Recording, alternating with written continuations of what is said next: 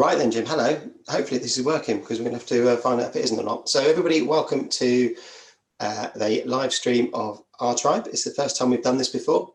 It's going to be a really long day and it's going to be a little bit homemade at some point, I'm sure, because these things often are a bit clunky around the edges. As anybody who's ever done a live stream with multiple people coming on, very, very difficult. So Jim, why don't you introduce yourself and I'll make sure that we're going live because that looked slick then.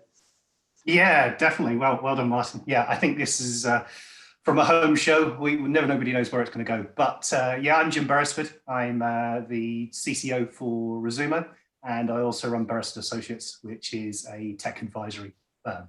I'm here with Martin to co-host. I put my hand up and said, yeah, of course, I'll do this for 8 hours with Martin all day. So, but wow, we've got a great lineup, Martin, today. Some really great people coming on. We've got about, I said, let's look through the list. We've got about 25, 26 people throughout the day from different types of recruitment backgrounds and some not that recruitmenty. So a real mixture, I guess, of people that are in-house doing talent acquisition. We've got some agency recruiters coming along. We've got some tech vendors and a bunch of people also sort of other forums, other groups, whatever the word is we're going to use. Not all of them are here. Talk about that later, depending how I feel. But most of them are here. And for those of you in the in-house recruitment world or the recruitment world in the UK, we've got the legend that's Bill Boorman coming along later on this afternoon, which would be really good because he's part of the reason that we're here, I suspect. Shall I just whiz through who we've got in the morning and then you and me can have a chat because then it looks wonderful. So we've got definitely. So let's start off with, we've got Dean, although I don't know if it's Dean or Dane, from Nuffield Health, which is going to be good. He's been doing a lot of work around care homes, isn't he? So we talked to him about, I guess, the current situation, where it's going on, etc., etc. We should hopefully have Gareth from Carew popping in to talk about Carew. We've got Cattle from Resumo. Do you know anything about Resumo, Jim? We're talking to him. A little bit. We've got Giles from JobTrain.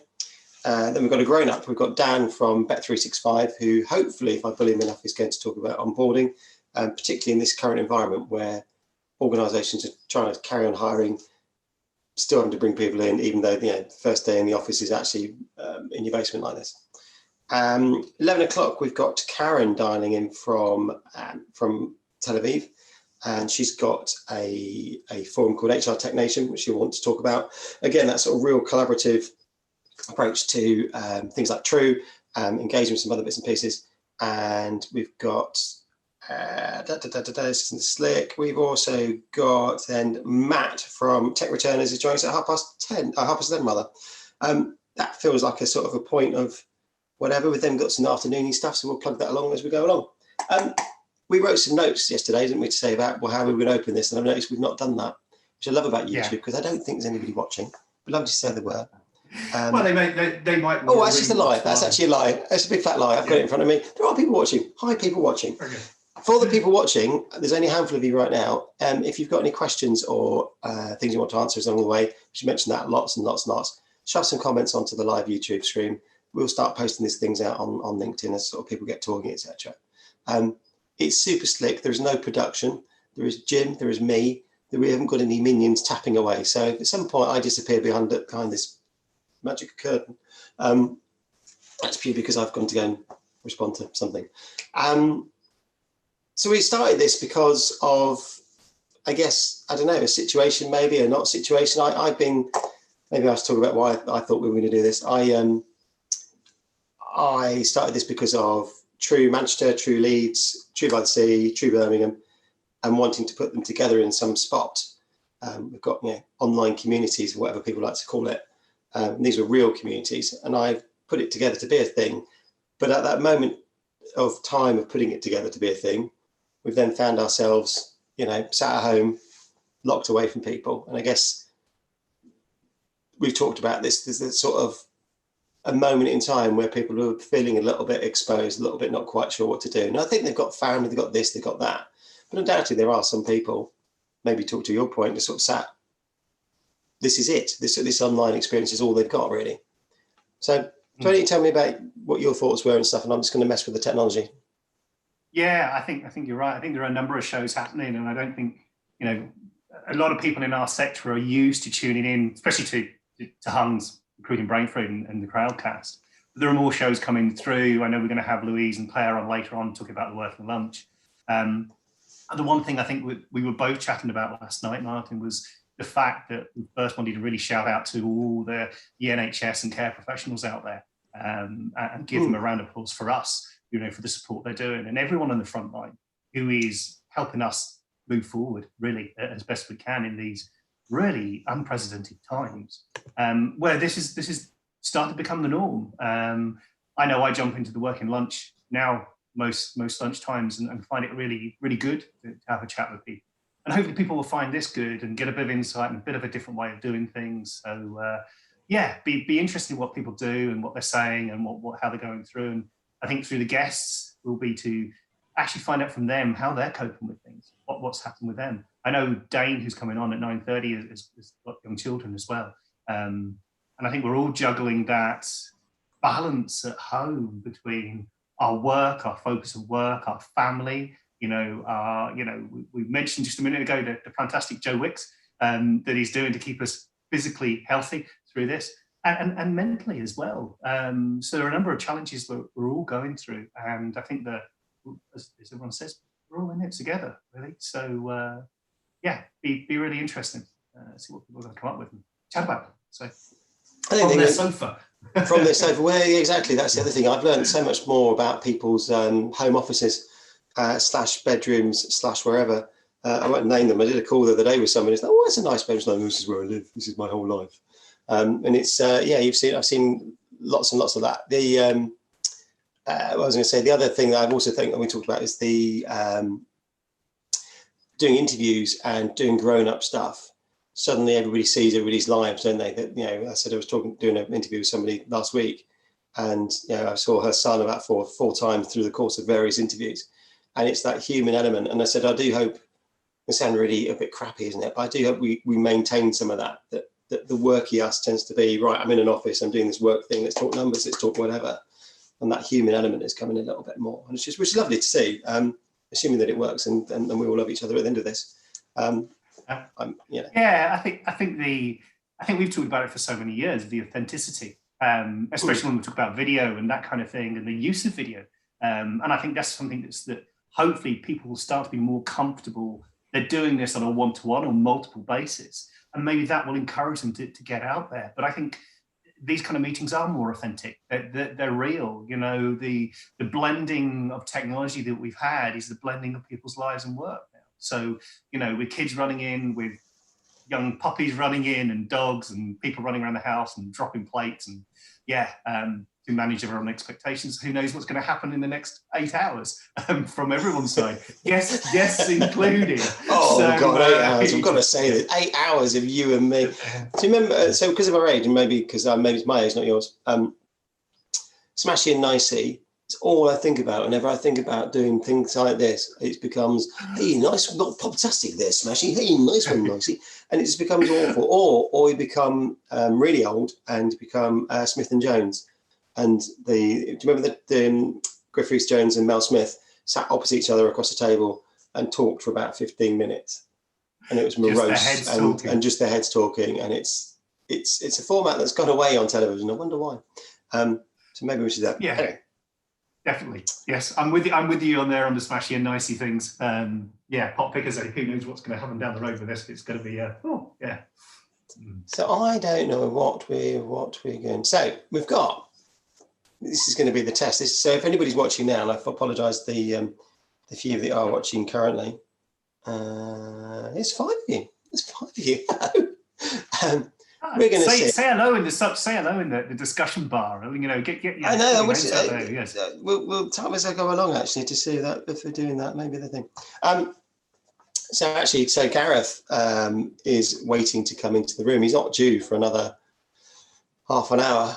I'm going to see if we can get him in and see if this works. Let's see if Gareth comes in. Let's just see if my worry, everybody, is that we've just caught him unawares. Let's miss him. Gareth again. Oh, there you are, matey. Yeah, completely unawares. There we go. Completely unawares. Let's go. There we go. Oh. Look at that. From Gareth's videos that I've seen, I'm sure he's really well prepared and scripted. He is well prepared and scripted. Merch in the background there. Merch in the background. Is he going to? Product The placement. staring man. We're going to do this. This is why. This is why live works, everybody. Hello. Yay! Hello, Gav. How are you? I wasn't going to bring Morning, you in everyone. yet because you're early, which is cool. But also it means it gives me and Jim a chance to not talk Guys, too often. love it. Well done. See, Well done. We love unlike you. you guys, Yes. I know. I've got a blank space here. Have you noticed? This is going to be filled later on. I can do that, but Yeah, I don't know what to put in mine. I was going to, I'll just wheel out some other thing. Yeah, this deliberate sort of blank space. There'll be a whiteboard later on. Actually, for Adam Gordon, when he's watching, we're going to do a game with Adam. He doesn't know it yet, but I'm going to put my tally up there. Gareth, how are you this morning? It's a fine northern morning, although it's a bit grim out there. very well. So clearly, there's no product placement. We don't know who you work for. I can, it's a complete blank to us. Tell about Carew. Right, so we're a technology platform. I'm not from a HR or a talent background. I used to run product teams at Manchester Airport Group and for a company specializing in retail solutions. So the reality is that I'm just a bit of a geek for looking at how we can use technology to improve an experience. And when the opportunity came up to do something a bit different in recruitment, which I've never really had very much of a positive experience with, either being a candidate or a hiring manager, then I jumped at the opportunity. So we've created a technology platform that uses a matching algorithm, and essentially we're looking at a variety of different data points. At no point do we consider a job title. We look at the skills, the tools, the attributes that make up that persona, and then we match that to a job function, and we're starting to look at how we match that to brand attributes as well. We're a recruitment agency free zone for no other reason than that's what our users asked for. So candidates ask for a recruitment free zone, and they also ask, and employers also ask for a recruitment agency free zone as well.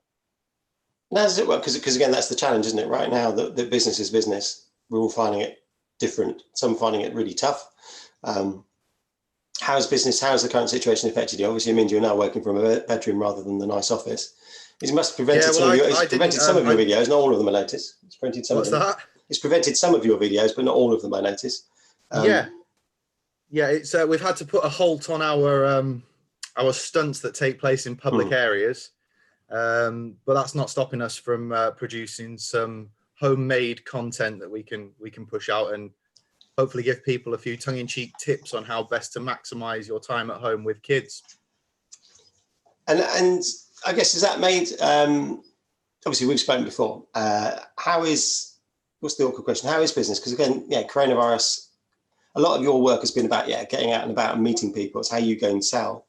Clearly that's gone out the window. How are you finding it? And has it changed your business model for this year? Because obviously things are a little bit unknown. I could be sat in my basement now for the next 6 months, who knows? Well, obviously it's changed everybody's business. It's pretty much put life on a halt, really, hasn't it? It's kind of we've kind of hit the pause button on virtually every aspect of life. What we are seeing is that people are coming onto our platform from a candidate's perspective, and we've got employers posting jobs. So there is still activity. I mean, we went out to our employer community of 420 odd.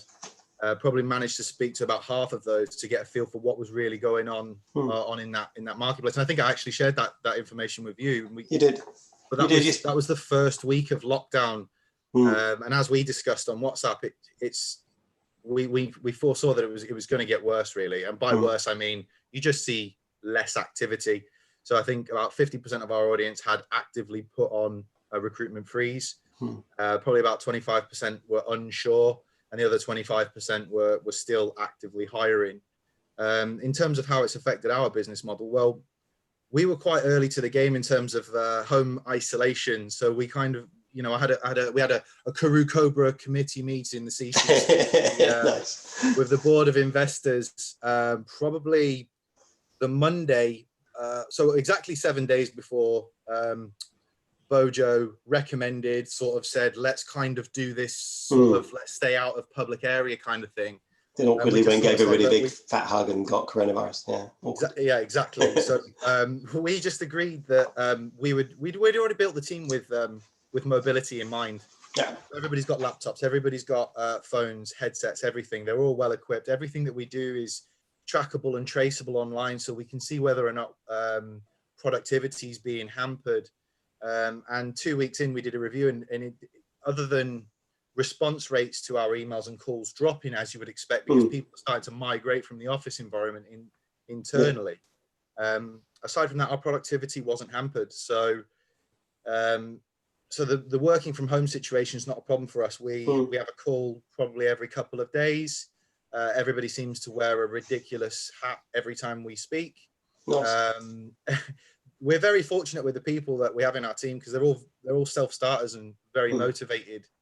And during these times of slow periods where we can't get to speak to employers, we're taking it on ourselves to learn new industries. So we want to branch our platform out. So at the moment, we currently cater to most of the roles that you would consider sort of head office function. We've done well out of software engineering, design, development, legal, HR, finance. So you're sort of more corporate head office functions, but we've got Sammy in our team who's research and engineering, which is a big space that could do with a little bit of disruption, if you will. And we know there's going to be a big bounce with the economy. So we've got Abigail looking at retail and hospitality, because clearly when we come out of this, bars, restaurants, nightclubs, etc., are going to need to find people relatively quickly, probably to cater to quite an excessive demand, because people will be gagging for a Maybe we're going to want to go down the pub. That's what I think. Social nearing. What's the opposite to distance? Social nearing. I don't know what you. Cuddles. Just group cuddles. Yeah, with some sort of cuddle-a-thon. Maybe that's the next stupid idea. Let's do cuddles. Recruitment cuddles. We could recruitment cuddles. It's like just there's you hire a big room, you fill it with people who want jobs, and everybody gets a cuddle, and the best cuddle gets the job. No. There's no HR issues with that, is there? No. Special cuddles, everybody. Not at all. Yeah. So I think the situation has affected our business in terms of our commercial ambitions for this year. Yeah. As you know, Karoo's been free since mid-January last year. Our plan was to monetize as of the 1st of April, so tomorrow, and we're ready for that. And we were going to start charging employers £99 per month for unlimited use of the system. However, it's clearly not the right time to do that. So again, during our Karoo Cobra committee meeting, we decided that we would push that monetization and that subscription model back for as long as it really takes us to come out of this. One, because, well, it just doesn't make commercial sense to try and activate something like that. Two, there are people actively coming on the market because some employers are making somewhat knee-jerk reactions, laying people off prematurely. And I've actually had several heads of departments from very well-respected businesses approach us, sort of saying, "What have you got on Karoo?" So you know, there's some really good quality. Unfortunately, but kind of positively, there's some really strong quality coming through on our platform. And we kind of really just want to help to do anything that we can to get people jobs, and putting a payment barrier in their way is not going to help anybody. So we're going to push that back for as long as we need to. In terms of this thing is how long is a piece of string, but if you look at what's happening with Spain and Italy, we're sort of thinking, you know, we're probably going to be in lockdown and not really mobile for 12 to 14 weeks. But then there are some discussions that it's going to go well into next year. So we'll just have to see. And that's the thing. I mean, we don't know. As I say, it's all. For me. I get really depressed. I earn money by going out and typically flying around to anywhere in Europe, saying, "Hey, I can come and do that." And taking that away has been a real pain. That doesn't translate very well online yet. I'll have to find my thing. I think you're right about your model. I've always liked sounds like I'm biased. I'm clearly not. I'm independent. But I like the platform. I think it works. I can see why people want to use it. They said timing is everything, isn't it? I can see it's an awkward moment. But I do think keeping it for free, I can't see you had a choice, to be honest, which is difficult. But from your business, that must make it difficult going forward, purely because you've got to think about, how long's a piece of string? You can't do it for free forever. No, I think what's important to bear in mind with Karoo is that we're well backed and we're well funded. Yeah. And it's not just about the financial clout. It's about the ambition and the perception and the foresight to say this is a seriously big opportunity. I mean, people are still lumbered with sort of jobs boards and recruitment agencies, and the general perception of those is pretty poor, pretty Yes. negative, very little investment going into those to improve them. Yeah. And as you know, we're experience driven. So it's making money will come from the benefit of having a good product. And we're obsessed with that. And that's what's driving us forward. And our board of investors get that entirely. So we're very fortunate. Do you remember when you used to go to school and there was that rich kid that had everything and you hated him because he had everything? Yeah. Unfortunately, that's me nowadays with the board of investors that we've got. And I'm very, very fortunate. So Karooooo's not going anywhere. Yeah. You know, this rather crappy cloud has quite a nice silver lining for us. We know that the product is not perfect, and I'm the biggest critic of that product. We know what needs to be fixed, and guess what? All of our investment at the moment is plowed into product. Yeah. We've relaxed all of our marketing. We've we've got rid of all of the operational costs of having an office, etc. Yeah. We've been very, very nimble and very quick to react to. We're going to need to cut costs invariably, and we need to focus on where that investment for the business goes, and that's into product. And because we're fortunate to have such big brands, and better still, such good experienced experts using the technology, we're in this fortunate position of knowing what's wrong with it, and that's where our time is going now. It's very cool. Yeah, as you say, sort of a crappy silver lining to a crappy cloud of whatever. Jim, have you got anything before I get rid of Gareth? No, don't get rid of Gareth yet. This is Well, great. get rid of him. Really, kick him off. Gareth, I think one thing that if Martin doesn't put up the link, in the discussions, definitely put up the link to your site, what you're doing, so people can see that. But no, I think you covered a lot there. I think Gareth, I've seen a lot of your videos, and I love what you guys are doing and getting out there. And I think it's probably put a bit of dampener on that, but at the same time, being a little bit more creative. And do you feel that, Martin and I were just chatting, that because people are now in some respects forced into using the likes of Zoom, that people are going to be embracing video more as they move forward? Do you think that's something that people are going to be more comfortable doing? I think I think that's an absolutely fantastic question.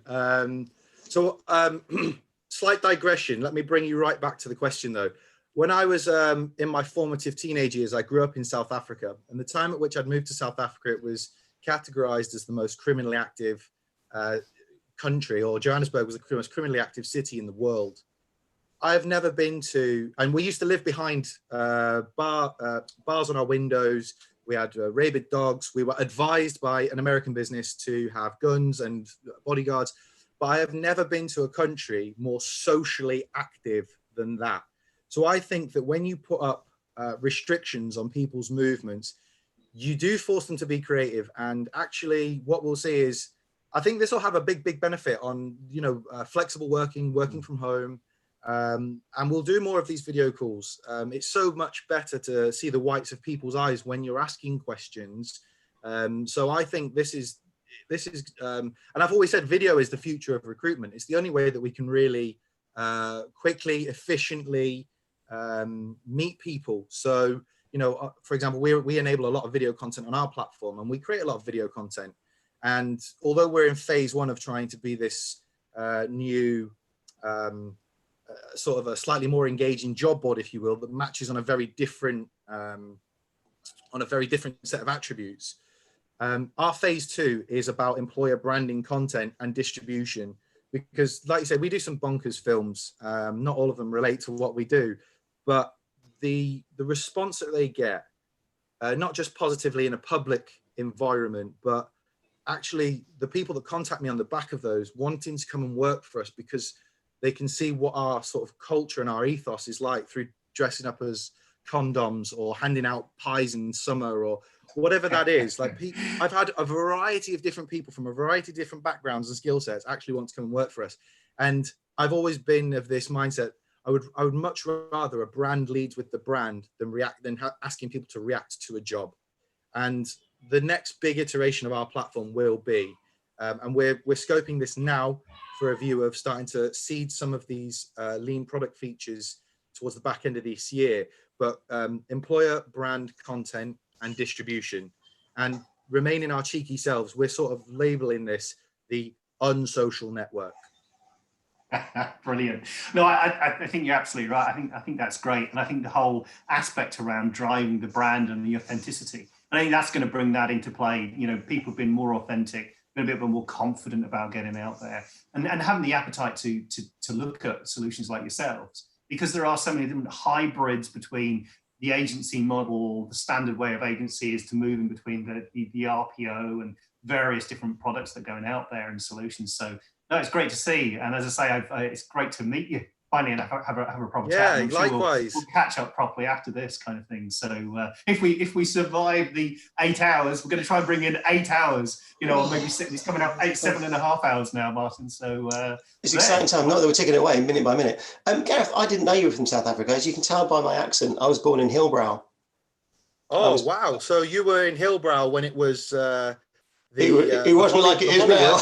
Yeah, you don't. So, yeah, nothing like it is now. You know, people could live in the streets and live in their apartments and walk the streets, and it was not that place. By the time I'd left, it was heading that way. It's an interesting thing. Yeah, I once went to Hillbrow to get our visas sorted. Yeah. And my father worked for Avon, which is a big American company. We all know that Americans take security very seriously. Yeah. But we did have 3 different bodyguards with us. Yeah, it's an amazing thing. It's still got parents and friends and stuff that's still out there, still carry guns, still do whatever. Epic thing. So, yeah. But I knew you could tell straight away by my, deep Afrikaans accent. Ja, it's those dulcet Afrikaans down here, right in the bottom there. You can do it, can't you? I can't do it. I'm more mank than that, and it's horrible. I'm not from Manchester, but I'm more mank than that. I'm going to get rid of you, Gareth, in the nicest possible way, because I feel the segue between you and Dean from Muffield Health may not work, but I don't know. Unless you want to hang on, it's your choice. Whatever you want. Well, why don't I hang on to you then? In which case, let's try and do this, because what we're going to try and do is during the day, for the people that are watching, and there are people watching, where there's a logical segue, we'll try and sort of bring people in. I said it's a bit of a sort of Graham Norton moment that picture a virtual sofa and putting people on, and eventually we just shove somebody off. In most cases, that person, Stan, if you're watching, will be you. But if it's not, then there'll be other people. So we just so let's be. He's not actually there yet, so we are going to have to fill just a little bit, boys and girls. Use your chit chat. He's not there yet. And see, I tell you what is great. You two already finding out something you didn't know about yourselves. You know, Martin, you've talked about Gareth before, and you know that kind of thing. So don't say what I said about him for you. Okay. I thought that's what the comments on YouTube are just saying that you've posted. I think I've said very nice thing. There you go. I mean, while you're on, Gareth, are you tuning into any other shows or anything else you're finding of comfort? Because we're talking about everyone's physical state and mental state, and obviously there's the financial bit, the pillars of us trying to get through this. Is there anything that you're finding really useful for you, your family, and everything else as well, looking at? Well, I suppose the struggles that I have are also kind of like, it's a double-edged sword. They're a bit of my benefit as well. So not only are we trying to juggle running a business through a rather weird time, but we've got 2 kids, 3 and 5. And if you know anything about 3 and 5-year-olds, they even when you sit them down at an iPad or a desktop to do their work, they could need constant attention. So my agenda today is you guys. I've got an investor call at 11. At 12 o'clock, I'm going outside looking for mini beasts and planting sunflower seeds. 1 o'clock, we've got a product chat with the team for 2 hours, followed by reading time with the kids. The kids do Joe Wicks, obviously. Who doesn't? So who doesn't? Yeah. I think it's just routine. You've got to stick to that routine, and get up in the morning, do a bit of exercise, even 10, 15 minutes just to start your day. Normally you're used to walking to work or getting on the tram or taking a bus. Go outside and walk in your garden just so your body's kind of sticking to that routine. So there's nothing that I'm tuning into yet. There are a few seminars that I do join. There's been a couple on user experience that have been really good, set up by the likes of Money Supermarket. There's also some on social selling. So the team are really involved in that. We're actually doing our own internal presentations as well. So like I said earlier, the team are looking at different industries and sectors that they want to talk to us about, because we feel like the product could work really well in those environments. But we're also saying to the team, like, we'll do a presentation on yourself, because these little moments like what me and Martin have just experienced, you know, that they build longer term relationships, and they give you more things to talk about. And you know, I'm the first to say I don't really want to talk about Karoo all the time. I'd much rather hear about, you know, how your life's treating you, and how can we work together to make that a bit better for everybody involved, really. So yeah, those are the sorts of things that we're actively encouraging, and the team actively encourages as well. Don't think this is all on me. Very rarely has this got anything to do with me. I usually just rely on other people. Yeah, I think that you're right. I think getting having that structure and getting out. And I know I was in the garden even the early hours of this morning, and I don't know whether anyone else has walked into the garden if they're able to. We're lucky enough to obviously have that. I know some people are sat at home; they don't have that luxury. But even if stepping out the balcony or looking out the window, how eerily quiet it is, how you can hear more birds singing. There's no road traffic noise or anything, and it's such a strange situation to be in. But yeah, it's yeah, good. I think you've got to take those moments as well, because as much as this is it is a horrific time for a lot of people, but I think you've also got to try and you know, look at it as I'm never going to get to spend probably this much time with my kids again. You know, I can be part of their learning journey, and I'm learning stuff as well. Do you know what a tetrahedron is? No, if that helps. It's no. So yeah, it's a three-dimensional shape that has the base of a triangle, and it's effectively a pyramid. I didn't know that, but my 5-year-old did. Brilliant. Learning from the 5-year-olds, and maybe this is what we should do. We should bring the kids on and give them their own YouTube channel and get them starting to do live stuff, and how we can learn from them as well. But I think that balance and blend, and I think Martin, you said at the very start, you know, people are going to be used to this way of living and working, and I think they're going to find it really difficult to adapt. I know the one thing that I'd worked from home and I'd run my own business for over 10 years. And I've been on site and off site and working from home a lot.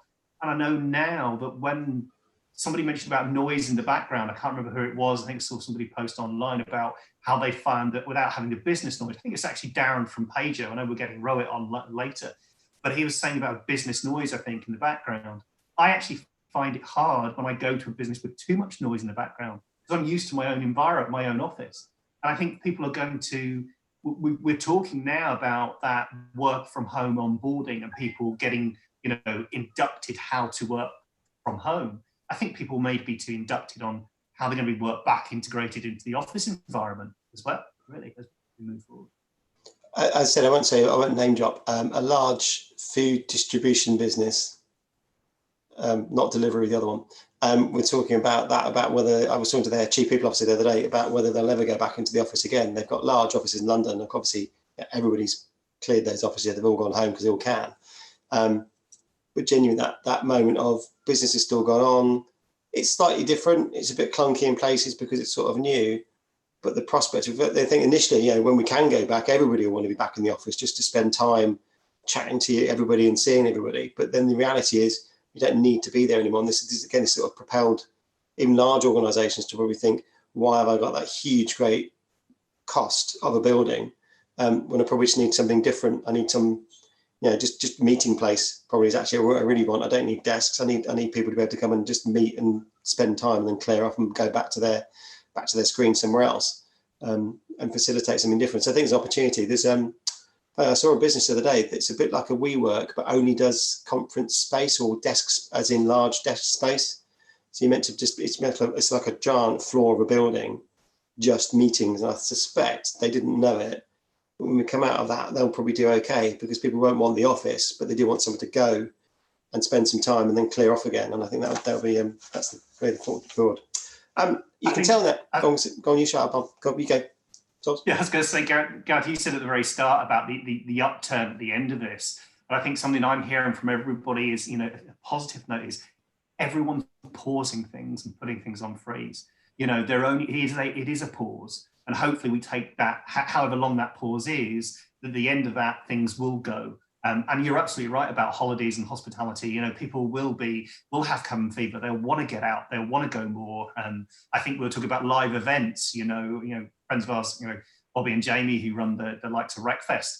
I may be coming on. I don't know whether Jamie's going to come on, catch on later on. But you know, those kind of events, you know, people will want to go out and any kind of event and socialise. So I think it's going to have an upturn at some point. So I think it's right to look at that pause, what happens later down the line. Yeah, well, I mean, look at Zoom, for example, were one of the first. Obviously, they're doing pretty well out of this situation at the moment. When he started it, he built this business off the idea that he couldn't speak to his girlfriend because they were in different cities in China, and it would take 9 hours on the train, but he only had the weekend because he was still studying at university. When he migrated to the US and set this up, what he found was that businesses, he wanted to create, what he found was the water cooler moment, right?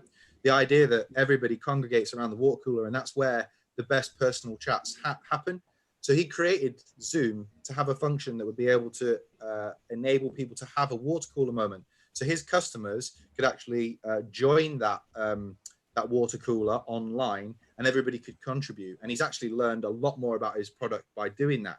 So that's something that potentially we could take into this idea of working from home, is that, well, we could have just a live open Zoom, a Zoom area where people can go and hang out and have a chat.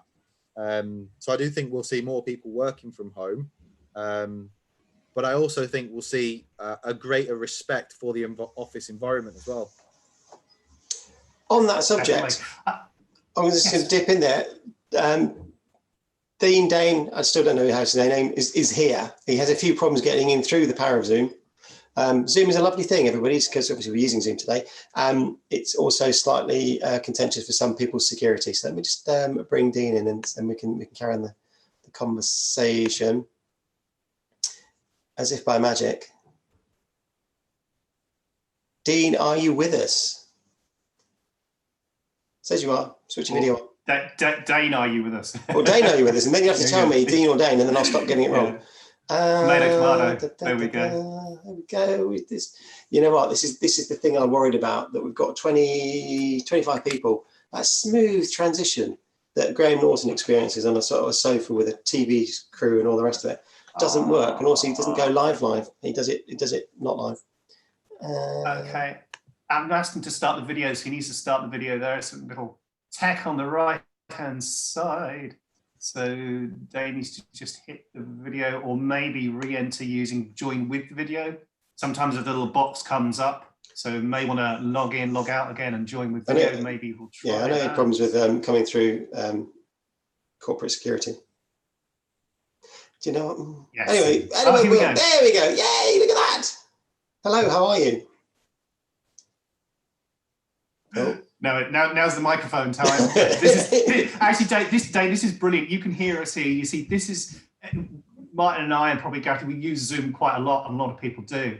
And actually, I was showing my mum how to use Zoom the other day, and she just could not get the microphone to switch on. And it's normally the first thing that people don't do. And there's a little column down the right-hand side. If you click it, I can now see you have the microphone. You're live. You're on air, Dane. Dane? Is it Dean or Dane? Please tell me. Dane, like that incredible singer from the 90s, Dane Bowers.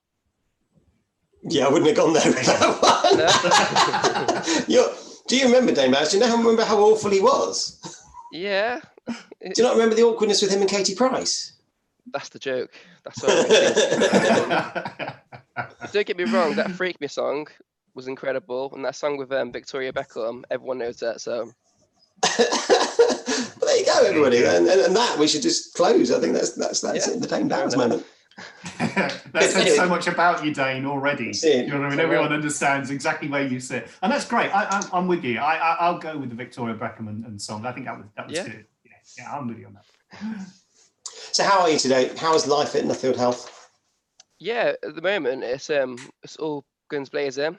We are in the mode of supporting all the hospitals, all the NHS hospitals, transferring them all over so that we can look after COVID patients. What we're doing right now is really good in terms of supporting the national crisis, and I'm glad to be a part of it. I mean, obviously you've been really busy. I mean, I don't know the question to ask. To me, you're recruiting frontline care staff.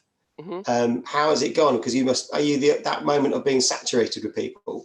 I was talking to a large retailer, Asda, thank you very much, who they're absolutely full pelt. They've gone from a very steady sort of reasonably slick process to just going all out, and it's been chaos. But equally, they feel like they have to get there to make sure that the thing's done. So how's it been? So it was a really interesting period. Like 1 minute, we're recruiting for all the gyms, for all the hospitals, for all the corporate clients that we have. To all of a sudden, stop. We need to refocus. What do we actually need? Okay, we have to wait for our strategy to change. Now that we know that we are going to be supporting all of the COVID patients, it's going to be potentially redeploying some of our staff into some of those support worker roles, ensuring that we've got enough nurses, etc., to look after the patients,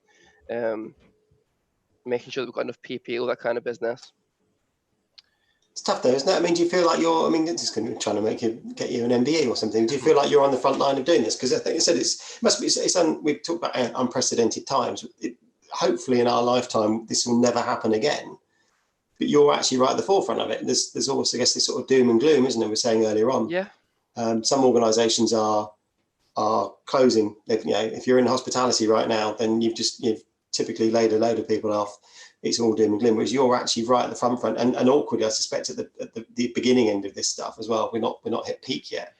Yeah, so at the beginning of the journey for sure. So it's definitely going to evolve as we go along these next 2 to 3 months. Would I say that I'm on the front line of it? Probably to the extent that the supermarkets are. No, not right now, but I can imagine that we will be.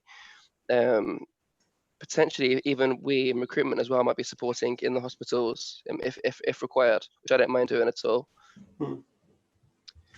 For me, when I took this role, I wanted to work for a company that was all about physical and mental well-being. And now we're in a situation where we're actually able to demonstrate to our colleagues that actually we do care about you. We're gonna get you through this time, whether it's paying them whilst they're off, or giving them an opportunity to see other areas of the business. We've had a lot of communication from the CEO to our line management. We've really been looked after. And in the hospitals as well, everyone's really nervous. They really are. It's a really stressful time, but we're all in it together, and it's that whole sense of community. So yeah, I actually feel really proud of what I'm doing right now. No, I think you should be. I think, I think you are. I think absolutely should be. I think it's great. And we need people. We sound again really crap probably, but we need people like you who know what they're doing to make the process really work properly, so that we're still, so you're still hiring appropriate people for the appropriate skill, the appropriate time, and they still need to be onboarded properly. They still need to do that. I mean, in terms of how things have changed from 6 months ago to where you are now, you're clearly sat near your record collection. I can see at the back that you've got a decent vinyl set there. Steve Bowers, Victoria Beckham, all of their albums, pretty much. Both of them. Have you got? No, we won't do the Katie Price thing. They're awful Katie Price thing. No. There's a video in my head. I don't know why. What's happening about some of those more sort of back office functions? Has everybody from Method Health gone home who can? Yeah. So do you know what? I think now is going to be a massive change in how we do things moving forward. I think a lot of what we're doing right now is going to be permanent. A lot of companies are hesitant about working remotely, but Nuffield Health have pretty much been, from my experience, the majority of the team are been able to work from home anyway. We truly do have hot desks where you can literally work wherever you want to. I actually genuinely find it challenging working from home. There's so many distractions. As you can see, I've got so many finals to choose from. I've got the PlayStation. Or just two, really. It's just Dane Bowers and Victoria Beckham. That's it. You've just got lots of them, because when you wear them out, you play them so often. You've got a young family as well, Dane, haven't you? You're doing the juggle, and you're, as you were saying, and just to say you are doing a great job. What you're doing to help is part of that process. But you are actually at home. You're not furloughed, for all the people there, or you've not lost your role. But you're trying to juggle that working and doing your job with the family coming in and out, and your own mental health and your own well-being and everything else as well that goes along with it. How are you finding those challenges with the young ones? Because you're quite young, aren't they? Yeah. So my daughter's 3.5. And so I've been with my partner and my little one. They've been under my feet pretty much while I've been trying to do this. So I'll be doing like video calls or video interviews or whatever. But I just have to say at the beginning, like my daughter might want to sit on my lap during this call at some point, or come up to me and Yeah. ask me to change Dolly's clothes or something. But I think it's understandable. I don't think it'd be acceptable at any other time. But to be fair, even if I was working from home, my daughter for some reason happened to be here. I think it's quite sweet that she wants to be part of the call and see what I'm doing, but definitely avoid it if I can. I think Moz and I were chatting first of all before we came on and saying, you know, about how this is now really authentic and you're getting to know people. Gareth there, you know, is actually from South Africa, and Martin's from South Africa. The two people didn't know that. You know, people are getting to understand how you're juggling your life, your family with your work as well. And that adds other challenges. And I think it's enriching, maybe, the understanding of each individual and the relationships that we have, you know, the relationships you have with, you know, with your clients, with your candidates, you know, with the employees. And I mean, are you actually seeing candidates through this as well? Are you engaging with them through Zoom and that kind of thing at the moment? Yeah. And to be fair, I think a lot of people that know me in this space know how much I love tech and especially videos. I'm a massive video geek, because if you can't build a relationship, can you, unless you actually have this kind of conversation. You can over the phone, but there's so many distractions. Or if you're doing it over Skype, you'll hear people tapping away because they might be working. They may or may not, but it takes a lot of willpower. So yeah, I suppose I'm going a bit of a circle, but yeah, when I'm speaking to candidates, a lot of them before might have been hesitant about being on camera, but now they kind of have to. And it's really it is endearing, because a lot of them you can tell they're not comfortable with it, but the fact that they're actually pushing themselves even during these circumstances to do it, I then acknowledge that. I can say, look, I really appreciate that you're doing this for me. And it's about us as recruiters or as individuals, how we connect and make the other person feel comfortable. 100%, definitely that engagement you get, you know. Interestingly enough, Zoom has done some research on it as well, mate. So what you're saying is bang on. There's science to prove it. Like if you get people on a Skype call where they're not visible, they're not as productive. So when you have video, people actually tune in, engage, and pay attention to the output of that call. And video calls can be shorter, and generally speaking, people want them to be shorter. So the output of that video call is much stronger and much more potent than just a generic telephone call. What I've been doing to adapt recently is that rather than getting the candidates to come in and expose themselves potentially to germs, viruses, whatever it might be, encouraging the managers to video interview them, and then talking to the hiring managers about any objections they've got about actually making an offer to them over video, because usually, traditionally, you'd get them in face to face. Oh, but they need to see the department, they need to meet certain people. Well, actually, get that person to actually do a video introduction. Actually take videos on WhatsApp of your department, show them around, and then send it to them. They don't actually have to physically be there. If the candidate wants to be there before they make a decision, then I appreciate that. That's just another conversation that we have. Yeah, that's massive. Like I think that's exactly the future. That's what we've enabled on our platform. So at the moment, you've got a brand profile that can have some sort of generic corporate video or whatever. But our job descriptions now also carry video introductions. So we've enabled candidates to be able to do that, and the uptake's pretty low. I mean, we've probably had about over 20,000 candidates join our platform in the past 12 months, but probably only seen about an 8% uptake. And that's generally in a design function. As you would imagine, they're putting up show reels of their work. And we've had very, very minimal uptake from employers, but we're going to start pushing this much harder because, like you say, I think, you know, just me talking to the head of department about a particular, not necessarily even the job per se, but just showing me that, hey, this is the vision and it's coming from the CTO and this is what our team's like and this is what we work on from the head of department. And then, you know, you don't even have to have people from the department adding any real value through words. It could just be having a laugh. And I think I'll add in Dane. I know does a pun day every now on LinkedIn. You've done a number of videos and those kind of things. And I think it is important to show that other side. I think one thing working from home, people talk about the office culture, is the banter, is the crack that you can have in an office. And that backwards and forwards between people online, you know, is can come across as well.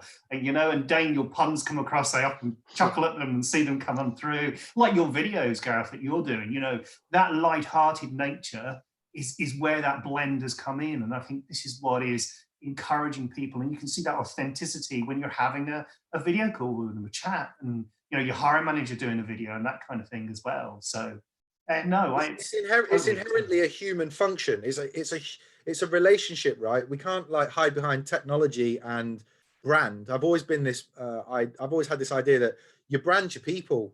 You know, we build great products, but it's people who build the products. So let's put the people in front of the product. Like what you're doing, Dane, is nothing short of, and along with like the other NHS, it's nothing short of like a miracle, to be quite frank. So I want to see those people and what it's like for them. I'd like to, because through that, I'm going to have a personal connection with that word, Nuffield. Yep. Yeah. Definitely. Cool. My internet's dropping in and out here a little bit. I've gone from wired to Wi-Fi in a second, but I think we.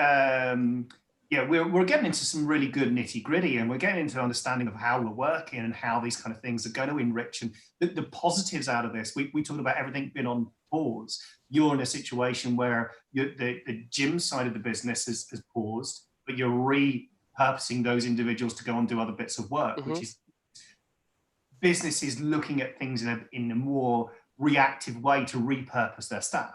Because I know, Sat, as a TA, sometimes people didn't think about the people that you had and the opportunities that you could give them within the business. And that's brilliant. That's a great thing to do. But I also think that as we come through this, you know, people are going to be wanting to do other things. They're going to be upskilled to do different parts of work. And those you've moved from the gym side of things into the healthcare side of things might not want to go back to the other side of the business. So you're going to have a gap there. But the important thing is that pause. It's on pause. It's not stopped. It's still going, and your business is moving forward. Others are paused for this moment in time. Some, unfortunately, probably have stopped, which is, you know, the situation we all find ourselves in some respect. But yeah, I think it's good. Marty's busy there. I know he's in the middle of all this kind of. I think he seems to. He's faded out and around. That was one of the things we were worrying about. That one of the co-hosts would completely disappear in the day. You know, as we were all chatting and leave it to one of us, where he is here, he's just not. Fair enough. Leaving me to it, Martin. You were just doing so. Well, otherwise, I talk over you. It becomes the Dangerfield show, and he's like, "Oh, I don't want that. I've got other things." I was also distracted. I was because of this slick operation that we've got of just being the two of us. I was also doing some online things. Yes, Gareth, I think this is the Graham Norton beard. I don't know whether to keep it or get rid of it. I was going to get rid of it, but I look so old. It's anything. And on that, is Gareth in the Graham Norton seat? And is that the thing you pull the lever down the side and then eject? Not yet. Oh, not yet. We want to have some at the moment. I was going to say, what I like, Gareth, is I gather that's actually. I gather that's actually your bed that you're sat on. Is it a bedroom that you're in? Yeah. With the background. This is going to be really interesting today to see where people are going to set themselves up. So I did put a note up on one of my posts saying if you wanted to dress up, and any guests listening, if they want to dress up, it's entirely up to them. Because one of the things I think we're finding is we're not going out and dressing up. You know, Dane, I've seen you at events. Martin, we go to a lot of events. You know, you're out and about doing your videos, dressing up, maybe in a high suit. I won't say the other suits you've dressed up in, but those kind of things. We're not getting the chance to dress up. So I've put on a shirt and a jacket and that kind of thing. I thought, hey, you know, let's make this a bit lighthearted, but also gives people the chance to dress up. So who knows? You smell great as well, Jim. You smell fantastic. Thank you, buddy. I'll do some product placement in a minute for like some links and other things. And there are other after shows in the market if anyone wants to sponsor later on in the background these shows. Suddenly got a vision of an Old Spice bottle appearing. I don't know why. Sorry. High karate, I thought. Oh, high karate. Oh, shame your age again, mate. Blimey. Yeah. I did want to say something to any recruiters listening. Do you know what? Take this opportunity now to brush up on your skills, to network. Like I network with people. That's how me and you know each other, Jim. You can learn so much from the other people. Don't be so protective. We need to grow as an industry. I've met so many inspiring people. For instance, you might recognize this. Real Life Yes. Recruiter by Katrina. She's on a call later on. I've had the pleasure of having a masterclass by her, but definitely recommend that people read this. I get nothing for it, but yeah, this was all about using technology to enhance the human experience.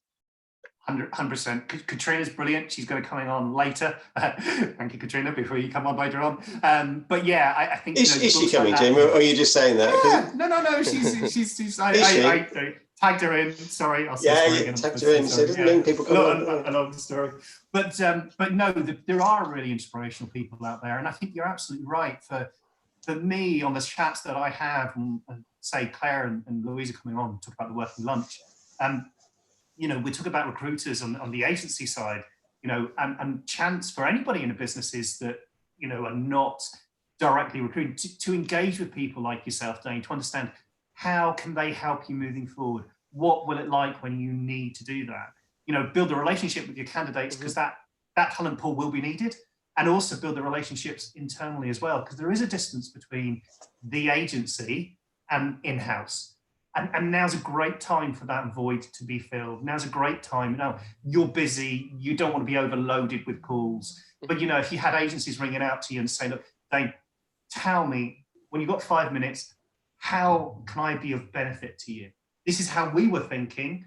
What is it? What will add value to you? And I think that will strengthen the relationship between all types of businesses, from job boards to innovative, creative boards like that Gareth's doing, to have that engagement and have that chat.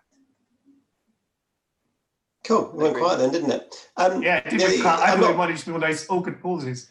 I'm not going to plug in them, particularly with Social Talent. We've obviously got some online training. They're doing that for free right now for a chunk of time. So people, again, sort of knowledge transfer of having recruiters who've probably got time on their hands, perhaps not. But certainly, I think giving stuff away for free like that's really helpful. It's normally quite expensive. And they've got tons of YouTube videos as well. And there's tons of YouTube videos. I'm always watching them outside of working hours. Yeah, no, it's just say people taking the opportunity to take stock and do something different. Just a quick sort of plug in true sort of game show, chat show style. We've got Cattle, we've got Giles, we've got Karen coming up in the next hour. We've got Cathle's joining us at 10. Giles will be coming a little bit later, and then Karen Darlene from Tel Aviv to make us look international at around 11 o'clock. After that, we've also then got, I missed out Dan. I missed out Dan Myers. Now, actually, Freudianly missed out Dan. Dan, if you're watching, listening, doing anything, and this will probably be, you'll be able to see this after the event. I love you, Dan, but you're often even less reliable than me. That's all I'm saying. So if you do come along, we'll pretend this bit didn't happen. If we don't, I'm just saying, no, I told you so. I told you wouldn't turn up. I'm happy Dan's going to talk about onboarding. So he's from Bet365, who have, again, like many, transferred home, but are still hiring. They're still looking for people, but having a completely remote onboarding experience. And I think some organisations are still struggling out. I'm pleased, Dane, that you talked about how you're coping with some of that. I've never quite. There's always been that awkwardness when people get hired about whether seeing the office makes a difference or not. It sort of does and sort of doesn't. I've also interviewed people in an office they're never going to work in. They've still taken the job and then gone to a different office anyway, so it almost doesn't really matter. And I also interview people in all sorts of random places in pubs and bars, but that's another conversation. So at some point, because it's always first on, first off, Gareth, I will be bumping you. So if you had anything you wanted to say before I get rid of you, now is definitely the time to say it. I loved you coming on because you are what I hoped you would be, which is a bit businessy, a bit daft, and very sensible, and saying some very sensible things all bundled into one, and that's why I've always liked you. So at some point when you're back out in the world, LinkedIn profile. I'll even do it. I do one of those recommendations because people will love that, don't they? Martin says he's humorous, yet serious and funny, yet whatever, and because that will change your life. People will go, wow, if Martin says that, it means something. 99 other people agreed.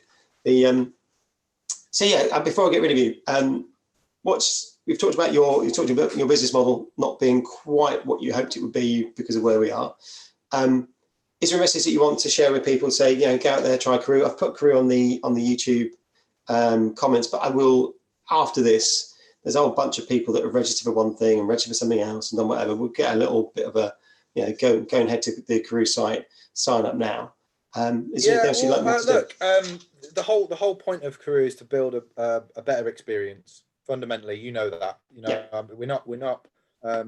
We're not after the money at this point. All I'd love people like Dane or any experts to set up a brand profile.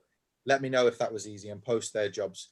We've been focused on the Northwest and Yorkshire geographies for the past 12 months. But given the situation that we are remote working, and this is going to catalyze or be a catalyst for more remote working, we're actually going to relax our geography restrictions, and we're just going to open this up to anybody that wants to use it. So from May, location won't be an issue for us.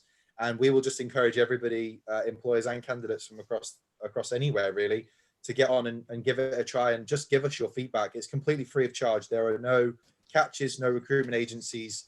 So yeah, just give us your feedback and help us shape something pretty special. Other than that, I think the more important stuff is everybody should stay at home, stay safe. They're not bullshitting at government. Like if they say stay home, because we'll get through this thing quicker. And I think that's what we all want, because it will start to get a bit tedious, and it will start to get a bit. We'll all get a bit twitchy bums. So I think, and what you're doing, Martin, and you guys is fantastic. And I think this sort of stuff is really good. I've thoroughly enjoyed it. And in fact, you guys could get involved in our next product development, the whole big phase, the next big employer branding, social media, unsocial network. If you can put together a focus group where we can think and talk blue sky about what recruitment should or could be, then we'd love to help host that and nick all your ideas. Done. That sounds like a cunning plan. Obviously, there's a fee for all of those consulting type activities. I'm available. Cool. I tell you what, Gav, I'm going to kick you off in the nicest possible way. Thank you so much for joining us. Stay tuned, do carry on sharing, whatever. I'm going to bump you with the hope that Cattle will pop into the room as if by magic. Graham Norton has said does not have this problem. He's got herders to herd people. So Gareth, thank you so much. Let me see if this is super sticky. If I get rid of you rather than the other way around, can I get rid of you? Take care, Gareth. We'll chat soon. See you later, you. Cheers, Jim. Nice to meet you, man. Thank See you soon. Great to meet you too, Dean. Dane. Okay. Tip. Dane. Yay! He's gone. Dane. I love Gareth. Actually, do love it. So there you go. Thought on video. Remind me. Note to self, because I can use video, can't I, for a note. A focus group on what recruitment might be. It's almost like the cunning planner once had to get loads of recruiters in a room. I posted it, and you'll know where I'm coming from with this in a second. I posted it in a group called DBR, and I was looking for. I found a room. I was going to do a multiple location thing. So I found a room in Dublin with my good friend Owen Murray at Zalando. Thank you very much, Owen. And he gave me a room big enough for 100 people. Good morning, Jim. Oh, you're there, Cattle. That was super. Oh, he let you in. Jim let you in. I was mid-flow. He made a hold that. Sorry, guys. You said you were going to let you guys off there first. I know, but I don't want him talking. It's all about me still. I've still finished my story. So anyway, I had another room in London, which I found, and I posted on DVR whether I could have a room in Berlin, and I couldn't because that would be seen as making money out of DVR. Anyway, morning, Cattle. Maybe it was good. Maybe it was good. We've got you. So in true chat show style, we've still got Dane on the thing.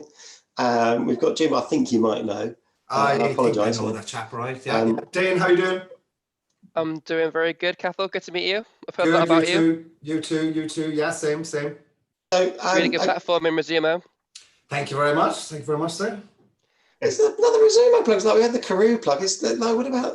I was deliberately leaving this space blank here for like a big Dangerfield logo, but I'm not bothered. I thought, no, I'd be wrong. I'll do that anyway. So, Catherine, I'm going to talk. It's good. It's good. This is an interesting thing. I said live feels a little bit clunky because at some point me and Jem do this. Because we both run out of question, because otherwise it sounds like we're saying the same thing. So I was going to talk to you about, so there's a couple of things coming up. So obviously we're going to talk about a bit about Resumo. As I said to Gareth before he jumped in the call, it's not a pitch, but really interesting what he does, because obviously there's some things that he does. It's moments in time where people are looking at how they recruit, and they may as well have a conversation with Resumo for the balancing of that. So Giles will be popping into this call from Job Train at some point in the next sort of 15 minutes. And that's just an equal balance of there are alternatives. It is, absolutely. But also just want to talk about, obviously you're based in Ireland, maybe get a feel for what's going on in Ireland? How does it feel? You started closing your schools way before we did, for example, and doing a bunch of other stuff.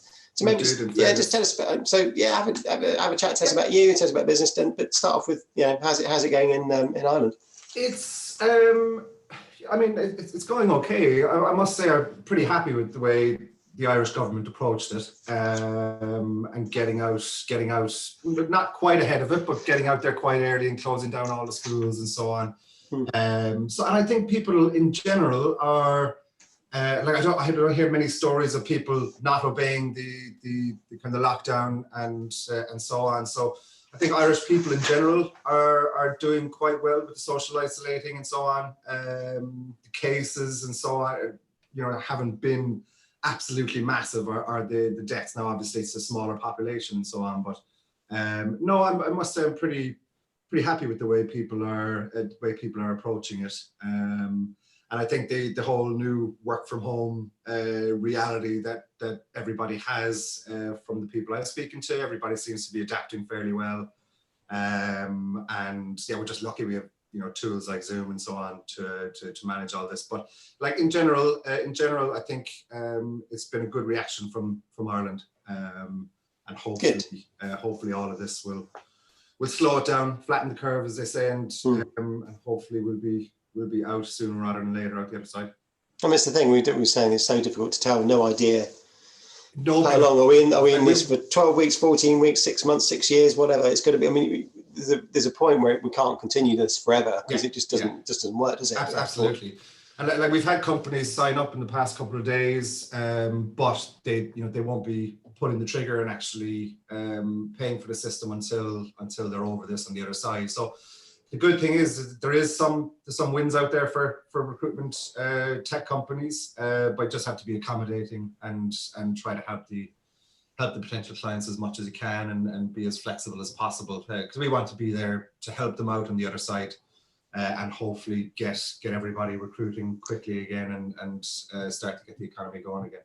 I was going to say, have you got that mixture? I mean, Gareth earlier on was talking about, he basically did a call around all the sort of Northwest companies. And at the time, well, I physically saw him, so I told you how long ago it was now, so it's a few weeks ago. Mm-hmm. At that time, about 40% of their client base was saying, we've stopped recruitment, we're just been locked down, we're not doing anything now. Mm-hmm. Is that the same for you, or have you also found obviously this volume's increased? Yeah, bigger than that. Okay. Bigger than that. So we're lucky enough to work with the HSC, so the equivalent of the NHS over here in Ireland. Yeah. So just before the proverbial really hit the fan, we'd started onboarding 11 HSC hospitals. So still going through that, and working with them. So that's great. But everybody else has pretty much halted all recruitment. So we're just doing our best to help out the hospitals as much as we can and all of our healthcare customers.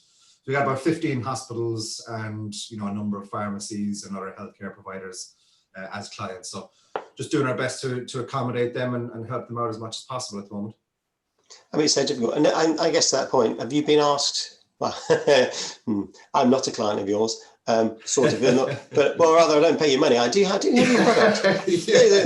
There's transparency there. We always talk about my business. Dangerfield loves Resume because it sort of works. There's another conversation. Are people asking you for, because there's an awkward commercial thing. So I've got, with my Dangerfield hat on, we've got clients who've just stopped. They've just said, we've stopped, so you're stopping, that's it. Yeah. Have you got a similar, subscription slightly different, isn't it? I'm already paying for something. Mm-hmm. Are people coming to you maybe either not just to say, I want to get rid of it because it's awkward to get rid of? Are they just coming to you perhaps for a different insight of how do we use it differently, or how do we engage with candidates? There's been a few. Yeah. There's been a few, and I suppose we've got a section of the system on our clients' company profiles called Future Roles. So that is one area, pushing them towards to get the future roles up there, because you can say that you're hiring in 3 to 6 months, 6 to 9 months, or whatever it might be, and start to share that out and start to build up that pipeline of candidates. So when it comes in 3 to 6 months, or whenever we get out of it, that you've been building up a talent pool of candidates for specific roles or projects or whatever it might be. Just taking being a bit more proactive about it now and not waiting until we kind of see the light at the end of the tunnel to start posting all your jobs and so on. So using the various different tools on Resumo to build out that talent pool basically, so you can hit the ground running. Because that's the thing, isn't it? About, I mean, again, sounds like I'm plugging stuff. I've spoken to a number of organisations recently. We've had exactly that conversation. They're saying, we're going to stop hiring. Equally, some of them have been sort of midway through a transformation or a transition or whatever, and they've said, well, we're going to stop hiring, but when we start again, we definitely want to be ready to go. Yeah. But we're not going to do the work now that we need to do to make that happen. I'm sort of that banging the stuff. Come on, you've got to do both. You've got to do both. But I need to find probably a more articulate way of saying that now is the time, and we always talk about this. So certainly I've been in, if I think back to the bad old days of recession, I was involved in some teams where, there's an awkwardness. So initially when things start to slow down, people go, oh, this is great. I've got some freedom to do whatever. Yeah. But the reality kicks in at some point that if recruiters aren't hiring, then organisations start to go, do you know what? Do I really need recruiters? Yeah. I'll get rid of them now on the basis they'll always be there. Yeah. I'll come and get them back again. And again, trying to do that happy medium of, let's assume, I think, I think if I was an in-house recruiter, I wouldn't be stopping recruiting. I'd certainly be using tools at my disposal to start to build up those talent pools. So be prepared, use this time to be prepared and to engage with people and to build out those talent pools over the next few months, so that when the time comes, because once we get out of it, everybody's going to be out of it at the same time. Well, except for industries like the travel industry and stuff like that. Maybe hospitality might take a bit longer, but using the time now to start building up all the talent pool of people, because everybody is going to be hiring when they come out of it. And everybody is going to be scrambling for good talent. So using the time effectively now to start building up those candidates, I think would be a good use of time. And we're ourselves, because everything has quietened down a lot, and we're just looking after all of the healthcare clients and so on. We're using this kind of free time and quiet time to build out key features on the system. Yeah. So we're focusing on building new features for people to use once we come out of this on the other side. So, using the time effectively over the next few months is key. And awkwardly, not putting you on the spot, are you doing anything special for people right now? Because there'd be people that are still, if they were in the market to buy a new platform 3 months ago, they won't have bought it. Are you doing anything to help them sort of say, look, buy now, pay later, or some sort of different? We're looking at different things. Doing 15 months for the price of 12, and extending our free trial to 4 to 6 weeks, and we'll look at that again.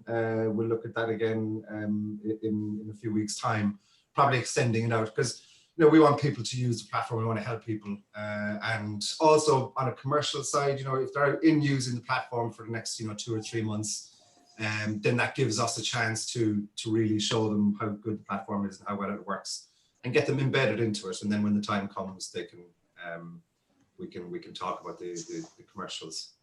Cool. But trying to help as much as possible. It's so difficult, isn't it? I was talking this, Jim. It is about that balance between, I'm here to help. I actually got a business to run though. Exactly. I do lots of stuff for free. Happy to do stuff for free, but at some point I also need to really pay the staff to make that thing happen. Even if it's that level.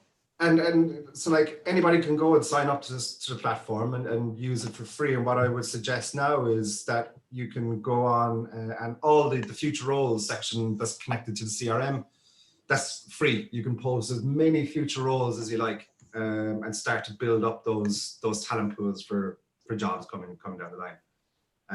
So I'd encourage people to go on and build a company profile and set up the future roles and start bringing in interested people, because I was just reading an article yesterday in Ireland, the best outcomes, looking like 177,000 jobs could be lost by the time we come out of it. Best case scenario. It's really difficult, because I did a talk a few weeks ago in February, which was that full employment was the reason that most organisations couldn't hire anybody, because we've got 3% unemployment and over 800,000 vacancies at that moment in time. Yeah. So there's an awkwardness in this. It's awkward, isn't it? Because it's not, one size fits all. You lose jobs in one sector doesn't necessarily mean you fill them over here, but Absolutely. some of those jobs will just disappear. Yeah. Actually, it almost means we'll come back to a point which is sort of normal, whatever the word is I'm going to use. Yeah, absolutely. Damn, I lost Dane. Dane went. I was going to say Dane's goodbye gone. to Dane. I know he had to go. I wasn't getting rid of him. I knew he had to go. I was just about to say goodbye to him.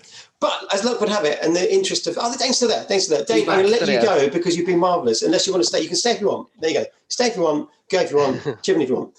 I'm going to introduce Giles in that magic Graham Norton sofa of recruitment chat. I realised I remember what I sound like. I sound like Ready Richard Hammond. Now on the whatever. So Giles is from JobTrain. You've also got some health. I feel like we've got a health kick a little bit. We've got Dane from Nuffield Health. We've got Resumo supporting some of the health services in Ireland. We've got JobTrain who are supporting NHS Scotland. Probably again that sort of open question. Say hello, Giles. Introduce yourself. And maybe just do a quick sort of where are you with some of those, that bit I guess is the interesting bit today, isn't it? We're talking about a moment in time where we're all sat online doing this stuff, but you've got frontline clients doing frontline stuff. Maybe just tell us how it's going and what the challenges are you've now faced, because you've got a whole new set of challenges.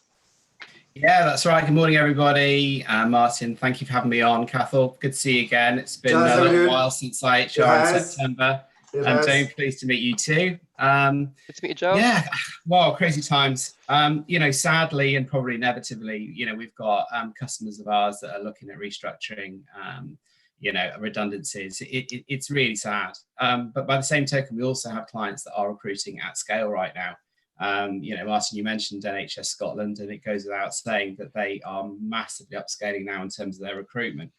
We work with other care clients as well. So we've got people like Sunrise and Gracewell. We've got HFT. We've got logistics clients like Hermes, Warburton's within food as well. And all these customers are helping to support the COVID-19 efforts. So they are recruiting really massively. So a big job for us right now in terms of switching the way in which we approach our business and our support is trying to connect those employers that are sadly losing people with those that are recruiting. So we set up a new page on our website to showcase or highlight all those clients of ours that are recruiting and try and make some connections there as well. Marvellous. That was one breath, you know that. You did that in one seamless sentence. That's very good. Really? Right. Yeah, it was slick. It was super slick.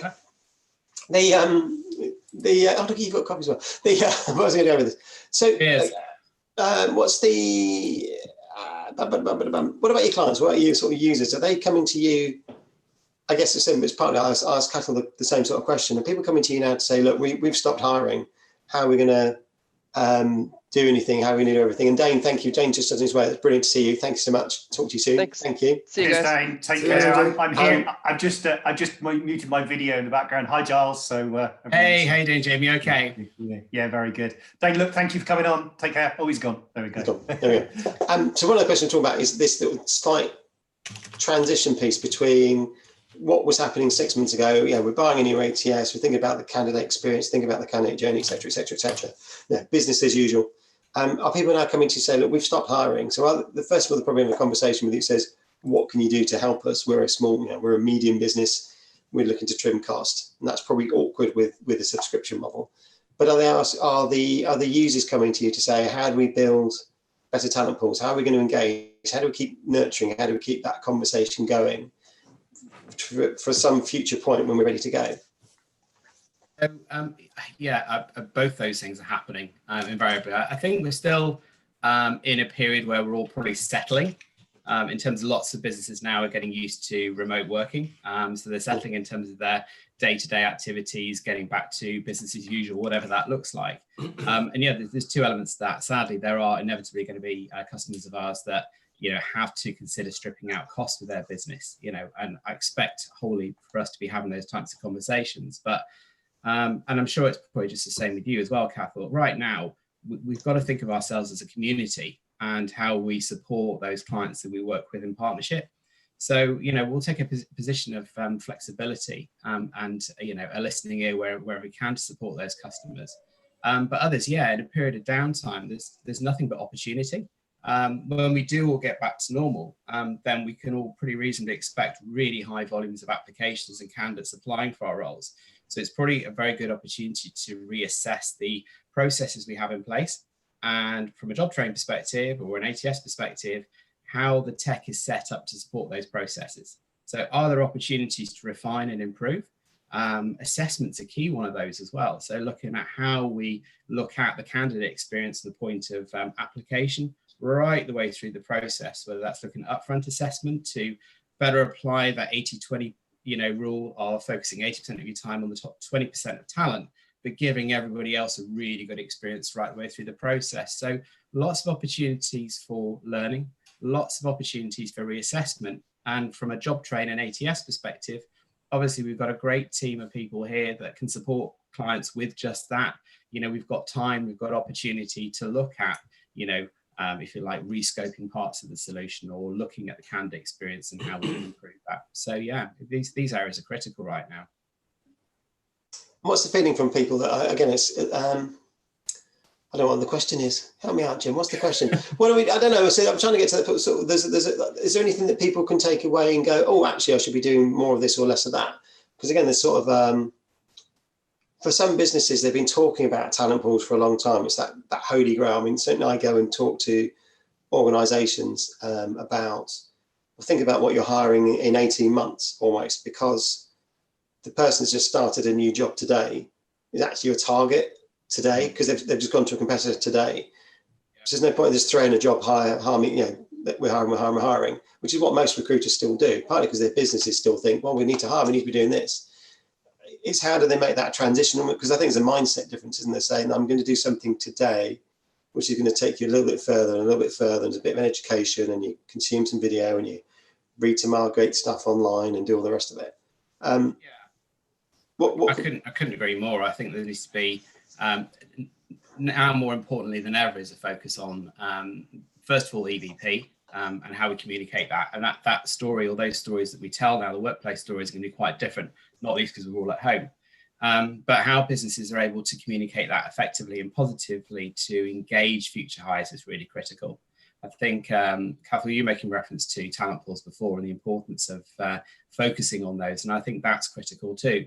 But ensuring that you've got a really positive and consistent message that's going to carry value and resonate with the audience is really important. And those tools are there. And sometimes those things, when you are in a period of recruiting really heavily, are sometimes overlooked. So this creates a little bit of space and time to focus on those things, and then create a really positive experience, a really positive message as well. And whilst we've got our teams working from home, and perhaps some of them inevitably might have a little bit more time on their hands, there's a really good opportunity to start to harness the power of employee advocacy, to have brand ambassadors, using your employees to amplify your message and get that out into the market. Absolutely. Quick question: do you think that this situation will bring video more into recruitment? Like it's been in recruitment for years, obviously, with interviews and so on.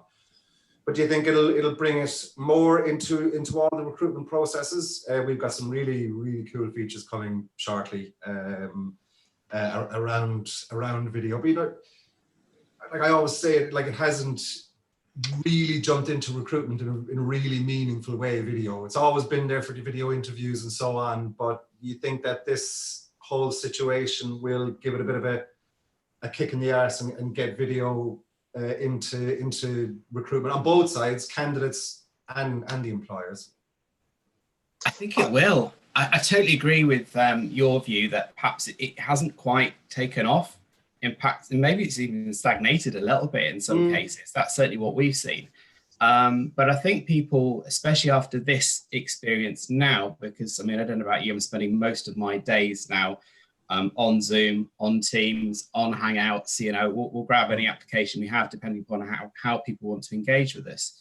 Hopefully it'll make people feel more comfortable in front of the camera. Yeah. Not sure I'm there yet, but we're getting there. It's a big issue in Ireland. I think it's our face and skin, I think.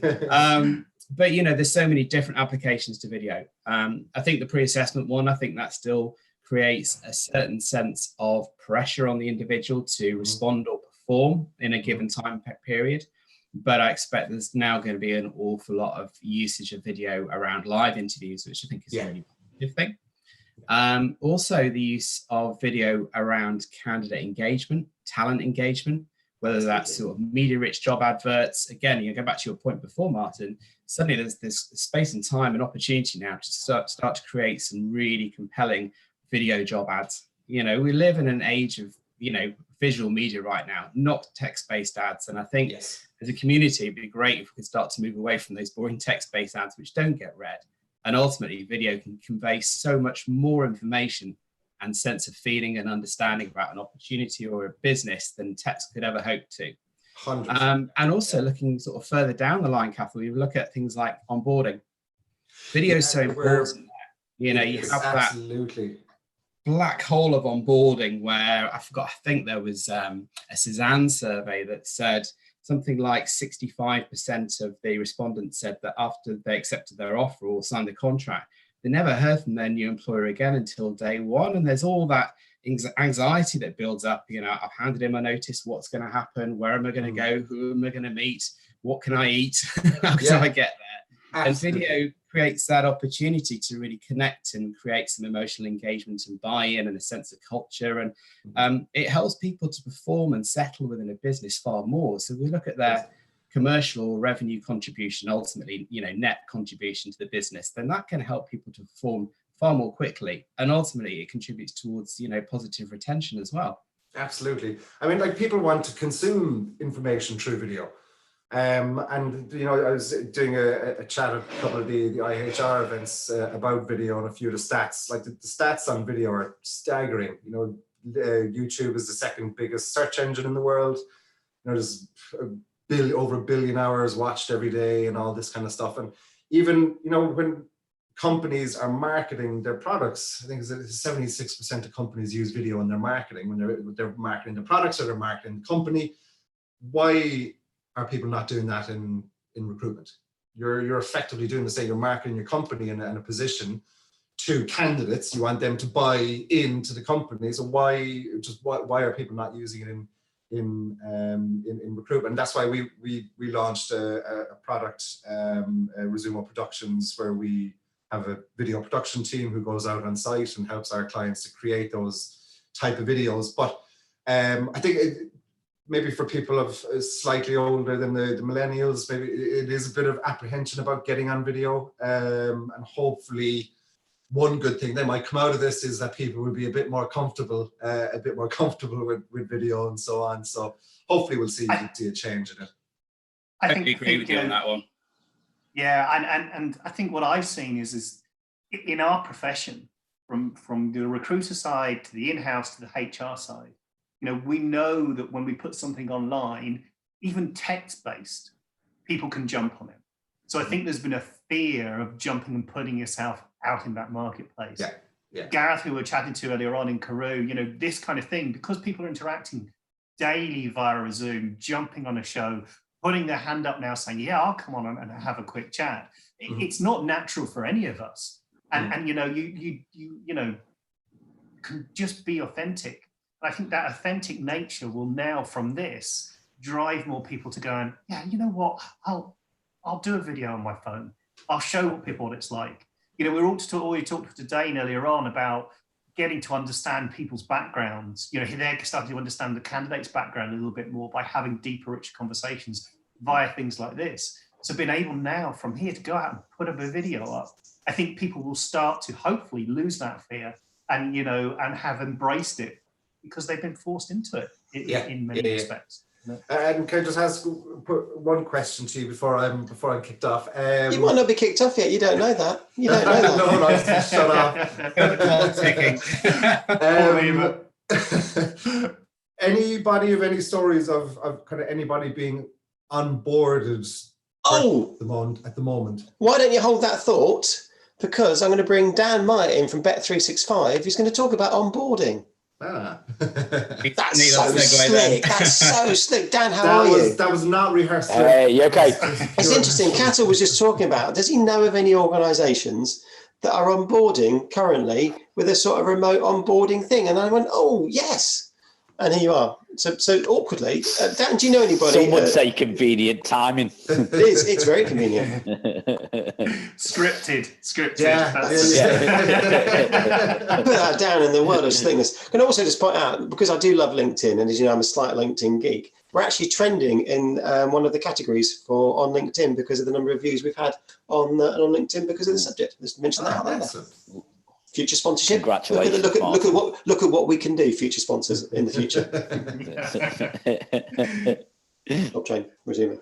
Hi Dan. We'll bring it back in line. Hi Dan. How you doing? Good, thank you. Yourself? Good. We're all good. We're all good. I think that's actually all well, which is the first thing I've been awkward about. You always get those recruiter emails from agencies who go, "Hope you're well," as the opening line. Actually, I genuinely had to start asking, but I always put a little bracket of I wouldn't normally ask, but actually I'm genuinely interested to make sure you are well, /alive, whatever.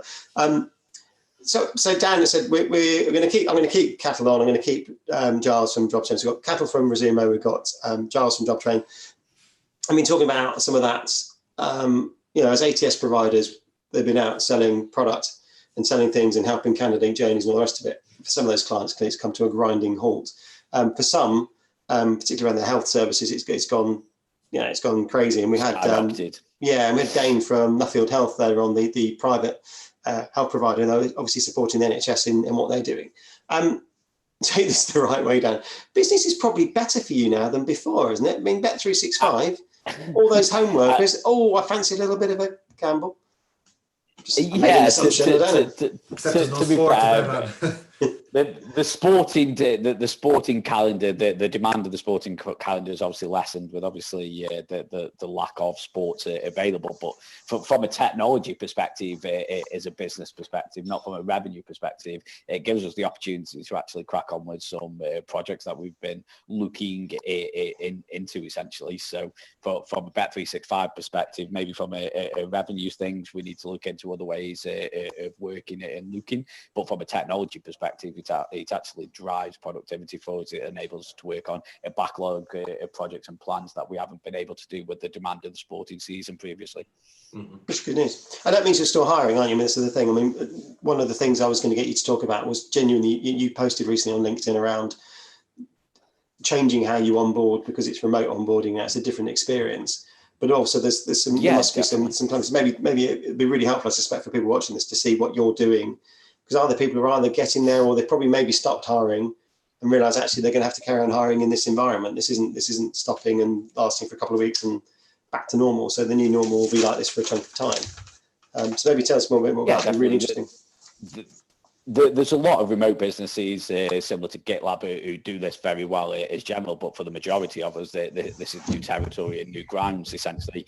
Some unprecedented times, the priority for Bet365 has always been our staff, but ensuring that the business can function whilst continuing with commitments. Now, not an easy task given the circumstance at the moment, but ultimately we all need to find a new way to adopt a new way of working whilst getting through this crisis, essentially. So for us, as I mentioned on my LinkedIn post, we're business as usual from a recruitment perspective, operating a fully remote interview process in addition to obviously onboarding new starters remotely as well. But that brings with it along a number of challenges, but we need to be able to all work together to be able to overcome them and provide a few tips and guidelines of being able to do that, essentially. So the use of video conferencing to conduct interviews rather than face-to-face, we need to think about new ways of onboarding staff and how best to go that given the current circumstances, essentially. But the key thing from my perspective, which really resonated with me, I think you know him, Martin. Anyway, Simon Halkyard posted something via LinkedIn the other day about employer branding. The thin veneer of a lot of EVPs and employer brands actually cracked last week. Now, with this pandemic, it is over. Your employer brand will be, what did you do for your people during COVID-19? And your recruitment brand will be, what did you do for your people during COVID-19? Nothing else will matter. And that was something that quite resonated with me, essentially. And it's a challenge, isn't it? As I said, there's the business realities. Whilst organisations that are big enough, I think, should be hanging on to their people doing whatever. Yeah, it's a tough time for some. If there's a small coffee shop up the road, I hope that they survive, but I don't know that they will. Because they're it's great they're not paying rates. They're going to get some money from the government at some point, but it's still not going to solve the here and now. I mean, and it's challenging. So what have, maybe talk to maybe be a bit more upbeat, because you're still hiring. How are you doing it? What are you doing differently now that you weren't doing 6 months ago in terms of sort of onboarding and bringing people in? Is there a technology play, or is it old school bits of logistics?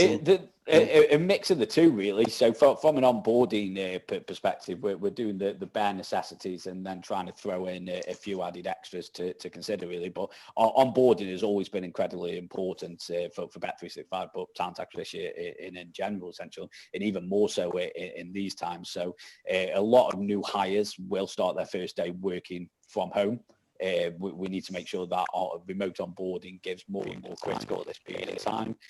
Receive the same personal approach as what it's like working and stepping into Bet365's office on the first day in the office, essentially. So a few things that we're considering at the moment and what we've implemented starting yesterday, actually, was kit equipment, making sure that we courier all equipment, laptops, phones, iPads, etc., to the employee's house prior to starting. Eligibility, identity documentation is something that the government is relaxed in current climates. It's still a requirement, but this is something that can be accepted electronically. It's only something that we can complete once in the office as long as we've got visual checks. So scheduling a meeting with IT to set up all of the software, making sure that the setup are on Active Directory so we can do a remote access via Skype. It's not as scary as it sounds. It enables visual checks at the run through of all policies, contracts, general office like. But then everything else after that is just stuff that you should do as part of an onboarding process anyway. Organising relevant one-to-one meetings via Zoom, via Skype for Business with relevant managers throughout the week, making sure that they understand different areas of the business, plan in advance. So plan 1 week, diarise all team meetings, stand-ups, one-to-ones, make sure that they're all included. Assign them a digital buddy. Now, buddy's not a mentor, it's somebody you can help guide them essentially into. They will have experienced onboarding Bet365 12 months ago, 6 months ago, however long that buddy's been within the company, and they will have learned some things through that process around the employer handbook, the different policies, point them in the right direction for who the key points of contact are, but communication needs to be consistent and key. If the team has virtual games, lunch and learn sessions, fitness hours, make sure that people are included, essentially. Onboarding is a process that really never should stop. It's about immersing employees into the company culture. Obviously, we need to do this remotely at the moment, and that may require more physical effort, but set expectations early. Start a creation of a 30, 60, 90-day plan for new hires. There's a couple of good examples on Trello of these kind of documentations. Let the team know and let the candidate know exactly what is expected. Communication lines, work processes, enable them to adapt and embed themselves into Bet365's culture as soon as possible. I love the digital buddy, Dan. You know, I was actually talking to Louise and Claire about a work from home buddy system, because there are a lot of people working from home that aren't in group organizations, but I think actually having a digital buddy to help people with that onboarding process is really good, really, really key. Yeah, it's key from the onboarding perspective. Essentially, we always assign a buddy and a mentor when somebody's in the office on day one. So why not continue that virtually? Not everybody is used to working from home remotely. I'm sitting at my dining room table at the moment, working remotely. I'm not used to it. Our role as recruiters is very much engagement. Yes, we can do it from anywhere in the world. But essentially it's about that people interaction. So how do we go about keeping that personal touch, essentially? Definitely. I mean, we had Gareth on earlier on who was actually videoing from his bed. So I mean, you know, no, we didn't need to see that, though, did we? Yeah, across that line. I didn't want that. Yeah. I've even got dressed today as well. Yeah. Thank you again there for that. You got the note. Thank you. Yeah, Cal, the newsreader bit. You know, I've got a shirt and tie on here, but below the desk. Slippers, pink slippers, and everything as well. So. So what about the future? What am I going to do? You're obviously still hiring. You've got these new business as usual, whatever. We've said that obviously, your business is still maintaining as it was before. It's as successful as it was. Or what does the next 6 months look like? I mean, is there an internal sort of contingency plan of how long do we do this for? How long do we do that for? I mean, Gareth took the piss out of me, sort of his Karoo Cobra meeting. There must be something similar in your organisation, because it's a big enterprise. Bet365, not these, in the Midlands, is one of the biggest employers. In Manchester, it's a significant employer. It's a very profitable business, which must be awkward as well at some point when people start to say, I need to do this and do that. What does the next 6 months look like? Do you know yet, or am I just sort of trying to fill time? No, it's how long's a piece of string, really, because you don't know how long it's going to last. It could be 3 months, 6 months, 9 months. We could be sitting here in 12 months going through the same scenario, really. But at the centre of it all is the people who are put together a multi-million pound support package, which will guarantee income until at least August of this year, and then obviously we'll need to review it and see what that looks like moving forward from there, really. But other than that, our mentality at the moment is how can we keep business momentum and hit business commitments without too much disruptions. I mean, that's quite a significant thing, isn't it? I did see, I'm not plugging Bet365, I'm sure other employers, bigger employers are doing this as well, but it's quite a significant thing that there was a real instant, quite early commitment of, it's going to be all right, we're going to pay money. Not every organisation has immediately done that. And it's funny, I mean, I don't necessarily think of the gambling industry as being the sort of the highbrow leading the way. And yet you seem, as a business, you seem to have jumped straight into that. Is that a reflection, do you think, on, sounds a bit cheesy, is that a reflection of your culture? Is that the type of business that you are? Yeah, 100%. We're a technology business. At the end of the day, everything we do is based on a proprietary technology platform. But we're a people business. It's the people that make us, and technology is an enabler of that.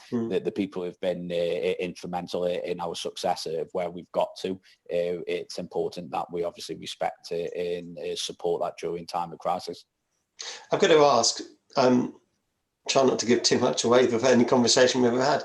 Bet365 has a reputation for not embracing anything that gets anywhere near its core business. To say it's risk averse around sort of IT security is probably an understatement.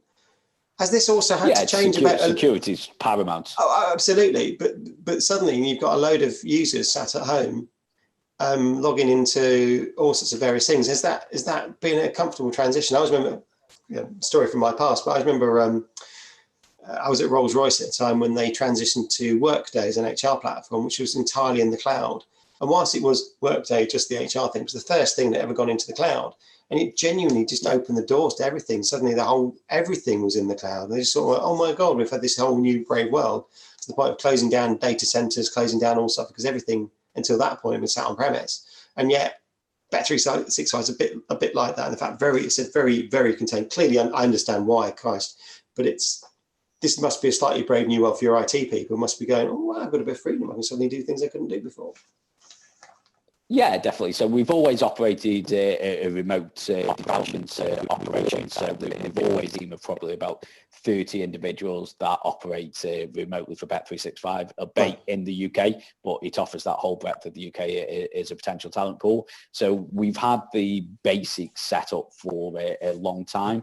Don't get me wrong, we've always taken a build it over buy it type approach when it comes to security from a paramount perspective. But what we're looking at doing is, you asked earlier, is it a comfortable transition? It's a transition that we need to become comfortable with based on the current crisis. And hopefully that will then shape how we can go about talent acquisition for the foreseeable future as well. Okay. Cathal, Giles, I'm going to get you to talk again, because otherwise it would be me then.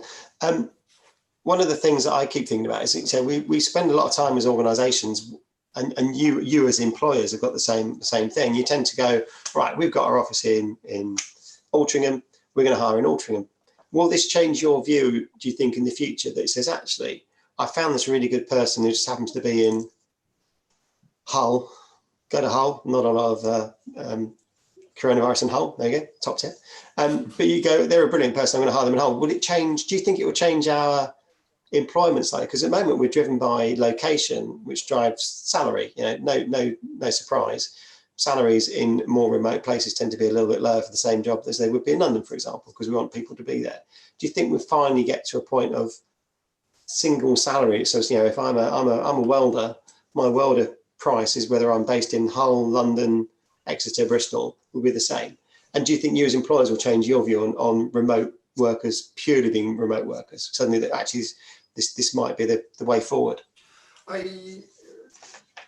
As opposed to taking on remote workers, absolutely. Never done it before. I'd never worked for an organization remotely or anything like that. I've been Groupon during the Olympics for we were all working from 2 weeks in London. But it's taken the kind of mystery of it away. I remember myself and Shay, our co-founder, we had lunch with I think they're an investment firm in Cork, and they brought a few of their clients in, and one of them had like 200 remote workers around the world, doing massive turnover, and it was always interesting. But I suppose because I never experienced it before, and the kind of mystery of it was always kind of never really jumped in and considered it. But most certainly after this, and I know Jim is speaking to a couple of people in foreign markets that we might look at joining us. But absolutely, I mean, it is so much easier to do it now with the likes of Zoom and all the various different tools and Slack and everything, that the kind of mystery of it and the apprehension of it for me has definitely been lifted. And I would absolutely take somebody on remote working moving forward. Around the salary, I think it'll still be dictated by where that remote worker is located. So the salary expectations and all that kind of stuff will still be based on their locations. I wouldn't pay somebody in Dublin the same what you paid them in London or whatever. But yeah, absolutely, the whole kind of mystery and apprehension of the remote working workforce has absolutely been lifted for myself. Anyway. But do you actually, to your point about the different salaries, do you think it might level off a bit? I wonder if that, maybe I'm being idealistic about it, that says, I've always said to go, so typically if you look at my work, I go to London to earn money because London money is better than Manchester money, partly by volume of activity, but also I just get paid more. So even allowing for travel and overnight stays and whatever else, I will still earn more on a day rate in London than I will here. Yeah. Do you think that maybe we are starting, maybe this idealistic world in the future says, actually, I'm buying this skill, I'm buying this whatever, and there's the value of it. So it doesn't really matter anymore. I wonder if that's the thing that makes... Possibly, but I mean, people's living expenses and stuff like that are going to be different in different locations in bigger cities, I'm sure. I'm optimistic you'll just pay London rate wherever you are. Actually, if you to be real, you'll pay Copenhagen rate is actually what I'm really after. Yeah, that's exactly. Or Oslo, maybe. I don't know. Where do you think I am virtually? I'm in Oslo. Yeah, look, this is Oslo. So I think possibly in the future you might see a bit of that closing, but I think it'll still be dictated on where you're living at present anyway. But most certainly I am 100% open to the remote working workforce. Absolutely don't need to have everybody in HQ in Cork by any means. We've got Jim in Belfast, and it works very well, and I'd really be optimistic about it moving forward, really, to be honest. And the conversations Jim is having with people in different markets and stuff like that, I think we would absolutely go for it, 100%. How about you, Giles? How do you said again? You're up the road from me. I'm in South Manchester, and you're in South Manchester. Do you think it'll change how you think about employees rather than just pure?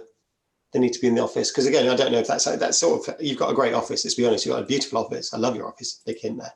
But it's lovely. It's great. It's a really lovely space.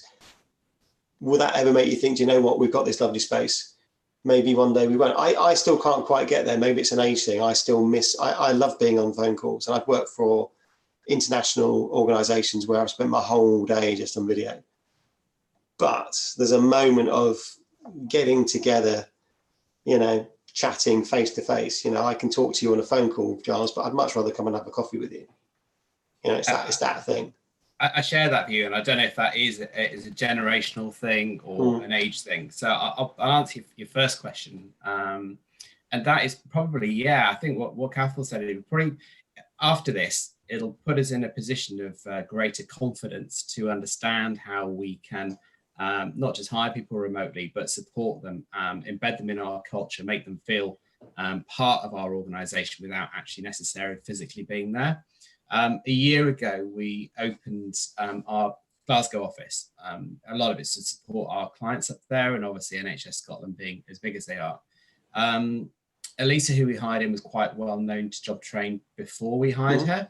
That helped. I think as a business, we have been very conscious to make sure that we've been physically present with her regularly at the office, and also she's been with us as well. But you'd have to ask her, but I think that's worked really well. But I do think we feel more confident about, hiring remote workers in the future. And, addressing your point about London, as you can well imagine, our travel costs up and down to London, and it's just fine. I probably spend 2 days a week in London with my role around partnerships, alliances, and that kind of thing. Our travel expenses are really, really high. It soon clocks up, doesn't it? It's not 10 quid a go, is it? It becomes significant. Yeah. And we feel that it's important to be physically present, with our customers, with our partners. That's really important to us. Is that going to be so important to our customers coming out of this? I don't know. There's a bit of me that thinks it is critical that, I think you get so much more from a physical actual meeting than necessarily do from a virtual one. But, I think all of our approach to work, approach to engaging with one another is shifting all the time right now. And I think it's a really positive thing. So I think there'll be a greater blend of virtual versus physical. But I think we'll all feel more confident about managing our teams. We've got, for all the people who are in job train that were quite used to remote working, we've got a support team that were always working on site. Now they've had to move to and shift to remote working really quickly. And you know what? All credit to those guys. They've adapted really quickly and really well. So I think it gives us a far greater degree of confidence.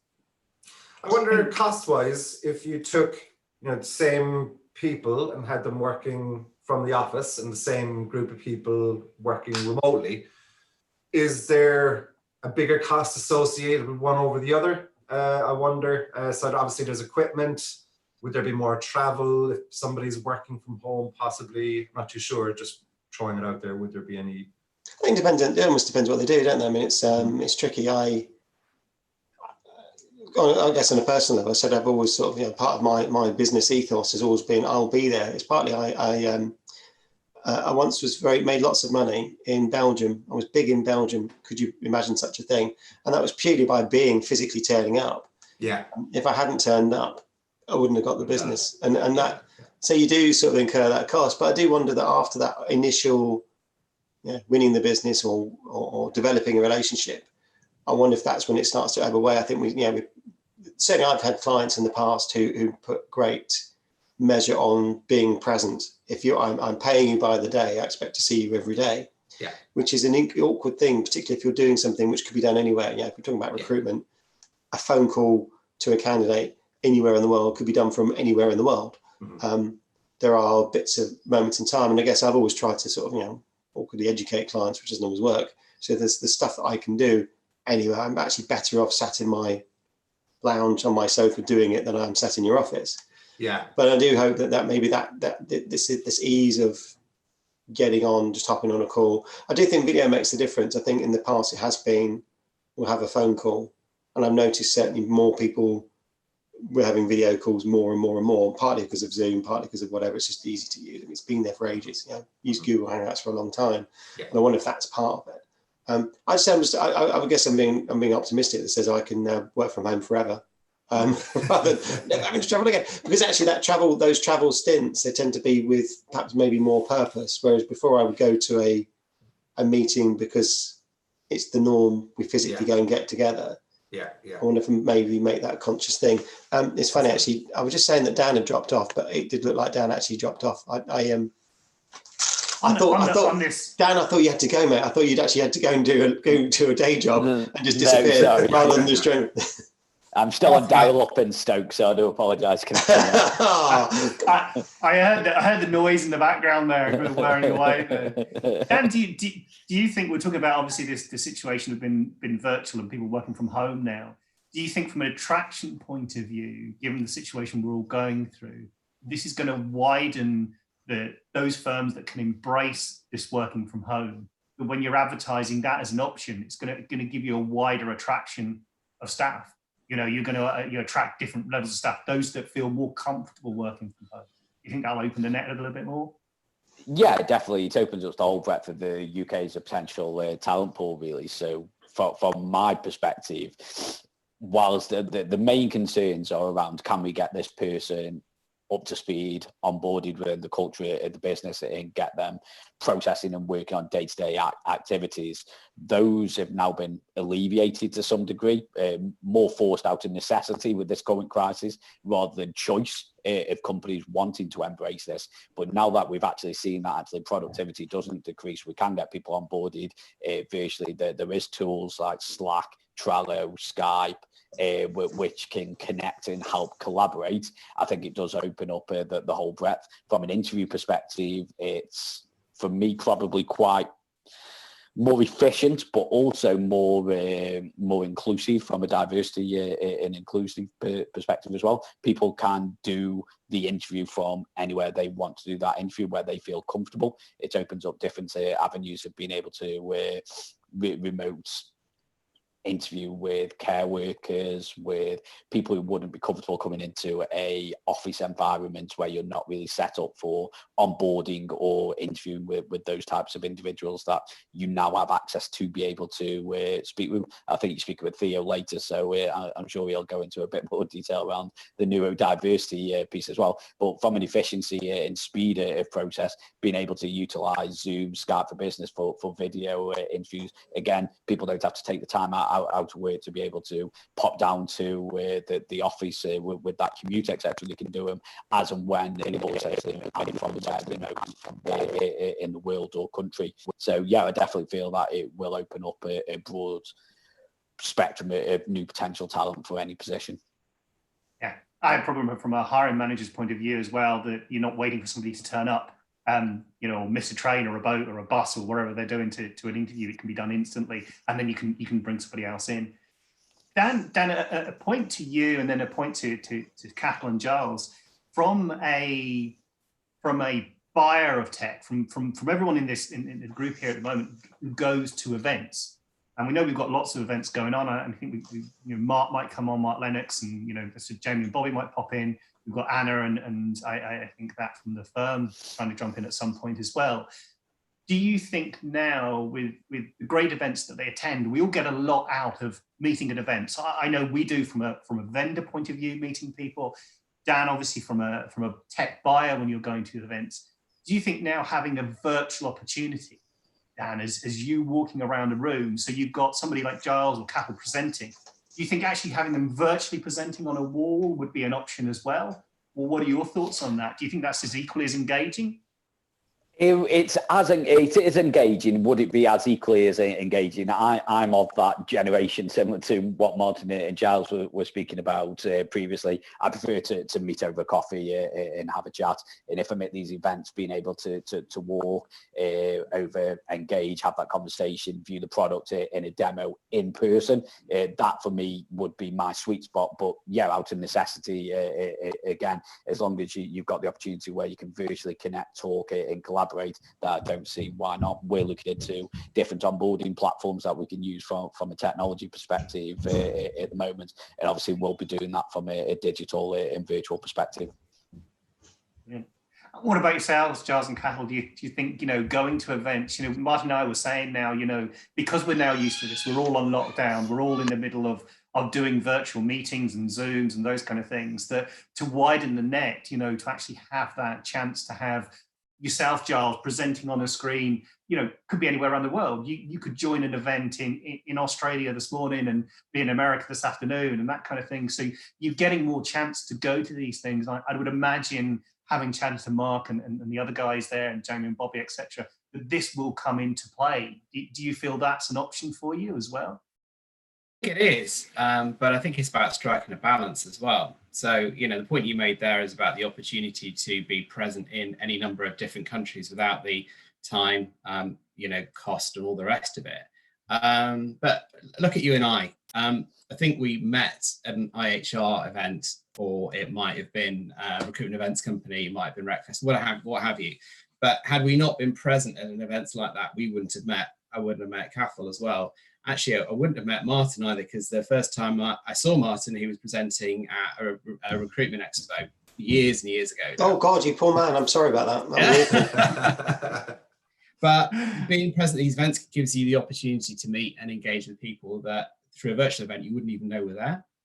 And it's about experience. I think there's no substitute for those, for me anyway, for those physical events. But that said, Talent Tech Rising is going online, and I'm really interested to see how that goes. And for that type of event where it is pure product demos and a series of those, then I think online lends itself really, really well to that kind of approach.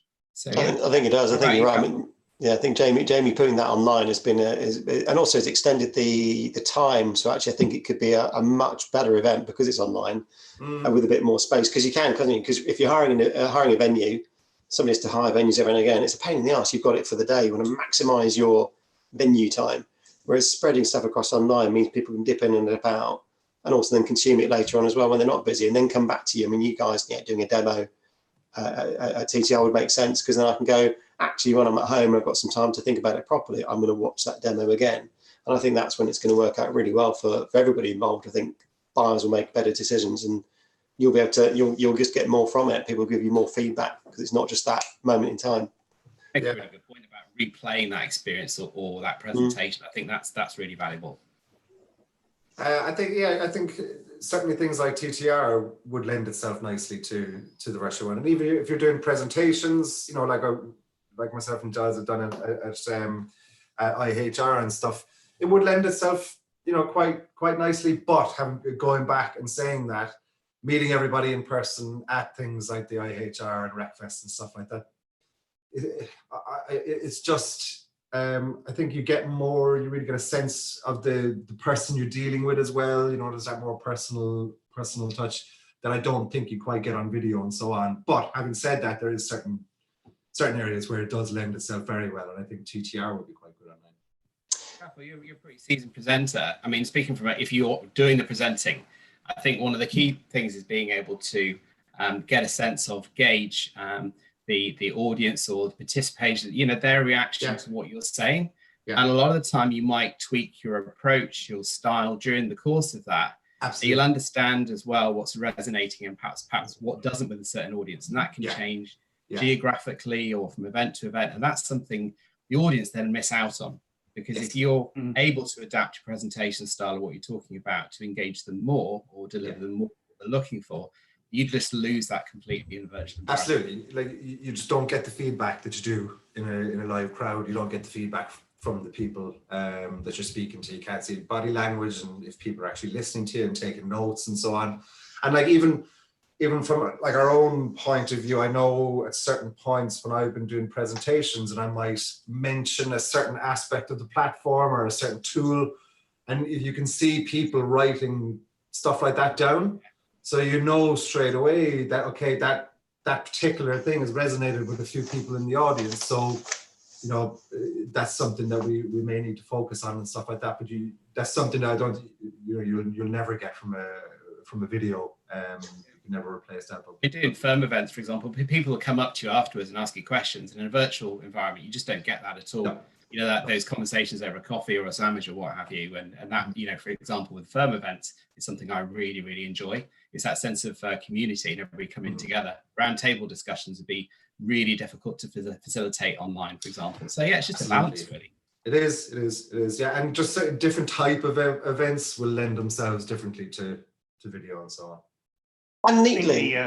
Segueing just for a second, we've got it's 11 o'clock, which means Karen's just waiting. So Karen's dialing in from Tel Aviv. I'm going to bring her in. Karen runs. Actually, I'll tell her to come and she can introduce herself. Why should I do that? She's in the tech It's space. that opportunity to really connect and create some emotional engagement and buy-in and a sense of culture. And Karen, how are you? You're watching the YouTube live, aren't you, Karen? Can you switch that off because we can hear it? Hear myself, which is rock. I know. Nobody wants to hear Giles. No, I'm joking, Giles. So Karen, we're sort of mid.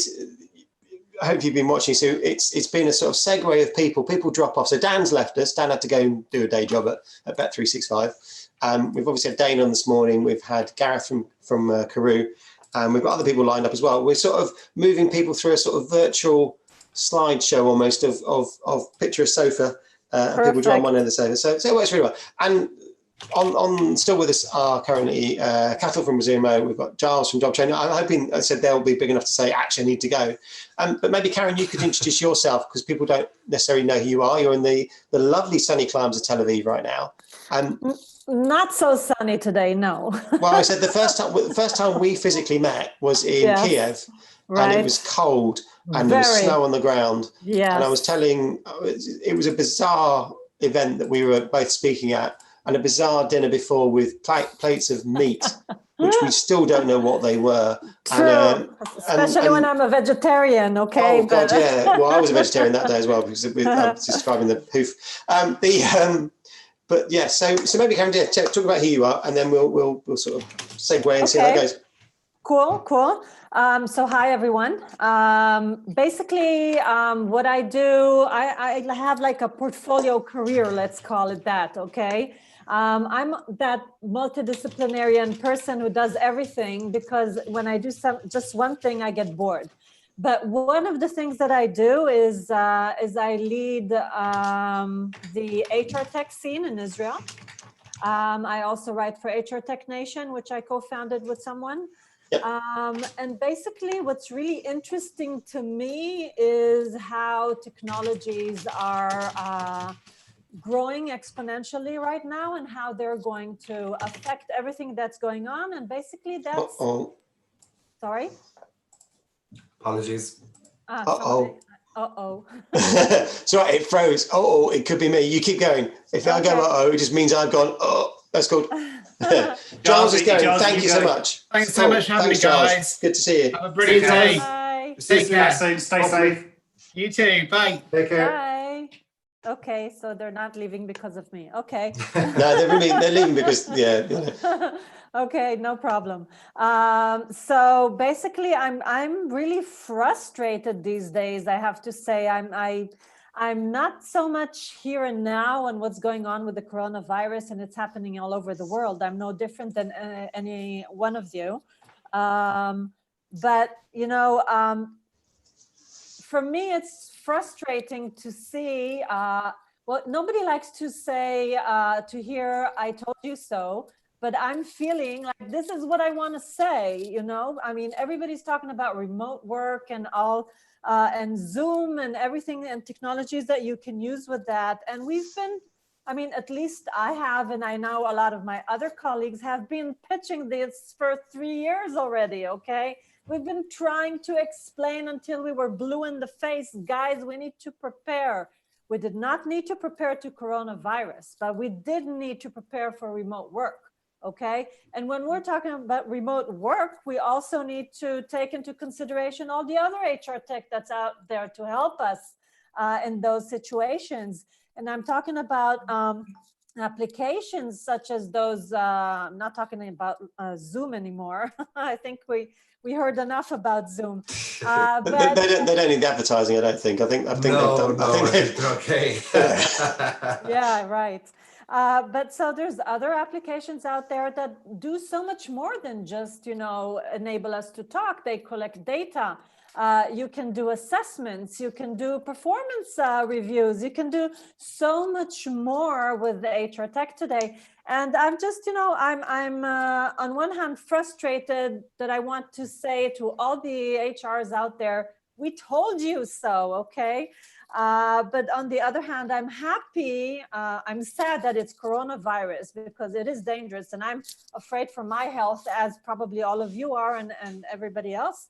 But it is a good opportunity to somehow try to finally finally try to incorporate all this technology into, into the workplace, is how I see it.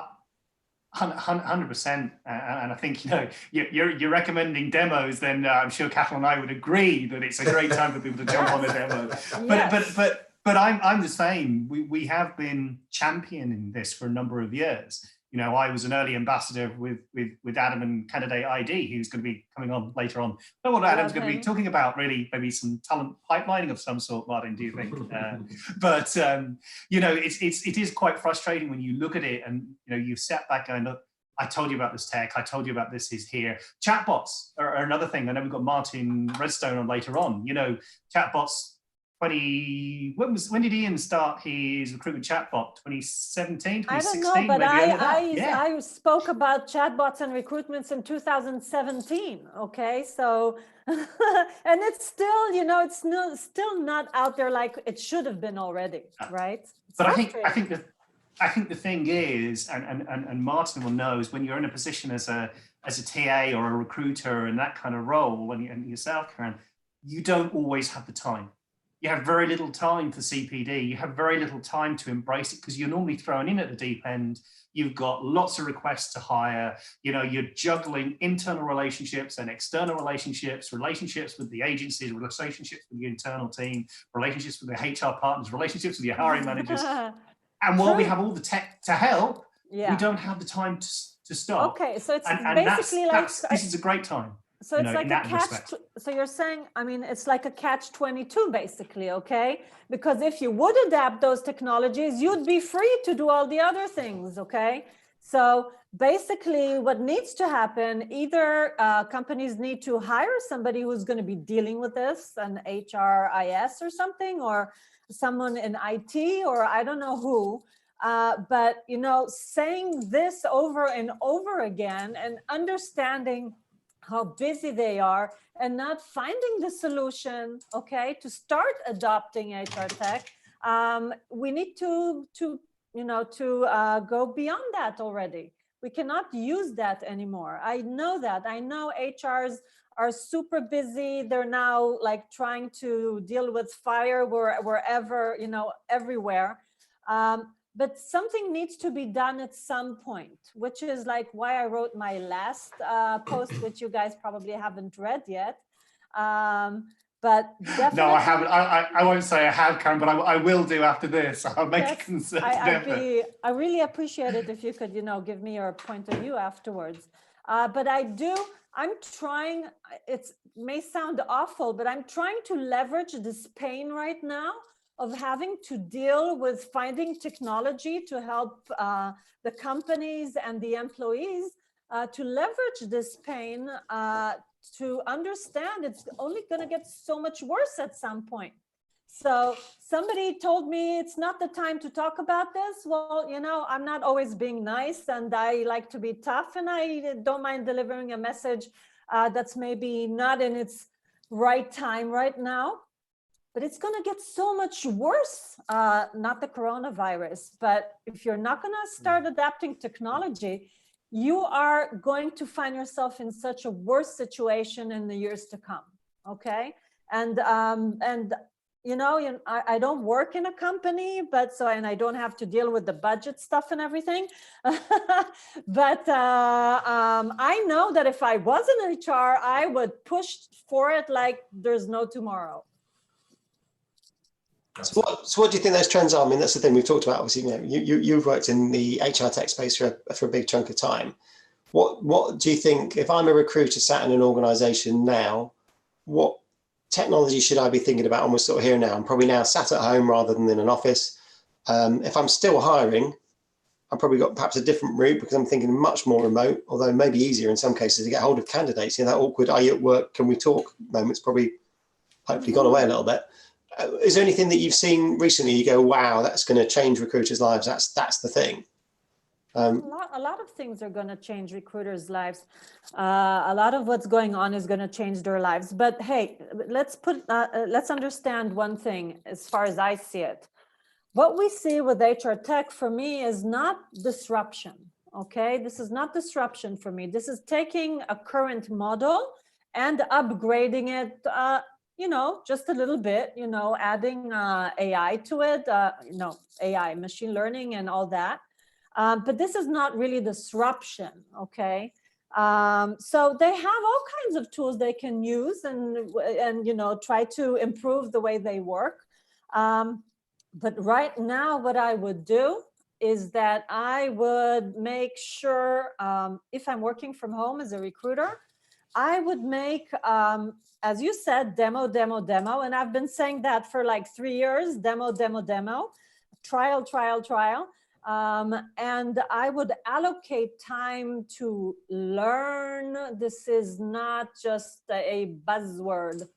We need to learn and study and read and learn what's going on there. I mean, I'm reading this book, The Future. Oh, do you see it like mirror?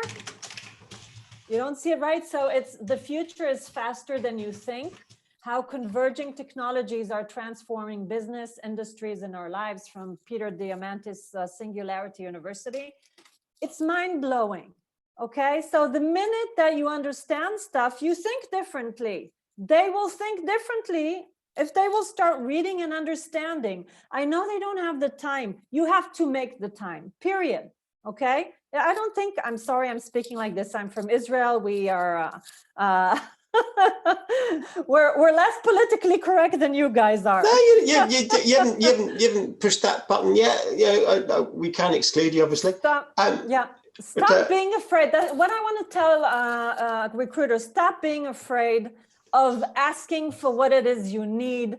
Just not burst, that's not the right word. Just, you know, go into your CEO's office, ask for a meeting, tell them what you want. I was never afraid of the CEO. So what if he's a CEO? I knocked on his door and I came in. That's how I roll, okay? This is how I get things done.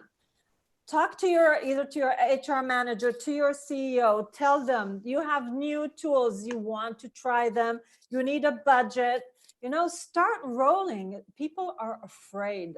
They're still in shackles, and I'm just an employee, I'm just a recruiter, so I can't ask for anything.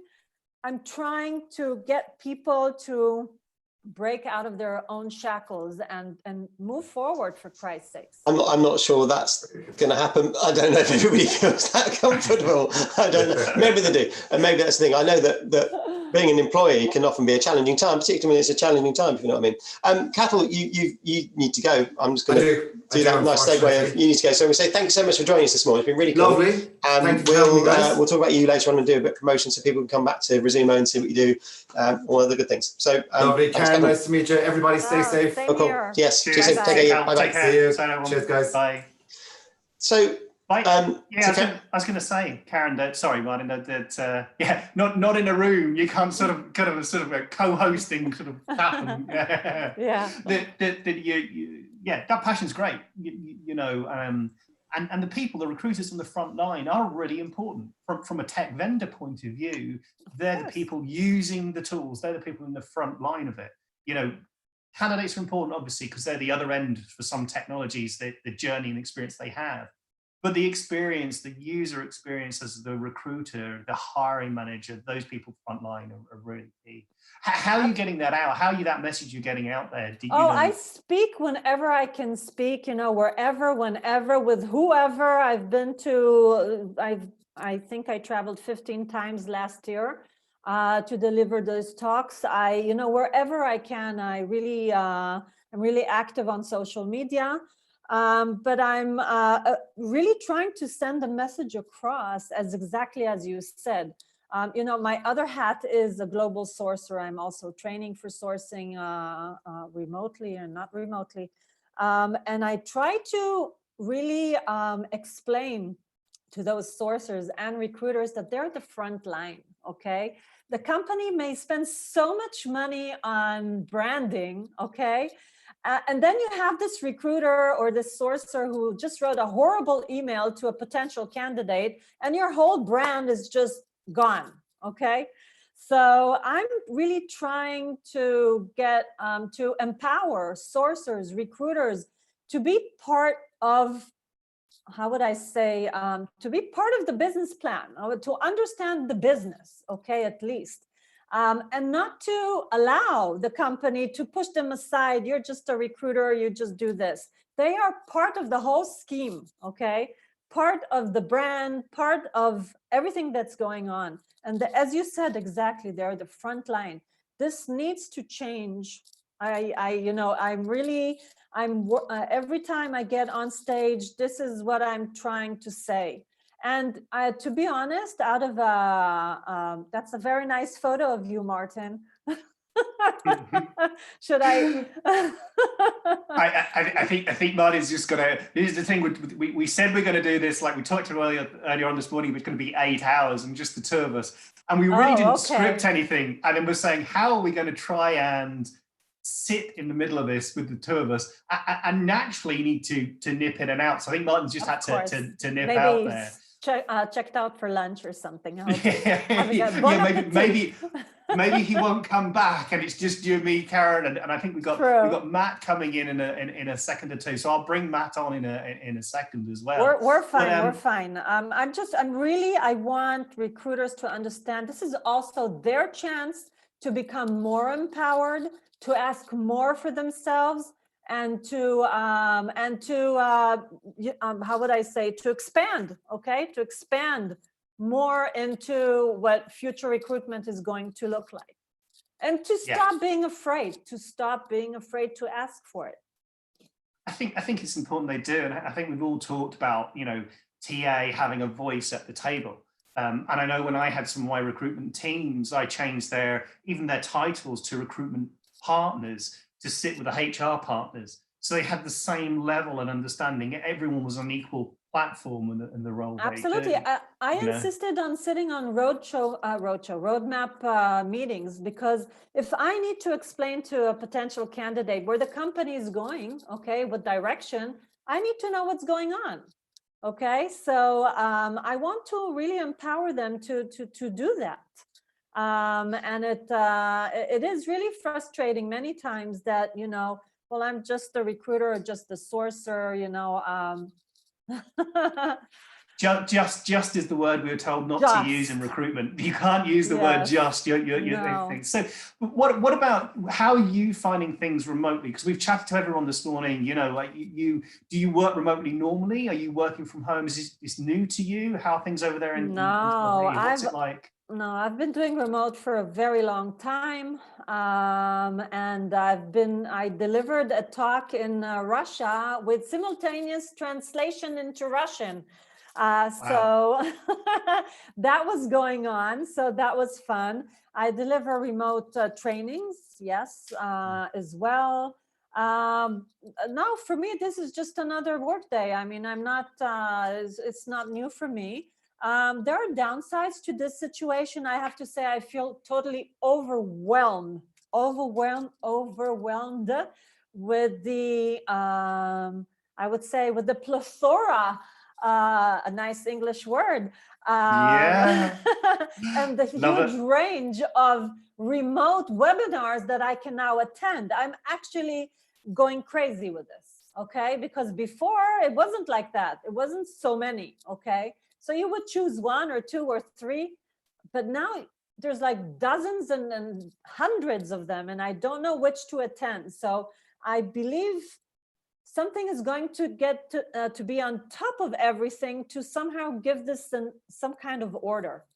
Because when everything is remote and you have access to everything, then how do you choose what you want access to? Yeah, I know that Martin and I, a good friend of ours, Hung Lee, is collating lots more and has already been that curator of fantastic information. And I know he's in the middle of doing a number of things around that as well. And but you're right. And is there anything you would recommend at the moment? Is there anything you're seeing? You go, look, this is gold dust. I know we've got, and I said earlier on, we've got Claire and Louise coming on to do the working lunch. And that for me has been brilliant over this last week or so.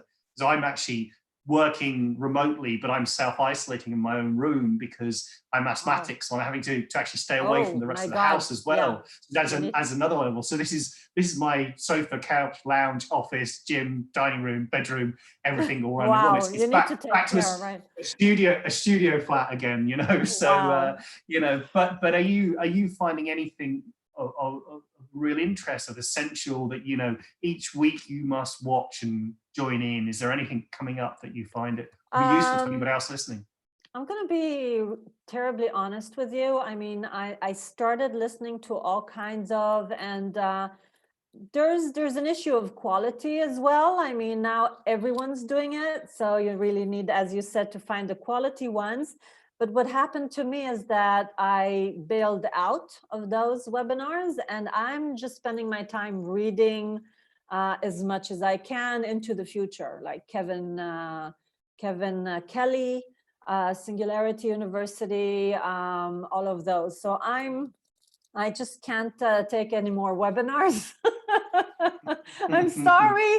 I'm sure there's a lot of excellent ones out there. Because don't forget, I have a lot of webinars that I have to deliver also to my market. So I'm doing that as well. I'm trying to promote the HR tech in Israel now to the HRs. And so I spend my time reading. So if you want me to recommend books, then I'm happy to. But webinars, I'm just, you know, I decided to step down from that for now. And don't forget, Karen, to put in the discussion over whether Martin would myself get a chance to put in your link to you and what you're doing, so anyone listening and viewing this can see and then get to understand what you do and how to promote that as well. I think Martin's back with us now in the room. Do you know what I went to do? I went to put the kettle on. So I put the heating on because it's a bit cold in the basement, and I went to put the kettle on. I haven't got my coffee yet.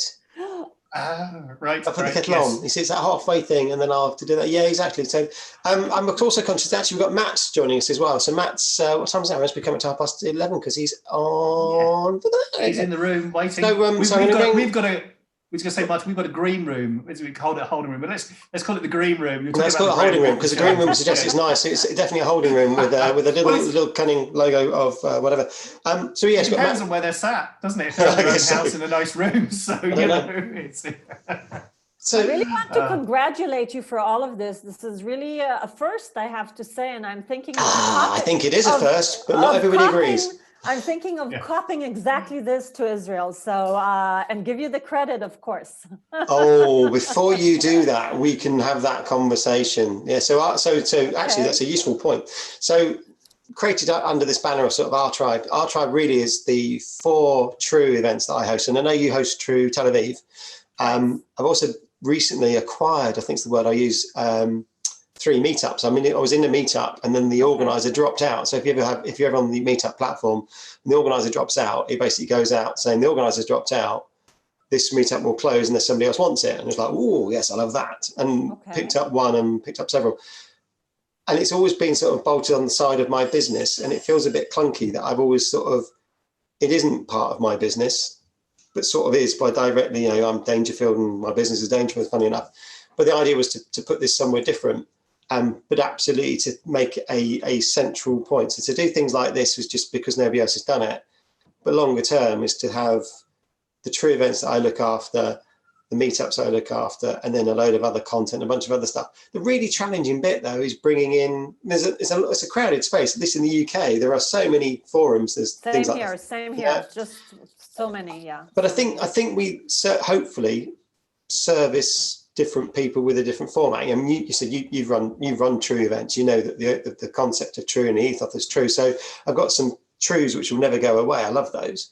But there's also opportunity to do other things. I mean, the UK, we always talk about, the big event is something like Wreckfest with Jamie Leonard. Mm-hmm. We're never going to be Wreckfest. That's a 3,000 people, 2-day event. I have yet to attend there. And I've asked him to come on. Actually, I really want to see what he's doing, because obviously it's penciled for July currently, but obviously I don't think that's going to happen this year. I don't know if he's going to try and push it back or just have a bigger and better one next year, in which case everybody will love it.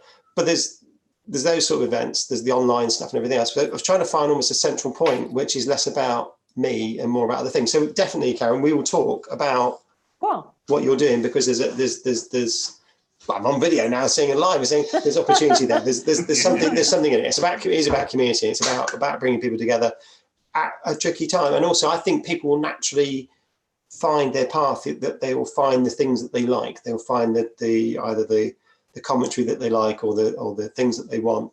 You know, we've got you've probably not picked him up in Israel. We've got a chap called Joe Wicks, who every morning he's got he's a fitness fanatic. He does healthy eating and a bunch of other things, and he's very sensibly does a live workout session for 30 minutes on YouTube every morning. Okay. And he's getting over 1 million viewers now just for that. That's live. People Joe physically Wicks? watch it. Yeah, Joe Wicks. Okay. Every day, and it's brilliant. So it's things like that people have naturally found that works for them. It's for parents and kids sat at home. It's for everybody who wants to do it. It's that sort of thing. And I think in our space, I think people will naturally find, I'll have a bit of that and a bit of that, and that sort of works for me, whether it's video or reading or whatever else. So yeah, right now it's really a big mess. I feel. I mean, maybe in a month's time it would look better, but right now it's a huge. Everybody's just doing their best, trying their best, you know. Yeah, and I think we've done that as well a little bit. I mean, we've just gone. So there's a bunch of people who had events. So we did. So True Manchester was meant to be live last Thursday, and we obviously couldn't hold it. So we did like a mini thing, but it's not the same. It loses that whatever. But the danger is everybody goes online and everything becomes online, and that doesn't quite work out. That's what I said. Either, yeah. And also, I'm like ADHD. So like if somebody else is talking, I'm listening. I'm also looking at my phone.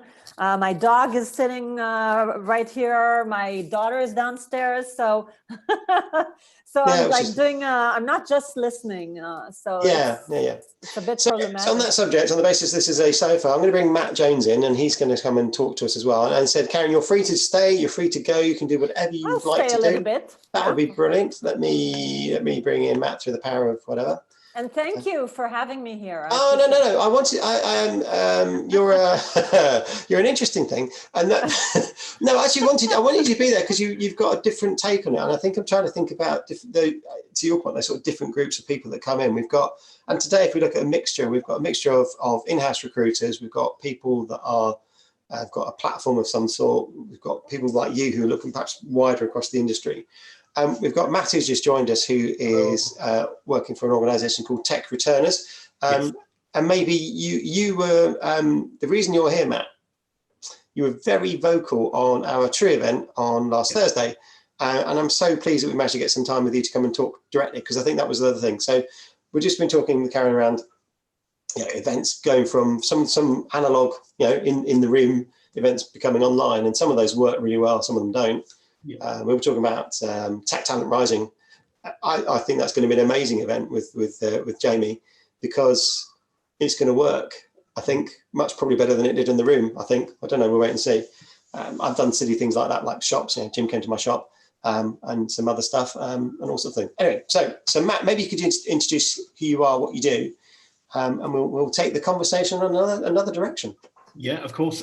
So I'm Matt Jones. I'm ex-head of recruitment for brands like Studio Retail, Bosch, Misguided, and recently moved in-house to a company called Tech Returners. And Tech Returners provides free training to women in technology that are looking to return to industry. So we provide a 15-week training program that's accessible to mums and dads. It's predominantly 80% female that are returning to work.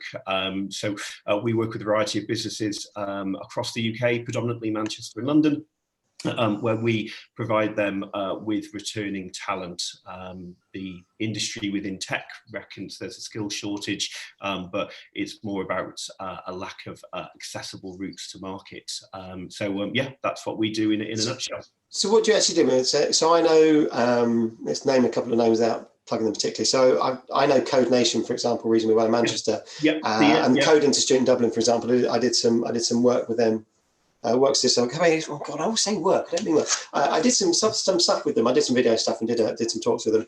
So sort of understand that sort of boot camp idea, and that's what they've gone. Is that a similar thing to what you're offering? Yeah, absolutely. So we often work alongside the likes of Code Nation, North Coders. Their niche is on the graduate and apprenticeship model. So they will run continuous boot camps, bringing in that young talent into industry. Becky, our co-founder, was a woman, the only female in the leadership team, only female leader in tech. And when she had her first child, she realized there was a lack of support for women returning to work, and especially returning to technology. So our model is very much on experienced individuals either looking to enter technology or return to technology. So we often complement each other in terms of businesses and work alongside each other. And how is the current situation help? Is that helping or not helping? Again, me, I tend to think that maybe people are thinking about what else can I be doing? Maybe I should be doing something different, and suddenly a move to much more sort of online conversation perhaps comes easier for some people, that maybe those mums thinking about going to do something different, returning to work, didn't feel, maybe, I don't know, it's a difficult way to sort of, they're sat at home, suddenly we're all sat at home, so maybe we've leveled the playing field for them, and it's easier for them to engage with you. I mean, so for us, we only do 2.5 hours of classroom anyway. The rest of it is home working. So our courses are often in the evenings or on weekends. So if they are a parent, it enables them to be able to access the course. Obviously, current situation means it's 2.5 hours in Google Classroom instead of our own. But it's working well. We've just completed the immersion week for our March cohort that started last week, and loads of success off the back of that. Everybody's really raring to go, and lots of really positive comments. Obviously, we would normally be doing lightning talks and having businesses come in and present to them about what the industry looks like and what a career would look like with them. And we've simply just taken that online, and we've got loads of businesses that aren't even sponsoring to hire people from us, offering to come along and do a confidence talk or a day in a life of talk. So yeah, there's a lot of support for what we're doing at the moment, and thankfully it hasn't impacted situation too bad. That's good news. That's good news. I've got questions for you. I've written some notes down. It's like, oh gosh, Matt, this and this. We've sort of done that already. What are the main themes, I guess, for if I'm what's the question I'm looking for? It says vaguely looking into space. The how do I get? Why would I come to you as opposed to perhaps going directly to an employer? Do you think that you're offering, I guess, in addition to the training, the 15-week program? Yep. Do you then help me with employment, or is it just I now feel I've got something, I'm more confident I'm going to go apply for this job because I've done something? Yeah, so being in tech for the last 15 years and being starting off at a recruitment agency through to in-house, when individuals apply and there's a gap on their CV, businesses often just look straight past them. They want the most up-to-date technology skills. They want the commercial skills there. So people do struggle to return to technology because it moves that fast. So with the course that we offer, it teaches them the fundamentals of software development, Scrum, Agile, pair programming, all of the things that are happening now. And with the fundamentals, they can use that skill and that training to apply it to any type of technology role. So they do try to go direct, but I mean, I've worked alongside line managers in the past that simply will just look past people that have got a skills gap, where if you think of all the transferable skills of being a parent, before 9 a.m. you've negotiated, you've project managed, you've got all of these amazing skills just to get the kids out of the house that you can actually bring to a real life. And bearing in mind, I mean, two ladies on our previous course, one was an Oracle developer for 17 years and was constantly overlooked. She's come through the program and she's employed. And it's helping businesses understand the mindset of what a returner is and what value they can actually add to the business. And also, listen, and there's a war for talent, right? I mean, there aren't enough. So you need to, unless you bear them and give them, bring new babies into to be the future employees, then you need to find them somewhere. Absolutely. I guess a question for you guys. How many women do you think are looking to return to employment in Greater Manchester, into technology specifically? Any question? Any thoughts? I've no idea. I'm not from the area. I know. So put it some scale. I tend to think of Manchester as a sort of, Greater Manchester is about 1 million population, give or take. So you assume half of it is 500,000 women. I've no idea. Actually, I've genuinely no idea. Well, there's just last year we did some research with the Manchester Business School on the returners and kind of the market and the skills gap. There's just under 4,000 women engineers looking to return to technology. Wow. Currently It's loads. It's shed loads. Again, that fills up every vacancy that AO.com's got, Money Supermarket, Amazon, Bet365 earlier on. I mean, how do you go about working with employers? Because that's obviously part of it as well. Yeah, having helped people to get what do you? Maybe that's the message. What do you need today to help you to get more of that? Because obviously it's a great thing that you're doing, and the fact that you managed to transition online is great. Obviously, given the current environment.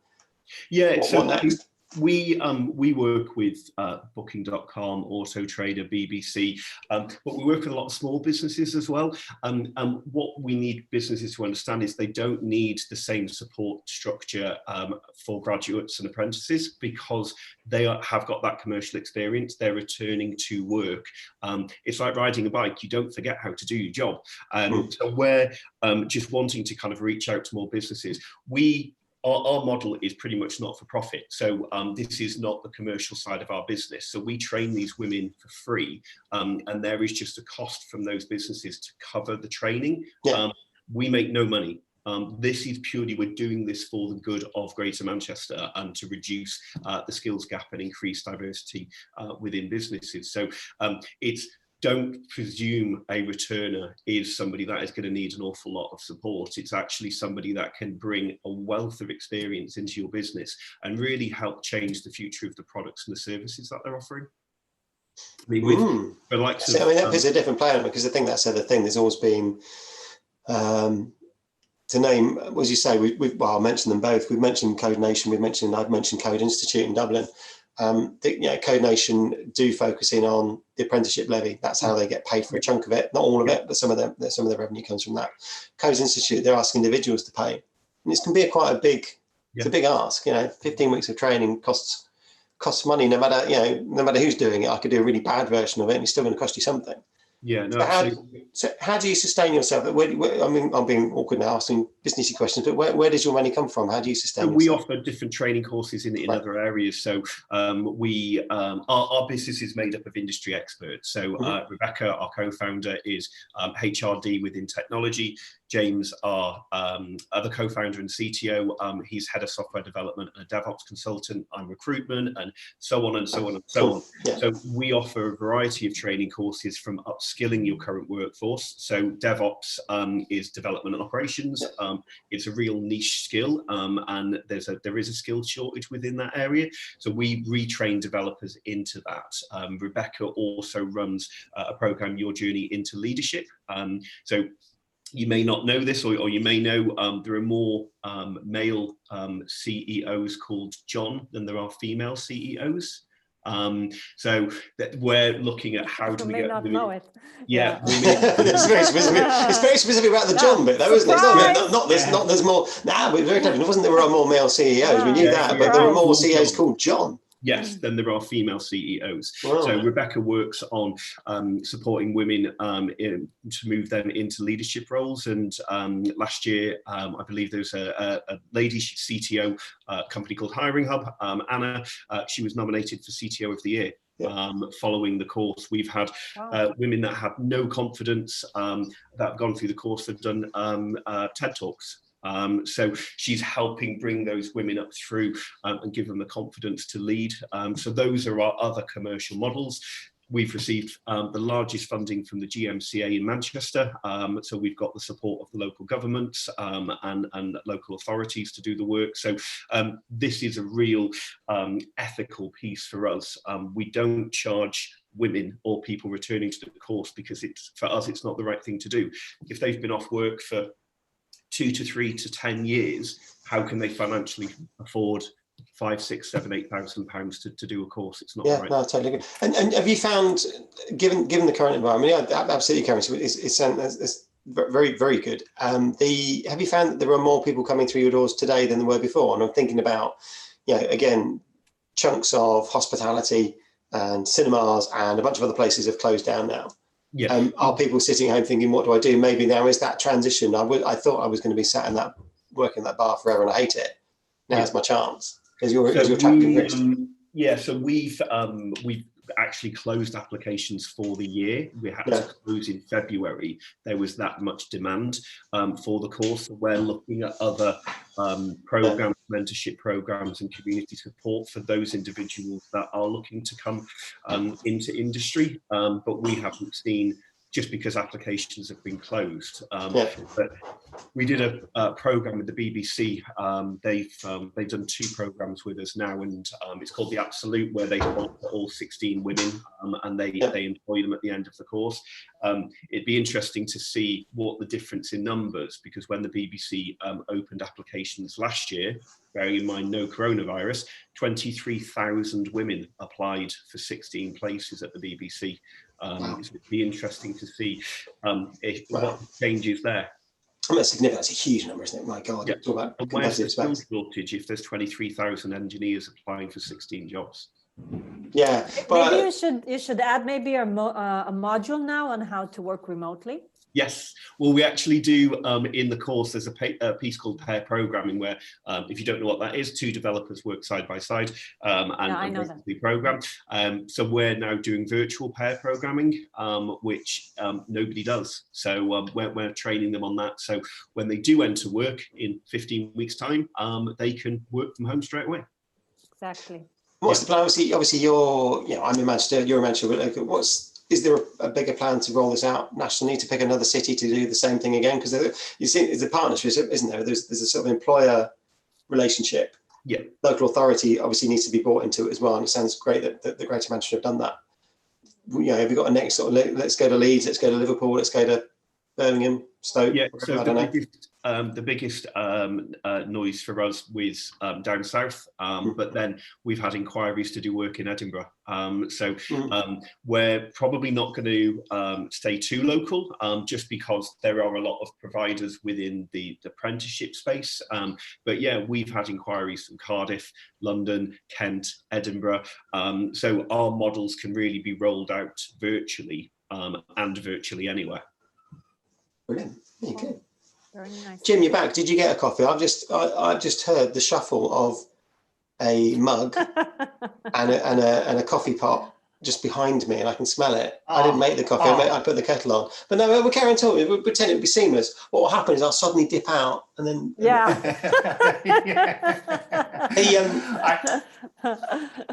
was going to say this is one of the things we talked about. There's 8 hours, and we were talking about how we're going to bring the guests on, how technology is going to work, and then we're sort of going, how are we going to have a break in the middle of this? How are we going to grab a coffee? Are we going to grab lunch? But it's working. Brilliant.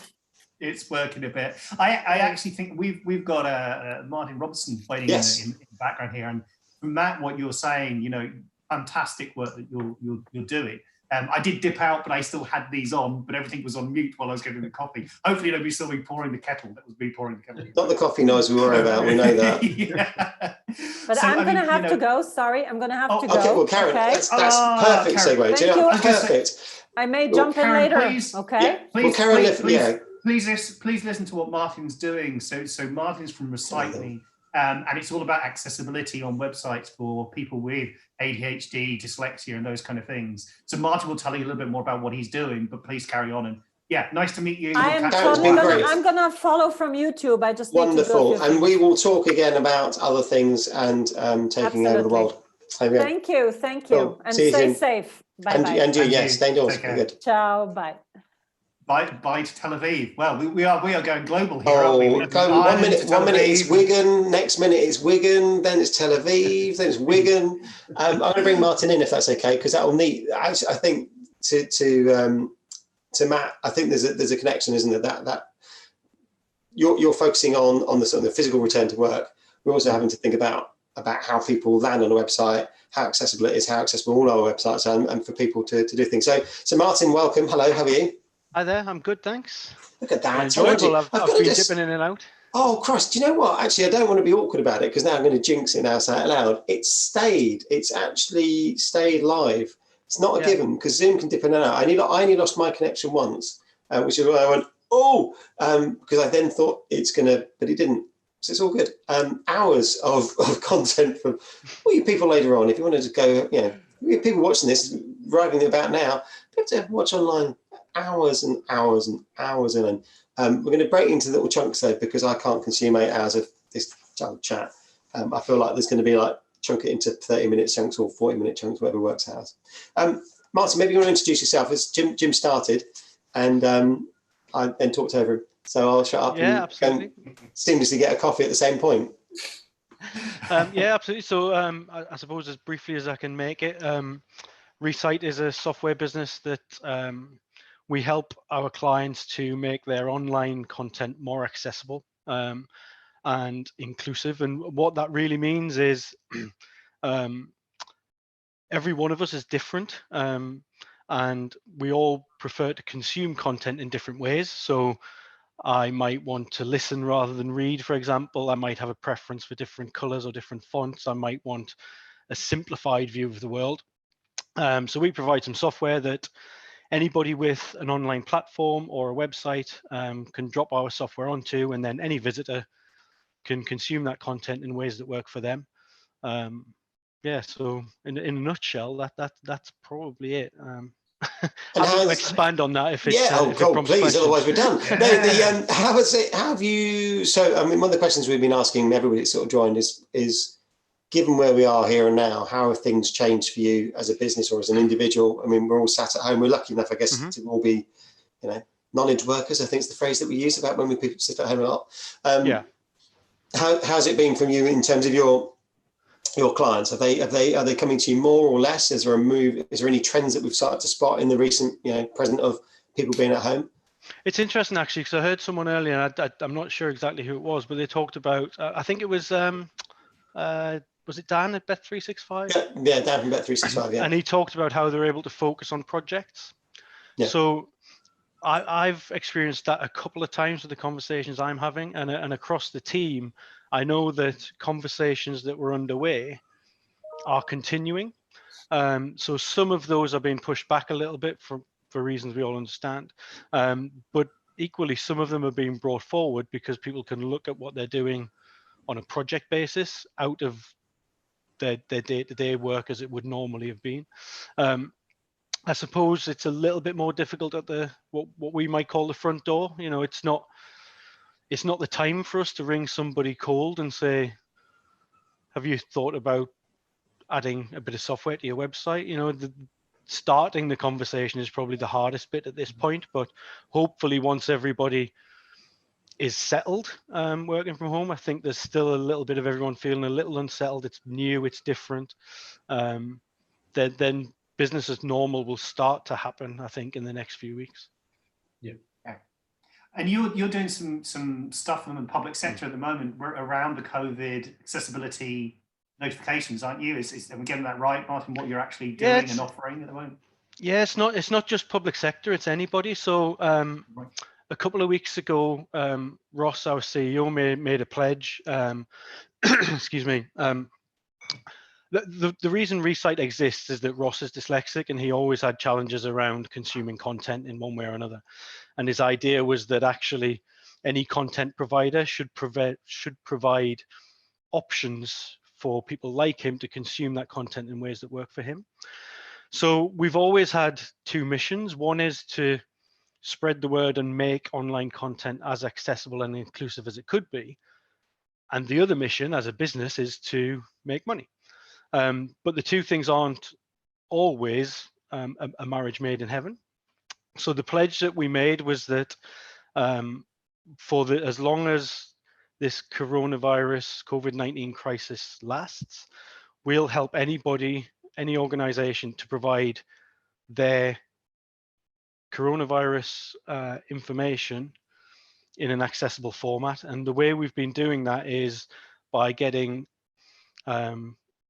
the URL of that content and then mirroring it so that the client can then add a link, which comes back to a page that we spin up and has our tools automatically embedded within it. So we've had take up from Public Health Wales, from Robin Hood Energy, from SNC Lavalin, just across the piece, lots and lots of clients taking us up. Well, not even clients, organisations we haven't previously worked with taking us up on that pledge.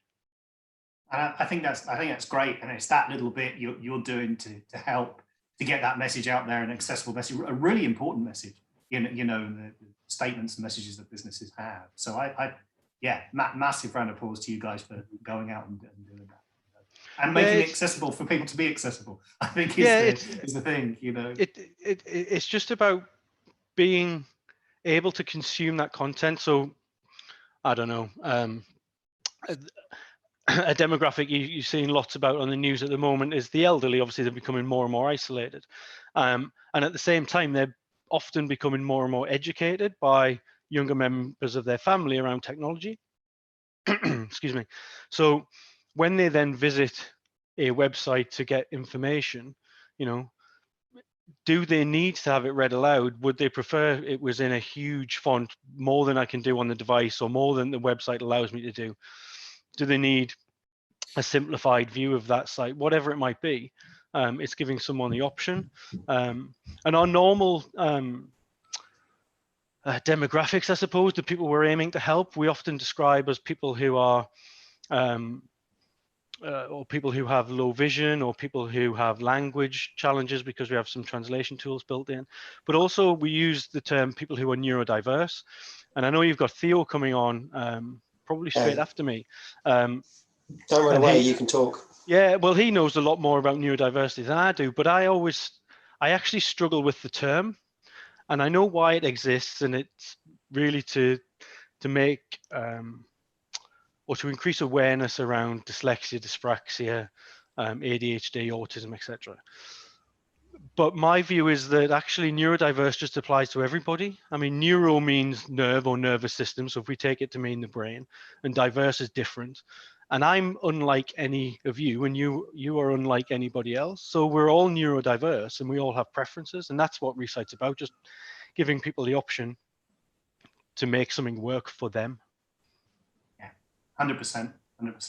I think that accessibility bit, and I mean, you and I are talking in the background, obviously, about what we're going to be doing together later on as well. And I think that from the very front end, as a talent attraction person, your front end of your career site, we're talking about now widening the talent pool. We talking about to Dan about is the fact that remote working and businesses will be able to advertise who can embrace it. Is that going to widen the talent pool? And then the more you can do to make it more accessible, more easier, give more options, improves that candidate experience, improves the journey, which actually inherently improves the employer brand, because you are being accessible, you are allowing, and for ourselves, we've talked about having the ability to have video on there as well. It gives people the wider choice gives better experience, and so on.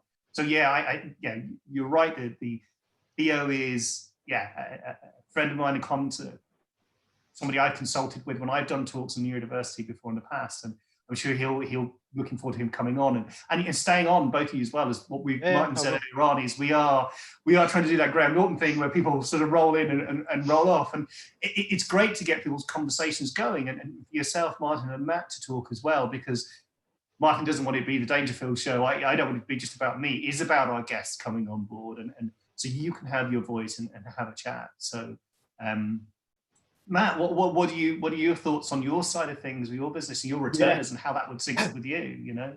I mean, going back, I'm not going to name names, but there was a business I worked for that had M and F next to their job titles, and in the interview process, I asked, what does M and F stand for?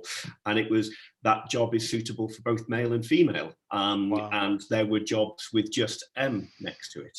And I was like, I'm sorry, you're telling me only a man can do this job? Anyway, I was successful, and I moved into that business and very much changed that viewpoint. But it is about that accessible route and making it appealing to businesses, but also removing the gender tone from job descriptions. I was recently meeting with just a startup in Manchester, and they said, look, we've only ever interviewed one woman. And I said, well, have you seen your job descriptions? It's all about going to the pub and playing pool. So what you're doing really helps on that side of things, but in a much wider context. So yeah, really interesting to see that in more detail. Your point there about the there we go. This is what the show's about. I mean, your point there about job descriptions there and that bias that is, yeah. and I don't think it's conscious bias that we're doing. We're quite unconscious about a lot of things we're doing. I know we've got Joanne Lockwood coming on later on, who also is a connection with us, and she'll talk more about that as well. But there is an ad, and you'll know, Matt, is there where the job description that is more weighted to a female and attracts more female actually doesn't attract less men compared to vice versa. There is a whole thing around that, Matt. Yeah, so if there's 10% of something on a job description that a woman can't do, she won't apply. But if there's 90% that a man can't do, he will. So you put it a lot better. You put it a lot better than I could. It's very slick. Just as men just say, "Oh yeah, apply." Yeah, and it's the confidence piece about returning to work. It's really making sure that whether it's neurodiversity or whether it's sexism, whatever it may be, it's really stripping back those job descriptions and making sure that your brand and your website and everything is accessible for everybody. I think we're the returning to work element at the moment. We're seeing, obviously, with the NHS reaching out to lots of people to come back, and thankfully and gratefully, as Martin and I said at the very beginning, and hats off and round of applause to everyone in that front line. But you're getting more retired GPs and nurses and doctors returning to work as well, and companies are embracing that kind of background, which is excellent, So yeah, I think it's really interesting to hear everyone's sides and how it's all linked together. Martin, we're going to bring Theo in. It's 12 o'clock here. I think we should bring Theo in to inject his lovely Welsh tones and brilliant at this kind of conversation. So I want to invite him in. Do you want to? Yeah, bring Theo in. Bring him in, and obviously he'll be wearing a hat today, I hope. Yeah, I'm going to have to depart because we're actually hosting another webinar at 12 o'clock. So brilliant. Well, Matt, that's an awesome thing of webinars. Thank you so much for joining us. And we should talk again. Yeah. I feel like you've got a business which is really genuinely trying to offer true help, true support. Yeah. I love what you're doing. And I feel like, we must be able to tell the world a little bit more about that. Please reach out. Cool. I'd love to talk more, and I'll be back on YouTube in an hour or so. Awesome. Thank you very much. Really good to see you. Speak soon. Thanks, Matt. Take care, Matt. Bye. See you. Shall I let Theo in? Yeah, you have got your hat on. I was hoping you would, because even though you're indoors, you still wear the hat. I like it. I might wear a hat. I've got this really good shine going on. There's a big spotlight just above me in my basement. And all I've got is this sort of glow. I know, Jim, you decided not to have the spotlight on top of your head today. It's good. Definitely not. It would distract. If there was any plane still flying outside, that it would just distract planes out there. I'd have birds flying into the window and everything. It'd be crazy. Theo, how are you, buddy? How's it going? Not too bad. I think you can hear the reality of life currently with my son singing or screaming or whatever in the background. This is the world we now live in, right? Yeah. Oh, it is. It is completely managing expectations for, what's going to go on in the background, what's going to happen with people just diving in and falling down and that kind of thing. But that's part of it, Theo, part of it. But you're a seasoned presenter. You could deal with any disruption or distraction or heckling that goes on in the background. Wow, you would hope so, wouldn't you? But it's just a whole different thing when it's your own children. It's throughout your working day. But I suppose the great thing is, I was on a call with somebody the other day, supplier who works with us, and they had their kids screaming in the background during a call, and it's now becoming the norm. It's now, you're not even flinching at the fact that somebody's pet dog is sat next to them licking their face. Oh no, actually no, you're wrong there. I draw the line there. That can't happen, I'm afraid. So there you go. I think you're right, though. I think we've become a lot more accepting. It's funny, isn't it? You sometimes look and think all the awkward things. I remember shouting at my kids when I was in a call with a load of people in America a few years ago, and thinking, well, I wouldn't have to do that now. But like, yeah, my kids, this is what they're doing. Yeah, they're off doing that. There's some drawing, and we go, bye. Yeah, forget. It's just much more accepting. And sometimes what they're saying is a bit more interesting than what we're all discussing anyway. So they add to the conversation. Completely. Jazz it up a bit. So Theo, do you know Martin? So Martin's still on the call. He's from Recite Me. Do you know, have your paths met? You know a lot about the similar things, simpler topics. Yeah, I've crossed paths on LinkedIn, but not spoken directly. Oh, LinkedIn friends aren't the same things as real friends, although maybe they are. I don't know, maybe they are more now. I've suddenly had more friends. Hey, how are you going? Hope you're still alive. Have you thought about this? It's like, no, I wouldn't. Why? I've just had an offer of data cleansing. Who knew I needed data cleansing? Because of my special friends on LinkedIn. So Theo, I thank you for coming, because I dragged you on here to say, please come and do this. It's that nice, magic, broad conversation, I guess. We've not really stuck to a particular theme, although it does sort of, as the time's gone on, there's been a bit of a common theme. We were lucky enough, we had Dane from Nuffield Health on this morning, who was doing a lot around employing health workers, and we had Job Training and Resumo. Both have got clients who are in the health space. Maybe tell people what NICE do, because maybe that'll help, and then maybe tell you about what your experiences right now. How are things in this current environment? What does it look like, and what are your new challenges that you perhaps didn't have 6 months ago? Yeah, of course. So NICE, National Institute for Health and Care Excellence, provide the guidance to the health sector on what practices, procedures, technologies they should be using. When I say technologies, primarily drugs.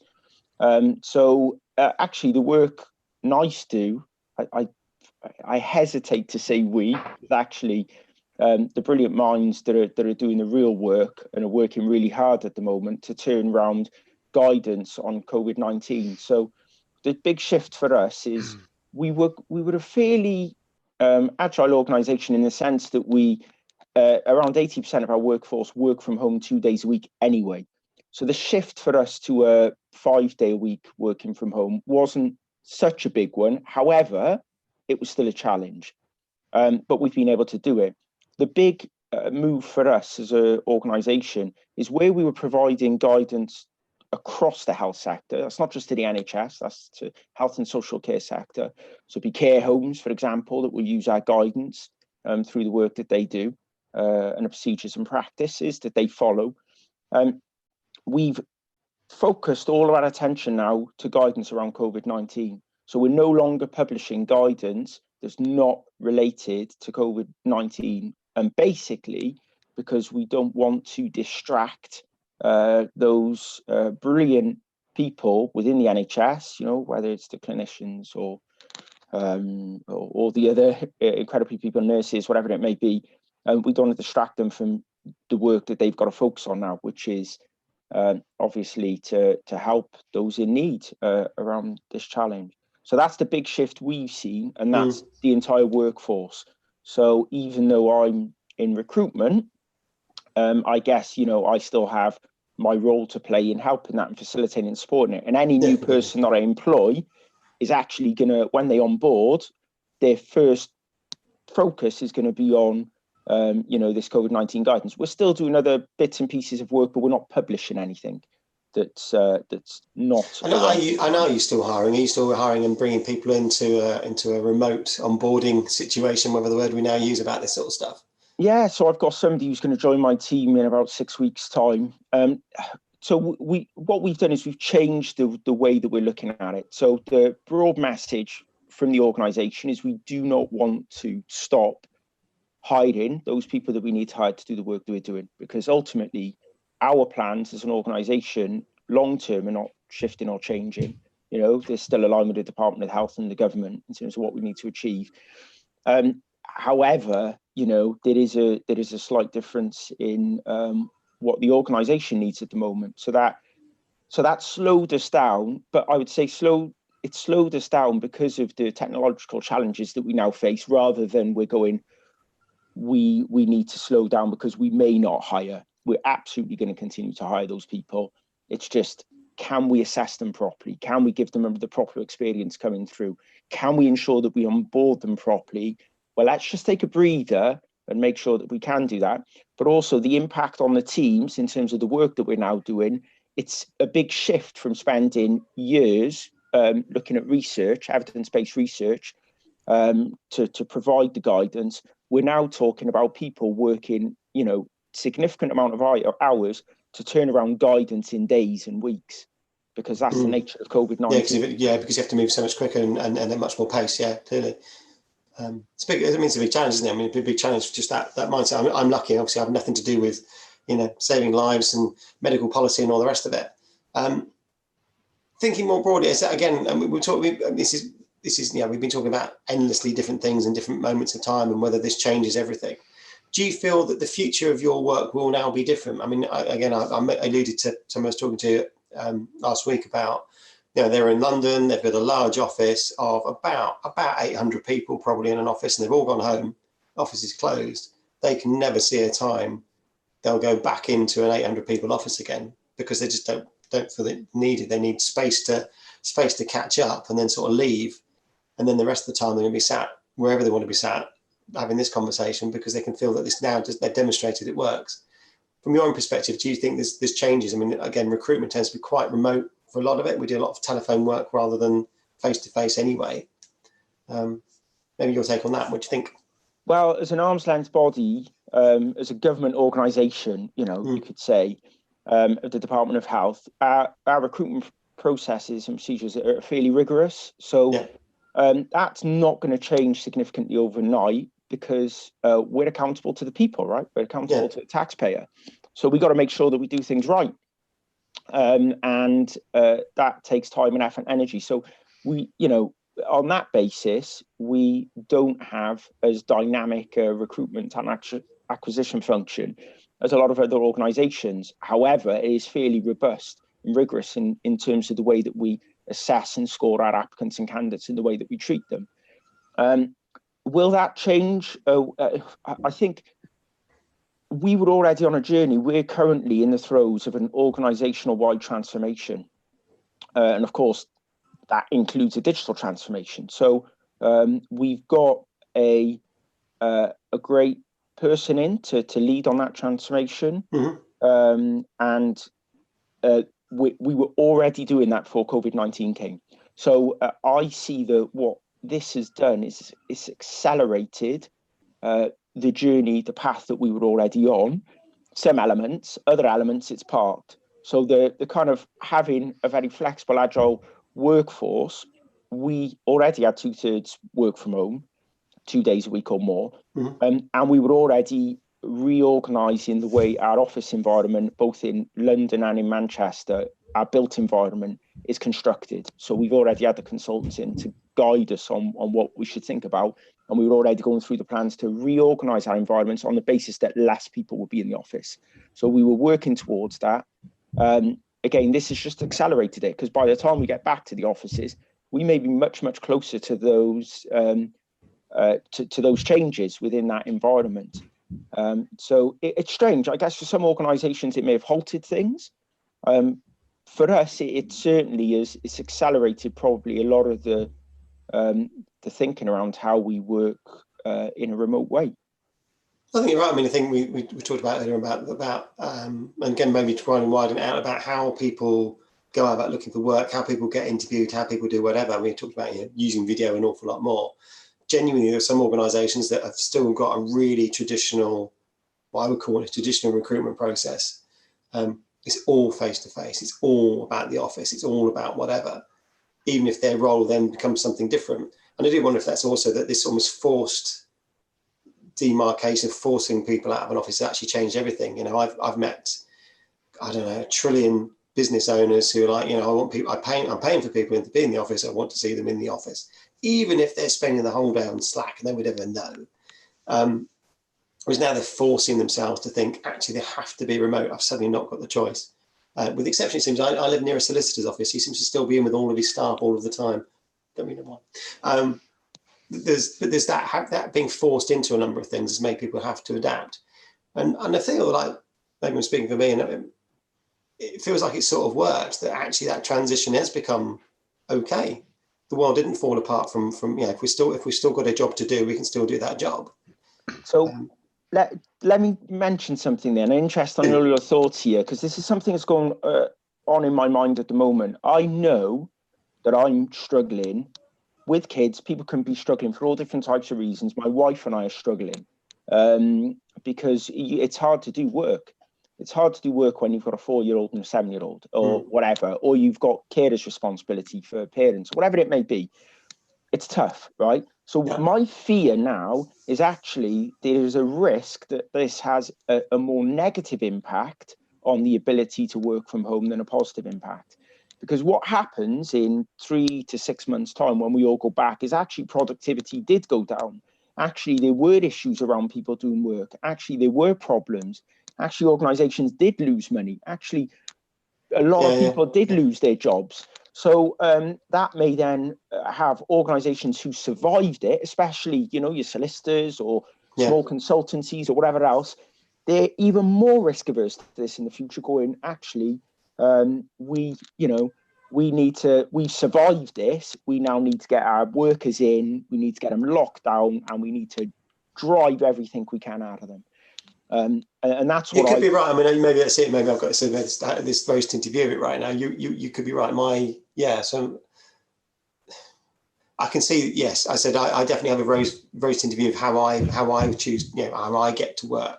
And I feel very privileged. I'm lucky to do that. I spend a lot of my life doing this, to be honest, and I have spent the last chunk of my time doing this. You do think, so there's almost like a backlash of, we were forced into this situation. Thank God we can bring it back in, and now we're going to put the barriers back up again. Do you think individuals will feel like that as well because of that fluidity? And we've talked. It's there's a lot of work, isn't there? When you think about when we're busy at work, about being present. I don't mean physically. I mean just sort of that present in the space of doing the work. We're not very good necessarily. We take work home with us a lot. Now we're at home and working, and we're losing some of those barriers and boundaries, which actually are helping us to focus and get on with things.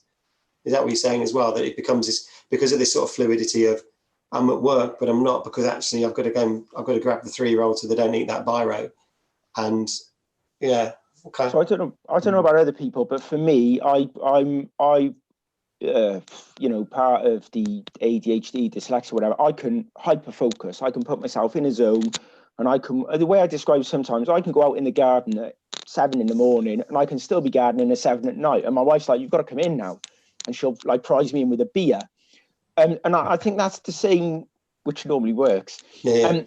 But the other aspect of that is work, however you define it, I can find myself doing the same thing. Now, if you take those barriers away, my ability to lock myself in an office, my ability to work from home, knowing the kids are at school and my wife's at work, that allows me an environment where I can hyper focus, I can hyper perform, I can get in the space I need to. You take those barriers away, like my children may just come in, my wife still needs me because she's got a call that she has to go on that's important. All these things absolutely change the dynamics of the world of work, and not necessarily for the better. And that's me and how it impacts me. And then we're talking about mental health and well-being and how we're going to come out of this. I think there's a lot of people who might feel the same way, but for different reasons. Theo, look, I totally resonate with everything that you're saying, and it's first of all, it's not a real environment that we're in. This work from home is not a situation where, if you're testing it out for your employees to work from home, we're in a situation where we're all in a really, really difficult situation. Firstly, reaching out to you and saying, you're struggling, buddy. Lots of people are struggling as well. It is tough. We're all finding this dynamic tough. And don't forget, we're at the end of a Zoom and end of a call at any point, mate. You know where we are. Please do reach out to us. But I think you're right. I think there will be people and will be organisations that have a negative effect, from this. I think there's two sides of the coin. There are people that will be able to embrace it. Their life-work balance situation at home will be slightly different. I know having kids family and everything as well. And I was chatting, one of the things I put on the post is having a new puppy who might be scratching at the door. I'm just worried that he's going to bound in, tear around, pinch a wire or whatever it might be. These are not the normal kind of factors to allow people to embrace working from home. But it's not going to suit anyone, even with the right situation, even the right environment that is going on. So this is a bigger test for people. And those that can get through this part working from home with all the other distractions going on in the background, when they're removed, they may well find that a great place. But it's, it is tough.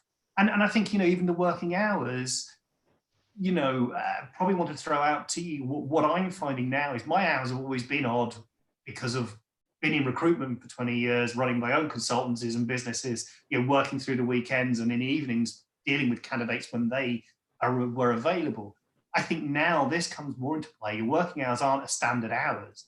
You know what I mean? You might hop in at 8:30. You might get called out for breakfast. The kids might come in. And my dog, we dogs, because I'm living in the room downstairs, comes in about 6 o'clock in the morning and needs to be fed. And then things are coming through. And then at lunchtime, there's no set format or pattern anymore. As much as you try to have some sort of structure, you can't. I think the outcome I think the outcome will end up being that more organizations who were adverse to allowing remote working will be more open to it.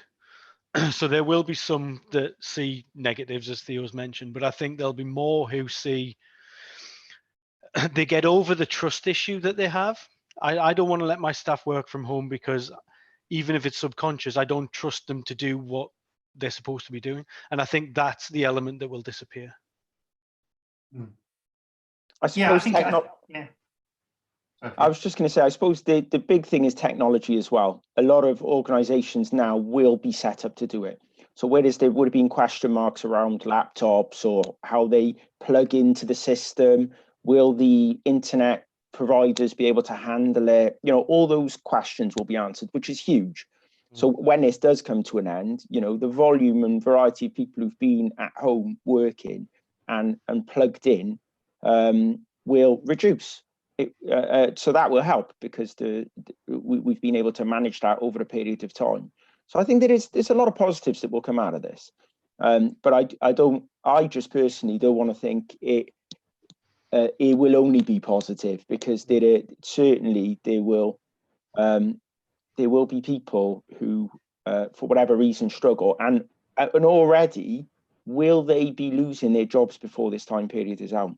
What organizations will need to lose people, and who will they lose?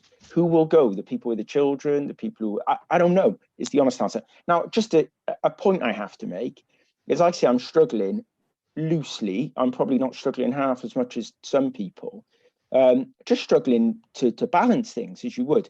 But NICE have been incredible. And I don't want this to be a thing around organizations being, great at this or not so great at this. But the reality is NICE's stance on this has just been phenomenal. Immediately, once they knew that this was going to be a challenge, they started, daily emails from the chief executive. And, they've communicated really well. And they've ultimately said, we know you're parents, we're parents, we know you've got kids' responsibility, we know it's a challenge. We only expect what you can reasonably give. And I think that's huge. And I think not all. Somebody's got a delivery, by the way. I just a little I know. Going back to that reality of life thing. We've had 1,000 toilet rolls. You're the man. You live up the road from me. I'm coming round. But I think I was going to say, I think that's a really important thing that you've highlighted there. And we were talking about earlier on, I think it was Gareth with Carew. We'll talk about where and what companies do, and I think that's been a thread all the way through how people, and how firms support their employees through this situation will have a big impact on how they recruit, how they attract talent down the line. Whatever they do, whether they open the opportunity to work remotely or they don't, or they're adverse to it, but how they treat their employees is really important. And that's really good to hear. We would hope that would be the case anyway, but it's nice to hear that. And that positive thing is more about what we want to hear as well. We want to hear all the positives that are happening with people as well. So neatly segueing, do you see how that happens in this carousel of a sofa?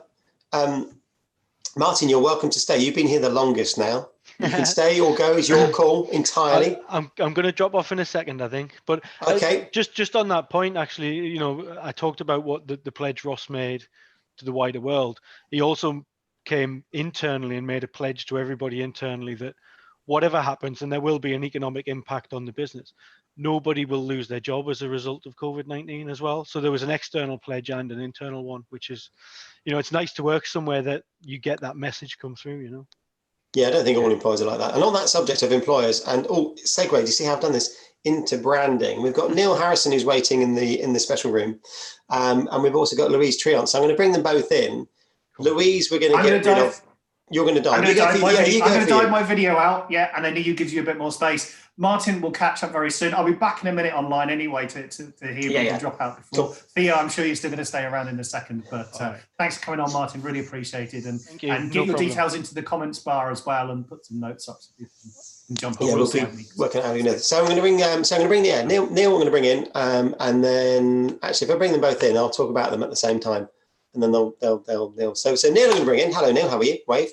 And we're just on that subject of, I guess, how we. Oh, awkwardly, Louise is an empty seat. That didn't work so well. Louise, come back. Your empty seat is empty. But Neil's having a cuppa. Well, there is. There we go. Yay! And this is by magic. Louise is ready. See, because we were just talking to us, and I'm just going to get headphones on. There you go. No. What time? And always. Oh, we're live. You missed the email. This is live all day. It's been live since 9 o'clock. It's live until 5 o'clock. So you, as I said, when you come in the room, you're live. Well, it's a good job. I was dressed. It would have. Who knows? We don't know that, do we? We don't know. That might have boosted views, might not. We never know. So on the call, so we've got Theo, who is nice, and we were sort of talking about how employers here and now seem to have got into a zone of having to do the things they've got to do. It's whether we sustain that, whether there'll be more like a backlash to the future, that maybe we're all suddenly want to be back in an office, or more importantly, our employers will be back in an office. Neil, I'm going to neatly segue you into that around, I guess, all authenticity around this time about organisations that are still hiring today. Maybe what should they be doing, what shouldn't they be doing? But maybe thinking about what that future looks like. Yeah, we'll be talking about the idea that one of the key questions that candidates will have when they walk in is like, well, what did you do during that crisis? How did you react? Did you keep your workers? Did you do this? Did you do that? And that brand absolutely being front and foremost now suddenly, as opposed to all perhaps the lovelier things they want to see. And then Louise, you're here, and I'm expecting you to clear off relatively soon. I want you to plug your lunchtime show, which is on at 1 o'clock today. Yeah. Because Louise, I'm going to put actually I'll come back to you. Sorry, there are loads of different forums and loads of different groups for recruiters to go and spend time, hang out, do whatever. Not everybody wanted to join us today, so thank you, Louise.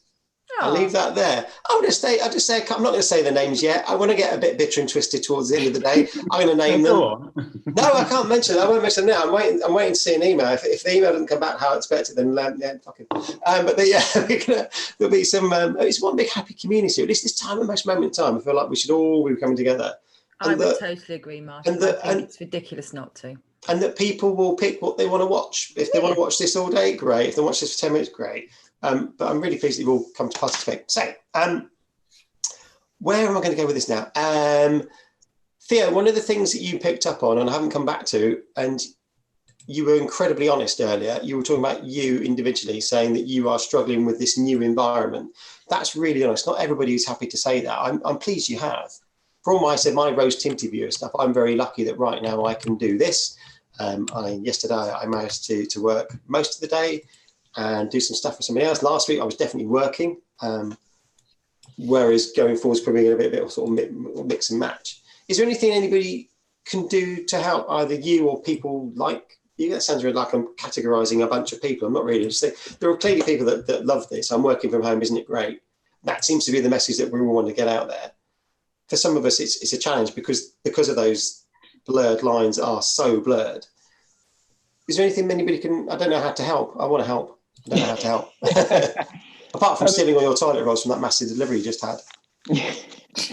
Yeah, I think the problem is for each individual person, it's going to be a very different experience.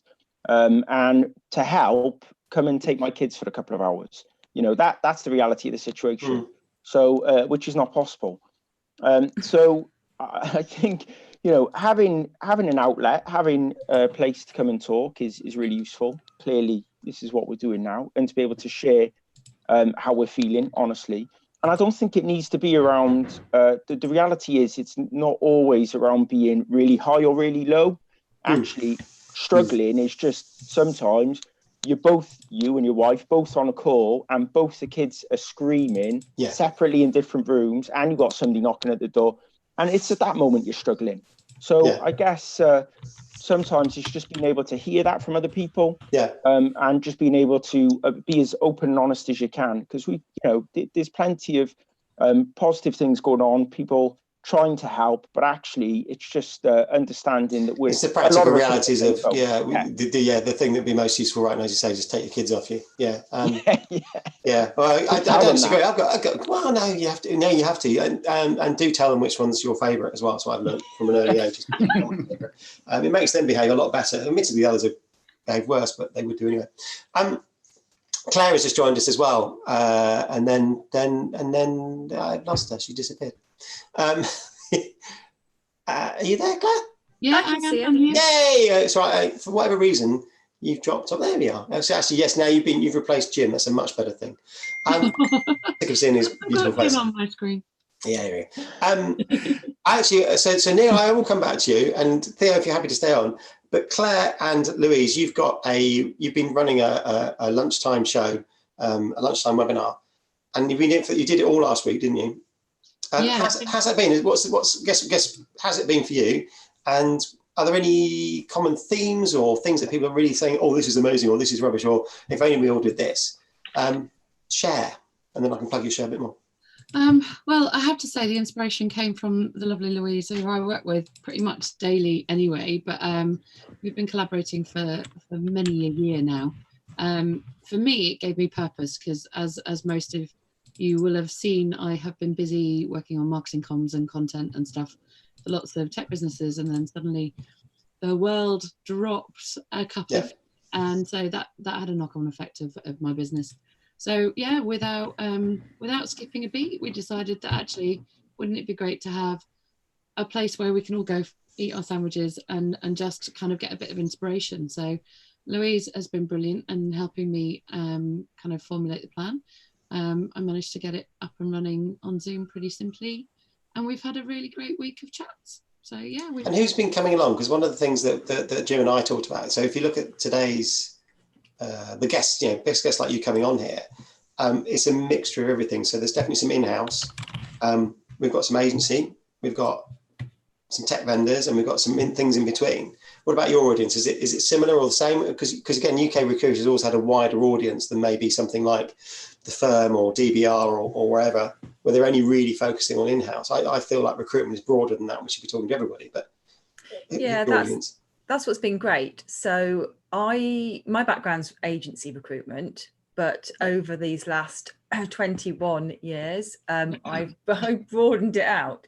So recruitment full stop is the space in which I operate, and similar for Claire. So some of Claire's clients more recently might have been more focused on the in-house side, some have been maybe more focused on the agency side, but between us I feel like we probably cover most of the space. But exactly what you said just then, Martin, is it's in-house, it's agency, and it's vendors, and that's the audience who we've got, and they're sharing very similar thoughts. So one of the things which you just talked about was how you can help people, and that's one of the things we're talking about quite regularly, is that what are we doing in our own businesses, what are we doing to give ourselves purpose, how are we connecting with our clients, whether they be job seekers, whether they be internal hiring managers, whether they be the recruitment space. And it's those type of things that we're talking about. And then every day we've got on a guest who has a specific expertise. So we had Francis West talking about security, we had Katrina Collier. So it's I think it's like a phone-in radio show. I quite like that kind of idea where you've got maybe somebody talking and then other people can kind of call in and say, yes, that's how it applies to me, or can anyone help me with this, that, or the other. That's really cool. I would say, you know, hi Louise, hi Claire, hi Neil as well. I was in the background. I jumped in early last week to you guys and started watching the lunch. And what I like, the fact that it's not live, it's not streamed, it's not been recorded. Anyone can say anything at the lunch period. You know, we talk about what we had for lunch. It's a nice way to get to know other people. I've made more connections out of it in the last week or so I've been there. And it's a great way, and someone like yourself, Theo, who's saying in the background, to have an open chat. And I'd highly recommend jumping in and joining the guys if you're not there already in the background, you know, to get in and share experiences. And because it's that closed group and everyone is embracing everyone from whatever background, you are just somebody working from home, not just somebody, but a person working from home, you know, and that openness is great. So I'd highly recommend jumping in at one. I might even have withdrawal symptoms and just go over to another computer, have it in the background as well. But yeah, great idea, and it's been a great show to be on and part of. Thanks, Jim. That's really lovely. Yeah, it's definitely. I just looked at my calendar for next week, and it's literally the only thing that I now have planned in, and my color coding and sort of nice organizational structure, or anally retentive organizational structure, as most people would call it, is kind of lacking. But I still have this nice flesh of pink all the way through our lunchtime. So no, it's something that we're really looking forward to. We've got a great number of guests on this week. Anne Swain's joining us as well. So to your point about, you know, guests from different areas, we've got Anne talking about obviously how she's dealing with things from APSCO's leadership perspective, but also as well, she's hopefully going to bring us some content around what the recruiters are doing within the membership. We've got, I think we've got other people who are talking around job boards. We've got technologies. We've got chat from Sourcebreaker. We've also got Mark Lennox from the In-House Recruitment Network. So I don't know who you're going to name and shame later, but we've got collaboration. I'm not making. No, I mean, happy to say, Mark. I've emailed Mark. He hasn't come back to me. He's actually cool. He's not the one I'm pissy about. No, but you know, that's great. So Mark is. I always love Mark. I love Mark. I love the In-House shows. I think they're great. I think they're brilliant. I think In-House Live is an amazing thing. Yeah, cool. Love him. Love his pieces. Like so Jamie as well. Jamie, if you're out there. There you go. Yeah. Oh, we're getting now. I'm going to write a list of the people you love to see. Now, hopefully we've got those people coming out, and that's the other thing, is like we will keep running this for as long as we need to keep running it. And I think you know, we've got an amazing stand-in just in case Louise and I need a day off. So Stephen O'Donnell is our sort of anchor man, if I can call him that. And he's great, and you know, there's not much between the three of us that we don't know about the sector, which is phenomenal. And actually the conversations, to Jim's point, have been just really honest. I've been really blown away by everybody's sort of commitment to being there. I think of it more along the lines, maybe that's just me, but I think about it as like a loose woman, sort of almost Jeremy Paxman kind of combo, which is wrong in so many ways. I was going to say anything, I'll get into trouble. You see yourself as Jeremy Paxman, really? No, that's not the reason me. I'm definitely the loose woman. Hey, cool. Right, I'm going to make a decision. Where are we now? We are coming up to 12:37. What time do you two need to go? Because I want to bring Neil in to talk about employer branding, about what organisations can do, which segues nicely into Theo, who's still there. He's still there as well. Yeah, we'll pop off now and let you get on with it. It's really good. And then, so just to plug again, 1 o'clock every day. Yeah. Monday to Friday. People should. I absolutely think it's a great idea. I know Jim's been on it. Yeah. You didn't invite me. That's fine. I don't care. But everybody should come on here, scan watch it, and participate. Because I think as I said to you, I think in the email originally, the consistency is the thing that brings people to the thing, isn't it? Knowing something's there the next day and the next day, as long as it's something that works for them, is a really helpful thing. And I think in this current climate, it's nice to be able to know, actually, no, I will watch dip into it next week, or I will dip into it on Thursday. So yeah, thank you for doing that. I think it's a really cool thing. Thank you very much. And we'll come back at 2 You'll and come watch out the rest of this. Yeah. You come back, and you're coming back, one of you. one of you come? Maybe. Yeah, you're going to come later on. So one of you's coming. So yeah, we're going to catch up later on. So it's cool. Wonderful. Thank you. See you soon, guys. Take care. See you later. If I'm not there, say hi to everyone for me. We will do, Jim. Enjoy the rest of your day. Take care. So Neil, I've known you since you were a young man. The last time I saw Neil, Theo's gone as well. Theo's gone.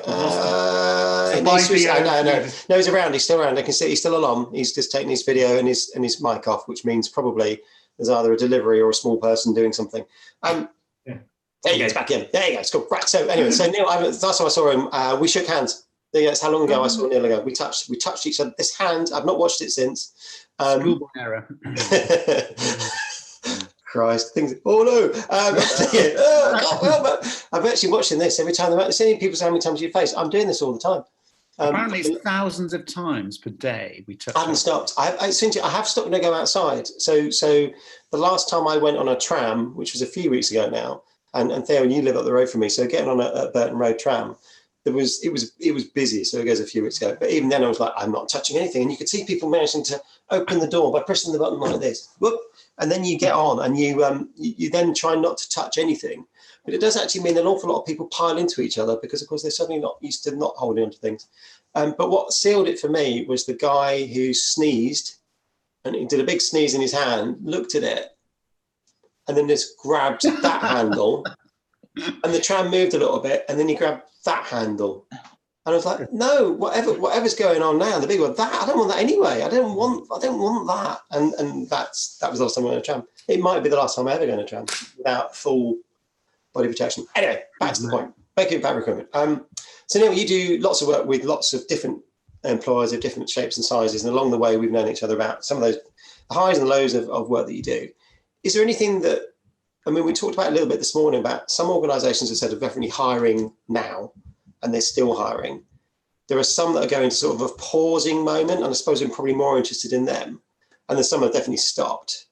But even probably the thing. So the pause is how do organisations perhaps rethink their branding activity and think about what they should be doing next? Yeah, I mean, the word unprecedented gets thrown around off too much at the moment. And although it doesn't matter in a way how experienced anybody is, because no one's been here before, no one's gone through this kind of experience before, so there's no roadmap. So we're kind of all making it up. So the initiatives that Claire and Louise were talking about are absolutely fantastic, because people are just making those things up, and they seem to be really, really effective. I think they're important to a whole lot of people. So I think it's fantastic that these kind of initiatives are appearing.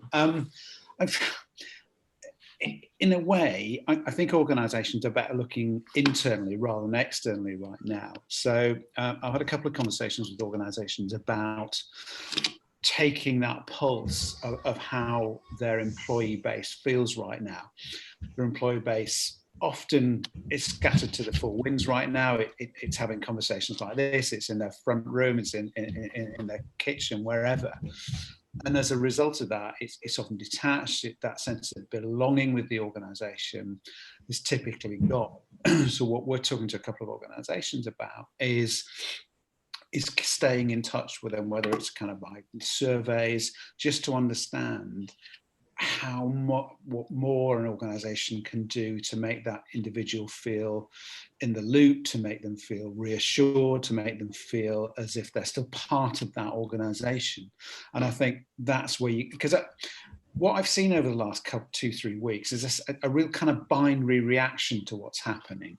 So some organisations couldn't have been better, whether corporately or from an employment point of view, and those are kind of merging anyway. Yeah. So some of our most famous, let's say, sports retailers, pub chains have just been absolutely appalling. And it will be fascinating to see how that is rewarded as and when this thing lifts. In terms of the way both their consumer brand, but also the way we look on those organisations as employers or potential employers going forward. More positively, there's an awful lot of organisations who are absolutely excelling themselves. And, you know, we're on Zoom right now, obviously, and I was just reading an article about how Zoom are working within their communities, but also for new joiners, are really are looking at kind of discounts because they understand. I mean, Zoom's share price has gone through the roof apparently, and understandably. I mean, see, people got this fascinating reaction to working from home, for example, and a lot of people are saying, well, as and when this thing again lifts, we're all going to be working from home. And I'm not sure that's really the case, because I think a lot of people, and Theo's obviously got his own kind of challenges there, because we're all sort of forced. It's not a choice. We've been forced to work from home. So I think in a funny way, there'll be a real sense of rebelling against that. And we will really crave the company we want to, the company we choose. So I'm not necessarily, I don't think it's binary that because of what's happened, we'll all be working from home. But I think that sense of how our organizations behave, and just as individuals, I mean, you go on Twitter, you go anything like that, and you'll see people going out of their way. There's a lovely kind of that heartfelt tribute to the NHS last Friday. Everyone's sort of clapping outside, and I sort of put down my British Reserve and went outside and clapped rather self-consciously. And do you know what? A lot of people in our street were doing exactly the same thing, and I thought it was lovely. And then you see some people's behaviour to that. Footballer we could mention going to parties and coming back drunk, and I just think, but again, there's no middle ground. People are either kind of excelling and going beyond and just being lovely human beings, and some people doing just the opposite. And I think organizations are doing exactly the same thing. So when this when this lifts, there's going to be a real kind of sense of reckoning, and it'd be fascinating to understand how organizations like that go about repairing their employer brand. And it's been... Well, I'm hoping that you and me can become rich, because I can just walk around and say, here's Neil, who's going to fix your problems, Mr. Sporting Brand. Not for the first time, Mr. Sporting Brand, the one we're talking about, has said some stupid things. But undoing... Yes, you're right. And I guess that's back to the authentic nature of it. I mean, you and I have always talked about employer brand needs to be real. And there's often quite a disconnect, isn't there, between what people want you to think about an employer on the way in, hey, we're great, we're amazing, and the reality of walking through the front door. And I think suddenly those things are connected up a little bit more. You can put a nice, shiny employer brand around an organization, and actually people don't necessarily get to the degree to which that's real, that's genuine, that's authentic. I think there's no hiding now. And I think those organizations who've behaved fantastically will distance themselves significantly, because it's just a question. And that their workforce and employee base are the litmus. Those are the people who say, do you know what?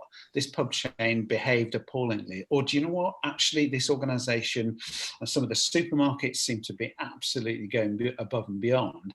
And it's fascinating as well to see how that shift in terms of the way we perceive jobs.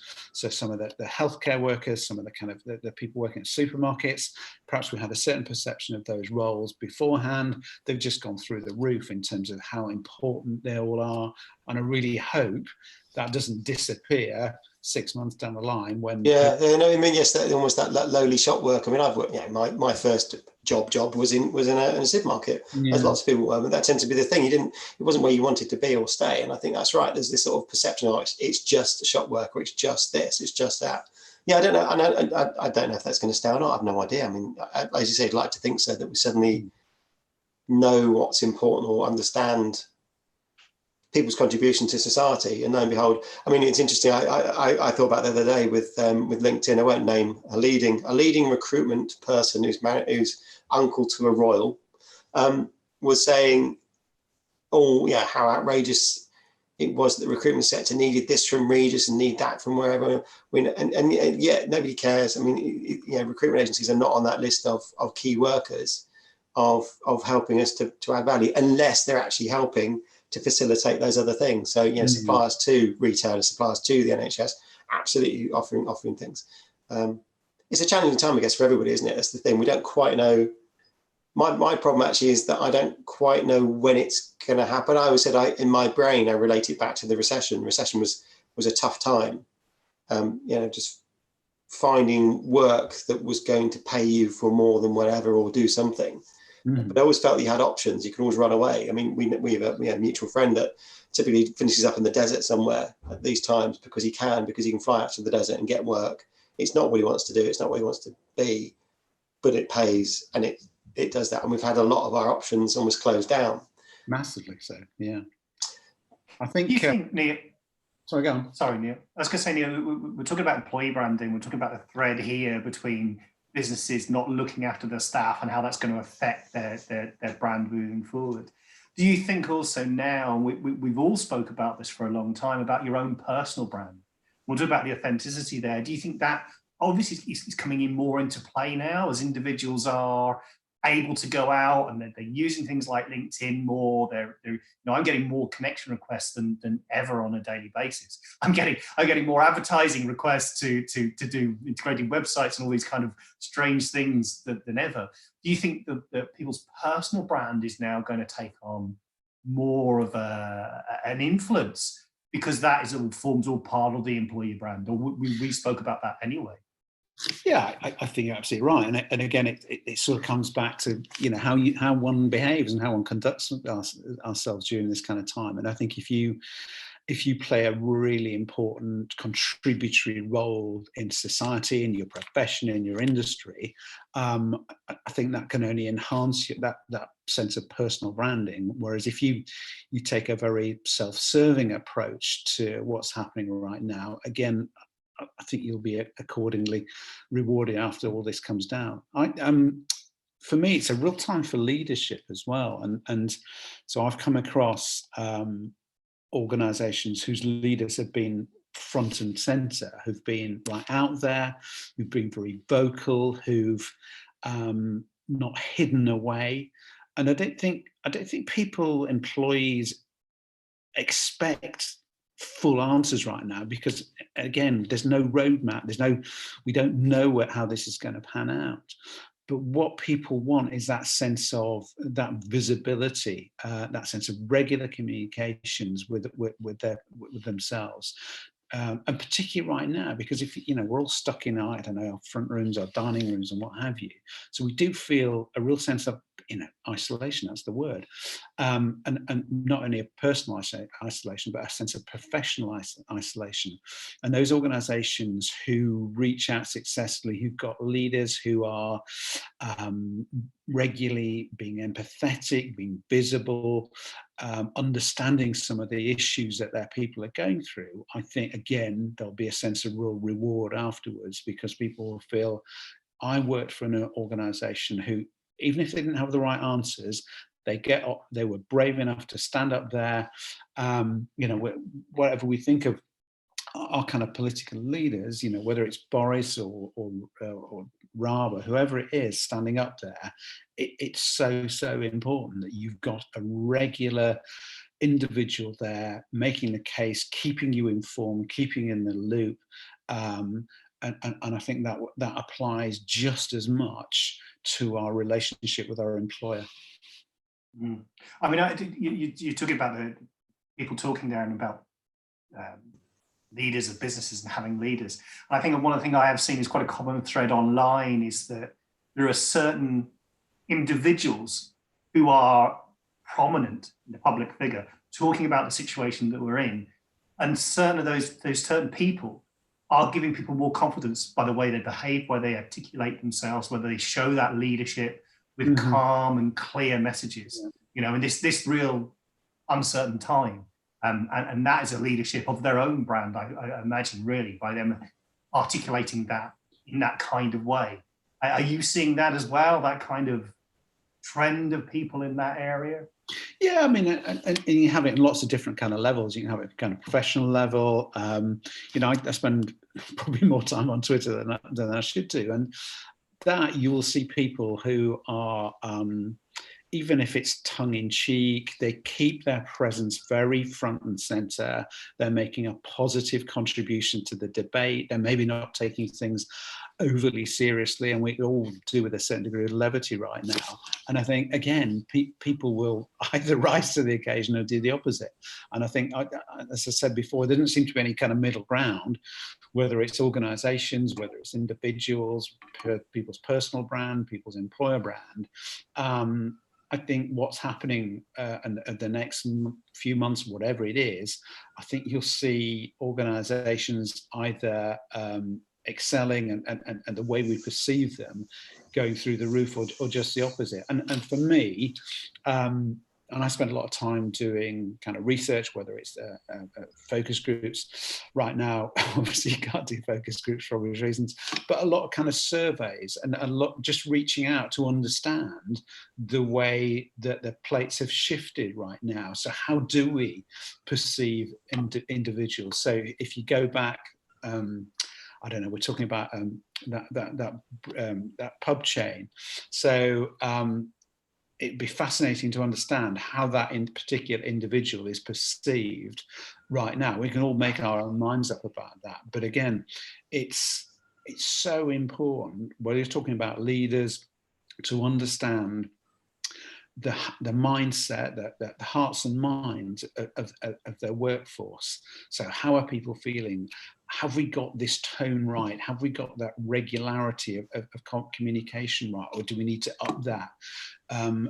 Do they get what's happening around our organisation, or do we need to up that? And again, the way, and that's internal research, that's understanding how your internal working population is. But what about the outside world? So it'd be fascinating to understand, as this starts to lift and shift and move in the right direction, how is one's employer brand being affected by what's gone on right now? I mean, you can only imagine that the NHS's employer brand will be hugely positively shifted by what's happening and their response to it and what's going on. But even though I said, someone within this house works within the hospital setting, and it's fascinating that we don't necessarily talk about, we still now don't really talk about people. So what's the big deal right now? It's ventilators. Have we got enough ventilators? And we talk about, you know, the Dysons of this world, the organisation, are they producing enough? And actually the real issue is we don't necessarily have enough intensive care nurses to actually operate those ventilators. But we think in terms of equipment and resources rather than people right now. So you're kind of hoping that will shift again. I'm just going to cut you guys. I'm going to bring Georgina in, who's very patiently been sat there for about 10 minutes. I keep thinking it's going to be a moment in time I can introduce her. So I'm just going to bring her in. And Theo, you're still with us? You're happy to stay? I'm off. I'm going now. Well, it's been lovely, Theo. I'm going to say thank you. That's an awesome segue into you disappearing and somebody bring in. Thank you, Theo. Really pleasing to see you. Yeah, we'll talk again. Take care. Georgina, how are you? Hello. Connecting to audio, we can see that little bit in the background. I can see that little You'll be with us in a second. Yeah. Georgina, there you go. Yeah, brilliant. So we're just, oh, you've got us on. Or something. You've got us on or something. I can hear the background. So we're still talking to, yeah, you definitely still got us on. Off now. There's a 20-second delay that we realised when we were doing this. Yeah, it's a live 20 seconds.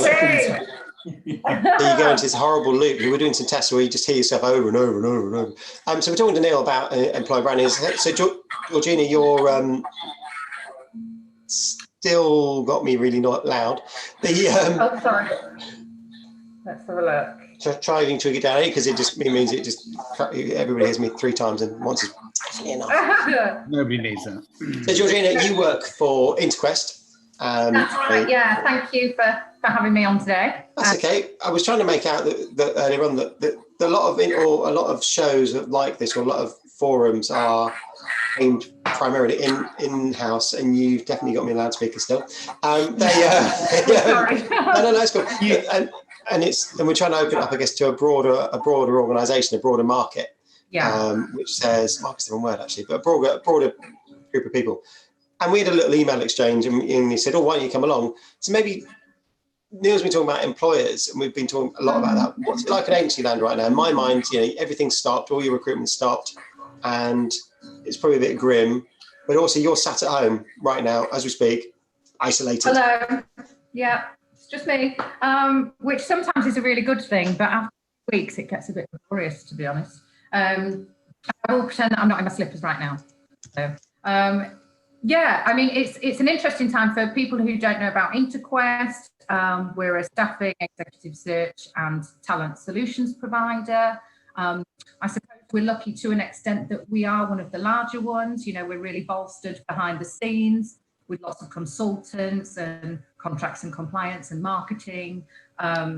We've got offices across the UK and in New York. So obviously we're seeing the global effects of the pandemic as well. And mainly we are a people business. So what is really important to us is people. And, you know, in the current pandemic and current climate, that's what's being affected the most, is people, whether it be individually, whether it be business. And we are very much trying to work business as usual. Trying to educate a lot of our clients into different ways of working, you know, working remotely and digitally. We're adapting to change and adopting that change, which I think is really key for everybody to be doing at the moment. And just touching on something that Dan Myatt was talking about earlier, remote onboarding as well. It's something, again, we're trying to educate all of our clients on, that it is possible to keep going. And it's actually really, really important to keep going, especially within talent. It's easy within agency side, sometimes internal recruiter side, for things to an extent to grind to a halt, which I think is really, really dangerous. You've got to find different ways of working, and we can't let new talent engagement grind to that halt. So that's something that we're really working on with our marketing team, our board, not only for our external clients to educate them, but for our internal teams as well. Regina, sorry, are you seeing a big difference between the way you talked about having New York offices, for example? Yeah. Are you seeing any big difference in terms of the way New York or US employers react or are reacting to this, to what's happening across our side of the pond? Yeah, I think there's a level of similarity because certainly it's a global pandemic. Everybody's adjusting to new ways of working, whether they be in the US or Europe or worldwide.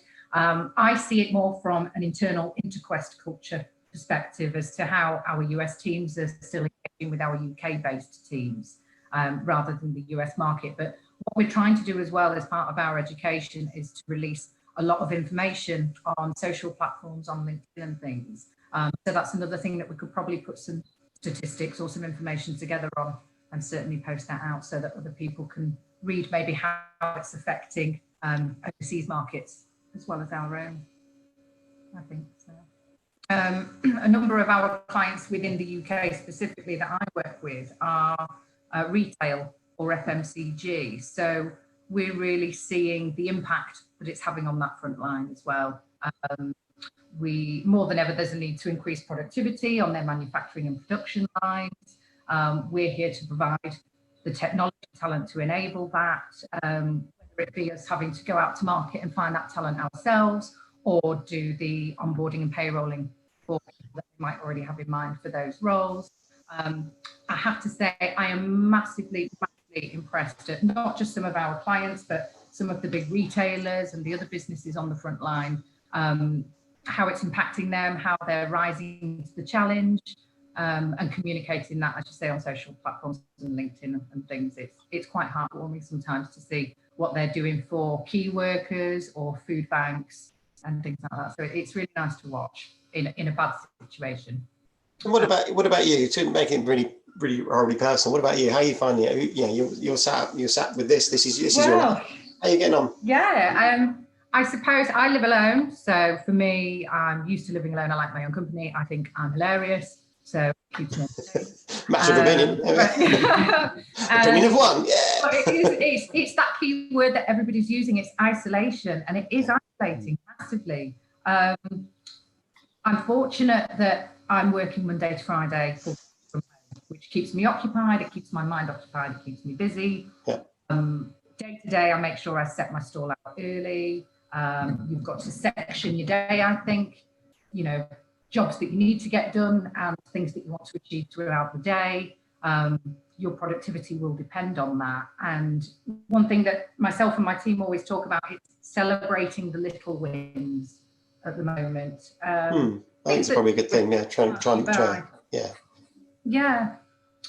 Every little thing that you do, whether it's a good conversation, whether it's a candidate looking for work and you feel like you've given them some really good advice, whether it's your clients that you're supporting, if you can take one thing away from that day that's a little win and makes you feel positive, it will carry you through to the next day and the next day. I just think that's really important. I've got 2 cats, so I will be crazy cat lady by the time all this is over, I think. Weekends, I suppose, are the hardest, but you know, they say that you can get out for an hour or one piece of exercise a day. If you don't feel like it, it's so important to do that. It clears your mind. If you are working from home, it takes you away from your workspace for a little while as well. It's a bit odd when people are walking in circles around you to avoid you, but get used to it as the norm for the next few months. Do you know what? I find that fascinating, the way that we're obviously isolating at home, but if you, as you say, if you do go out, people are literally crossing the road to avoid each other. It makes you feel like it's you, but you have to remind yourself that it's not. And I do wonder how permanent that's going to be. So again, 2-3 months time, whenever, when you know we are allowed out, so to speak, how did we respond to that? Do we sort of change completely? Is it all big hugs, or do we, you know, because we're British as well, do we maintain that sense of kind of aloofness and distance? I don't know. It'd be fascinating to see how we. It is going to be interesting, and it's something that I go on to talk about. Actually, I've made some notes here, but I think there will still be an element of fear, even when we've overcome this. I don't think that will leave people, maybe for a long time, if ever. Certainly me, I'm a little OCD at times, and I might just hug less people than I used to. I think there will still be an element of it somewhere. But I think genuinely, everybody's planning a very big celebration when we do come out the other side of it, if and when we come out the other side of it. As I say, something I was going to go on and talk about here is, what does the future look like? And, you know, which of these adjustments will endure beyond the end of the pandemic? And it's not only the social adjustments we're having to make, but the business adjustments as well. Digital engagement, you know, will that still continue to this level or to a certain level? Remote onboarding, as Dan was talking about earlier, will businesses see that as maybe a quicker way where they can't onboard somebody face to face to still continue that onboarding process, because it's then become trustworthy and almost the norm? Flexible working, you know, are these habits likely to persist? Some companies are still a little bit against or unsure of flexible working, but now everybody's forced into a situation that they have to do it. Will that continue more so than it has been previously? And social engagement as well. You know, are people going to be kinder, not just socially, but in business? You know, it's all about be kind. Before any of this happened, that was the main message that people were trying to get across in the weeks before the pandemic. Is that something that will continue? Will we see a shift there? And, you know, at the moment, I think a lot of it's about sustainability. What growth are we going to see? And out the other side of it. So it's going to be interesting. Definitely. As far as our teams, I'm very lucky working for Interquest because we're a lot about mindfulness. We do a lot around mental health, and it's something that the business takes really, really seriously. Just with me and my teams, we're using Microsoft Teams at the moment. We do quizzes, we do yoga, we have a bit of a Friday rave on Microsoft Teams with a glass of wine in your hand, nice. and mindfulness sessions. And I just think employees are your company's biggest asset. So the more that you invest in your people now, the more it will bolster your business for the future. There's a lot of positives to take out of it as well as negatives, I think. I think you make a really important point around mental health. And I know the last couple of years, organisations have been taking that more and more seriously. But I think, although obviously COVID-19, obviously we focus on the physical side of that, but because everyone's self-isolating, I think some people are I'm more happy with that. You're obviously doing a fantastic job there, but I think for a lot of people, it can be really tough. Whether you're too close to people, you've got too many people in your house, and you're all rubbing up against each other, and there's a lot of friction. Whether you're on your own, you can't get out. I think people will emerge pretty bruised mentally from all this, and I think again, you're right. The way employers recognise that and work to alleviate that to the greater degree, I think will be massively important. And again, it will, people's reputation as an employer, their employer brand, whatever you want to call it, will be influenced by, again, the way they've, your organisation obviously realises that and is working hard to reach out to people. Not all organisations, unfortunately, will do that. No, I agree. And I think it's something really important for us to do as a recruitment business. Part of our job as a company is to set an example to businesses as to their employee engagement and maybe how they should be doing things, because ultimately we're going into these businesses and advising them of what to do around their talent engagement. If we're not doing that ourselves, then it makes no sense. So we're really at the forefront with that. We like to think there's always ways that we can do better. There's ways that we can improve, but we're open to growth and improving any way that we can, really. On that moment then, as a sort of segue, as you noticed, it said in this sort of carousel of whatever, you are both more than welcome to stay, Neil and Georgina, absolutely can. Or you can clear off, I won't be offended either way. We've got, we've been going now, we've been live on air for 4 hours, which is an interesting thing. It's 4 hours longer than I thought we were going to make. We have viewers. I can see on the live stream at the bottom there that we've got multiple viewers, more than one. Thanks, Mum. I didn't send the link. I was going to send the link to my mum, but I thought, what's the point? She'll just keep criticising. But anyway, we've got Stan. So if anybody's in the in-house space will know that Stan used to work for Vonk. Stan's Loud and Dutch and Loud. Company works for Smart Recruiters, and we'll be coming in to talk about that. We've also got Tristan, who works for Vonk. He's meant to be about 15 minutes away, but he's luckily sort of in the room somewhere. So I'm going to bring Stan in now.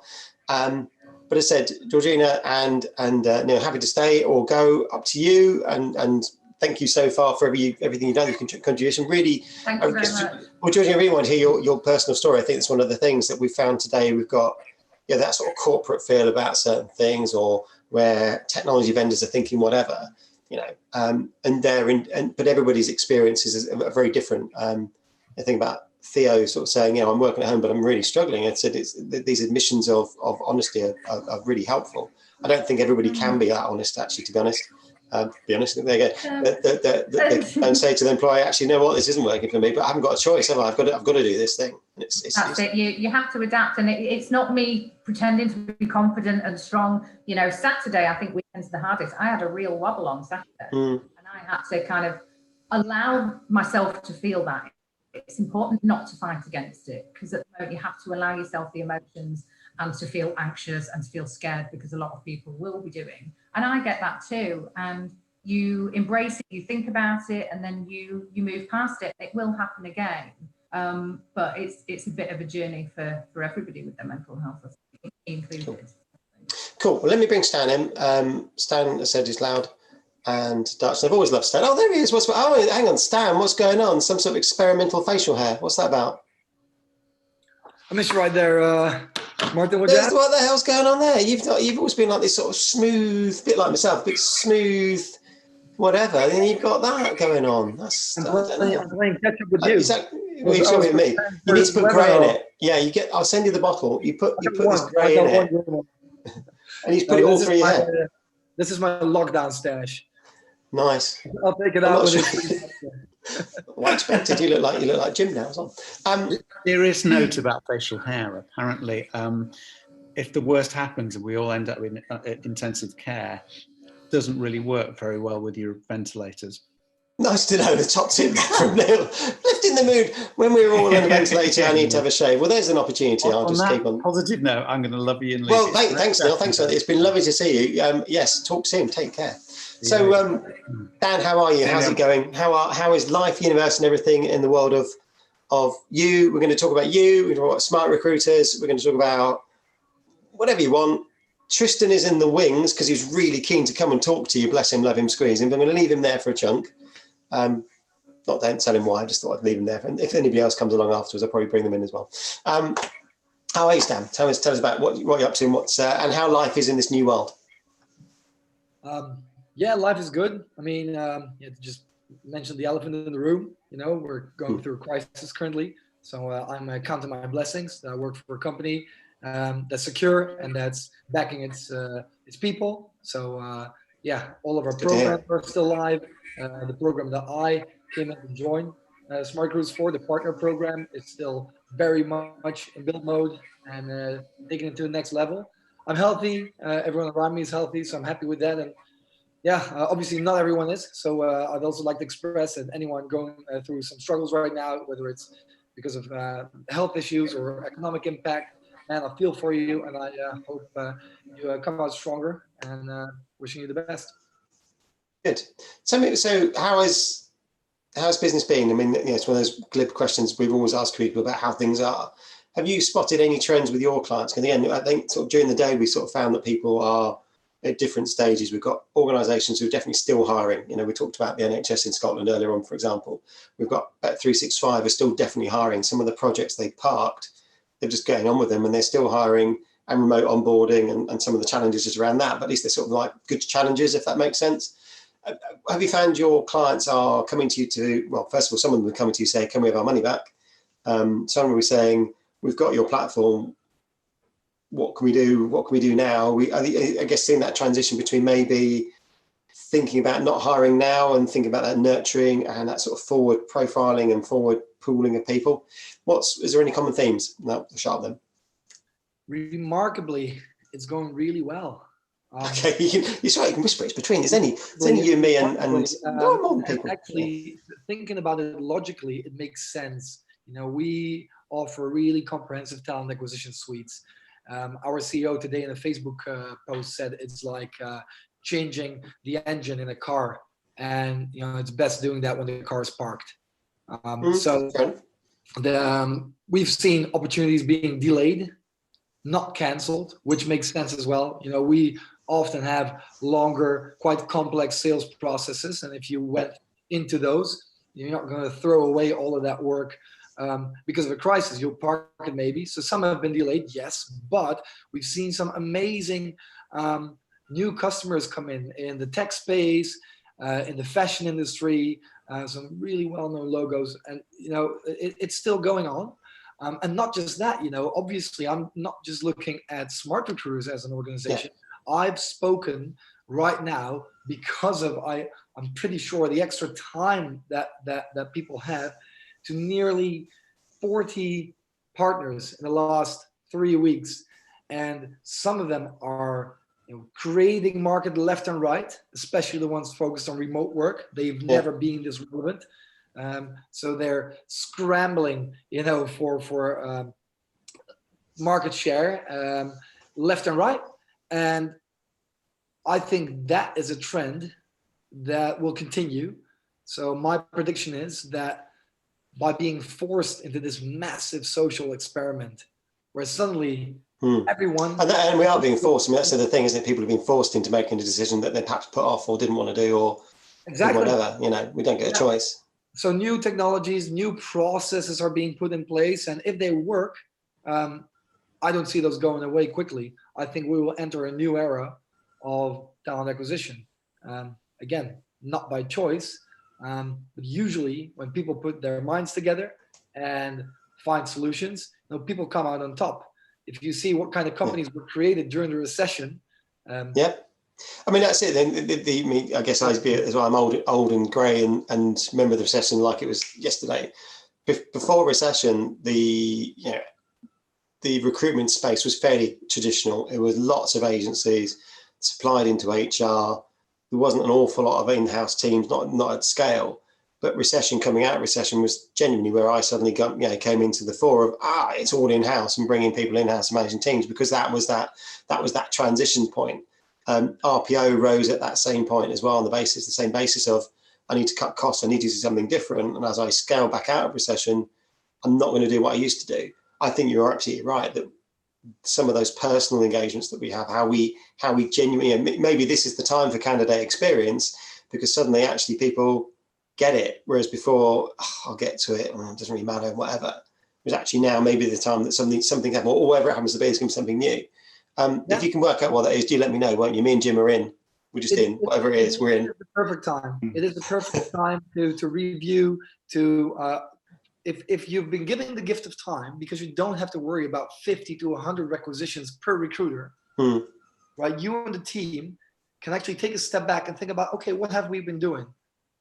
Let's have a look at this process. Let's have a look at our people. Let's have a look at our technology, and then you've got the holy trinity of how you actually TA. And a lot of smart people have been given that gift. So it's a perfect time to think about those things that you've just said. The people that are scrambling for talent now in e-commerce, in fast-moving consumer goods, and fresh, man, they are being forced in a whole different way. They're in a pressure cooker to become more efficient while not destroying candidate experience, while still leveraging their employer brand and delivering on what they promise in times of exponential demand.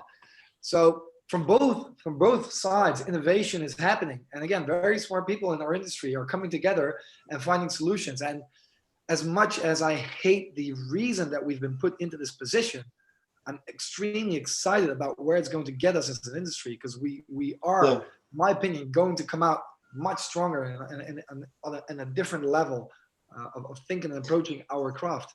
Something we talked about earlier actually was, do you think people will vote with their feet, that organisations that perhaps haven't done the right thing, even in these early days of lockdown, etc., they're going to be, the payback isn't now. I mean, if they behaved badly, people will remember, and those that behaved well, they're going to sort of gravitate to. And I think about, this, Neil alluded to it earlier, a well-known sporting brand was just like, oh, no, we're just going to do this, we're just going to carry on regardless.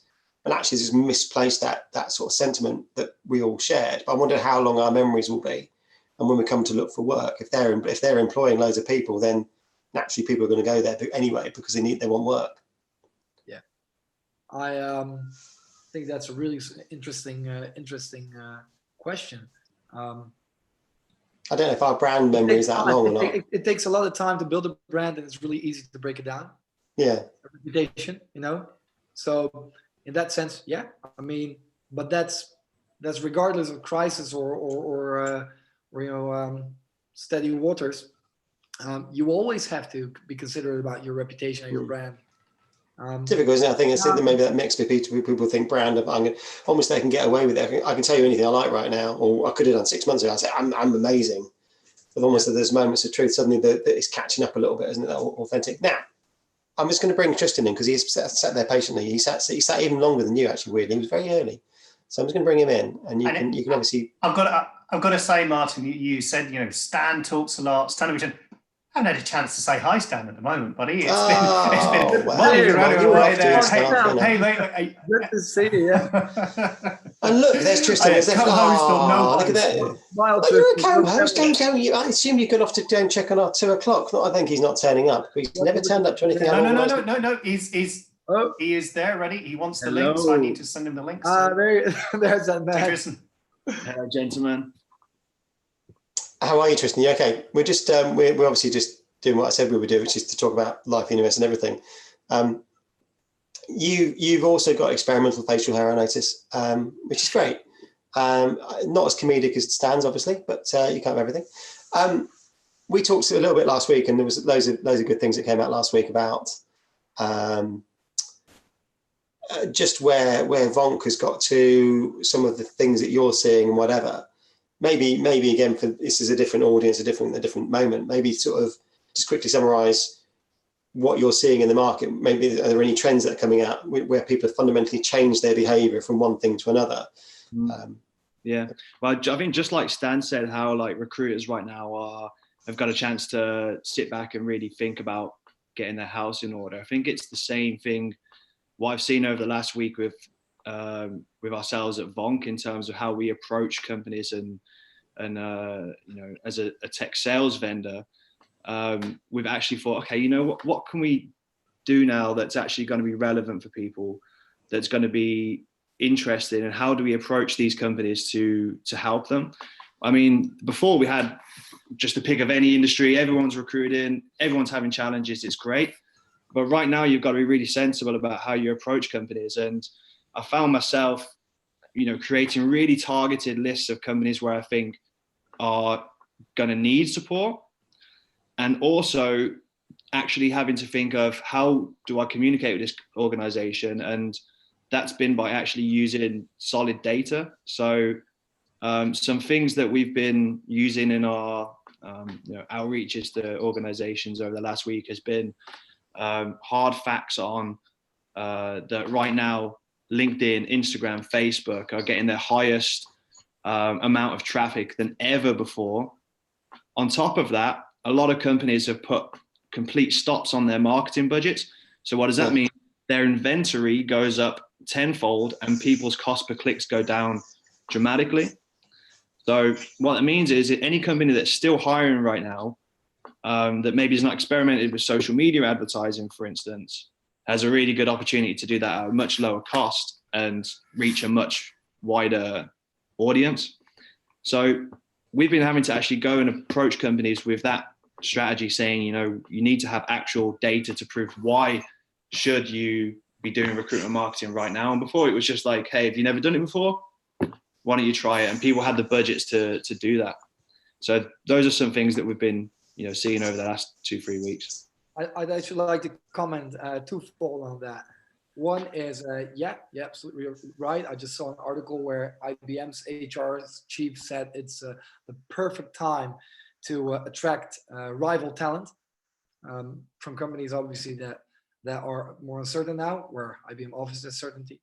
And secondly, if you're talking about data, there's been a funny stat over the last week, nothing to do with recruitment, but Walmart has seen a massive increase in online purchases of tops, not bottoms.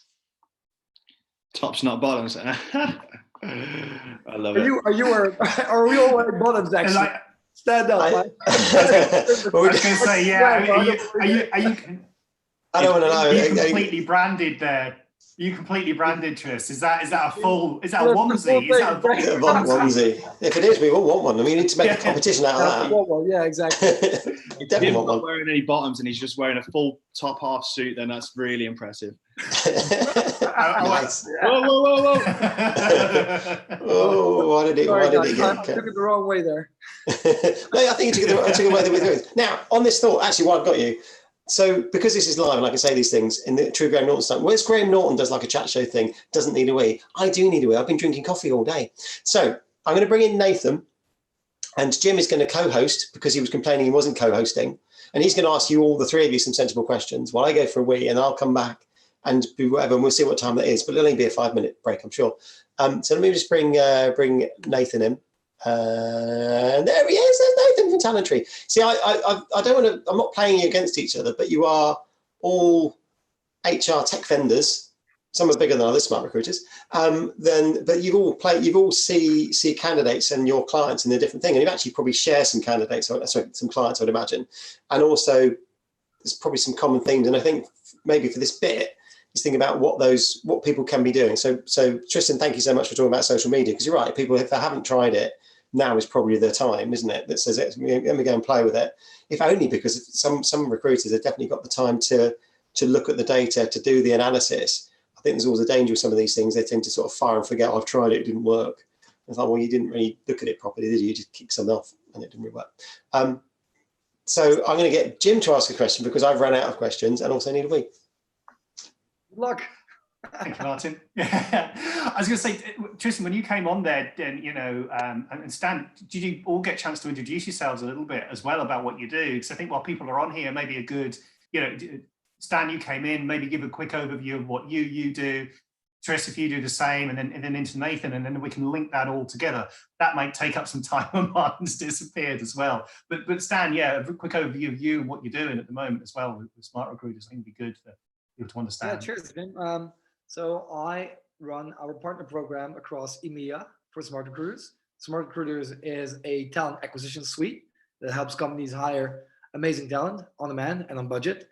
And one of the ways that we do that is having one of the most robust partner ecosystems in the world, with over 600 integrations.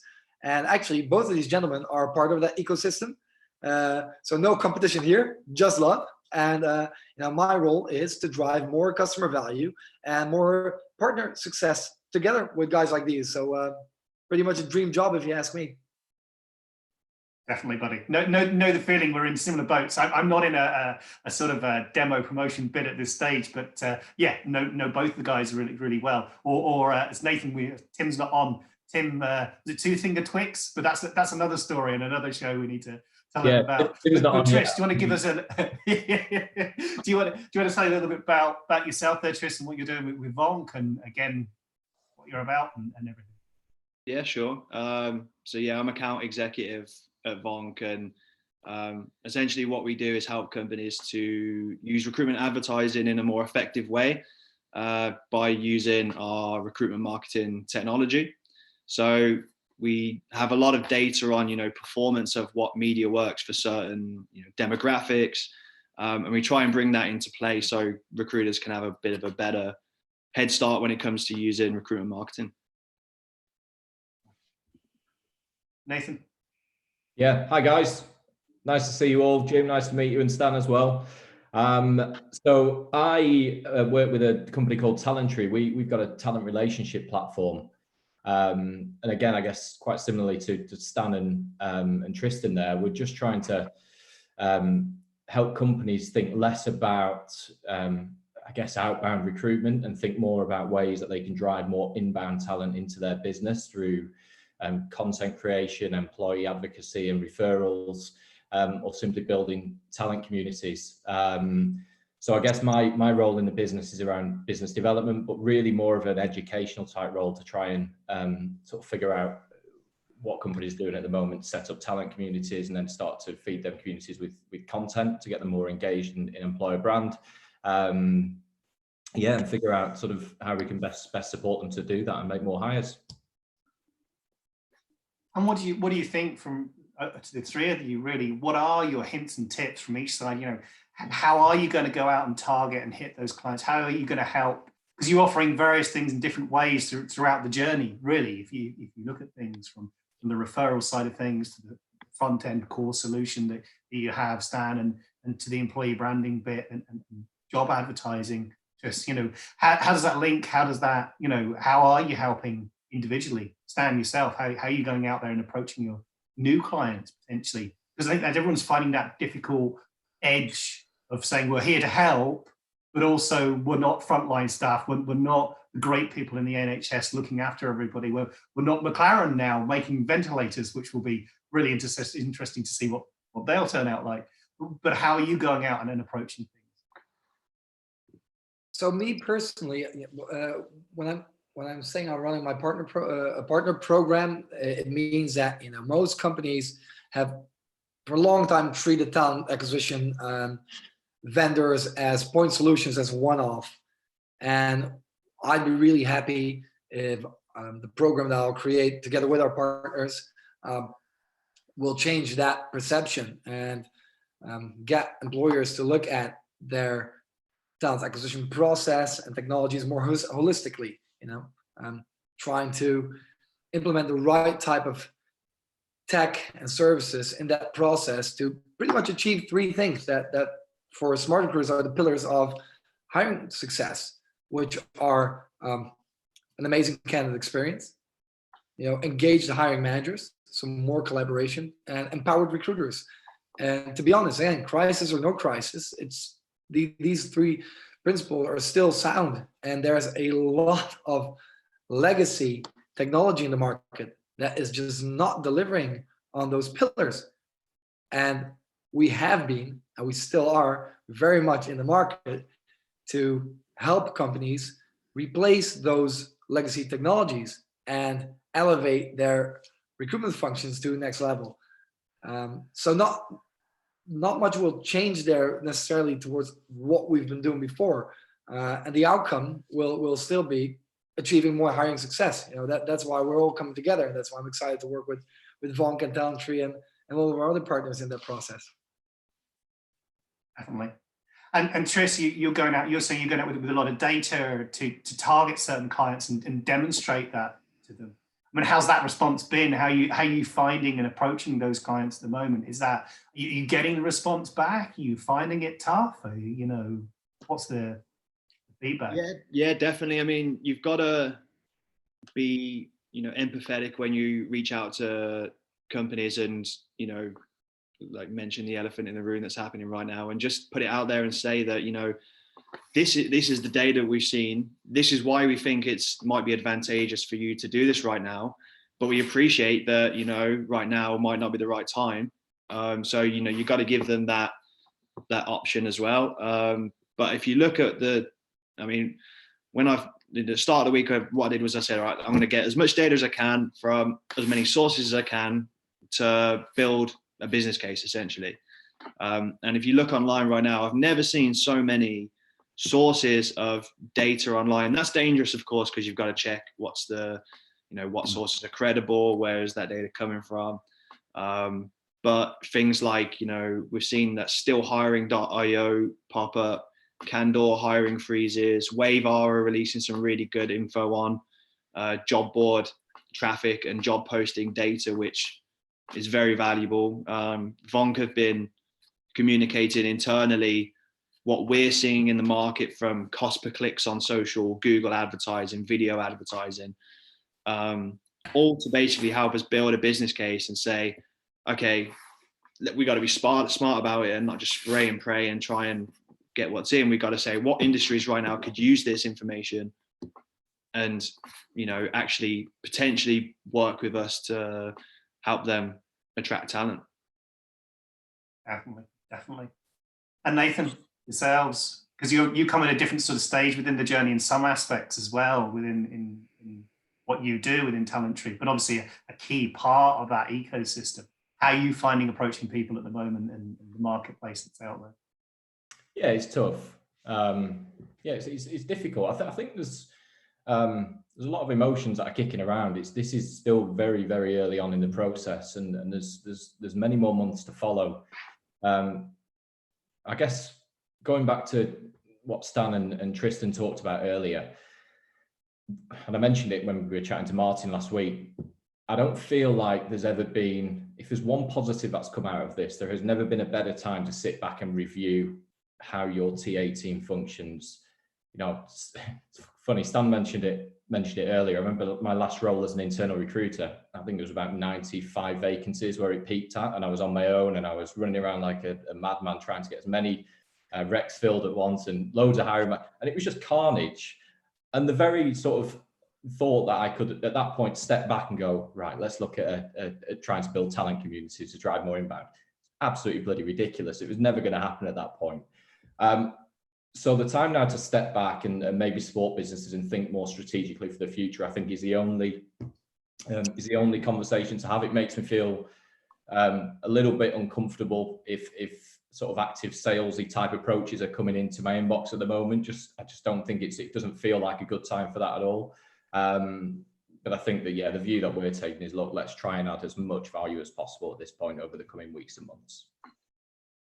100%. And Stan, guys, you're right. I don't know if you were listening earlier on, but we were saying that when you're in that situation, you're leading a talent team, you're a recruiter, you get so many hiring requests and job requests, you're getting pulled by the HR team, pulled by the hiring managers, pulled by your recruiters. And then you're looking at the tech, and you don't get a chance to look at what else is out there. You tend to be dealing with a legacy system or no system. And I think everyone in what we're talking here, the ecosystem, everybody can help. It's how do you demonstrate now we're here to help without sounding like you're capitalizing on a really tough situation that we're all in. And we are all in that, that juggle from working from home with family, with everyone else that things are going on. It's tough to have that focus. And actually, Nathan, I don't know yourself as well, perhaps as Tim, but I met Tim at a number of events, and Trish and Stan, we always tend to be going to events. Guys, how are you finding it? Stan especially, as Martin said, you are out and about like a Mr. Motivator, going and running around the place. Are you bouncing off your walls at the moment? Are you literally you jumping on calls like this to have calls with yourself. It's yeah, the world of Stan as we know it has been restricted and restrained.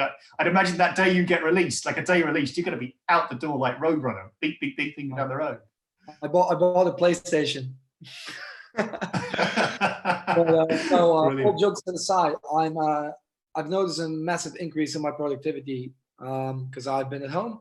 I wake up in the morning. I got a routine where usually 8 o'clock, 9 o'clock, I have my first meeting, and I eat in between. And I think 8 o'clock, 9 o'clock, I have my last meeting. I have an amazing legend of a guy called Rich Lewis Jones in Australia. They also support with the partner program there. So I take a couple of calls between 10 p.m. and 12 as well now, and it's not even tiring because you're just in that shell.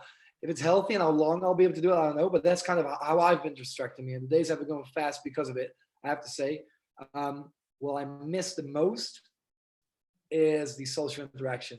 You guys don't know how much I love a good party, a good chat, a good drink.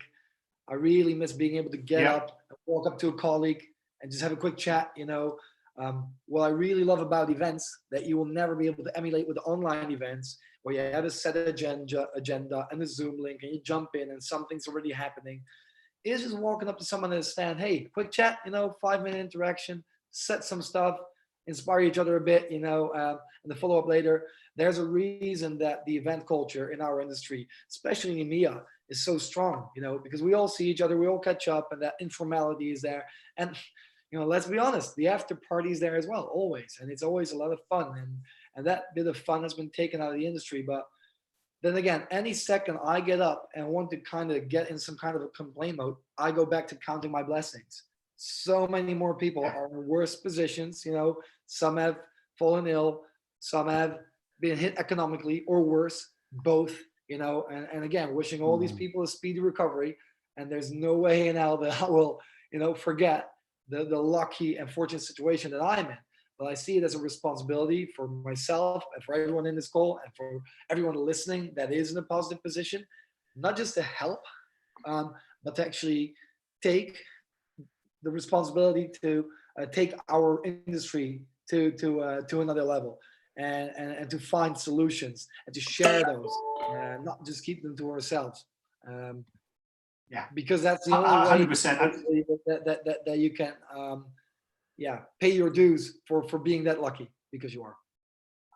I think, Stan, for everyone that knows you here as well, if you're staying indoors, you're adhering to the restrictions, then anyone can. If somebody wants to go out. I do remember a post you put up on Facebook a while ago, a year or so ago, about always been social, never been off, because this is you're on a holiday. I think you and Mo were skiing somewhere, if I remember rightly, and you're messaging saying that you're always online. So for you, this just won't be a natural.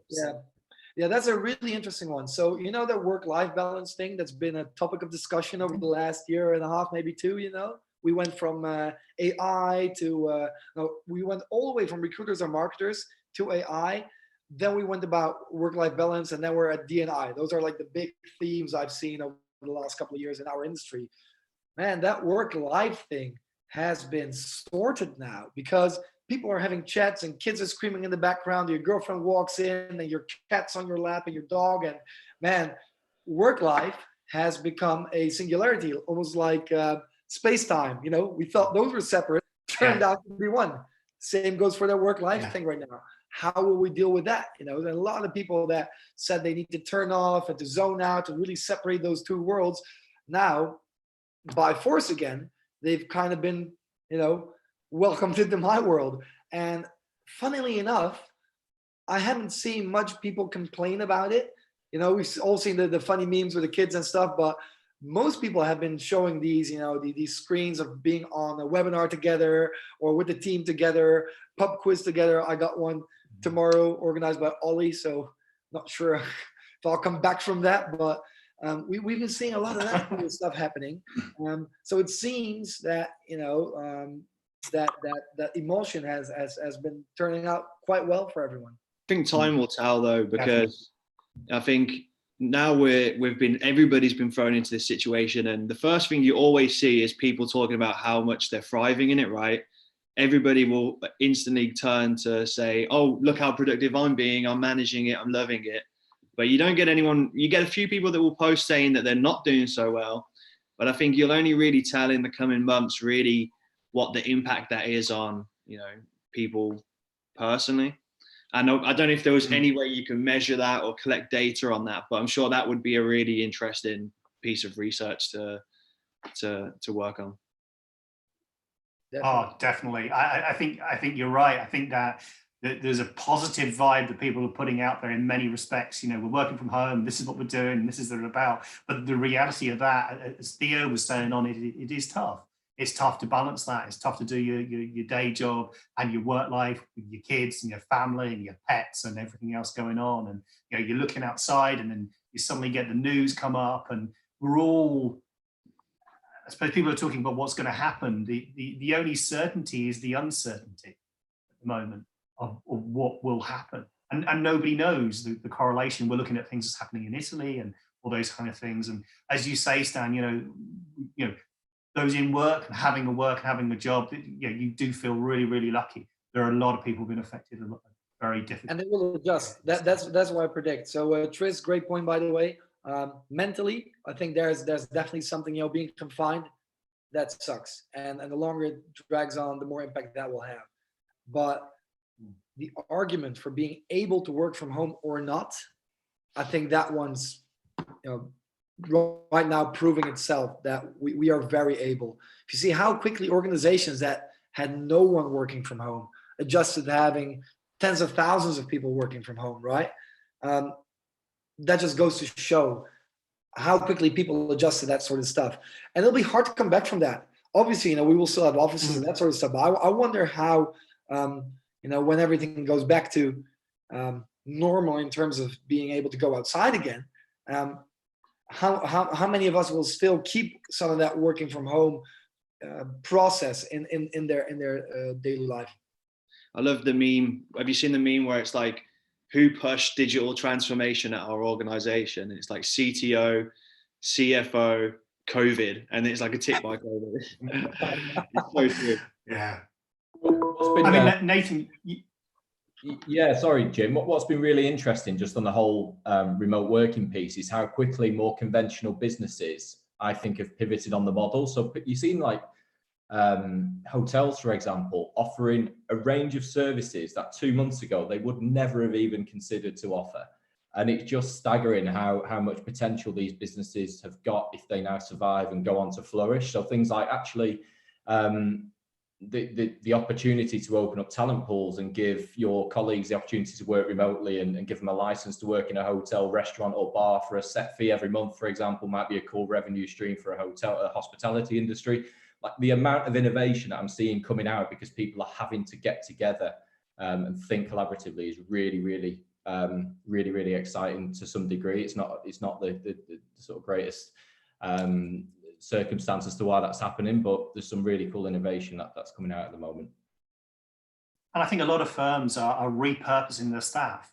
They're looking inward where they've not done before and looking at the skills that those people have to move them. I know Dane earlier on was saying about people that are working in the health suite side are now moving in the social care side of things. And we're seeing people from hospitality moving across to the retail sector, and people's skills and roles are changing and opportunities are changing. So yeah, really, really interesting to see how people are innovating and creating. And I must say, Nathan, your background there, you seem to be got a full suite. It's like a green screen going on there. I'm expecting some branding to come up in a minute there. Right, as soon as I walked downstairs and realised I'd worn a blue jumper, I was in a world of trouble, wasn't I? Completely.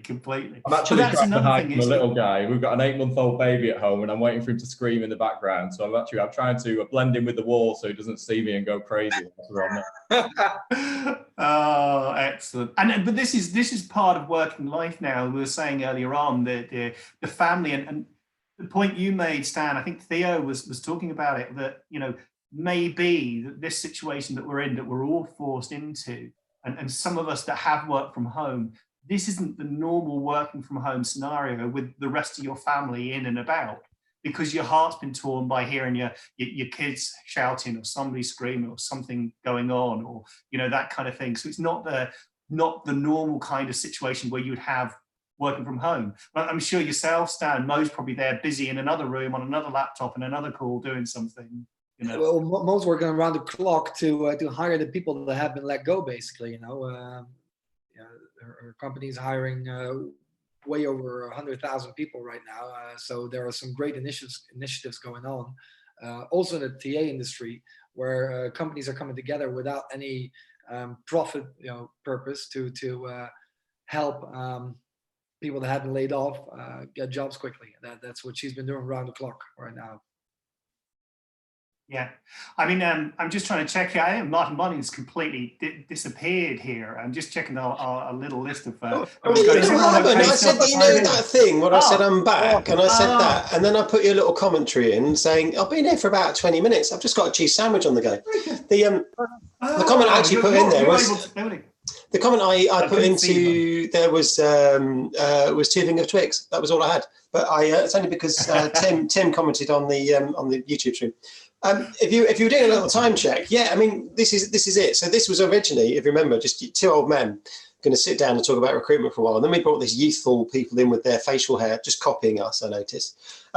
Before you know it, next time we do one of these, they'll have like receding hairline, they'll be getting a shine going on as well, just because they want to be us. They can't help themselves. They just want to be us. It's not their fault. Influencer now, Martin. Or... Sorry, say again. Are you officially an influencer now? Oh, I'm not, and I know why, because I fall out with people, and that's the difference between me and influencers. And at some point, I'm going to not say anyway. Yes. So as we are, it's 10 to 2. I'm going to do a little catch up for people that are still watching. There are some people. It's interesting. People dropped off at a time I didn't think they'd drop off, and it was before Stan arrived. So I can't blame you for this, Stan. We did plug heavily the lunchtime.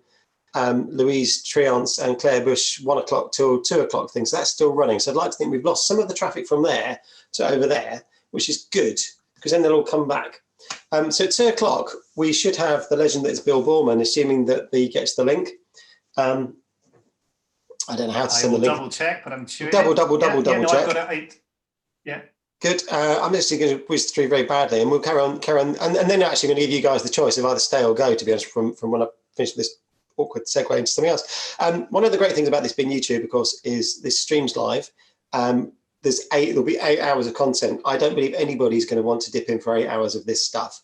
So I'm going to break it down in little bits of chunks. So this chunk that you've had has actually been really helpful because it's actually quite a nice isolated little bit.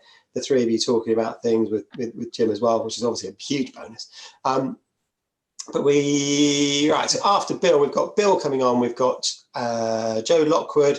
We've got Katrina Hutchington O'Neill, and then we'll probably segue into something slightly different. Who have we got? We've got Rohit from Pager coming in. We've got Glenn Southern to talk about employer branding. We've got Elizabeth, and I don't actually know what Elizabeth does, but she's something sort of transforming. I use that word. Transformating was a made-up word. We've got the Adam Gordon show at 4 o'clock, which will feature Adam Gordon and automated talent pipelines. As he's not watching, I don't know how to make a competition of how many times he says it. I might try and find a way of getting a poll onto the YouTube stream. I might do it on LinkedIn. We'll just have a guess, and whoever wins will win a special prize, which is their own automated talent pipeline, probably. So guys, it's 9 minutes to 2. In my head, I had 2 o'clock as a sort of the logical segue into something else. What do we want to do? What do we want to do, Jim? Because it's down to us. This is live and this is entertaining to people. Do we stay or go? Do we get rid of them or do we keep us? No, keep them on. Oh, damn, I knew you'd say that. You want Sani now. You want a Sani. I'm going to run. I'm going to have something to eat very quickly, and I will be back. I'll stay listening in the background as much as I can without things. But yeah, if any of you disappear before I get back, guys, thank you for coming on. It's great.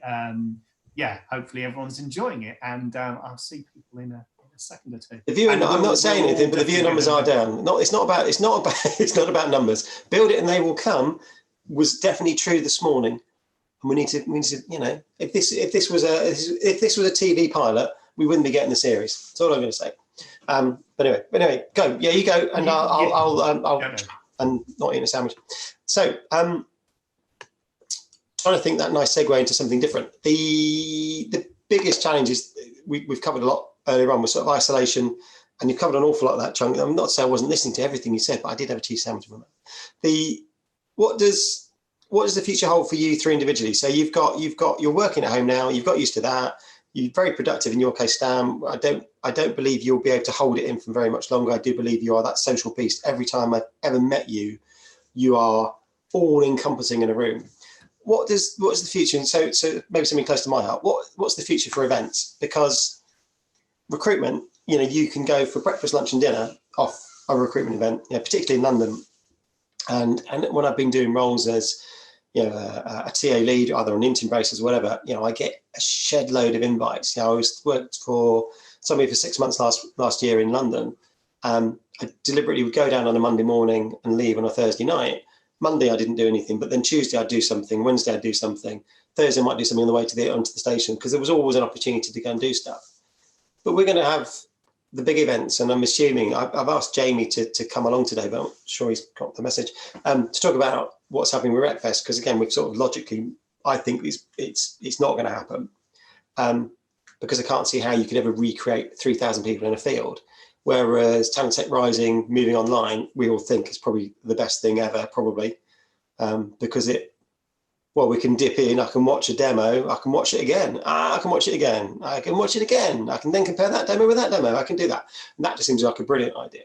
How do you think the world of current environment is going to be as we transition to an awkward onlineness? And I think I'm probably talking to you, Tristan, and you, Nathan. You joined me for True. Thank you for sponsoring the real True events. And when it comes back, you're there. It's brilliant. But between now and whenever that point is, what do we do that works for people, or is it too early to tell? We're just trying to do this sort of stuff at the moment, see what works. We move online. We move online, obviously. We're running a really cool event right now with XREF that had 700 signups already. I've never seen that for an online webinar, basically. 700. There's an event going on right now in Austria, with a bunch of startups coming together, over 1,000 registrations already, and they all share contact details, all GDPR compliant. They have specific breakouts. That's going to happen. That's exactly what I'm trying to do with these guys in the room right here, and with many of our other partners. How interesting would it be to take a massive logo? We work with some really interesting brands to actually show the market a look into their kitchen in every step of the candidate journey, what tech they are using, how it's integrated, have some actual conversations about that in chat. I think online offers. Cool. Getting his food, but I think offline or online channels offer amazing capability, like you said, to facilitate that. That being said, I do think events are going to come back offline as well, just because they're so much fun. Just because. Well, it's the fun factor, isn't it? I mean, I think to your point, I think yes, the idea of exploring in more depth in particularly a tech solution, I can see why online does work, particularly if it's then recorded, and I can. As I said, that's often the case, isn't it? You see it, we go and see an event, we see somebody speaking, we think, oh, that's really good. And you're either listening to them and making some bad notes, but unless it's actually being recorded, you've forgotten some of it, because our brains are just like that. You pick out the key elements.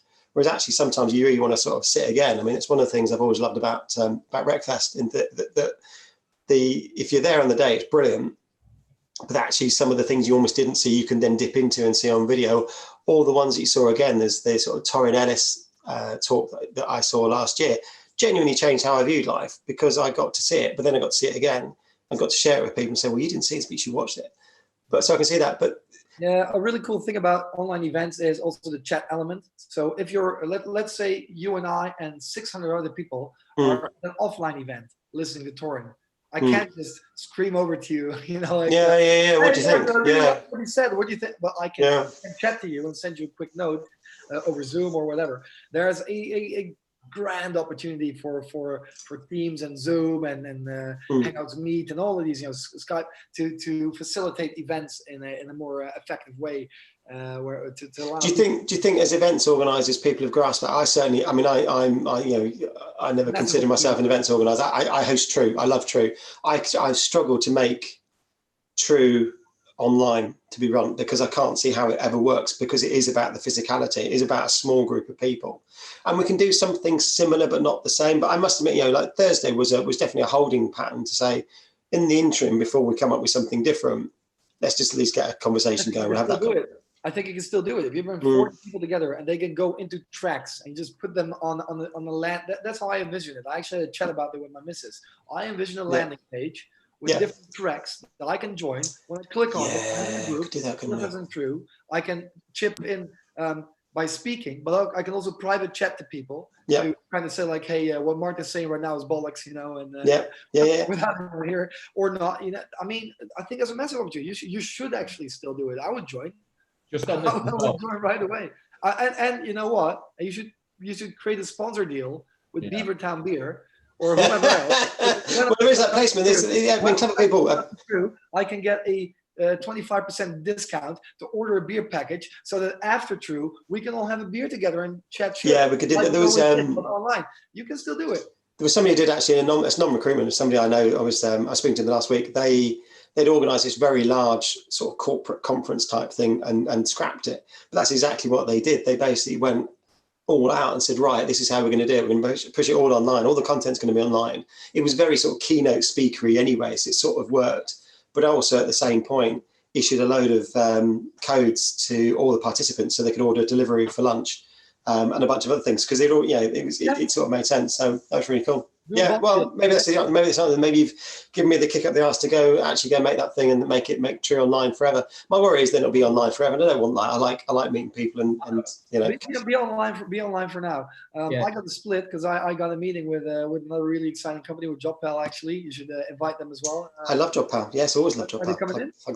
Not for this. Not today. They're not. No, we actually genuinely we've run out of space. We've got a whole afternoon now. So from 2 o'clock onwards, we're back on it. Sort of the whole thing. There's an awkward about 10-minute gap maybe at the end, which will probably be eaten up because you notice we're not bang on time with everything. Martin, Stan, it's been really lovely. Before we wrap up the conversation about events very quickly, I think you're doing yourself a disservice, because I think there's a big opportunity for in-house recruiters now who are working remotely to run recruitment events for their own business. So if you're struggling to hire software engineers, there's absolutely nothing to stop you setting up a remote recruitment event to introduce candidates to your CTO and talk about the roadmap that's coming up to build brand as we start going through this whole process. Fun. I mean, I did talk. Yeah, I mean, you noticed we had Gareth from Carew earlier on this morning, and clearly that's where he's sort of sitting, sort of whatever. So it's difficult to know what that thing is. It sounds a bit glib, but genuinely, I've sat my money. I make my money from going out and being an interim.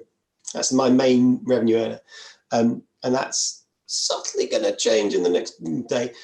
So I need to. Tech advisor. You can do that online. I can be anything online. I mean, Christ, I'm giving you so many ideas. Oh, Stan, you're just a wealth of ideas. I'm charging for the third one. You get 2 for free, but the third one is. I'll pay for the third one. I'll pay in Twixes and. I appreciate it. I better jump. Cool. See you soon, Stan. Take care. Have fun. Bye-bye. So, guys, as always, you can stay, you can go. I've got Bill Borman in the wings, which cynic that I am.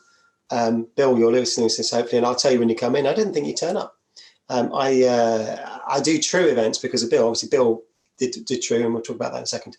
So I'm expecting Jim to come along, but I'm going to bring Bill in. If you two go, oh yes. So if you want to stay, you can stay. If you want to go, that's really cool as well. I'm really thank you for your time. I've got to say, my pleasure. I've got a meeting at a minute ago. So. Brilliant. In which case, brilliant. Thank you guys so much. You've added some things, and I think genuinely some people will go away from the result of your conversation and either come and talk to you about it or go and do something else themselves on the basis that, oh yeah, we think about that. So I think it's really, really helpful, guys. So thank you so much for joining us, and we'll speak again soon.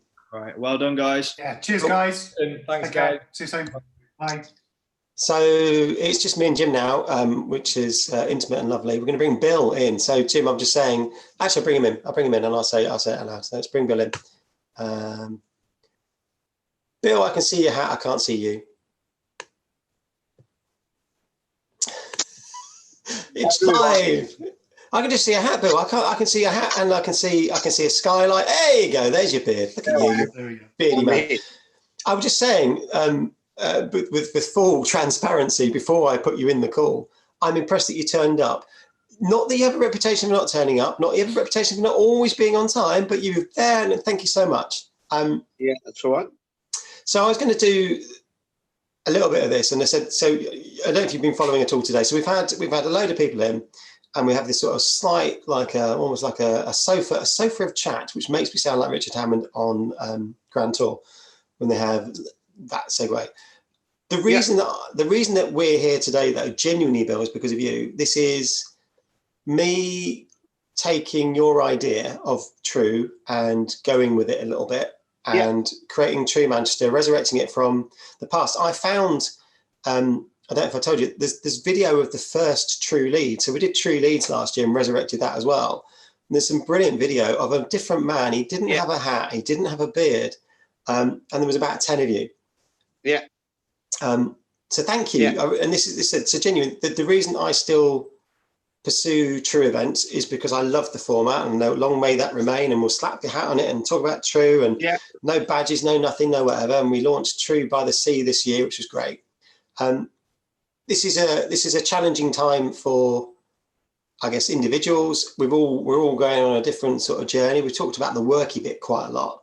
I guess it's, probably the conversation we had earlier on with Theo Smith was just that actually I'm not coping very well with this. The rules changed, and I don't just go to the office. I've got to be at home. Totally key, mate. Oh, is that me or you? That's you, I think. But is it me? It could well be me. We've been lucky so far with the technology. It was only Georgina and Harrogate where it really went quite darky.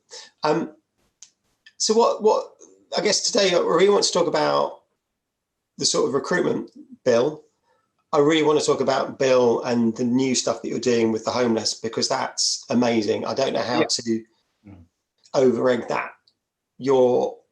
It's your pursuit. It looks slightly obsessive. I think you've said that yourself. It looks, you're into it. You can see the good that you're doing, the input you're making actually makes it. We've cooked and delivered 800 dinners in 7 days. So amazing. That'll give you an idea.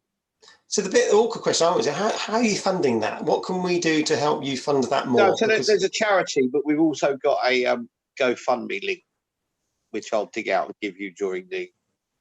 That'd be brilliant. What I'll do, obviously, we'll share that on the YouTube stream. We'll share that in anything we do, because I think for me that's a change in Bill. So Bill recruitment Bill. I look at Bill created True, run with True. Bill the sort of tech talent advisor. But Bill supporting homeless people in it's so close up and personal. It's a very different environment.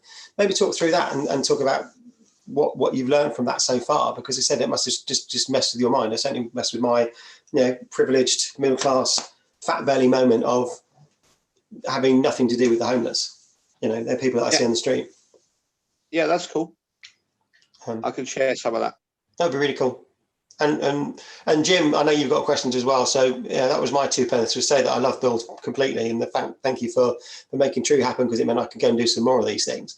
And then True and Lion happened last week, first time, and the result of this, and then Jim throw him. So Bill, over to you. Talk to us. That'd be great. That's cool. Are we kicking off? Oh yeah, we're live. Okay. We're live all day. We're live all day. This is it. It's a continuous stream, live all day. I'm glad we're live. So So where do you want to start? What's the best place for you to start? I don't know. Maybe True and recruit. Yeah, talk about do that. Just start at the beginning. I remember you did an internet phone-in radio show. Yeah, that was the first time So right in the a number of things happened. So I had quite a successful recruitment career. I was a director of Primetime for 12 and a half years. And as Primetime grew, we started off with 6 offices. We ended up with about 175 or something. So we built it up. We built it up based on. We built that business, and I did everything that wasn't directly running a branch. So as national account staff, where we introduced a computer system, someone needed to take on some of the HR functions. I'm going to move to a different room, so I'm away from the top. So when we moved to some, this is real life. It's real life. It's the new world of everything. We've got dogs, we've got kids. It's not a problem, isn't it? It's great. We I don't know why we were so hung up about it in the past, but it really shouldn't have been. Yeah, this is proper life. So then I moved into doing. I took I had a trading company when I quit that, which I quit for a bunch of reasons. And the reason I left corporate life, I just really reproduced it. So I left was more family that, and then really I built a business over 7 years. Effectively, I was managing director of my own company. It's just it had my name over the door, but just continued with it as a job in many ways. And then when the recession came along, which was the big one, the last big one, I went bust from that. I dealt with recruitment agencies. Their money kind of appeared, evaporated, and really ended up with nothing. And started again. And when I started again, it was the same time as the advent of social media, so beginning of Twitter and all that kind of thing. And I just decided to tweet, and I was connecting with people in a different way because I wasn't really I didn't have a business or a product, so I wasn't looking for an angle. I was just connecting people.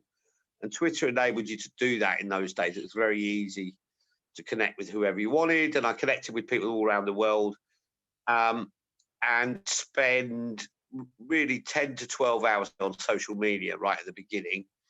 And then Facebook came. I started the Internet show. We'd call them podcasts now. It was really an internet phone-in. So I had 3, one for the Australian market, one for the US market, one for the European market, and connected a load of people, and started blogging. And I got my first break really of taking the social world and the recruiting world together.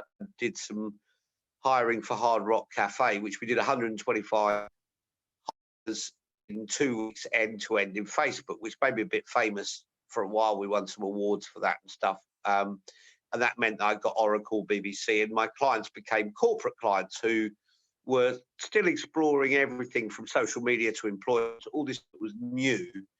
I was in the middle of that, of developing that, and then through that, then moved into technology, started helping tech companies. I had TrueGo at building on all the time in the background. We started building. I started doing for startups and then VCs, and for a few startups as a product advisor, which really and became much more of a speaker at the major conferences globally. Always been global. It was like Australia, US, India. I was speaking at all the major technology conferences and doing research and still do. So that's kind of the shorthand version of how we got to here. It's good. I mean, so that helps because I said I know bits of that. I don't know all of those bits. I said I first came across you. We said was the phone-in show, and it was like nobody else was doing stuff like that. I was like, that's a bit interesting. Probably part of the time I was still very much an agency guy at that point. That was still my leaning, and it evolved into more of the corporate market, and then. And none of it has ever been by strategy or design, by networking hard and making the most of opportunities that came along. Yes.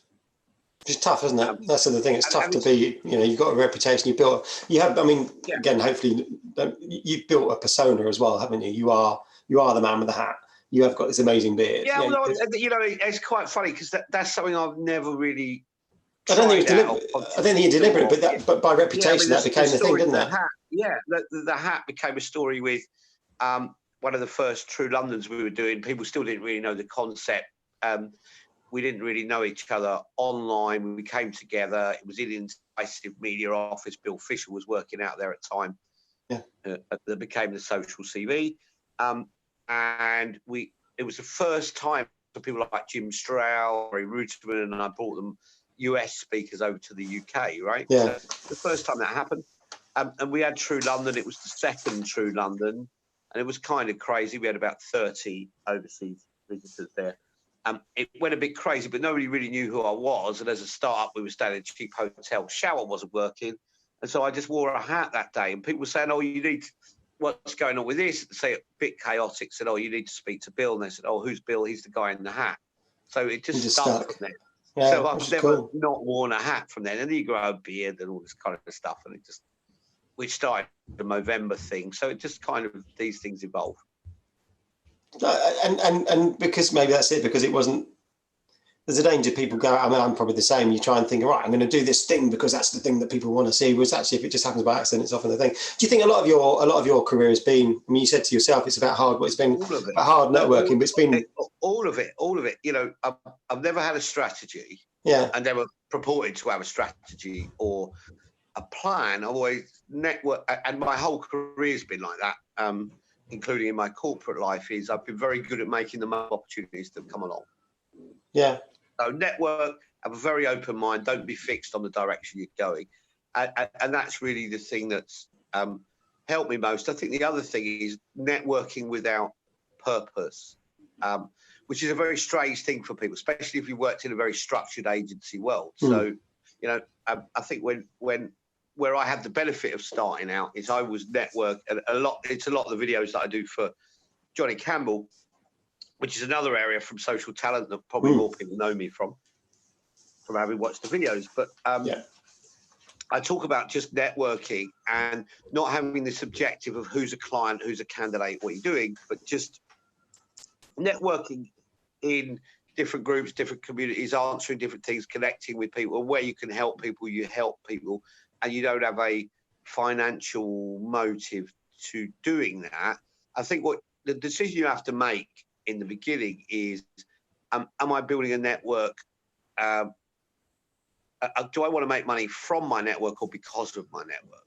Yeah. And if you want to make money from your network, which is the way most people do it, you're trying to build a network of customers.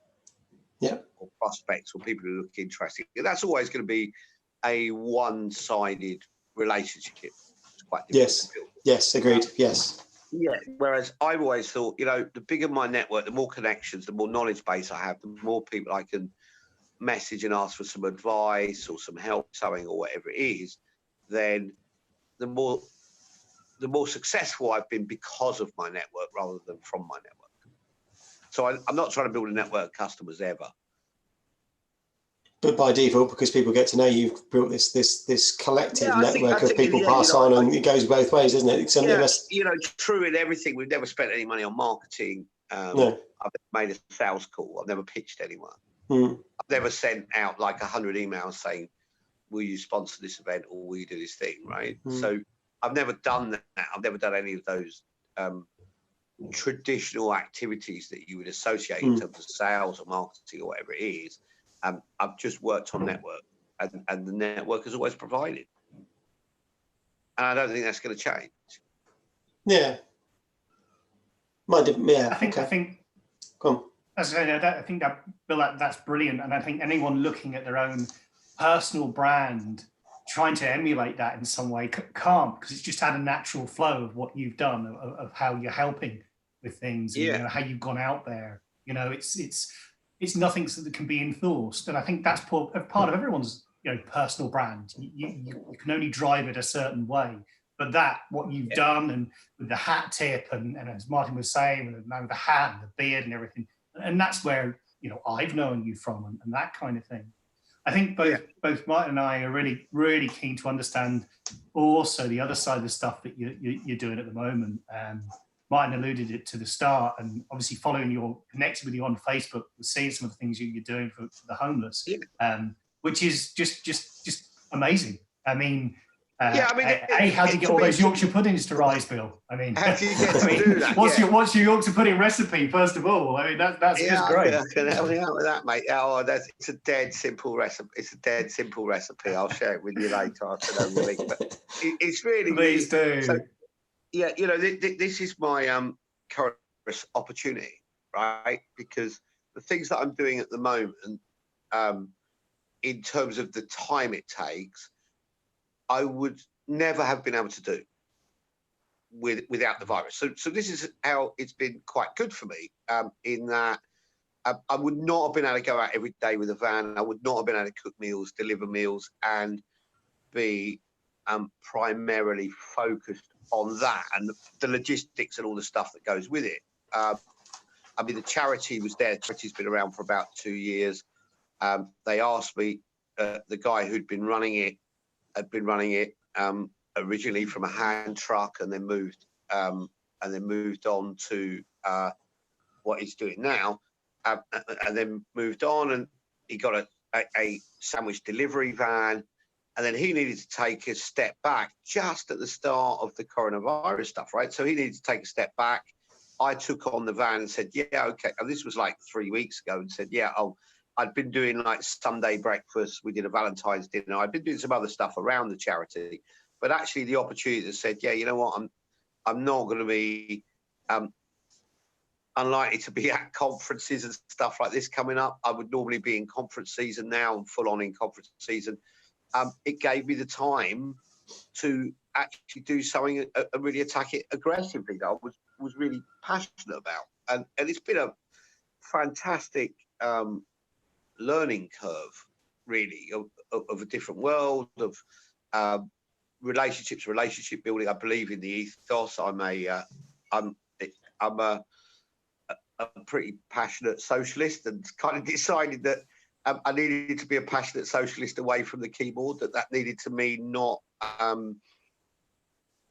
getting angry about politics and stuff like that, but actually doing something to address the imbalances or unfairness in society that I was seeing. And this has been, and I was looking for something, post the 10-year True London. I was looking at immediately at probably doing something with, quite inspired by one of my American friends, Shelley Winner. I was inspired to do something with previously incarcerated young offenders back to work, use kind of my recruitment now in that, and got involved in doing the dinners Christmas time and doing every weekend and building up from there. And I just run a fund to buy a horse box, because they told me they really wanted a horse box to convert into a vehicle for, effectively it's 2 offices, 2 rooms. We could take nurses out so they don't have to treat the rough sleepers in gazebo, which is what they're having to do, or you could take service connectors out who might be sorting out benefits or housing, or trying to get anyone to do anything online. You have to bring the online to them if they're rough sleepers, and we've got somewhere between 75 and 100 rough sleepers in Northampton,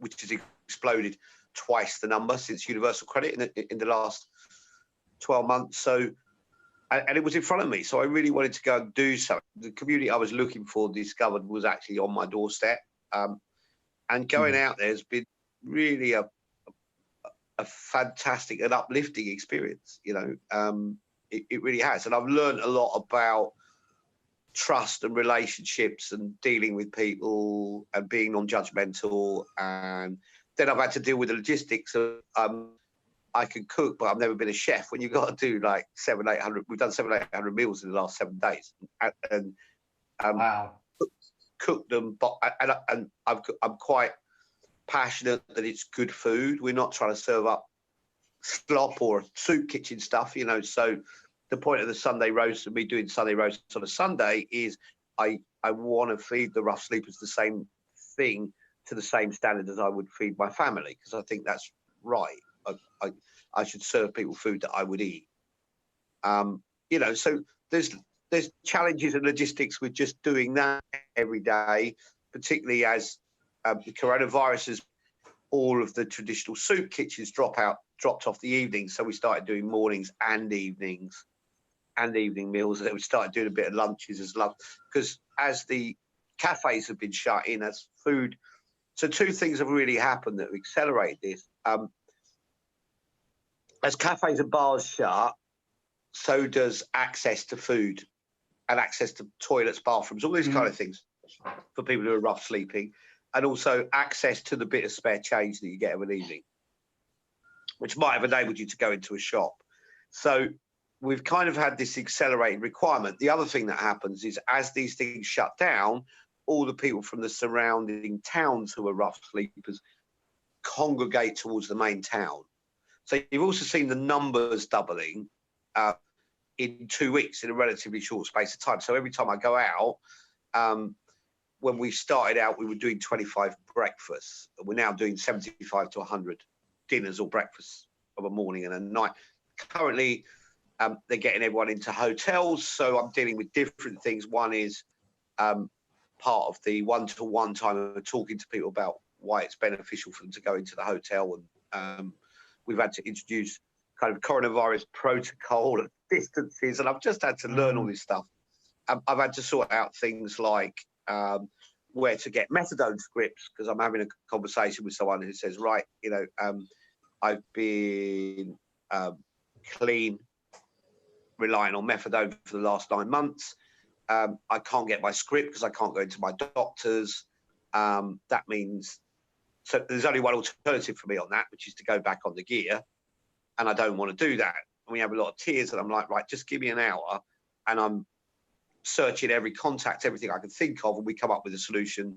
We come up with a solution to connect with a doctor via video link on the street, and just these things that we've had to tackle are a world which I've never been in to understand about drugs. Or I understand about alcohol, but not alcoholics necessarily.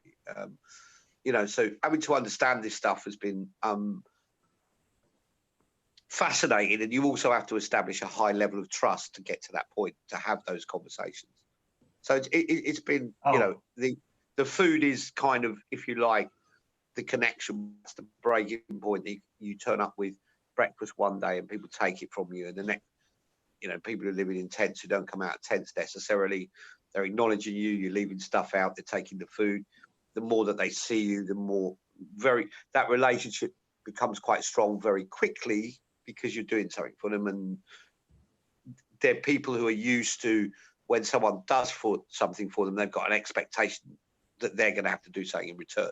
So the trust is it's like a lifetime in a week, and then they can disappear, you know, and go into a hostel or whatever it is. So it's kind of super interesting. If I could afford to, I'd never work again. I'd carry on doing this all the time.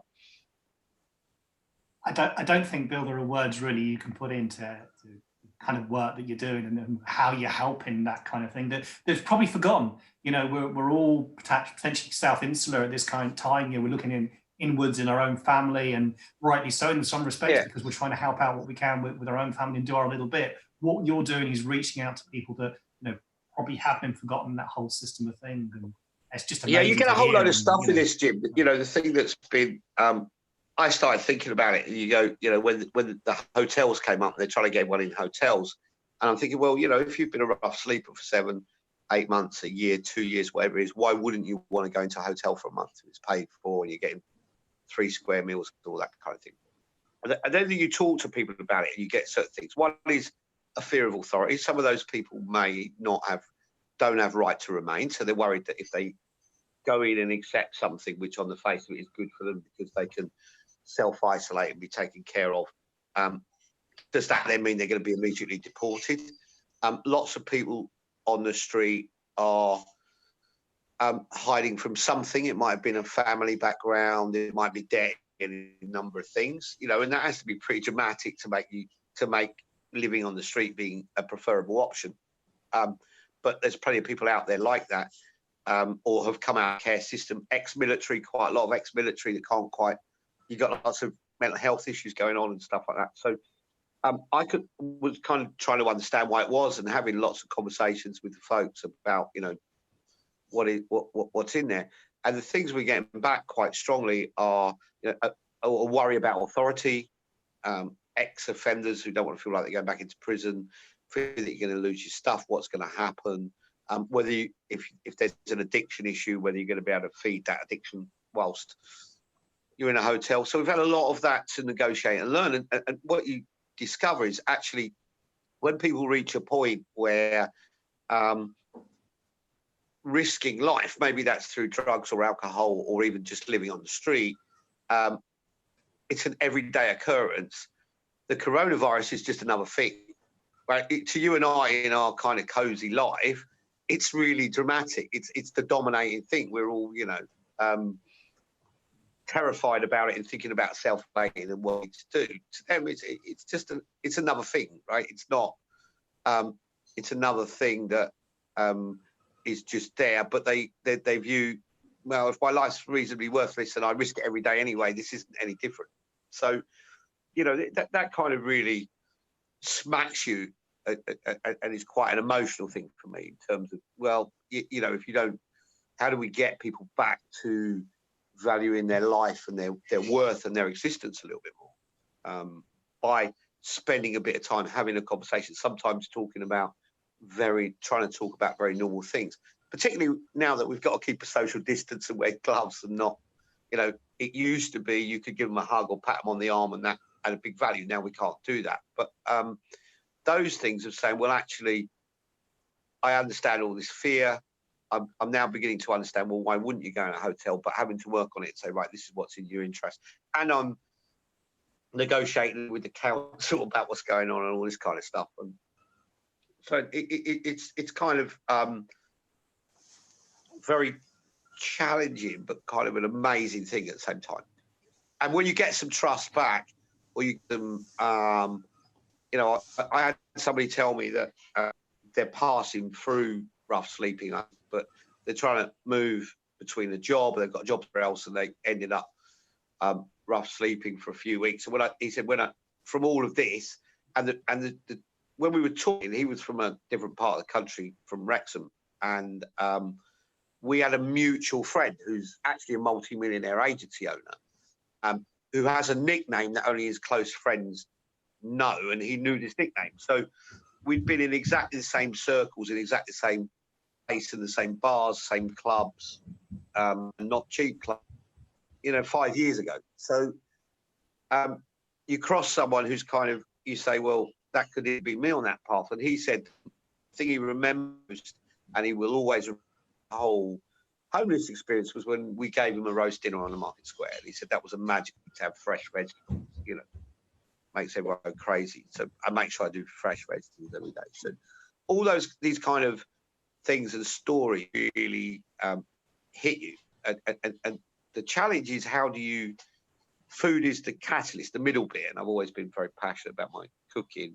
I'm testing it at the minute in the volume and the speed and turnaround that we have to do it. But to take those things and say, right, that's the connection point, that'll connect us. But how can I use and learn all my human skills? Sometimes just to be useful, to sort out your script, or where you're going to sleep, or what's going on, or what's going on with your universal credit, or connect you with the service provider, or get you to the doctor to have a scan thing that you need checking and you don't want to go in the hospital.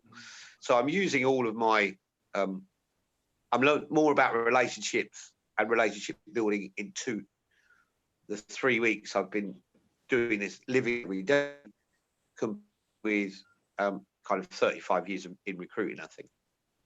I've probably been talking too long, but that's not at all. We said that's a lovely segue. I've loved the story. I do have Joanne Lockwood waiting in the wings, and we're going to have Glenn, who's really early. He can have to wait a little bit longer. Sorry, Glenn, if you're listening. You're early, but I'm going to bring Joanne in because she's been sat there for a while. And Bill, I mean, thank you for so much. And I guess that's what I was hoping for, that you tell us a bit more about the here and now, because of the. Yeah, I'll share with you. A link. I'll pick it out. That'd be really good, because we'll get it out to everybody we can as part of this. We raised the money we needed for the horse box. We raised that in 2 weeks. Half of it came from America. This was all pre-corona. That project to go and funded. It's all paid for, which is fantastic. We raised $7 grand for that. What we're needing is to raise some funds to cover the fact that we used to be feeding rooms we're feeding, and the things we're having to do, and the money we're having to pay. I'm having to go 10 shops to get 30 things.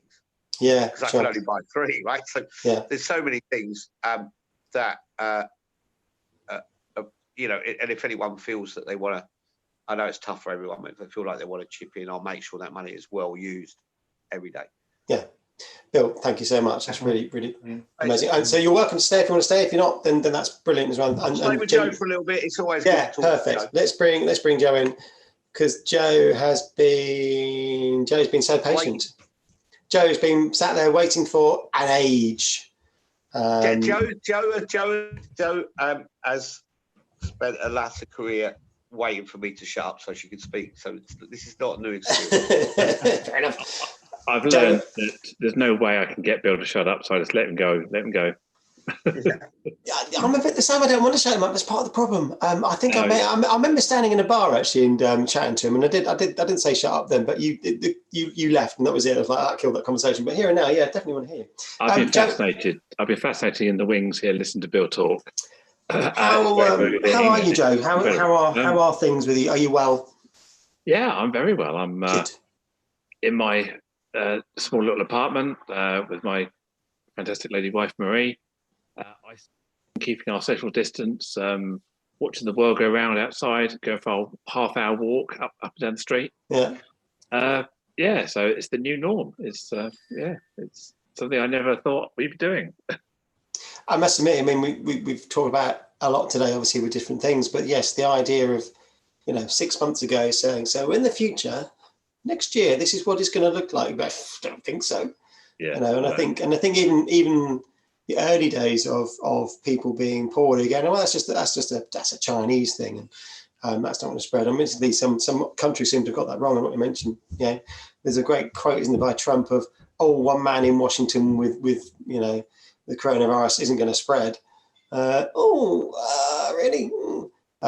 So I guess today, trying to keep it about a mixture of business as usual, an area for people to come and be. So the idea of having a YouTube stream was that it'd be constantly live and people would be able to dip in, dip out, do whatever. We've had consistent with critical the numbers actually. Yeah, we've got people, we've got viewers, which is always good. What's changed with you, I guess, from there must be a business perspective. So you run your own business. That's probably undoubtedly been hit. My own business is being definitely hit by our current situation. Yeah, the biggest change for me was 2 weeks ago I had lots of business and now I don't. How are you coping with that? I'm not dealing with that very well, actually. If it helps, it's pretty binary for most of us, I think.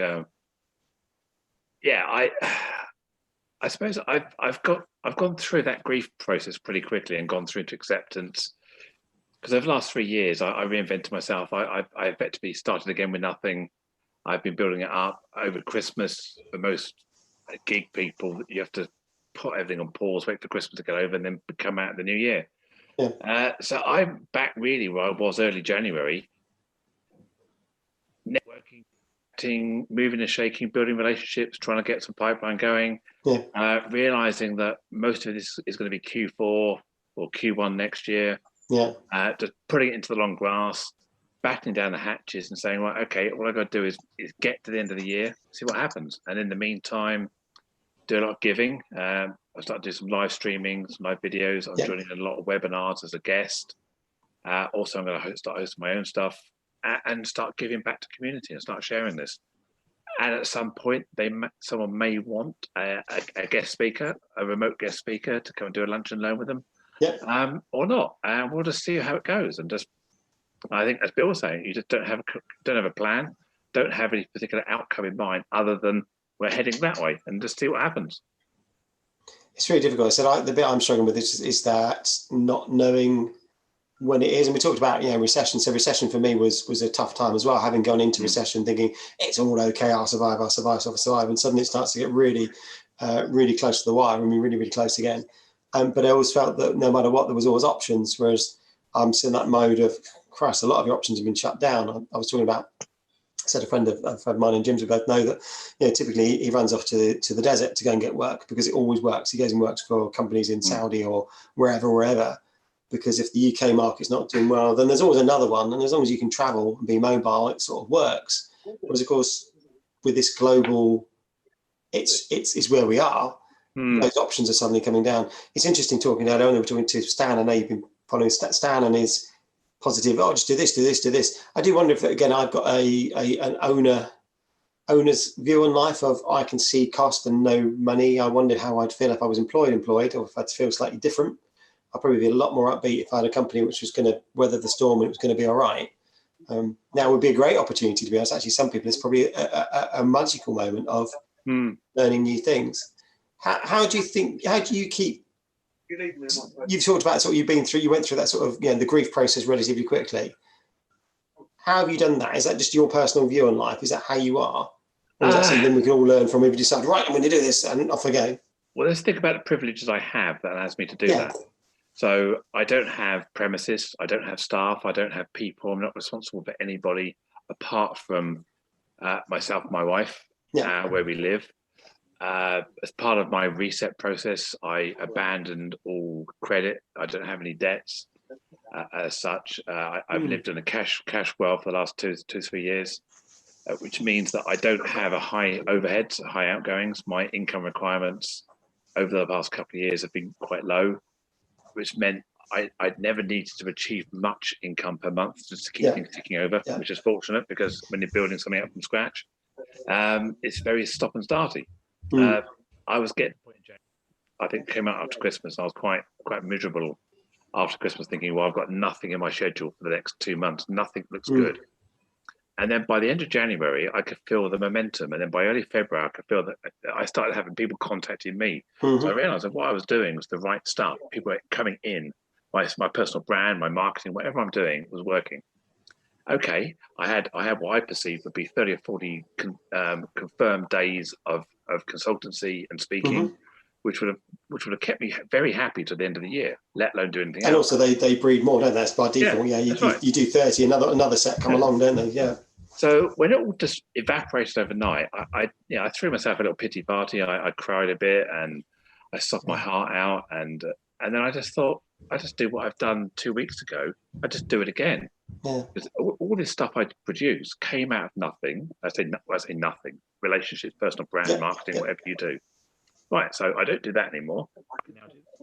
And I'm a member of a couple of speaking groups where we've pivoted to online remote speaking, sharing lots of tips and techniques about how to use Zoom, Minicam. I'm talking to someone who's just about to launch a startup training platform. So as opposed to e-learning, which is social talent, something like that, fantastic. But that's offline, asynchronous learning. Yeah. I'm now talking to this company about synchronous learning, which is more classroom based. So I'm a tutor. I have my students, and I can bring them in and out. A bit like the Adobe Connect platform, but this is it's aimed really at schools. And I'm at the early stages of that with this company. I may be able to get involved with helping to market the product, help people adopt it, online training for people, train people how to use the platform, as well as use it for my own means as well. So you could call that a bit of a pivot. I've met some other people who now want to produce their own online webinars. I'm being an online consultant with them, helping them make breakout rooms, doing chat, joining in with sessions like this with Claire and other people. Just being present, being in the present, being in the moment, and just keeping myself in people's hearts. And I think for me, it is just a case of battening down, doing all I can to keep myself safe, keep myself match fit, continue the personal brand, continue the marketing. And I know I've seen comments on LinkedIn about you shouldn't be afraid to sell. My view is, yes, don't stop selling, and also don't devalue your product. But at the moment, there's so much confusion in the world. There's so much reorientation of what the new norm is. I don't think people are quite ready for being sold to in the same way. I think what we need to do is let people grieve, let people readjust to their new norm, and just breathe a bit. Maybe next week, maybe the week after, when we've got the new BAU, new business as usual, kicking in. Start doing it, because sure as eggs is eggs. I recognise that there's D&I departments out there working from home. There's HR people. There's OD specialists. There's all these people with employer branding. All this stuff is still happening because they want something to do. They want to make sure their job is still needed. So they're going to get to a point in their cycle where they go, right, okay, I need to re-kick in these initiatives. How can I do that with a disparate workforce? So I'm just saying, hey, I'm here. I've got these great tools. I've been practicing my live stream on LinkedIn, on Facebook. I've been practicing with some backgrounds and my brand. I've got some virtual things through Minicam, which I can jig my offering. And I've already agreed with a university that I'm going to deliver 5 lectures, 2 as a recorded video.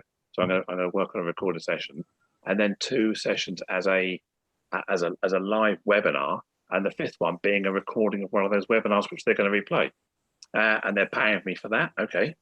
Actually, I'm getting money as if I was physical, but I'm getting it remotely. So there are Awesome. ways of pivoting speaking to be online people will have budget. People do want to train their staff. People do want to progress with projects at some point. Maybe not now, maybe not this week, but certainly maybe Easter's a good watershed for people to go, okay, we're now back in the game. How can I do my job again differently? And as you say, it's about, I guess, an appropriate level of engagement about you still sticking to who you are and your personal brand, not overselling. Because I know Jim and I spoke to offline about this, about the challenge of buy this thing because I need you to buy this thing still because otherwise nobody gets paid. But then awkwardly looking like a sort of, there's a bigger issue in the world. The last thing we need is another bit of technology, another something. Well, my thing I was selling was me jumping in a car, jumping on a plane, standing in front of you, talking to people. Completely. If I stand there and say, this is what I want to sell you, I want to sell you me coming to Newcastle and selling, people ain't buying that. I can actually say, I can be in Newcastle, I can be in your classroom, actually I can be in all your people's homes, delivering the same thing, the same content, the same energy, just differently. So I'm adapting my delivery style of what I can offer. So that's a privilege. I'm pleased you say this because because I have this perception, rightly or wrongly, that people perceive. So you physically jumping in a car or me physically jumping in a car and going to somewhere, they feel like they've got you to do that thing. Doing it online, so that's free because your cost is whatever. But our time's the time, I get paid for my time. It's my intellect rather than my physical presence you're getting. You're getting a thought as opposed to, but I don't know, I guess maybe that's it. Maybe this hopefully is the transition that people can make, that we can transition to I can something still, new. One of the things I do is I help people with policy. So around transgender awareness policies, I can still have that conversation. We can do a screen share with the policy on the screen. I can still talk through it. We do line by line, kind of like you would have done before, like I'm physically in the space. I mean, I say this to people about recruitment. Some of the stuff is process driven. It's talking about the process. It's a flow chart. Again, we can do that online. We can do that, and sometimes we can do that better online because we're both in the zone almost, rather than some other stuff. But I think there's a sorry, I was just talking over you, but the perception I get though is online is free. I don't agree, but online is free. I mean, there is a perception that online is free. I think if you're a professional, you need to make sure you position your product so online isn't free.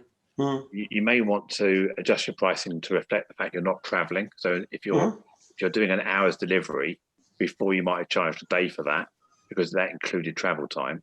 So you need to refocus that to be I don't know, instead of charging $5,000 a day, you charge £500 for the hour or something. I don't know, whatever you say, whatever the metrics happen to be, because of that. Okay. But I also recognise, you look at D&I from a people perspective, that there's a lot. The D&I landscape has kind of changed. The people we used to value, the extrovert, the bouncy, the confident, those sort of people who used to get all the airtime, are now harder to manage than the quiet, methodical, get on with it, introverted type characters, where they're quite happy in their home space, locked down, get on with their workload.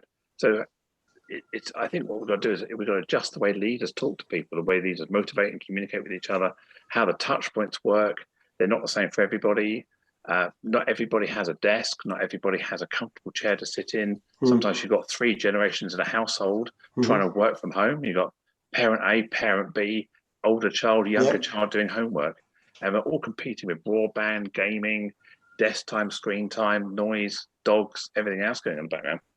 And I see so much about what's professional. Like, oh, we've got to have this posh professional backdrop. Okay, yes, I've got my virtual bookcase behind me. Only because I was gonna ask Joe, is that virtual there? I didn't want to. I just assumed it was a real one. It was a picture of an extended. There we go. I can't afford the furniture, so I've had to fill it up. But no, that's the authentic back. That's actually a photograph of my living room, but that's what it looks like behind me, behind the green screen. But you've got a green screen as well, Joe. I've got a green screen. I bought all this stuff ages ago, before Christmas, and so that's my green screen. And I say I've got a photo of my living room for people. When you try and do authentic calls, you just put the real living room on. I had to put a picture of some other living room. Do a picture of my own real living room. It's full of stuff. So I keep hearing about this. I was going to say, what's professional, and we've got to redefine. Yeah, we used to talk about bringing your wholesale. bringing your whole family, your whole house to work. And if I have to apologize for the mess behind me, if I have to apologize for my dog, my pets, my kids jumping on my lap, that's not the new norm. The new norm is we're all in this together. We're not trying to judge each other on backgrounds and what the old profession is not the new profession. I think we need to get over this. I've been on calls last couple of days with people from EY, other consulting firms, and their partners, their senior people are just in their living rooms. They're not worried about what they define as professional. So maybe as consultants, as outside professionals, we should be less hung up about what we think we have to provide.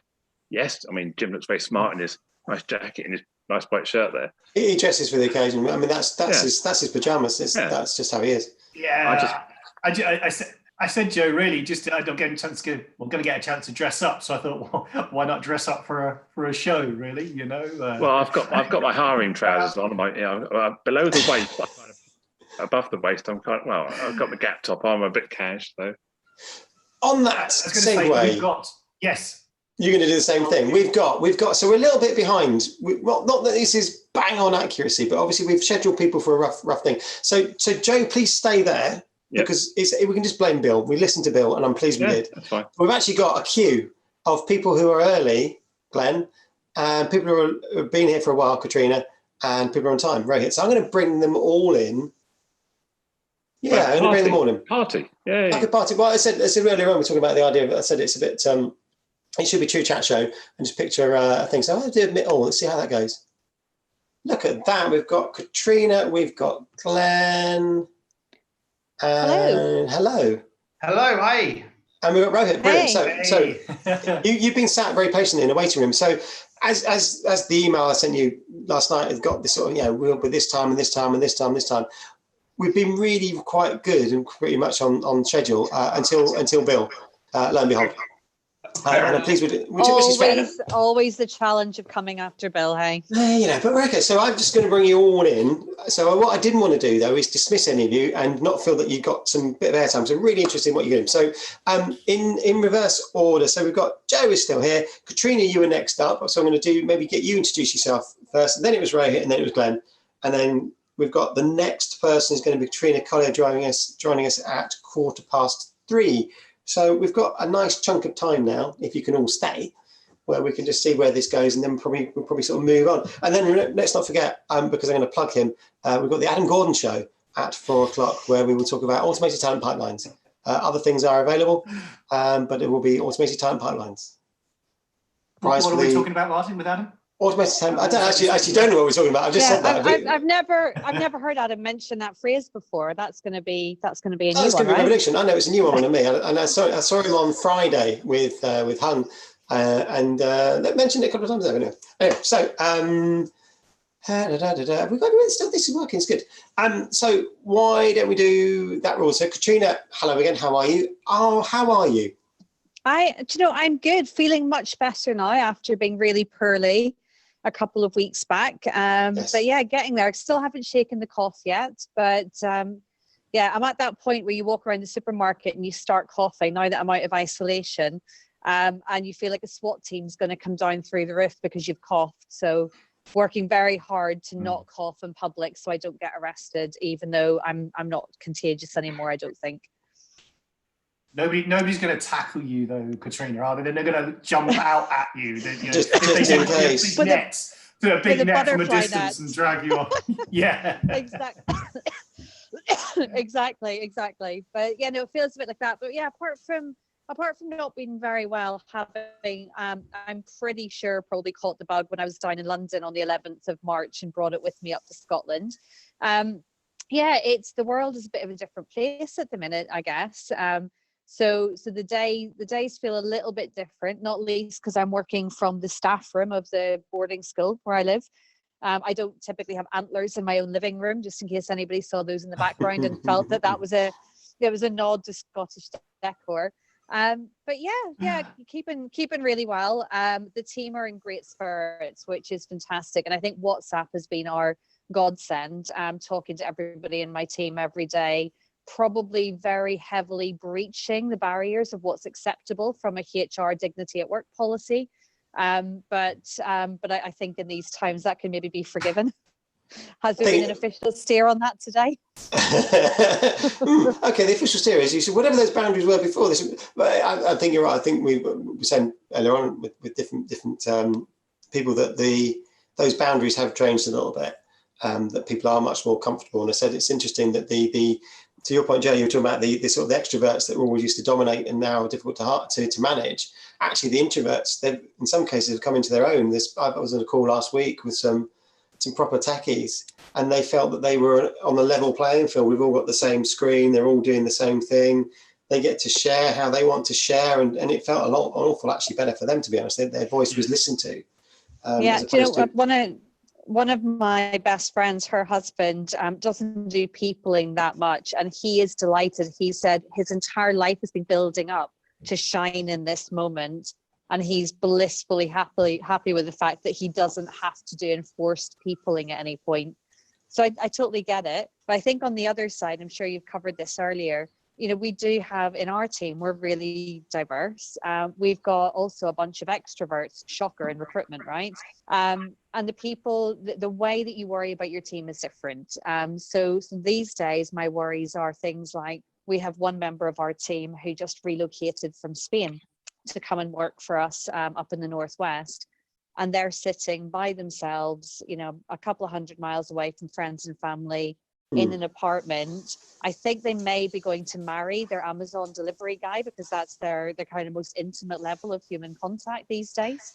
But I worry about the people in my team like that who are stuck with looking at four walls for the foreseeable future, and that's where I think the team comes into its own, and the fact that we've got a great unit where people do engage with each other, but it's definitely not the sort of concerns I'd be having on a regular daily basis, I guess. And again, maybe that's it. We're still sort of finding our way a little bit, aren't we? So there was definitely people who were used to working from home, and great, I get to work from home. Everything that was there before was exactly the same before. Whereas a lot of us, it's been a complete shock to the system. Or I guess it's that lack of freedom a little bit. The idea of not going out and not doing that thing. You almost don't know what you miss until you don't have it, and that's probably part of it. You know, the idea of I'll just pop down the pub. Oh no. Oh, I'll just go and see my. Oh no. It's that, isn't it? Rather than and it's lovely that we're doing new things to do that. But I guess I being the pessimist that I am, this is fine now. I wonder what we'll all be like in a couple of weeks' time. I suspect that some things will be easier because it has become the new norm. Some things will be infinitely more difficult because we'll feel we still don't have the freedoms that we once had, and hopefully makes us all sort of appreciate them a lot.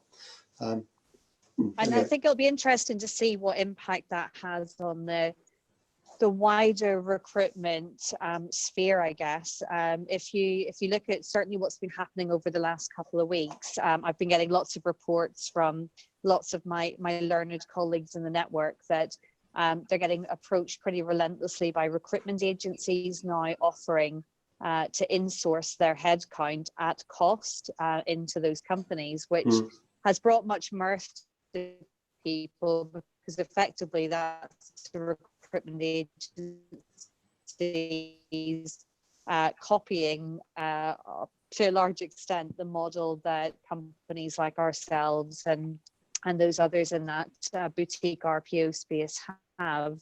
How do recruitment agencies come back from that is a really interesting question that I'm still not sure I'm squaring the circle on. How easy is it if you've gone to 5% fees, or you've gone to putting in your own headcount at cost sort of margins that they were at before?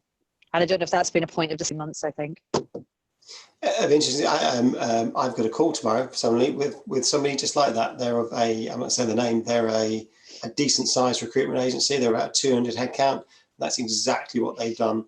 I don't see how they'd ever get back from it. I don't think they can, but they're puzzled by, as you say, some mirth from some of their potential clients going, you done what? We can do that. We either got our in-house teams or we'll bring in-house recruiters. We didn't really need you. Then sort of wrapping it with a large database of candidates and all those other good things. But I suspect again there will be definitely a model change. I mean, you operate in the same space. You have recently won some business in Denmark. With a client that we can't name for confidentiality reasons. Then stop posting on Glassdoor. But you're right, we won't do that because that name is on Glassdoor, that one. So it's great, but it's interesting. But even in this, I know that the Danish market. It was my last flight. Actually, it was only a few weeks ago when I flew back from Denmark. Going, oh, it was great. There we had it there. 2 weeks later, everybody's there. That's not quite true, but loads of people there. How are you finding that position, that repositioning of clients who? I mean, your pipeline will have changed. There'll be some that have definitely dropped off the face of the earth. Certainly, I've had some of those, and there'll be some that are going, actually, we're just not ready for you now. Come back to us whenever when we know something else. How does your landscape? Without giving anything, I don't want any confidential stuff. But sort of, no, it's fine. How does it look for you? So it's a mixed bag, I think. In terms of existing clients, we've only had one of actually our smallest clients from our little micro pool. We've only had one client who, understandably, because of the sector they're in, have said, look, we just want to pause everything. And as you'd expect, we've been really good with them and said, look, we're not going to give you any cancellation fees or notice period. We'll put it on pause, come back and have a chat to us whenever you need some help again. Everybody else is holding firm at the minute. One of our clients has had a 900% uplift in business, which is pretty remarkable because they're in the retail space. So I think it's every day's a kind of watching game on that front. What has happened, and I think this has happened right across the piece and hence the actions, and I totally understand why they're doing it from a business preservation perspective, but the actions that you're seeing from the likes of the recruitment agencies, business development pipeline has died a death. So the multiple things that we were working on, including stuff that was pretty advanced, has all just frozen solid at this point with it may come back online soon, it may not. At this point as a business, we're forecasting to, we expect that stuff's probably not going to start moving again until July, maybe August. So let's make sure we're in a good position to stick as we are until then, as the worst case scenario. But I think anyone's guess is as good as the next person's. I do think for sure it's more interesting to me to try to get my head around what longer term impact will this have more broadly on the way that organizations recruit. The kind of bubble that we've had around the growth of companies like yours, like mine, other companies in the sector, in the boutique RPO space, and the continued crazy growth of the recruitment agency market.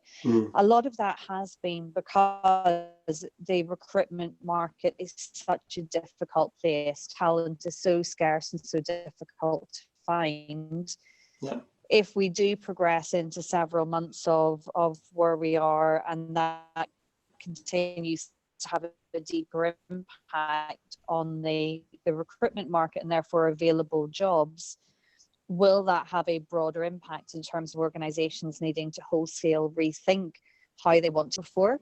Maybe the talent that they need will be different. I probably predict there's going to be a further upsurgence in the requirements for digital talent, which, as we all know, was a really easy space to recruit into. Exactly. The hard thing that we were looking for in the first place made it even harder. Exactly. But I do wonder the longer term pieces, which I'm sure much smarter people than us at the government are thinking about. How do they start reskilling and retraining people for what I predict will be a relatively different world in terms of skills requirements in a year from now?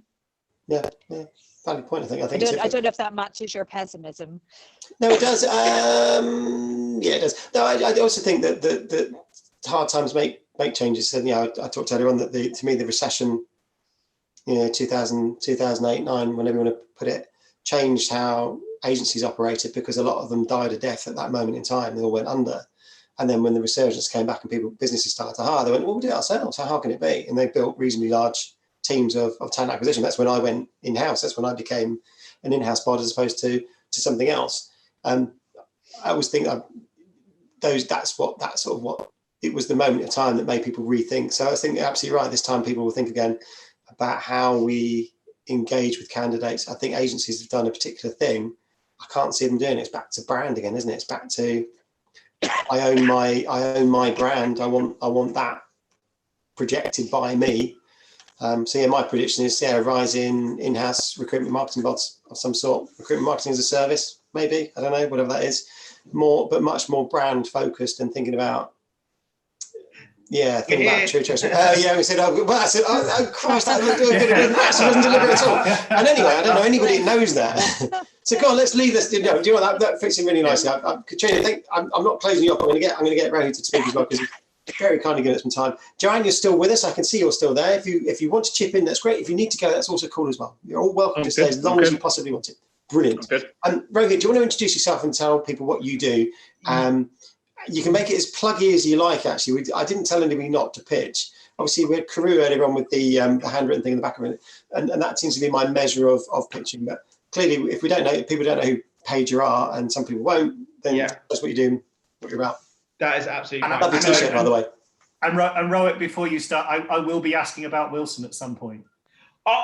Unfortunately, Wilson is upstairs in the loft, and please do follow him. He's at Wilson Pager. He has got a profile, and he's got feelings too, Jim.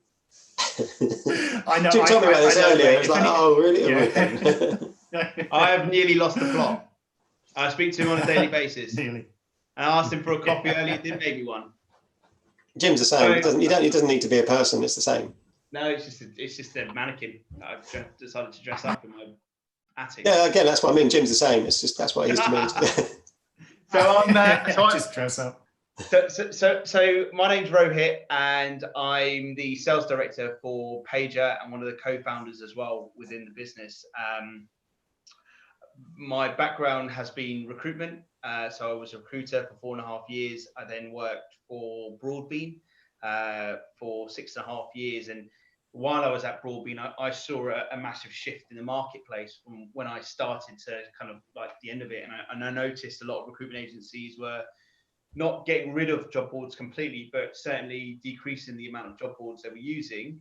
Certainly at the start, when I started in 2012, they were, today still using maybe 2-3 job boards, depending on what sector you're in. But they were spending more money on social media and their own website.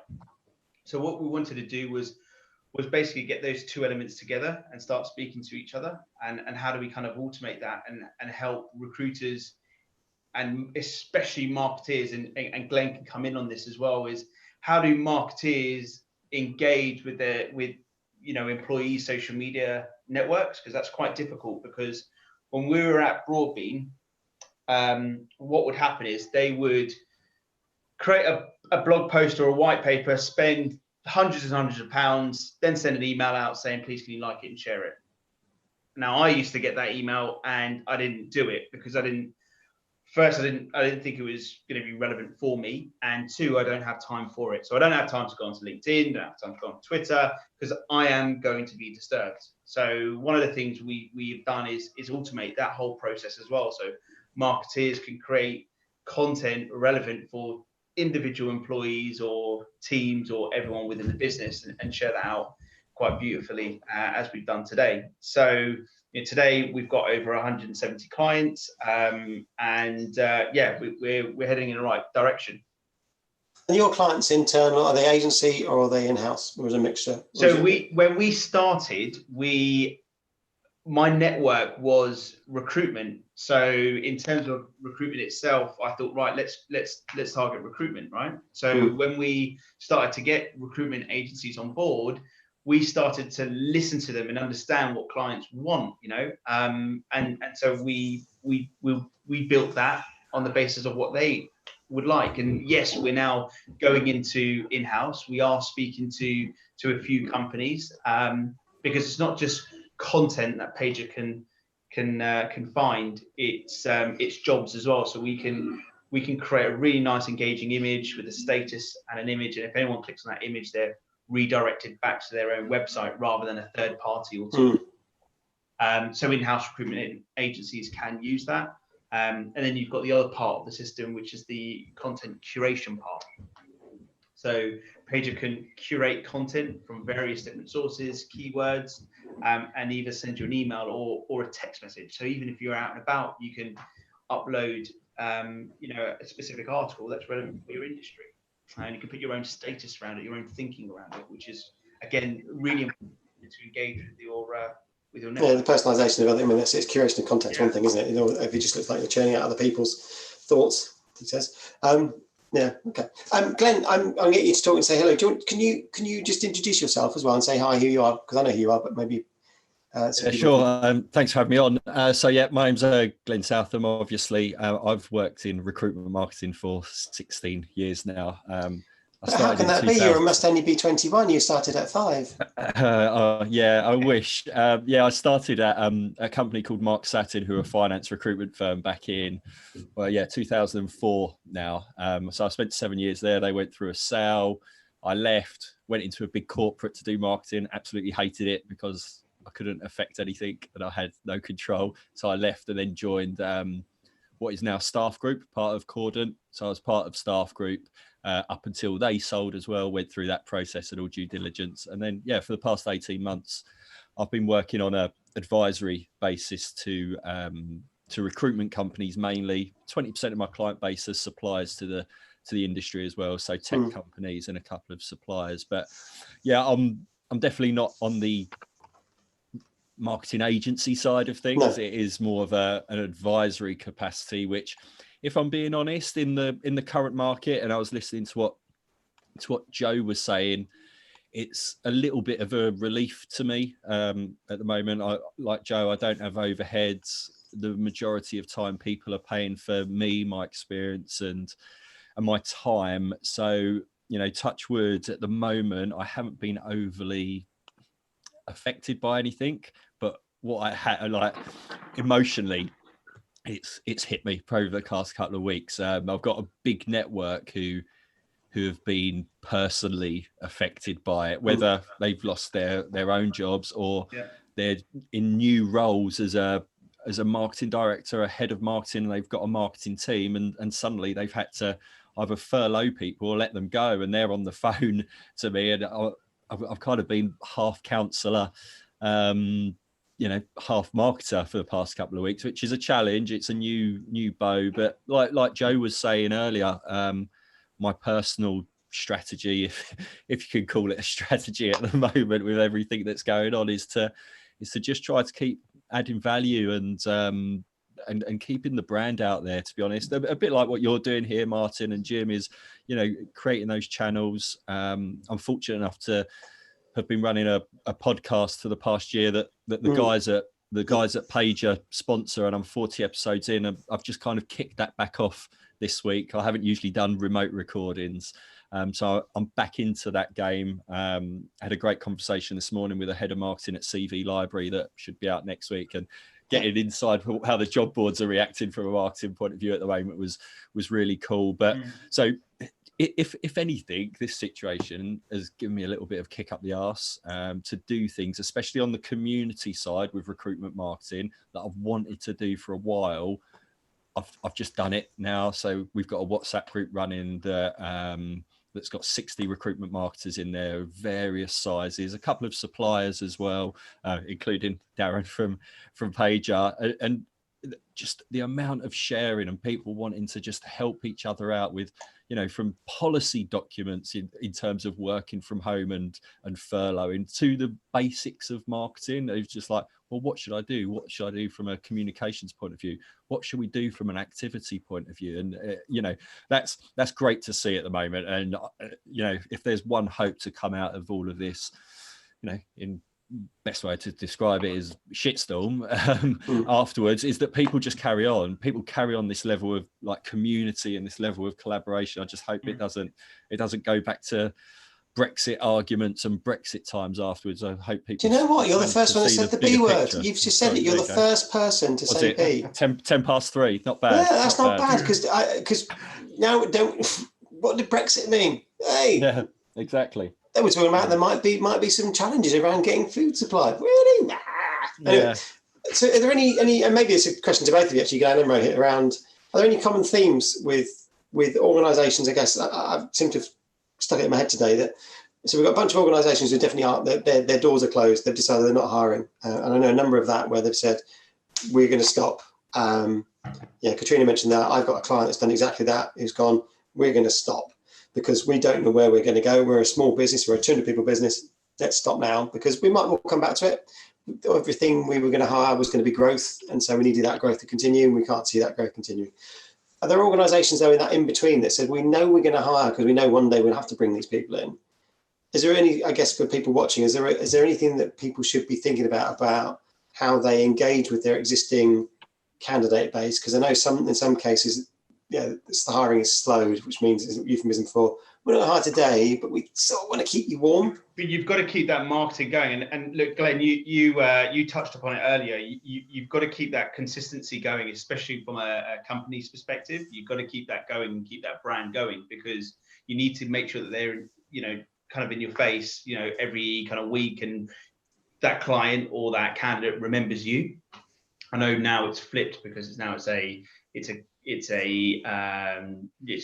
a job shortage, not a candidate shortage anymore. But so it's flipped, but you still need to keep your brand going. You still need to keep, activity up, especially from a company level. Otherwise, they would think that you're not around. I mean, Glenn, you can come in because you said this earlier, touched upon your point earlier. Yeah, I think and when I was younger and fresher faced, and obviously probably a lot more naive, when I went through 2008, when I was working in finance recruitment, during a financial crash and working in a marketing department there, and I was fine. I kind of kept my job. But if I compare that to now, marketing specifically got completely cut. Everything just stopped. Now that is happening now, and I'm sure there's various suppliers, maybe in yourself, kind of Rohit, where they felt that effect. But what's different, and what feels different from the numerous conversations I've had over the past week,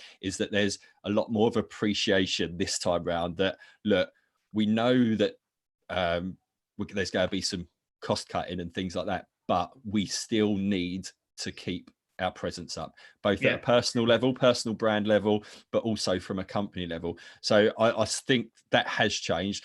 On your question, Martin, about how are people reacting, I've seen the extremes. I've seen people knuckle down and just say, carry on as usual, as much as you can, and other people just stopping it. And there's an element of my thinking, and I'm quite positive in this respect, is that from a marketing point of view, nothing has changed, besides the horrors that are going on from, on the health side of things. The point of marketing is still to understand the problems and the needs of our target audiences. And we still have an obligation, I believe, to try and meet those needs.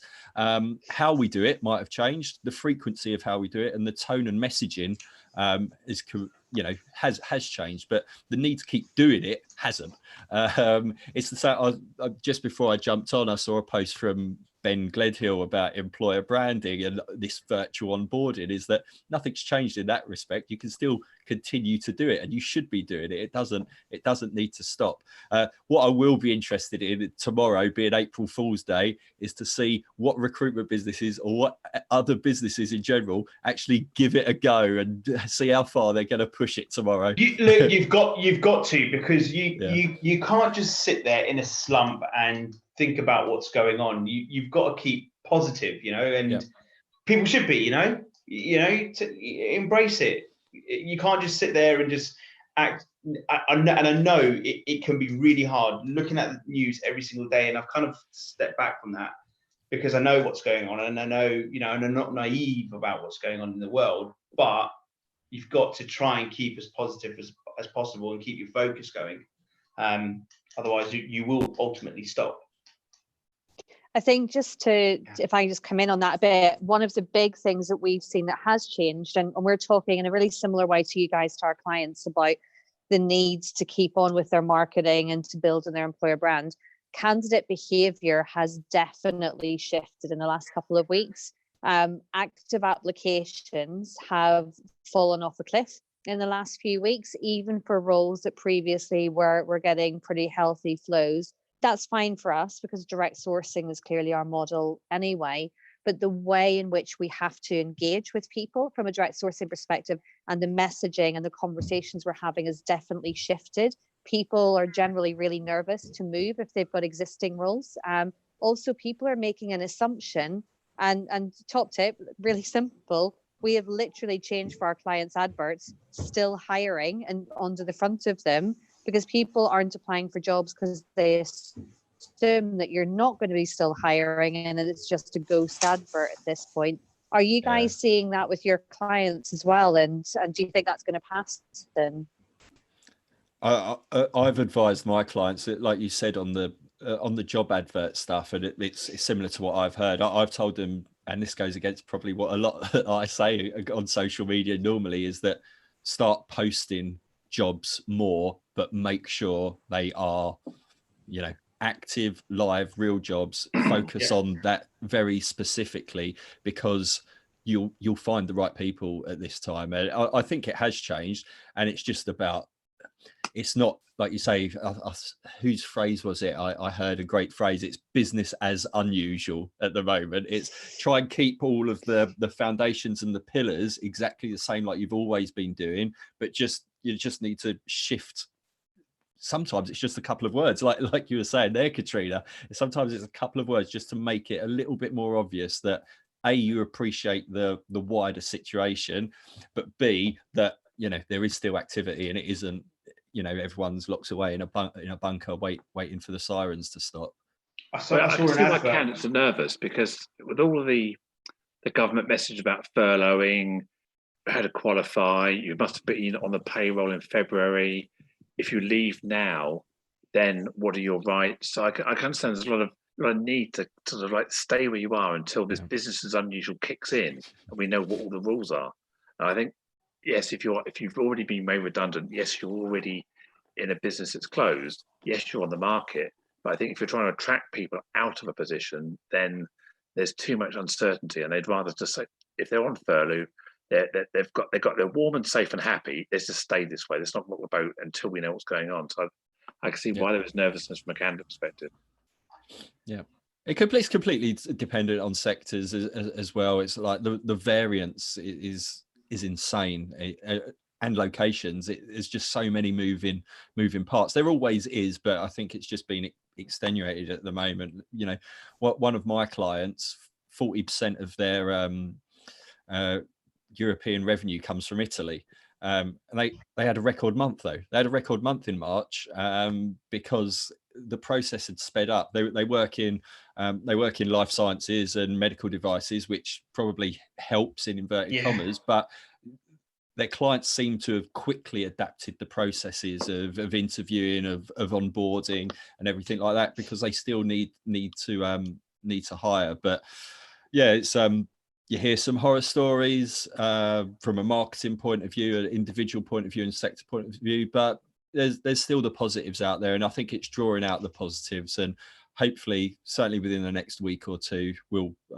It's probably been an overused phrase throughout today. We'll come to that new normal, and people will realise that regardless of the four walls that you've got around you, is the kind of the job at a very basic level is exactly the same, whatever your role is. It's the how now that's changing. The why of doing our job shouldn't have changed. The what we do hasn't changed. It's that how bit now. For so long we've talked about the why, haven't we, in everything, in defining your why, defining your purpose. But yeah, this has probably made us think a lot more about the how. Yeah. Cool. I think we're and I think that's a really important how we can bring point. other people in. Yeah. Sorry, Katrina. Yeah, you were saying. That's okay. I was just going to say, I think that's a really important point. And I was literally having this conversation this morning. For a lot of small to medium-sized businesses, that finding your purpose, that purpose has very much been from nearly all of those businesses about their growth, where that at the minute has gone on indefinite furlough in some description. I do think that's a real issue that needs to kind of be talked about with those small to medium-sized businesses around what is it that's going to motivate them to keep on going through some tough times ahead. But I echo all of your comments about some of the brands who have acted with such dignity and compassion, and people like Aldi, for example, making that change to go, for all of our suppliers, we recognize that you're small businesses, we're going to just start paying you pretty much immediately, versus the JD Wetherspoons of this world. I think that the way that those companies who are behaving ethically and well and with empathy are impacting their brand positively is going to stand them in really good stead in the long term. That was my soapbox, Jim. Sorry. No, definitely. Yeah. I want to bring Katrina in because she's been sat there patiently like other people have in the past, because it's now come up to, what time is it? It's 3:20. We are stopping at 5. I don't care what people say. People, you might want us to go on for longer, but hey, we're not. We're stopping at 5. I'm going to bring Katrina in again. The open thing. Everybody's here. Can stay here. And just me and I'll just get Katrina to do a talk. If you need to go, you need to go. That's brilliant. Thank you so much. I won't be offended either way. Because thank you so much for coming in and participating. Thanks, everyone. You're going to go. Thanks, Katrina. Bye. Let me bring. See you, Katrina. Take care. Thanks. And by all means, everybody else can happily stay if you want to stay. It's really cool. Let me bring Katrina in. And as if by magic. Thanks, Joe. Are you waving goodbye? Just waving goodbye. No, waving hello. Oh, waving hello. There she is. There we go. As if by technical Katrina, magic. We are running a little overtime here. There were people, but we're trying to get everybody in. There's supposed to be a roll over here. And I know you've only got a short amount of time as well at the moment, but we did want to bring you in and say hi, because we're having quite a round chat here at the moment, as you flip in between each people's sort of topics and subjects and how people are getting on. And you and I have known each other, long while, short while, really while, on and off and online. And we're on the working lunch because we had Claire and Louise on earlier on. So, I've just had to scan my PC thing come up. Right in the middle of a live show, you have a scan. You've got a virus, have you? Yeah, probably get a dry cough that goes with that. It's like temperature. Yeah. I probably will after 7 or 8 hours of doing this today. So juggling things. But yeah, if you want to just, for people that don't know you, introduce yourself, what you do, and we're just having a general chat on how people are finding things. I know you from the Social Recruiting Show and your book, and wow. Okay, well, I have exactly 7 minutes. So I am Katrina Collier. I am, of course, author of The Robot Proof Recruiter, and I also do facilitation, I do speaking, all sorts of things, all about improving the world of recruitment. And as a side hobby, I run Disrupt HR. I actually just wanted to add to what Katrina, the other Katrina, was saying just then, which is how you treat your suppliers, your clients, your customers, your employees and your candidates right now is going to completely impact the future of recruitment. Unlike the example she just gave, I have a HR tech vendor who's not paying me, and I'm about this close to writing on Google Maps to permanently ruin their reputation, because I just find it astounding that they're not looking after everybody. This is a time for us to come together and support community and support anybody in it. And, you know, my entire pipeline of work went out the window, so I could do with that help. And where others have come forward and are being incredibly generous and are paying early up front without me having even delivered the work, of course, they're the ones I'm going to be shouting from the rooftops about, going, buy that product, they're brilliant, they treat humans really well. And I just think that's the overall message of this. It's time for treating community better and treating people better and paying it forward, and also massively reducing impact on the environment. I think you're 100% right. I think in all of this as well, we've got a physical situation we're trying to sort of survive healthily, physically through it. We've got a mental situation we're trying to survive it mentally because it's tough on everyone. And at the end of the day, financially, you know, we're trying to survive, and there's that juggle of those three. I can't juggle. Yeah. No way can I juggle. I just cannot do it. And I think it's very hard as well. We're juggling it all. Yeah, we are. And I think it's really hard as well because it's a really split camp. So you almost see the same kind of angst coming that we had with Brexit, where you've got salaried employees who are in secure roles demanding everybody work from home. And then you're watching shopkeepers just watching their entire business they work so hard for go out the window. All of us I can see here who are all reliant on freelance income, it going out the window. And it's like, we didn't want anyone to work from home. We're desperately saying, no, please don't. We get that you really want us to save all these people. We get it. But oh my God, how are we going to come back from this? And then that goes back to mental health. So some of the things I sort of think right now, it is incredibly important. We're going to save thousands of lives by staying at home, but I wonder how many will also die because we stayed at home, because of the businesses folding and the mental health issues that will follow suit. So it's been very interesting watching that split as well, and how tough it is. Talking to some people, it's a really interesting point. You talk about people not being well for staying at home. There was something I read somewhere, or was chatting to someone about the fact that people with quite serious illnesses aren't going to go to the doctors outside of COVID because they're worried about getting COVID. So there's a whole impact on people that are not well going and doing stuff. And that's really hard to comprehend all of this. Really, I think it's very hard to understand. My personal trainer, who of course was in the situation of his income was about to dry up, his mum had a stroke. And so she was in the hospital, and I immediately thought, well, hang on, he's in the hospital with her. I'm not going to now see him. Because I was like, I'm not risking getting it, because you have to be aware of who you can pass it to and so on. So there's like all sorts of implications along that. There's also, of course, anyone who's in a domestic violence situation who's now stuck at home as well. And there are just, it's also huge. If your wife is pregnant due to POP. Absolutely. And there are people giving birth on their own. Thankfully, I've not given birth, but I can't imagine how horrific it would be to be on your own through that. But trying to be a bit more positive, the way I see this is this virus is incredibly leveling. Everybody can be impacted. I mean, Boris Johnson's got it, Prince Charles has had it. You know, it's not going, oh, well, I won't touch them, they're wealthy. Yeah, it's hitting everybody. And therefore, it gives us an opportunity to stop and to breathe and to pause. And that's what I've been doing. I've been looking at my business to go, how can I change it to be online in a different way and lower impact, so that I can create something new that's paying it forward to the community. And I think we all have a little opportunity to do that right now. So that's kind of exciting, to give a bit of breathing space. It seems to be stuck on Rohit, not me. Oh, there. Okay. I don't know where I went. I think Rohit was sitting there and I was talking, so that will confuse everyone. No, I was trying to add, when you talked about the hospital, and I said also, if you've got a wife who's due to give birth, I know, I got that. Really difficult. No, what I meant was the frame stayed on you and didn't switch to me, but I was gobbing away, so it'll be quite funny in the video. Sorry. No, it's fine.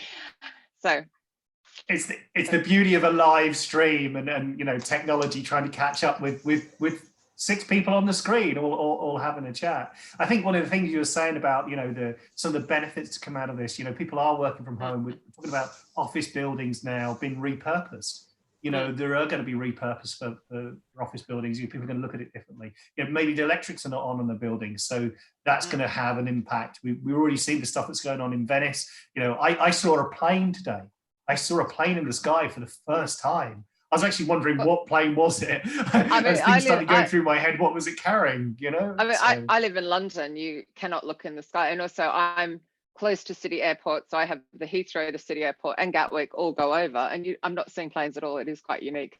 And I think it's what I'm especially enjoying about this is that life is going on without us, and you can really see, you know, here we've got, because I'm in Blackheath, so we've got urban foxes, the blue tits, the sparrows, you name it. They're all not as afraid of us as they were. They can cross the road without fear they're going to get splattered by a car, kind of thing. And it's like, I'm quite enjoying seeing that, and that just how much we are impacting the planet. So in the clearer skies. Definitely. So I'm out of time. I have to go. I'm sorry. You gave me a time. I booked another call. Hey. Katrina, thank you. Katrina, it's really good to see you. Actually, good news is that the first caller we had on this morning, Dane, did plug your book. He said, I'm actually reading this book. I know. I've sent him a check in the post. Yeah, no, it's still just, you know, we can mention it. He's an Uber fan. I got to do some facilitation and some training with Nuffield Health just before all the world went to shit. And he's, bless him, he's very, he's an Uber fan. He's a good ambassador for your book, is what we're going to say. He is indeed. I told you, checks in the post. Anyway, thank you. Bye, everybody. Have fun. Bye. Bye. So at what time are we now? He says, not that I'm taking the time. It's 3:30. We've got Martin Redstone in the wings. We've also got Elizabeth, who is early, which is I won't say what I'm going to say, which is good. You guys, I'm happy that you're happy. Again, that sort of rotating sofa of chat, which makes me sound more and more like Richard Hammond, which means, unfortunately, Jim, you are going to have to be the other one. You can be James May. I'm going to bring Martin in. So Martin, got the hair for it. Yes, true. I'm going to bring Martin in. Martin is, if you don't know him, talks a lot about chatbots. He's also looking for work, which is another reason why I really wanted him to be here. Partly because he can talk about chatbots and what people can do in the current space, trying to think about how you integrate, you know, an online experience, use chatbots properly, etc., but also because he's looking for work and I love him to pieces. So don't tell him I said that. This is our secret between you and me. Yeah, when he comes on, it's not here and the rest of the world now. And my love for Martin, but there you go. Hello, it's talking about you. Hello. Hello, everyone. Oh, look at you in your virtual background. That isn't his lounge. That is not where he lives. Absolutely not. I was very, very close. Oh, bye, Joe. Oh, bye, Joe. Thank you so much, Joe. Really good to see you. Bye, Take care. Joe. See you soon. I'm going to shoot as well, guys. I'll catch up with you soon. Marvellous to see you. Thank you so much. That's brilliant. I've got about 5 minutes. Just don't speak to you soon, buddy. Awesome, Rohit. That'd be great. So we can do that. So Martin, Yes. I've asked where are you? How are you? What are you up to? Oh, coronavirus. Oh, Brexit. Because we mentioned we mentioned Brexit for the first time 20 minutes ago. So now we can mention it again. Okay, well, welcome to my executive office. No. Funny story about the virtual background is that my kids are using my Zoom in the morning for catching up with their classmates, and we put a PJ Masks background on yesterday morning, and I totally forgot about it when I got on a call with somebody else. So I'm purposely changing this. You don't want to see masks. Yeah, you don't want to see the magnolia that goes on in my office. So I thought this was better. Yeah, so where am I? I'm in what is now sunny Hertfordshire, just down the road to Rohit, actually. How you doing, mate? Good. Good. Well, I can't even remember what the other questions were. How are you? What are you up to? Anything you want, really. I mean, so I was saying, I was pleased you put your hand up the other day saying I'm available for work. So that was one of the reasons I wanted you on here, so people get a clear understanding of what you do. Then I was going to get you to talk about chatbots and probably the current situation, whether, and I know you're not just about chatbots, but whether that's changed people's perception of them, whether now is the time or wasn't the time, or whether people were doing something different with them, and just generally chat. Yes, cool, sounds good. So how am I? Well, I'm good. I'm enjoying the sunny weather finally, and time with the family. Although I'm not sure if I'll be able to cope with this for 6 months with kids in the house full stop, but I'm good on the whole. As you are right, I'm currently without anything to do apart from homeschooling and getting on calls with fabulous people like yourselves. So smooth, I like that, thank you. Yep. So I am looking for an opportunity, which is a great time to be looking for an opportunity. It's really interesting out there, isn't it? Obviously, I was saying this to somebody just yesterday. The thing with this whole coronavirus, or as I'm calling it, corona madness, is that people are either too busy to hire, or they're too scared to hire. And I think that this whole thing has created a bit of inertia across the board, where something unexpected, I'm not going to use the other word that everybody keeps on using, the unprecedented word that everybody keeps using, but something unexpected happens, and such is, I believe, human nature, that people take a step back and they go, okay, and it's a bit of a fight or flight type scenario, I think, where people kind of freeze and they work out what they're going to do next. And you can talk to people who are, survival experts and these kind of experts, and talk about mental grit and all these kind of things, and this whole fight or flight instinct. And actually the bit that people tend to concentrate on is the time to react. And I think that's what we're seeing right now, is that everybody's kind of taken a step back and thought, this was totally unexpected. We don't know how to react to it, which is where I think a lot of the inertia that's going on in the world is coming from. And I'm certainly seeing that. I'm seeing that with a lot of conversations that I'm happening, where people are just saying, well, we don't know what to do now. Hiring's been put on hold, or our conversations about tech have been put on hold, because quite rightly, people are saying we don't know what the heck is going on right now. Whether it's going to last for 3 weeks, 3 months, 6 months, a year, etc., etc.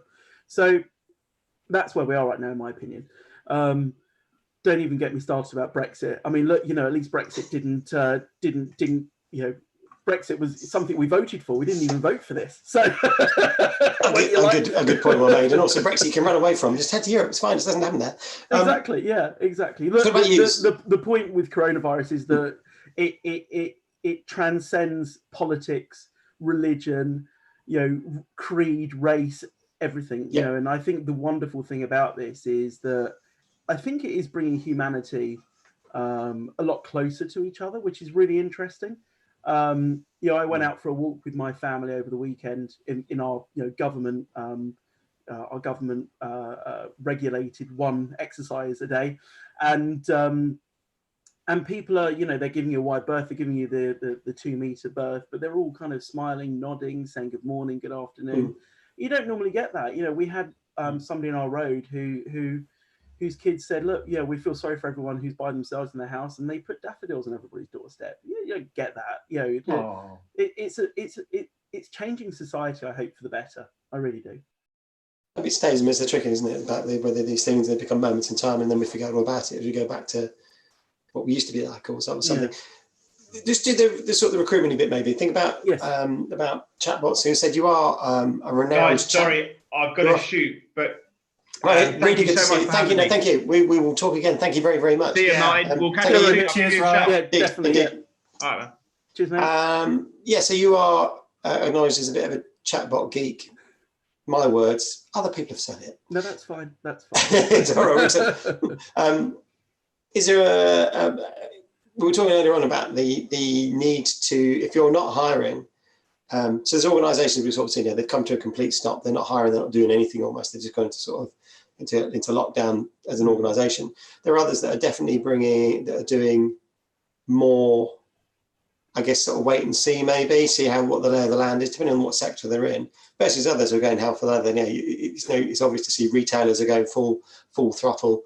You know, NHS are going full throttle. A bunch of suppliers to those organisations are going as well. But for an average business that was maybe doing its usual thing and had stuck to a fairly traditional model of hiring, the chatbots offer them an opportunity now to do something slightly different, and that's sort of nurturing, keeping in touch, keeping the lights on almost. Absolutely. So there's a couple of things about chatbots that I've been having a really good think about with this whole Corona situation, COVID-19, whatever you want to call it. The first one is that for those organizations that have had to really, you know, quite rapidly ramp up hiring, it's the challenge they're going to have, and I've seen it already when I've been speaking to people, is that people who they rely upon to do the recruiting, because some of these recruiters are working flat out night and day to bring the numbers in they need to bring in, which is just, you know, testament to what people are saying, is that HR and recruitment are kind of the hidden superheroes keeping some of these companies, you know, ticking over. And I tend to agree. But the point is that people are going to start becoming unreliable. They're going to either get ill, or the whole, you know, having a family at home, you know, and trying to look after, being a parent, being a teacher, and being a productive worker is going to really get to them. There's a lot of issues with mental health people are talking about as well now. And unfortunately, all of those things put together means that people are going to start becoming a little bit more unreliable as productive members of the workforce through no fault of their own. So that's where the ideal opportunity for having something like a chatbot comes in, because a chatbot is reliable. Granted, it's not a replacement for a person, but it's certainly a good assistant to that person and a good assistant to that process that helps create a reliability in that process. A chatbot works 24/7. It can just take the strain away from recruiters, and that's what the kind of conversation that I think people should be having right now.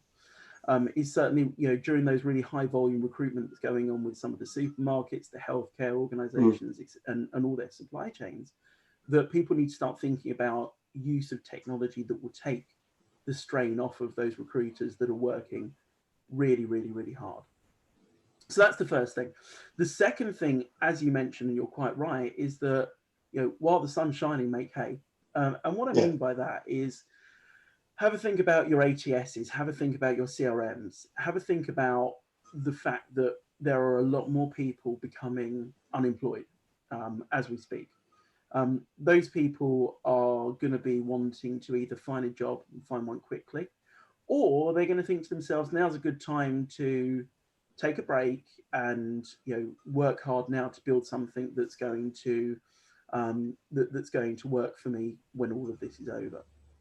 So they're going to want to be communicating with recruiters, but also recruiters worth their salt. They should be thinking about how they can re-engage with their candidates as well. You know, take a look at that at that database they've got at their ATS, at their CRM, and start thinking about how they can start mining that database, start re-engaging that database. And certainly through the use of outbound messaging, through the use of chatbots, you can start doing that very effectively and very efficiently. So start planning now for when the recovery happens in hopefully a few months' time. It's difficult, isn't it? I said it's that these hours with a chief exec, great grand job title for sort of 200 people business last week. And he didn't know what to do. He didn't know where their business was going to be. He didn't know a bunch of other things. So again, they've gone from needing to hire. They're probably going to hire 40 people. They have 40 open roles right now. They've obviously closed those down straight away. And I guess that was it. It's very easy for people in my position to go, oh, it's outrageous, carry on hiring and put the processes in place. But actually, it's like, I don't know if I'm going to be, I don't know what I need. I don't know what I'm doing. I don't know if I need to just lock down on every single bit of cost, in which case I'm not hiring anybody. Or is there, or we'll have to wait and see. And I think those wait and see ones are probably the ones that the biggest opportunity, aren't they? That they still know at some point there will be a recovery. Interesting enough, I said to the same thing. So let's assume you're going to do nothing for 6 months. As almost as the doors open on September the 1st, be ready. And even that was a difficult thing. It was like, but committing to money, which I'm not sure I have today to spend. Would I spend it on? Imagine telling the board I've spent the money on recruitment, even though we're definitely not hiring. And it's that sort of internal education piece, which is quite a challenge. I don't really know what corporates are thinking. I've not spent so much time with the corporates. Well, absolutely, I agree. You can use that example of the supermarkets that open their doors on Black Friday. They don't just open their doors to a normal everyday shopping experience. They open their doors with a fully prepped, fully expected staff, different layout in the store, et cetera, et cetera, et cetera. And so they're ready for the big rush, and they can take advantage of that big rush. And that's probably what we're going to see from the recovery, is this big rush of people that want to hire, this big rush of people that want jobs. So make sure you're prepared, whether that be taking a look at your technology, taking a look at your processes, or just taking a look at your manpower and how you're going to be ready for that, because unfortunately we have seen a lot of layoffs in the industry as well, and that's expected in a downturn. We all remember, we've all been through a few downturns now, I think, between us all. So think about that. Think about the fact that actually your volume, your stress on the organization is going to go skyrocketing. Have you got enough people to deal with that? Have you got a plan in place to deal with that? Have you got the tech? Now's a good time just to reassess everything that you're doing to ensure that you're ready for the recovery. It's going to be a difficult message to send. I need to work on that. So when the time is right, we're always, it's that awkward, isn't it? That we're here to help you. And you've seen some organisations absolutely get it right in their messaging, and some absolutely miss it by a country mile in all sorts of walks of life. I'm going to do two things because we're still live. I'm going to get you to say what you'd like to be, and then I'm going to bring Elizabeth in. And if you're happy to stay, I'm going to bring you and Elizabeth in at the same time. I don't know Elizabeth. Jim does know Elizabeth. Cool. So what would you like to be? What would you like to be? Well, when I grow up. When will you grow up? I never know. My kids asked me the other day, how old are you? And I told them the real age. But I said, but mentally I'm 17, because actually mentally I'm about 17. And I like to think that physically I'm obviously like a young Brad Pitt, but mentally it's probably 18, because I could 17. I had more money at 18, so maybe 18. But you could drink legally at 18, so I think I could drink legally at 18. I had my own car, I had a nice life I could buy. It was all right. It was all okay. So probably 18. I like to think I'm early 20s still, but I keep on being reminded by everybody around me I'm not. So absolutely. But so look, I've been in the industry for good 15, 16 years now. Whilst you quite rightly call me a chatbot geek, some people call me chatbot boy, chatbot guy, chatbot nerd. You can call me whatever you want. I have spent the last few years working with chatbots. And actually, while I'm on the subject of chatbots, because you're right, I am a bit of a geek and a nerd. I'm starting to compile some really, really useful things that are going to help people during these times. And one of them, and I think it's really important to talk about, is people's mental health. We know that there's a lot of stresses and a lot of anxieties out there during these times. And there are a lot of people out there that struggle that struggle to make a decision to go and talk to somebody about their problems. And I don't want to harp on about it, but there are chatbots out there that can help people as well. There are chatbots out there that can provide people with simple conversation to help them get through feeling down, feeling anxious. So I'm more than happy to point people in those directions. I'm going to post up a link somewhere. I don't know where. I've only just started compiling it, but I'll happily send you guys a link to that list of chatbots, because I think it's really important that people understand that if you're not feeling comfortable reaching out to people, reaching out to a professional or even people around you, there is a piece of technology that is there to help, and there are technologies that are there to help, and they are showing significant results with helping people. So I'll leave it there, and I'll send that link over to you guys to distribute out how you want to as well.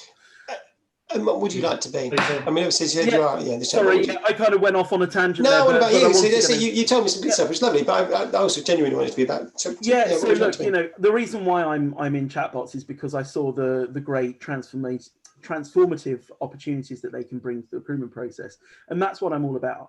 I've been in recruitment for 15 years. Before that, I was an engineer, computer science, telecommunications, that kind of stuff. So I look at things slightly differently. I look at processes from an engineering perspective, which tends to mean that I look at challenges and problems in a slightly different way in order to fix them. And that's what I've been doing for the latter half of my career is fixing problems and solving challenges, mostly in recruitment processes, both recruitment businesses and in-house as well. So what do I want to be when I'm older? Well, I want to help people fix their recruitment processes, whether that be technology, people, or just straight up process-driven stuff. That's what I help people with. So when I'm talking to people about chatbots, it's not just have a chatbot, they're brilliant. It's I mean, we've had this conversation. You do offer that more. You offer context. I think is probably the word I would say. That other people, it's easy to say, "Oh, get a chatbot," but actually, it's the ramifications. It's the next step along of what impact does that have along the way, good and bad, and almost. The chatbot's the easy bit in some respects. Yeah, throw a chatbot at, it's all the rest of it behind the scenes, isn't it? It's the tricky bit. Absolutely. And I have conversations with people continuously where I will say to them, chatbot's not the answer to your problems, but this could be. So I always start talking to people about the challenges they have in their processes before I start talking about the solution. And there are a lot of people out there that talk about solution first.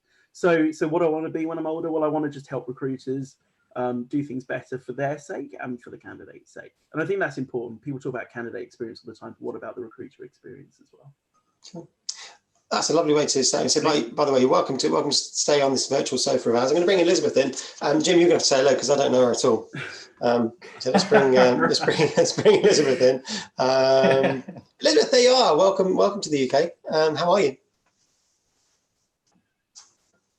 Hi, Elizabeth. Can you hear us? I can. You got your doesn't say hello. I'm in a room though yet. Oh, you've been in a room. You're in the room. You're live now. You've been sat in the room. You're live. That's the thing. It's not it wasn't a real room. It was just a room. It wasn't actually a room. It was just a room. It's not like a green room or anything like that with champagne and people coming in and out. It's literally the virtual holding room. It's your own room. It's multi-streaming. I love it. So you're not allowed to swear. Oh, yes. Dang it. Okay, you can swear. Dang, it's such a great word. So Elizabeth, we're getting people on and just having a real general chat. And what we're sort of asking is people just tell us a little bit about you, what you do. You're over in Germany as well. Obviously, we've got a bit of an international. We've been to Tel Aviv, we've been to Cork, we've been to Wigan and London, and now across to Germany as well. So yeah, I'm keen to understand what it's like over there for you in the current climate. But yeah, tell us more about what you do, what you're about, etc., so people who are listening can understand. Those, if we still have anyone listening. You do. You guys have at least 12. No, I've been checking in throughout the day. It's been really great. It's a great conversation, and I think it is this piece to say, what kind of is the current situation. It is, I like to call it, I said it, that we're all kind of like freshmen at the same time.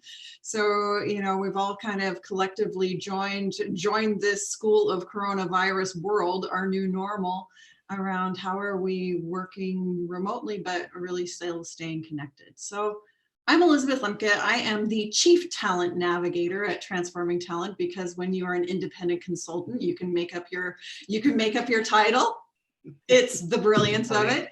But at the end of the day, it really is that piece to say, how are we navigating not only what we need today, but also thinking about, you know, what we need tomorrow. What are those unique skills? And then how are we really helping people have an impactful experience at work? How are we helping them grow, and how are we helping them have meaningful relationships? So I traditionally come from the area of learning and talent and general HR, where recruiting used to be part of my role. I used to be a director of HR and global talent for a large automotive supplier. So I do like cars, I'll just put it that way.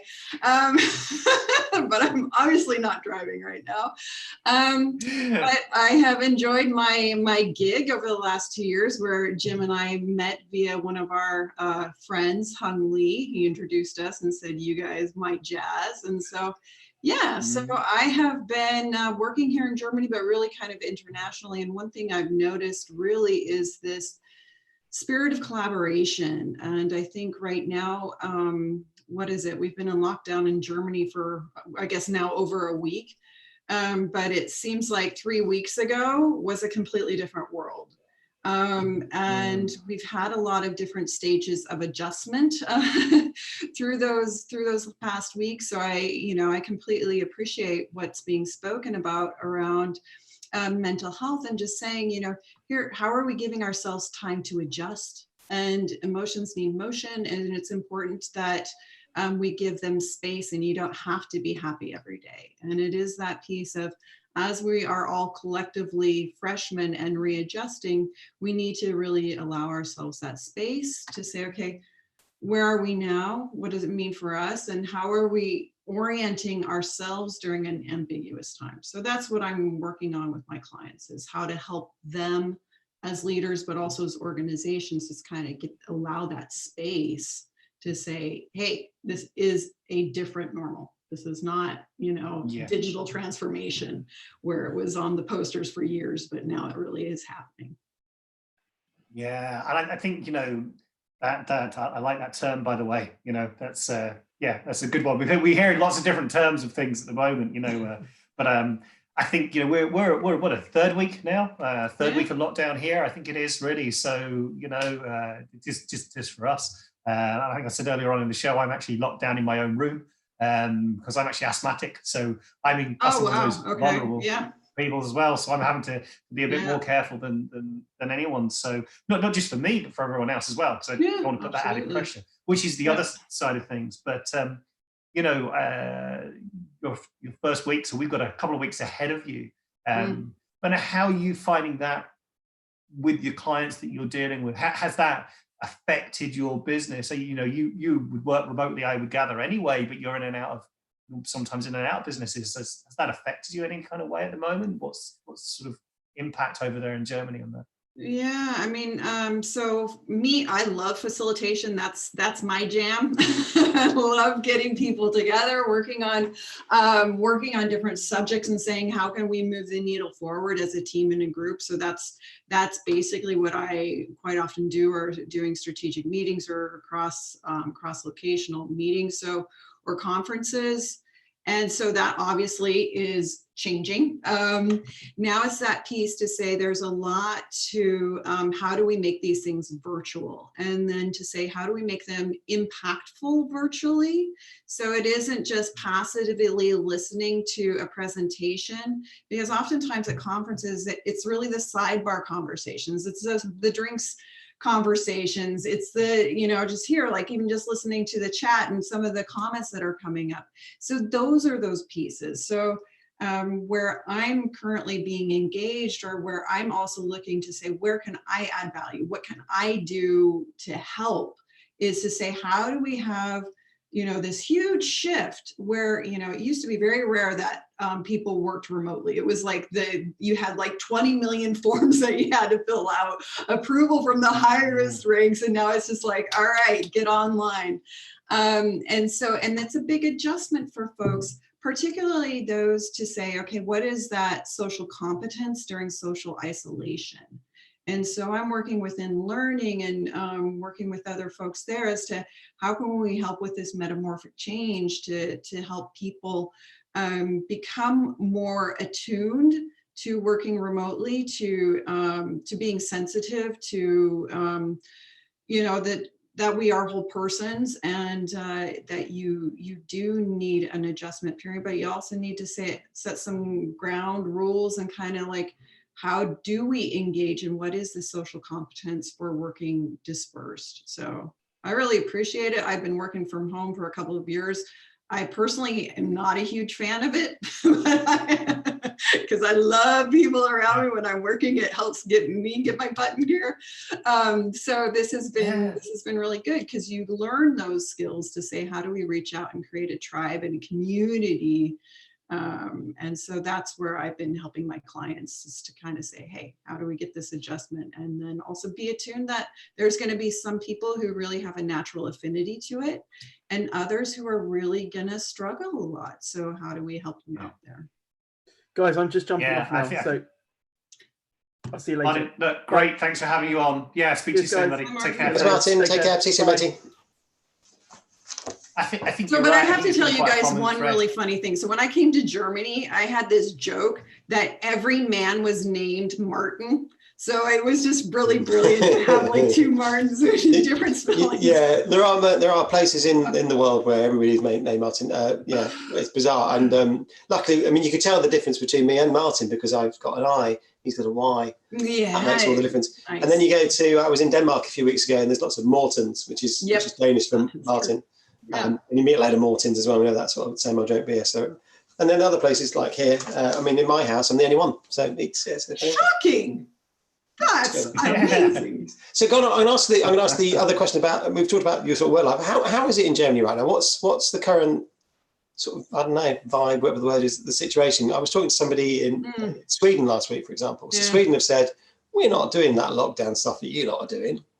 We're going to go our own path. So it's like, really? Are you sure? Whereas Denmark, as you know, next door neighbours gone, nope, we locked down. They locked the schools down before us. They locked a whole bunch of other stuff in before. What's it like in Germany currently? Well, I must say I'm appreciative as an Oregonian living in a country with a very sane leader. So yeah, I really appreciate Angela Merkel. I think she's doing a very good job. I think it is that piece to say people have taken social distancing very seriously. So we're basically all at home.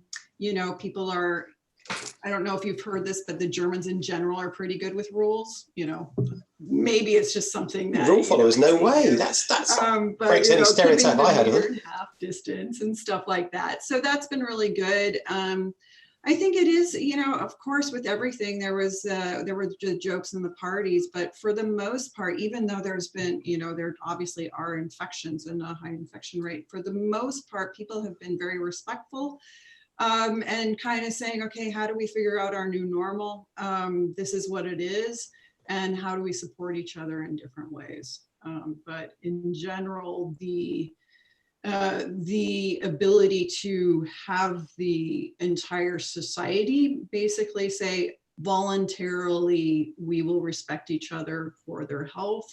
I think in my humble opinion, it is going very well comparatively to other places.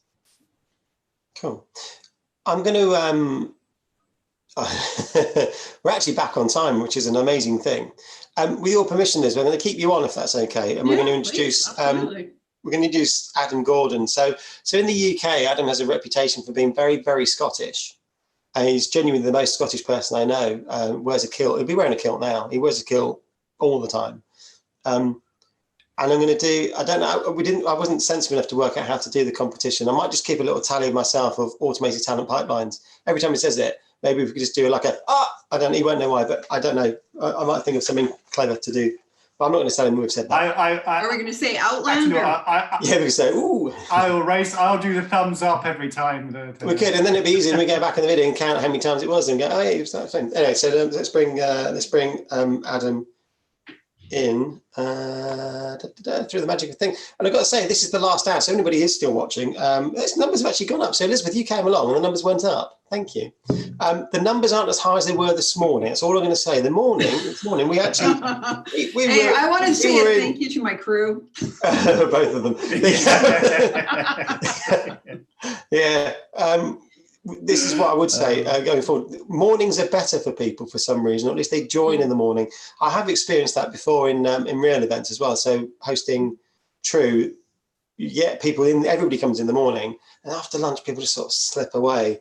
And this is a little bit like that today as well. But anyway, people go to watch again. I was going to say co-hosting as well is better in the morning. I am now starting to flag a little bit. You me both. I've got another coffee here, which is good news. So I'm going to be back for this whatever for the last hour. Yeah. But it is the last hour, and so just actually for anybody still listening, we've got Adam in a minute once I've let him in. We've got Ting. We've got Tim from Talentry. Now you would have spotted earlier on with Nathan from Talentry. I've asked Tim to come in just to balance off Adam a little bit. It's a bit like the Cattle and Giles Job Train Resumo things. Need a little bit of balance. I feel like Tim's going to bring that balance with his wit and charm. I hope you're watching, Tim. And then Louise is coming back to talk a bit more about a wider conversation other than just her working lunch bit. We wanted to talk to her about Recruiter. And then me and Jim will probably just have a little chit chat and then we'll be done. And that'll be a lovely thing. And it's been a long day, which is good, I hope. You'll be able to watch this again and you'll be able to watch it in bite-sized chunks. So let me go and get Adam. And there he is. You see, the most Scottish man alive. There we are. What did you call me? The what Scottish man alive? The most Scottish, just the most Scottish. You're the most Scottish person I met. I haven't told the story. So I remember the first time I had some email or something from you. We started chatting on LinkedIn or wherever we started. The first time I physically met you, you said, "Do you know the Caledonian Club?" I was like, "No, I don't." I was like, "Oh, everybody knows the Caledonian Club." And yet you were the most Scottish person I've ever met. Ironically, we didn't meet in the Caledonian Club. We met in the Institute of Directors. I was late. Was I in a kilt? Do you know what? You weren't, but you had been the night before, so that sort of counts. I don't know. I just assume it was a kilt. Was I drinking? You had been the night before. You weren't with me. You were at lunchtime. You were off to go and get some money, not money, but like investment money, and. Yeah, and I was just late, and I was just everywhere I went. I was late. My phone was flat, and I was late, and my Uber was late because he couldn't find me. All that other crap, all that usual standard stuff. And that was the first time I met you physically, and that was years ago now. So there you go. But you are still the most Scottish person I know. And given my granddad was from Aberdeen, and I didn't understand a word he said my whole life, that's quite a thing. Although Stephen O'Donnell gives you a run for money every now and again. As you will have known, Adam, because you've been watching all day. This is live stream, so we've been going since 9 o'clock, and we've had a host of different people, and we've probably been doing the same sort of thing, which is to talk about now, how's business, that sort of loose sense. From your perspective, obviously, you've got a wealth of client engagement who are talking to candidates. Is there anything we can learn from that? Is there anything people should be thinking about? And leave it at that, and we'll see how we go. I'm also conscious you have to go, so. Over to you, Adam, just in case anybody doesn't know who Adam Gordon is. I'd love to think this is an international market, given we had Karen from Tel Aviv on earlier on. We've got Elizabeth on who's got lots of different. And she's from Germany. I mean, she's from Oregon, but we'd ignore that. But she's really from Germany. Yeah. Okay. So the view from Scotland is let me just tell you about the view from Scotland in a couple of ways. The first is there's not fighting happening in supermarkets like there is in England. Yeah, what's that about? You went to, I saw a post from you the other day, you went to Asda and it's like 90% of the things I want were on the shelf. It was all lovely. And it was like, because we're so sophisticated here and we're just like, we're very gentle in the way that we approach the world. So, because Glasgow's got that reputation of govern, weren't you? Yeah, Glasgow's got that. Exactly. There's no knife gangs here. No, it's like, yeah. So, I think that I've got a team of 15 people. They are all working from home, obviously, and I think that we, as a company, have enabled people to do that, forever. So we've always allowed people to do that and enabled people to do that. So that's been reasonably easy. I guess cabin fever is a problem, and this is a genuine. And I don't mean anybody specifically in my team, but You mean Billy, don't you? You mean Billy? Well, actually, he goes out all, That's what I mean. I was only half joking there. He's always traveling somewhere, isn't he? So yeah, he travels a lot. He's always at gigs and stuff like that. So yeah, I mean, people like that, they're going to find a bit of cabin fever, I guess, and that is a mental health issue. My sister is a secondary school teacher. She sent me a message to tell me one of the kids in one of her classes took their life today. Oh, this is absolutely, This is the part of sort of enforced sort of kind of self-isolation that I don't think we automatically think about is and the domestic abuse and the mental health problems, and so that's not cool, of course. I am concerned that this is going to go on for months and months, and I really, really hope it doesn't. In terms of business, so we've had an inflow of customer inquiries specifically from the biotech, life sciences, healthcare, pharmaceutical industries. That's where all of my customer prospects are in that area right now, all of them, which is quite interesting. We already have quite a lot of STEM. Most of our customers are in some kind of STEM industry, with things like IQVIA and Thermo Fisher Scientific and Quest Diagnostics all being in the med tech kind of area. So I think that it's probably quite natural that it's business as usual, if not booming in industries like that. The tech industry, interestingly, I think if you're at the Microsoft level, whereby you're a bellwether for the economy and like more people are buying more of your things, if the economy's going well, then you're going to be feeling some problems right now. If you're a tech startup or scale-up company, I suspect it's business as usual, unless you're coming towards the end of your roadmap, your runway, and you're in the market looking for investment. So that's going to be a real problem for companies in our industry, in the HR tech industry. Is they're not going to get the funding they were expecting over the next couple of months.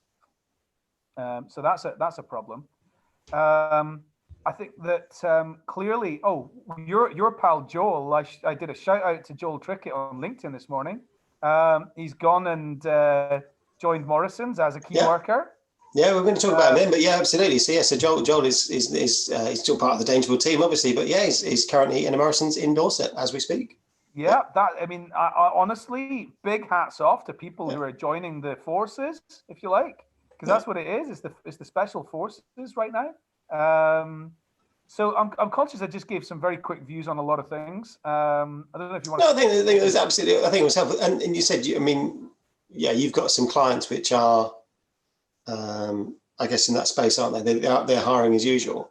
Is there anything that they've been? They've obviously been coming to you to say, come and use Candidate ID. It's amazing, but are there any common themes around what that means? Because obviously your whole model and your whole sales pitch, for want of a better word, has all been about nurturing. It's not been about throw a job at somebody. There's some technology out there which is all about we're hiring, just throw jobs. It's finding a different means, a different medium, a different channel for throwing a job at people. Yours has all been about how people engage with that organisation, and it's a journey, isn't it? It says that they might go through. Sometimes they go through it quickly. Sometimes they go through slowly. I guess I'm thinking about other organisations saying we're not quite sure what we're doing, so we want to keep it all going. Are they coming to you for that conversation? Yeah, so you might find this quite interesting. We've actually we one of the main themes that we focus on is you have enough candidates in your existing database. You just can't access them. You don't know who's cold, who's warm, and who's hire ready. And what we normally encourage new customers to do is put all of their candidates into Candidate ID and then do a kind of 6-week, what we normally call Waking the Dead, which I have renamed for this period, of course. Thank God for that. Don't ever come back to that either, mate. That's all I'm going to say now. We've renamed that process as Waking the Data.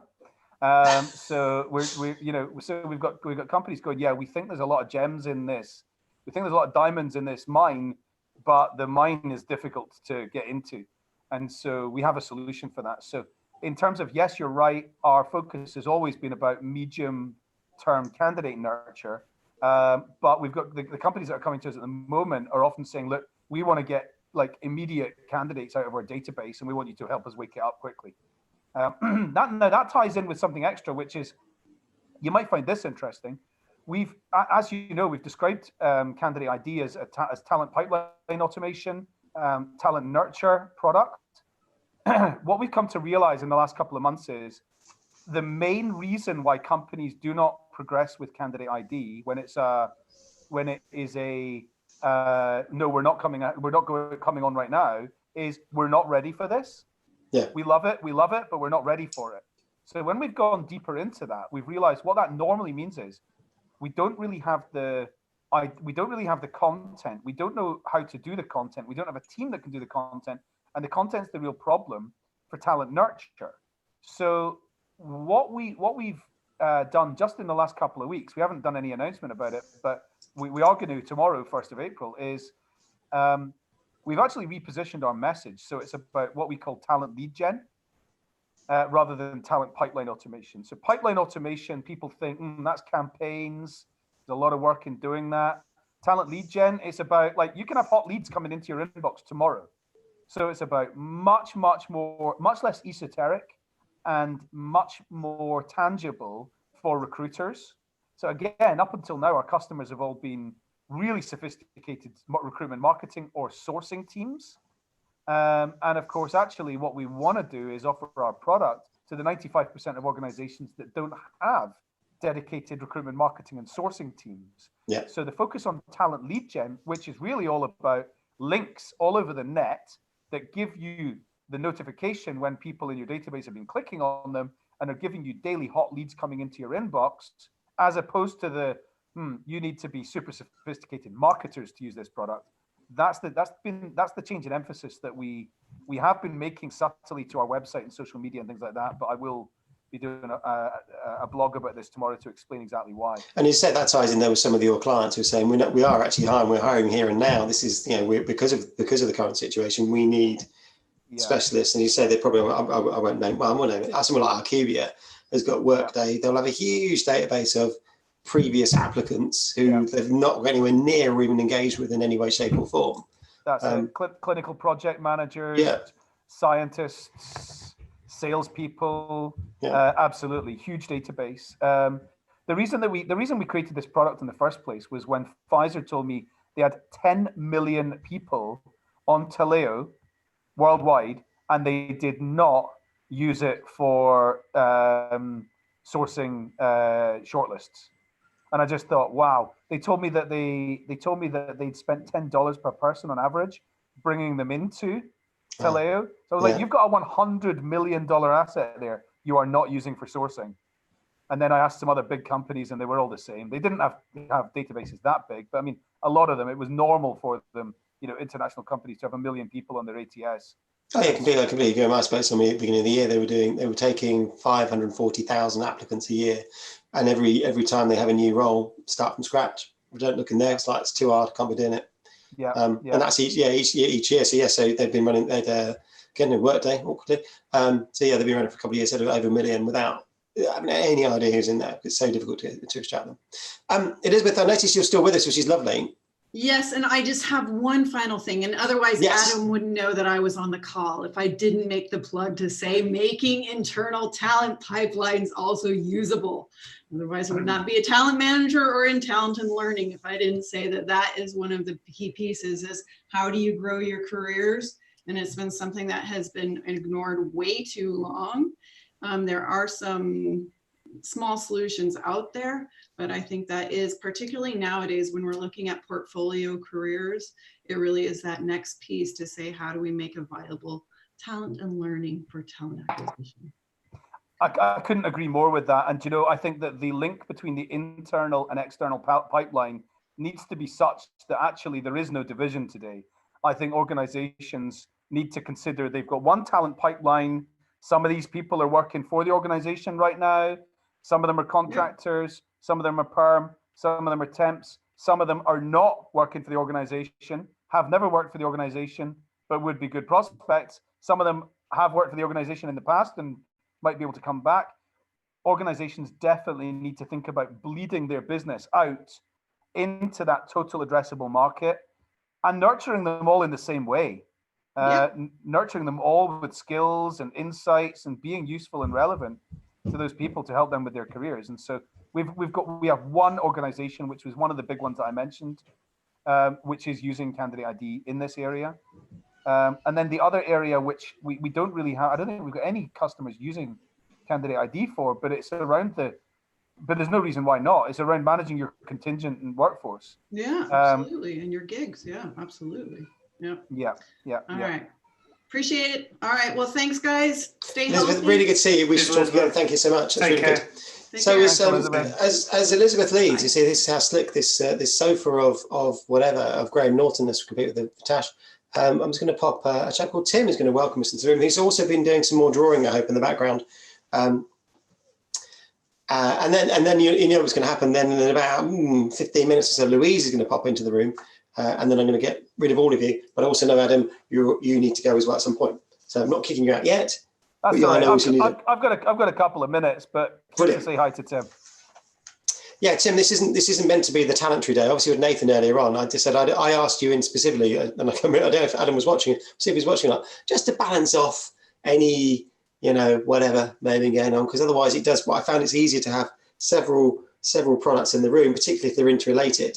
So we've got that idea that if Candidate ID is about trying to change, think about the here and now. It's trying to encourage some of those here and now activities for existing clients. Have you spotted any of your more sort of referral-based clients going, actually, we're having to change the message because we're needing to do X, Y, Z quicker than we perhaps did before, whereas perhaps maybe it's a sort of slow burn.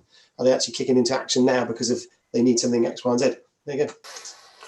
We're seeing all sorts. Before I dive into it, hello, Jim, Adam. Good Hi, Jim. Yeah, much better than I just carry on. I just ignore them. I just carry on. Yeah, I know, but I've been waiting all day for this. Literally just sat there waiting for a call. Have you been on the call all day? Yeah, and I've been last on. Thanks for that. Yeah, so we're seeing all sorts. Obviously, I've heard many people talk about, while business as usual is sort of obviously decreasing for different reasons, but not for different reasons. Obviously, for one main reason, companies are approaching that in a different way and thinking, right, what can we maybe do differently? How can we reevaluate what we already have in place at this moment in time? We've got some of our customers across Europe who obviously have been using our referral platform, our advocacy platform quite heavily, and are now saying to us, we're going to have to put maybe this on hold for a couple of months, but then at the same time are looking at investing in our candidate relationship management piece, because, as rightly so, as Adam has said, as many people have said, now is the time to continue to nurture talent and build talent communities and engage with those communities for a period of time.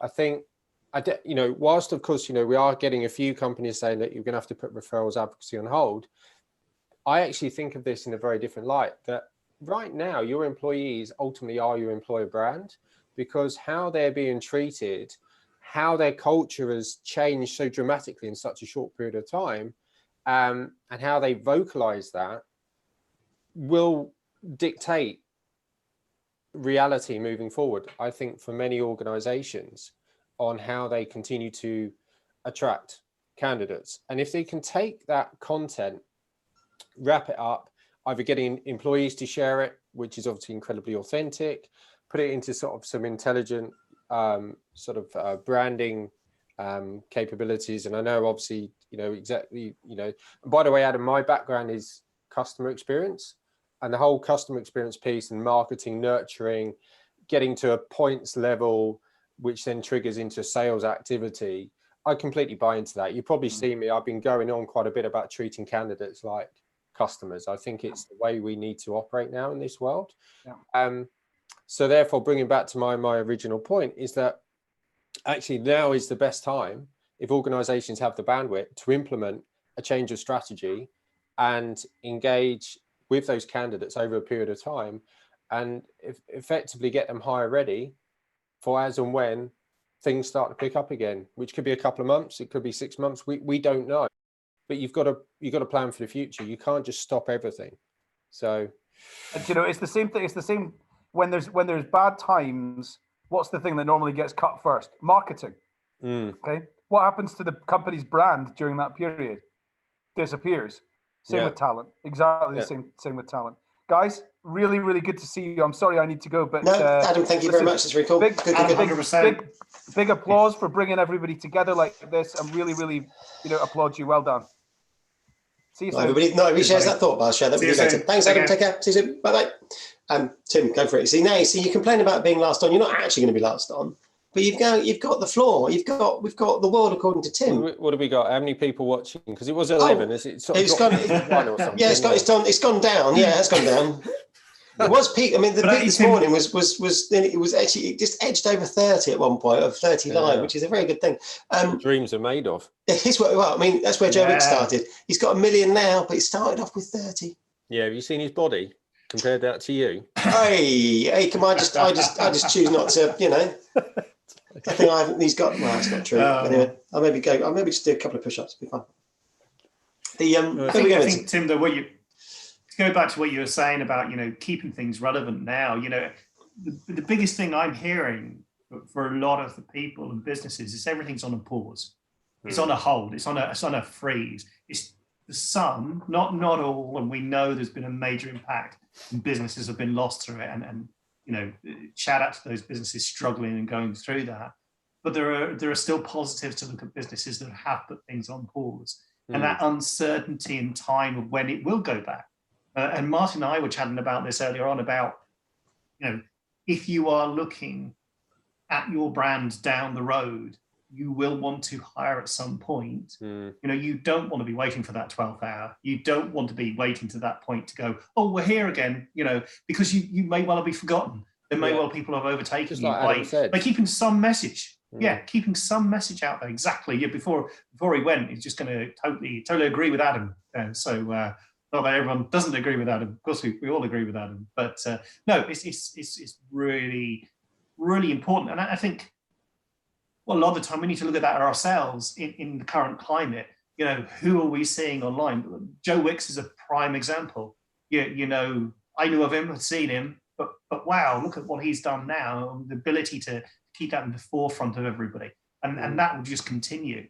If we can continue doing that, in some businesses where they can, it will help at that point that things do get better. Well, they do get better. So, we're not going to mention anything about the Twix, Tim. Here, we're not going to mention anything about Twix at all. It's not funny. Tristan's not here, so I'm not doing that. Nathan's not here. We're not doing the 2-finger Twix. We're not doing that. We're bigger than that. Probably for the best, to be honest.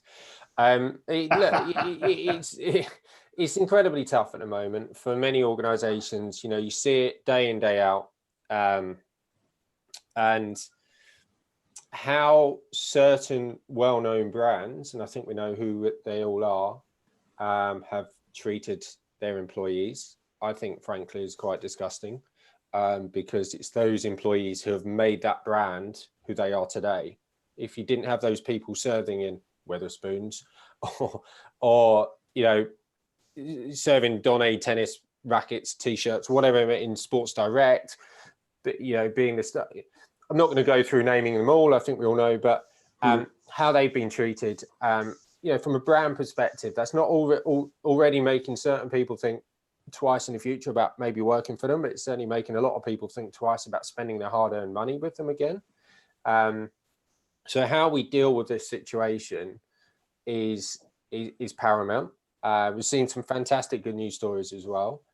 And of course, in companies, organizations where they can continue to hire, or they still have the ability to market their brand and engage with the wider community, then it is something that I think companies should be looking at and should be doing. And I think we've overcome that initial, you think how much has changed in just a couple of weeks. You think what life was like 2 weeks ago and where we are now. So I think the last couple of weeks, a lot of companies have just been and doing amazingly well at it. Creating the whole remote working, call centers have all become remote. but now we're all set. We're sort of hunkered down now for the long haul. We don't know how long it's going to be, and I think companies now are going to flatten out. They've identified where their hiring freezes are. They've identified which departments they may want to sort of put people on furlough. That's a phrase, isn't it? Yeah. For whatever reason. And now that I think they're going to be thinking, right, this is likely to be ongoing through April, May, June, maybe July, August will start to come out the other side. So therefore, we've got to think of like a 3-month window. And therefore, I was talking to a hospitality firm a week and a half ago, the day actually that Boris Johnson announced that all restaurants are going to be shut. They were telling me about they were planning to reopen a flagship store in the summer, and they were talking about talent pipelining and such like. And then obviously that's all had to go on hold.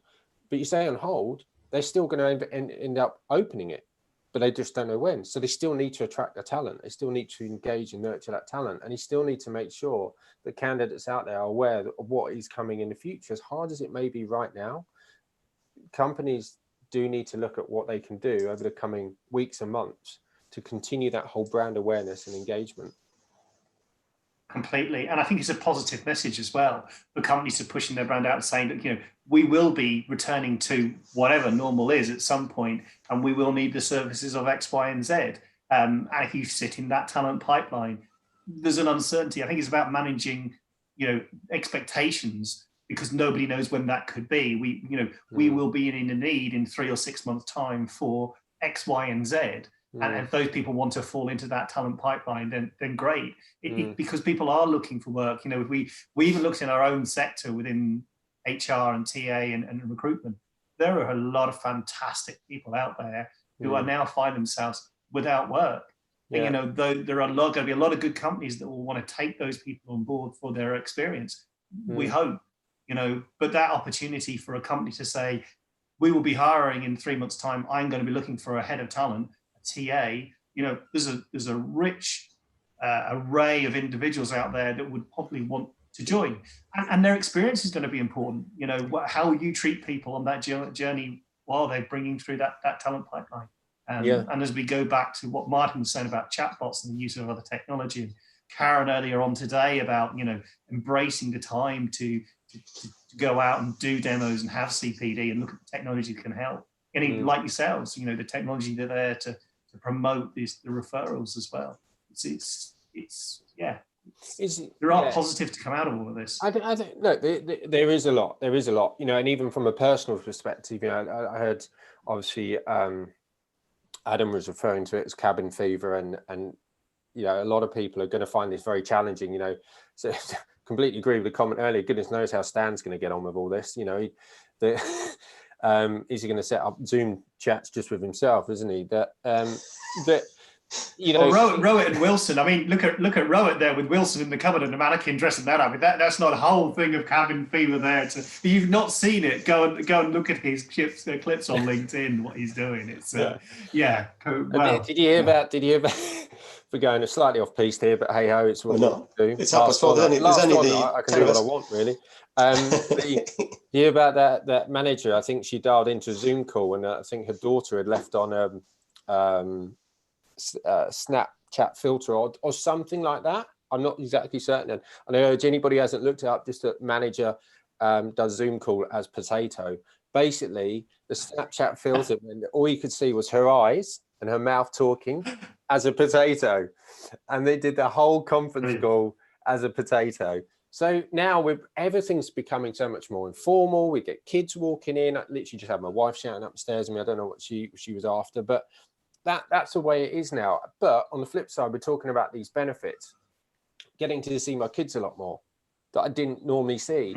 So I think in this time of need and time of despair, there is a lot that as individuals personally, we can turn into a positive. Already the whole Joe Wicks thing, I think I'm seeing sort of loads of people doing it. I mean, I've sort of done his workouts for a couple of years now, because when I've been traveling in hotels and things, but seeing the amount of people are doing that and almost treating exercise as a luxury now, which previously was a chore, you're allowed to go out once a day. Great, I'm going to take up running. you know, or whatever it may be. So I think people are starting to slowly get their head around the situation, appreciate some other aspects of life that they're not really, hadn't really had time for previously. And I think companies at the same time are going to do exactly the same. We've all spoken about, you know, how companies are suddenly going to enable a lot more remote working, and there's obviously going to be benefits for the climate environment. But if you, as Nathan alluded to briefly, when he said he had about at one point 95 roles to fill, he didn't know where to turn. Now companies can take a step back and have a little breathe and think, right, what do we need to tweak? Where are we failing to hit? You know, currently our cost per hire is too high, or our time per hire, or our candidate quality, or hiring managers are not getting the right type of candidates in front of them to interview, or we're losing out on many competitive hires. What do we need to change to improve on that? And when things do come back to normal, which they eventually will, how can we put ourselves in a much better position than we have been previously? So look at the opportunity here and now. And I know it's easy for me to say here, just sat in my own little office, but I think companies are going to start to look at that and make those necessary changes moving forward. And Elizabeth, by the way, was Elizabeth, wasn't it? It was, yes. God for that. American lives in Germany. And she's talking about internal mobility. You know, if you've got the employees in-house that you can communicate vacancies to and encourage them to apply, at the very least, you can fill more senior roles more quickly during this troubled period that we're going through, and that can have a business benefit, and maybe leave some more junior roles unfilled for slightly longer. That has a much smaller knock-on effect. So leveraging the employees you have internally as well to sort of help with recruitment initiatives. I think Dane alluded to that this morning about, you know, repurposing the people that he's got from one side of the business to another, from the gym side to the social care side of the business. And, you know, that's great. Businesses are now inward thinking. You know what I mean? You know, a lot of the time, I'm sure Martin has sat there and gone in as a head of talent. You have skills within your workforce. You know, you have your ability to move people through a referral system as well. No, I kind of plug there, Tim, for you, but you know, there is that ability and that chance now to stop.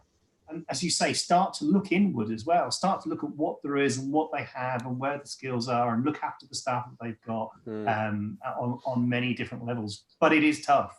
And I think we will, you know, Elizabeth was saying they're on a week's lockdown. We're in 3 weeks. Have I got that right? Was it the third week in now? Is it just, depends, some weeks 2, 3, 20 we are, I mean, you know, likelihood we've got another 6, 8 weeks of this reality of, you know, before it things maybe longer. Who knows? Yeah. So on that happy note, I'm going to bring Claire in because Claire's just popped into the room. Claire's going to. I think it's just actually I'll double check. I think it's just I knew it was one or the other, but I couldn't remember if it was both were coming because I got confused. Hello again, Claire. How are you? Hey. Is it just you? It's not a problem if it is. It's good if it is. I haven't heard from Louise. So I got confused. I thought it wasn't going to be. I thought it was going to be Louise and not you, rather than the other way around. That's cool. I'm happy either way. You can have both of us. I don't know what she's doing. She doesn't live with me. Oh yeah, you've destroyed the illusion now. There was a magic earlier on. We assumed that you were just in the other side of the same small room with the books. You've actually, the thing I've learned about you, somebody in your house can read, which is very impressive. Because I have 3 books, obviously. So they're not books, I'm afraid. Is it vinyl? CDs, and they are DVDs and Blu-rays. I think mostly CDs and DVDs. There's some series. Don't look too hard because there's some series. Well, we can't see. No, my eyesight's appalling. So I was. That's why I think the books. They just look like you could have done with the books, Claire. You could have done with the books yes. and just I'd sit in the library. I do all my work from a library. I'm just looking through. So whatever. I suppose I've got the Hannibal Lecter trilogy. That could be books, couldn't it? But then I've also got things like 8 Mile. I definitely don't think that 8 Mile was a book. Probably. No, it was just Eminem had done some sort of writing. So we're now approaching the last chunk of this thing. I have to say, Jim, I don't know how you're feeling. We're not doing this again. Well, we can do this again, but not in this format. We need to do like mornings and do 2 mornings and bolt them together. Yeah, Because I think that's yeah. It's starting to. I had the idea to bring my sofa forward in the office to sit on a little sofa to be comfortable. And I just find myself just wanting to relaxing. sit back slowly. just yeah, head's going. The lights are gone in the room, so I've had to have a bright light next to me all day, and my head's going. And yeah, so I'm losing track a little bit at this moment in time. So we did promise we'd be here till 5. So we'll be here till 5. So we've got 24 minutes to fill. Not suggesting we're filling anything. Where should we go? Claire, we sort of talked about working lunch. How did today go? And then the second question, we'll come back to the thing. So how did it go? Good. Yeah, we had a great turnout. There's about 30 of us on screen, so that was all good. We had a real sort of smorgasbord, I love that word, of comments and commentary. We had Matt Jelly on from Firefish. We had Tracy Barrett on from Blue Sky PR. We've got Anne Swain coming on tomorrow, which is going to be amazing. Okay, yeah. Which is great. So we get Anne's perspective on things, which is always refreshing and just brilliant. And it just went really well. It was one of those kind of nothing scripted on Working Lunch, as you can imagine. It's just very much a who's here, what should we talk about? We had some great conversations as well from Graham Palfrey Smith. He was suggesting areas and industry sectors that are actually booming right now today. So that was quite upbeat.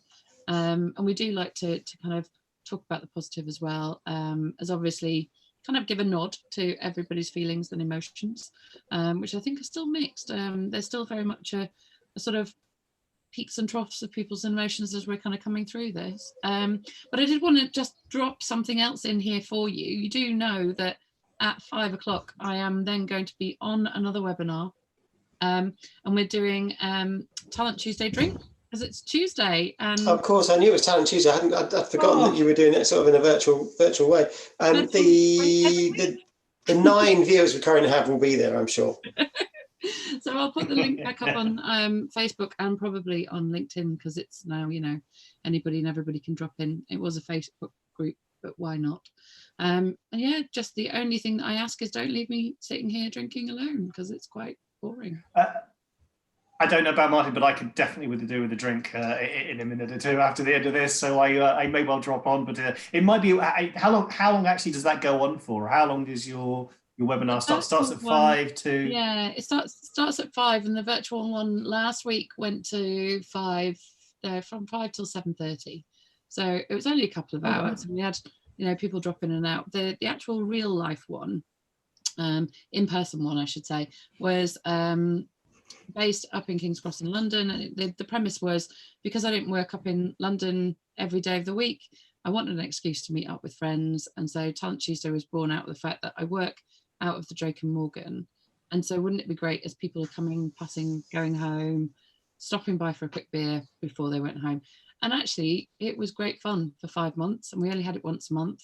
Lots of people dropped by, people that hadn't been for months, years even, dropped in. And then I had new friends because of it as well. So people who've got, passed on. So I think it just nods to this whole community feel that we've got going on. And I love it. I mean, I fell into recruitment like most people say they do in 2006, and I wouldn't want to go anywhere else, to be honest. I think it's brilliant. I think you're wrong. No, I'd leave a whole list of other jobs I'd rather do than this, but there you go, different conversations, different time.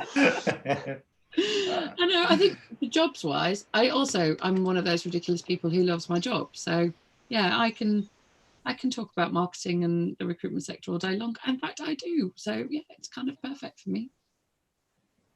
I think we've had a number of conversations, Claire, where we've got off on the same tangent and put the world to rights within recruitment marketing and various different bits and pieces. So and not being in London, next time I'm over in London, when I'm over in London and on a Tuesday, you'll definitely see me there as well. So I'll try and drop into the virtual one at some point after taking a breather, grabbing something to eat, and I've eaten all day. I've been grazing all day. I've seen nothing. I'm joking. Breaks, anything? What have you guys been? I've had loads. I don't know what he's been doing. I've got coffee. I've had toast. I've had sandwich. I'm all good. Have you got a whole kind of network of people delivering food to you? Oh yeah, I mean, here at Dangerfield Towers, it's a network of people. Also, me just tapping a quick net to the gym, saying I'm going for a wee. You keep talking, and just people. Well, I've gone to sleep in the conversation and just gone, oh, because the one thing you just said about the working lunch is not scripted. We've not scripted anything. You know, Martin asked, do you want to do this? I was like, yeah, we'll do it. And then we were chatting about it on Friday. Then we chatted briefly on Sunday, and then a little bit last night. It was like, oh, we're here. It's live. Yeah. So Tim, you were here. You've been here the longest now in this particular thing, which feels like I feel like I need to release you. You served a purpose. You and Jim have been here a little bit longer than me. Only a little bit longer, but you served your purpose well, which was to just balance off any automated talent pipelines conversation. I've got to say, Adam, if you are listening, not think you are, you didn't say it as many times as I thought you would. I'm really disappointed. I've only counted it 5 times, which is not bad in 15 minutes. Just before I go, yes. Claire, I think we may or may not have actually met in person. I know we have remotely. Yes. But a couple of little snippets before I leave you. So you know Matt, who you work with at Logic Melon? Yes. Yeah. So randomly bumped into him at In-House Recruitment Live, and I used to play five-a-side with him on a Monday night. Wow. Yeah, he used to be my goalkeeper. He used to dive around all over the place. I hadn't seen him for years, and then there he was. So I got chatting with him. And the next one, Paul Smith. Yeah. Yeah, Everybody chatting knows to him. Paul. Pardon? Everybody knows Paul. I know. Well, I got chatting to Paul and turned out that his wife was my form teacher at senior school. Oh, how cute. I know. There we go. So I was on a virtual pub quiz on Saturday, and I then put the link out to Paul and his wife Saturday afternoon. Jackie, Mrs. Smith. Yeah. And he then dropped up on Facebook after I'd sort of said this was brilliant, great fun, very drunk, loved it. Paul came up and said, oh, I nearly joined this. And he was actually saying it to somebody else who was part of the quiz, who I hadn't met until that night as well. So it's like he knows everybody. Yeah. Well, he's genius. I think he's fairly active on the circuit in Cambridge, isn't he? So fairly well connected. But, yeah, don't know if he's watching, but great chap. Lovely form teacher of a wife. And Matt's a 5 out of 10 goalkeeper. I think hasn't he given that up? Yeah. Right. On that note, thank you, Tim. It's been lovely to see you. And yes, we should speak again. So there's Tim from Talentry. Thank you. Definitely. Thank you. See you, Tim. Take care. Yeah. Cheers. Cheers, guys. Bye. As Tim disappears, we're now it's 20 to 5. I have to remind myself we do have viewers. Actually, the viewer number's gone up since Tim left. Interesting. Just saying that, Tim, as you've gone now. It's not doubled or anything, Duff. It has gone up to more live users. So the last 15 minutes of the show, I actually don't know what we were going to do with this bit. I think when we spoke, I was going to say, yeah. Sorry, Martin. I was going to say, actually, we've not overlapped too much all day, have we? We've been quite. No. It's sort of. It's not been on deck. It's maybe a bit like Two Roddies at some point, but or maybe even Chaz and Dave, but it's not really overlapped. I was going to say, Claire, how have you been watching on and off throughout the day? I did plug in earlier on. I was on a chat call with Eva Zils over in France. She's in Strasbourg. So we were chatting, and I said, oh, we can stream, or you could stream, because we're talking about her hackathon event, which is coming up in April. And we were talking about streaming live over YouTube. And I went, perfect example of what that looks like. Check in with our tribe today and see Martin and Jim, they're on there. So we did have a little blast. So that was quite strange, actually, because it felt like we were just dropping in and sort of listening in and then just going, right, okay, shut that door and then move back into it. Yeah, and I think that's probably how we hoped it would sort of work. The thing, actually, top tip for her, if she's going to go and do it, is get your channel now and get to 100 subscribers as quickly as possible, because then you can change the awful long link to whatever you want it to be. Okay. So for example, we'll have, YouTube/channel/our tribe would be the thing, but until you hit 100 subscribers, you can't do it. Not allowed. Okay. Oh, I didn't know that then. I was going to ask, actually, chaps, you've been doing this all day. So what are the top 10 things that you've learned today? Oh, top 10? Christ, like I could count to 10. Come on. top 3, top 4. Have a good support behind your back if you're sat somewhere like Actually, this. no, I mean, I thought the sofa would be good, but I'm just wanting to just sit way too back now. And lighting, I just didn't get the lighting right today. Like I moved from the desk around there that's really bright into the side of the room, but the bright light has got me here. My headset's starting to hurt my head, and you're starting to go, So actually, my top tip is we need somebody. Yeah, we need somebody at both ends. Somebody to feed us. We also need somebody to do the social bit and actually keep everything up to date, because then that's the other thing. So next time around, I should make somebody who do that. I don't know if it'll be next time around. Me and Jim will have to go away and think about next time. I do think there's something in it. I think. So we talked about this, about the idea of, isn't it lovely to bring people together? It's driven by a desire for me, and I think I said this on the True event on Thursdays too. I've run 4 True events, and I want to disconnect those away from the business name and make them their own thing. And I thought, well, lumping it together under one name would be useful. Also run 3 meetups, so suddenly I've got 4 events and 3 events. It's almost the same message, same content, same people in some cases. So it makes sense to try and simplify it. Yeah. So this was sort of launching that as let's do something live, partly because also people are sat at home, and I think for me actually, if I think about the people we met today, Theo's probably stuck in my head a little bit. That he lives up the road from me. He's literally about a mile, give or take, probably 3/4 of a mile. And he's struggling, and I don't quite know how to do that. That not everybody's lucky enough to be in a place where they go, this is all right. That was a bit of a takeaway. I think, I've learned lots about, I think seeing Dane this morning was really helpful, just to put in some context around, Nuffield Health and their preparation as a private health provider, their preparations on behalf of the NHS, on behalf of us, on behalf of all the rest of it. They're still absolutely going hell for leather to go and do stuff, and that Dane's sort of the front line of hiring people and transferring people from the stuff they've closed down to go and do other things. And I think that's quite a sort of humbling moment. My privileged world of doing what I do, I don't have to think too hard about stuff like that. It's quite interesting to hear that conversation. There's no great, the only thing I would say, we've got a lot of positivity, didn't we, of business as usual is this is the new business as usual. And we should keep on hiring. But I think that's probably easier said than done. I think some organisations are embracing this opportunity. I think, Dan from Bet365 was sort of some of the projects they've sort of been parking. Now actually they can focus on that. They don't have live racing to have betting activity on, so they're looking at other things. There's a whole bunch of sort of infrastructure stuff they've sort of been parking and getting on with it. So that's quite I guess uplifting. It says, if you live in Stoke, you live in Manchester, then Bet365 is still hiring. They're still hiring lots. Yeah. So that was very positive. I think but hopefully it's about, I've learned there are people sat at home. And we talked to Georgina, didn't we, in Harrogate, with a really dodgy internet connection. She's on her own.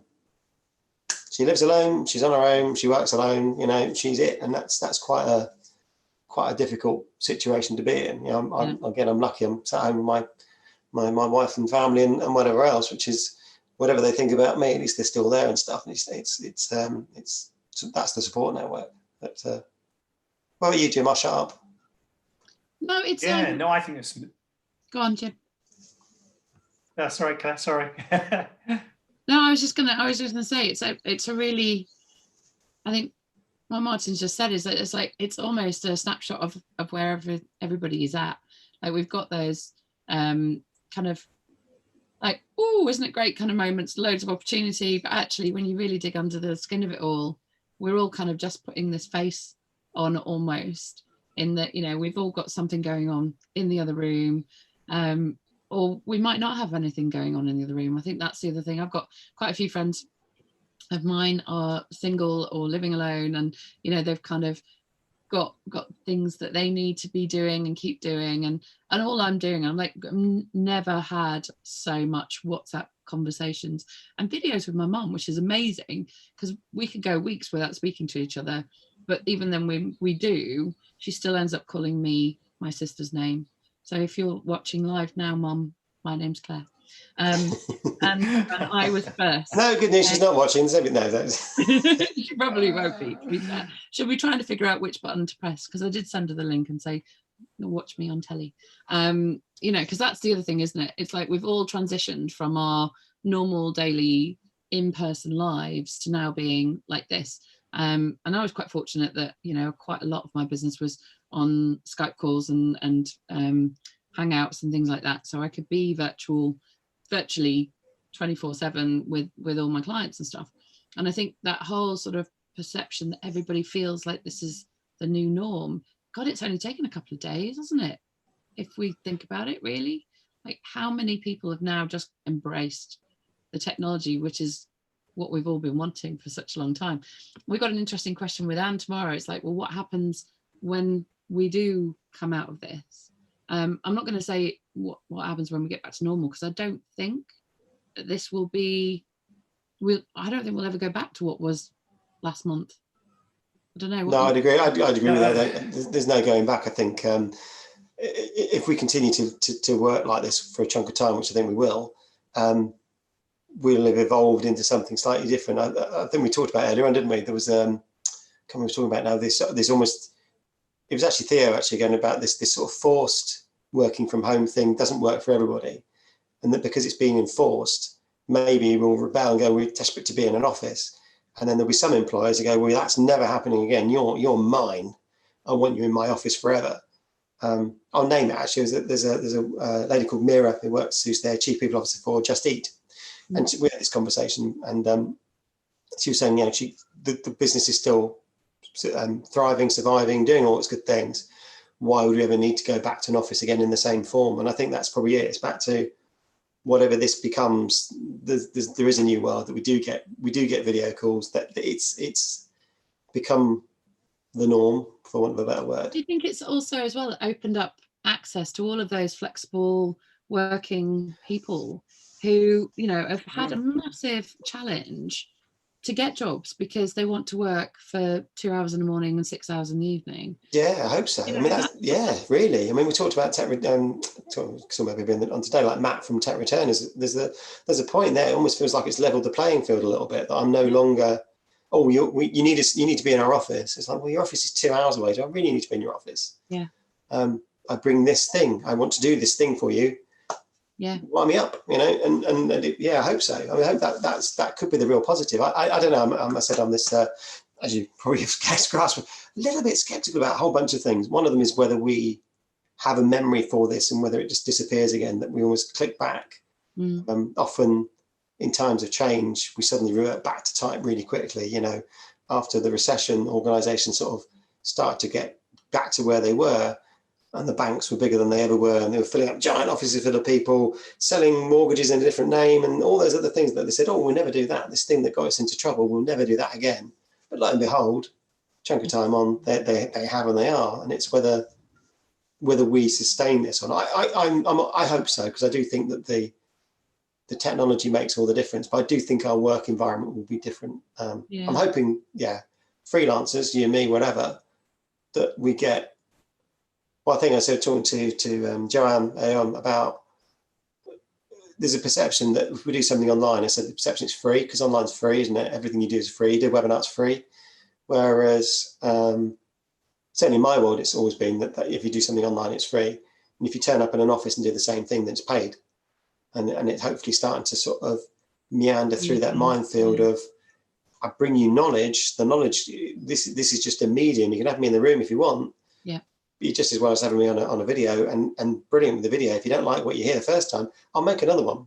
Yeah. I'll edit it. I'll change it. I'll add the thing you did that was missing the first time I said it, and that might be quite interesting. But I'm also optimistic for events that everybody, once we can get back into the wild, there'll be everybody in the world needs a dog will have an event. They'll have an event. So what is it?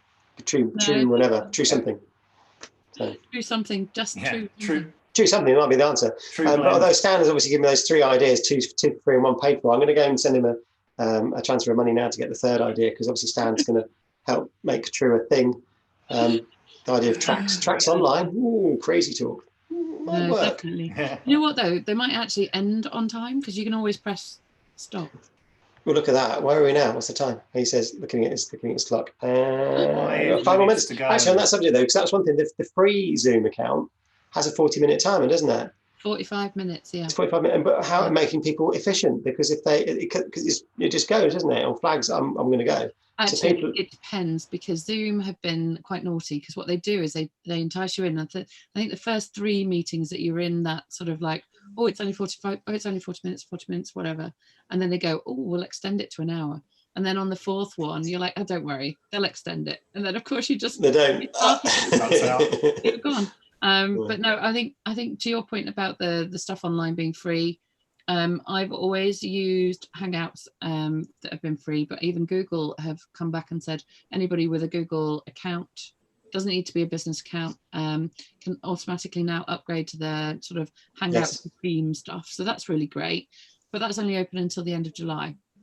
And actually webinar services like this, whether you're Zooming or you're doing Crowdcast or whatever platform you're on, they really are not free. They're like more than 50 quid a month for most people. And if you are a freelancer like me, you and whatever else, there is a platform cost for us delivering our content. And I kind of, we were sort of touching on this today over the lunchtime chat. It's that kind of, what do you step in to do now because you can't do your proper job? And how much do you offer yourself out there as giving, you know, your advice away, your time away, your experience, your skills, whatever you do, versus keeping and retaining that value for yourself. I think what you guys have done today is showed exceptional kind of just kind of like quality kind of broadcasting. Basically, the time that you've given to bring everybody together for the stories that you've been able to tell and the people that have been on, it's been a real challenge, because you've probably got really numb bums, and you know, kind of, besides Martin, who's been up and out and had lunch and come back. Oh, I have. I've been everywhere. I've been down the pub. I know what Jim's complaining about. He's complaining about. You know? But no, it's down really the pub. testament Down to the been yourself. down the pub. Sorry, can I just say, been down the pub? It's not something we you know, the phrase "where you been down the pub." Oh, it's not Sad times. But Claire, that's also why you're in marketing. So that's why we should talk about other things, because that's why you're in marketing. You've made this whole event sound like an amazing thing. So I appreciate that. That's an amazing. What we actually need, though, is a few more live viewers. Yeah. So I said, so note to self, I said earlier on, mornings, great. Afternoons, less so. So we need to perhaps just think about what we do with that. But I'm going to think about 2 minutes to go. Go on, Jim. Sorry, I was going to say what has really worked well is bringing on guests and rotating them through. Yeah, we're doing that again. The Graham Norton. Yeah, it's worked well. So actually what happens is they start talking rather than me and Martin starting talking. And that just brings the nice flow of guests in and out. And I think that has helped really with the conversations as well. We talked about that, didn't we? That Orkin was saying, and this bit we need to fill. It'd be you and me just chatting. Not done that. Apart from now, there's genuinely this only bit filling out. So on that subject, though, I make it 2 minutes ago. I'm going to say, Jim, is there anything you'd like to say to the world out there before we go? Stay safe. Thank you again. Just to round up how we started, really, to everyone in the NHS, everyone in the front lines. You know, if we all going out clapping on Thursday, well, like it was last Thursday, we're going to do this regularly. It was amazing to hear. Really was everyone's support. But it's a big thumbs up and support from me this side to everyone involved in that. I think it's very cool. And I said, you know, I'm going to say that personal call out. I said, Adam called him out earlier. Our mate Joel, who is a Dangerfield person. If you get to the Dangerfield website, you'll see a picture of Joel doing that in his suit. It's decided that he was available. His interim contract had finished. Didn't know what to do, so he's been on a till today in Morrison's. He's going to be a van driver, but they've not got a van for him right now. So he's been doing some stuff. He was stacking cold produce yesterday in the shop. So I really appreciate he's doing it. He won't be there forever. I know he's going to do some other volunteer work. So I'm really sort of, to the Joels of this world, thank you for doing that as well, because I think that's very very noble, very important, and brilliant that you can feel that you can offer your services in a not an obvious way. That, you know, you said you've been leading recruitment teams on a sort of global basis. Yeah, this is Joel. We hire 1,000 people here and do whatever, as opposed to working at a Morrison's and keeping everybody fed. And I guess that's probably where I'm going to finish up. So Claire, thank you so much for joining us. You've joined us a couple of times today. Really appreciate it. Really love what you do on a lunchtime. So don't forget people to go and see the working lunch. And with that, I'm going to say thank you, Jim, for making me do this and for you being here and all those good things. You know, a big virtual hug, if I could give you a big hug. We will talk very soon. And to our viewer, still single-digit viewers. There are more than one. If anybody gets to this bit, they won't do. They really won't. I'm going to chop it. I'm going to try and chop up the 8 hours, I said, into little bite-sized chunks, which is sort of logical because actually over the day, despite the rotation, there's been some logical breaks. Also want to make a big call out to Bill Borman just to say thank you for creating True, which means I did some other things, which means I've done this. But also more importantly, thank you for going out into the streets and helping people who are homeless and in need.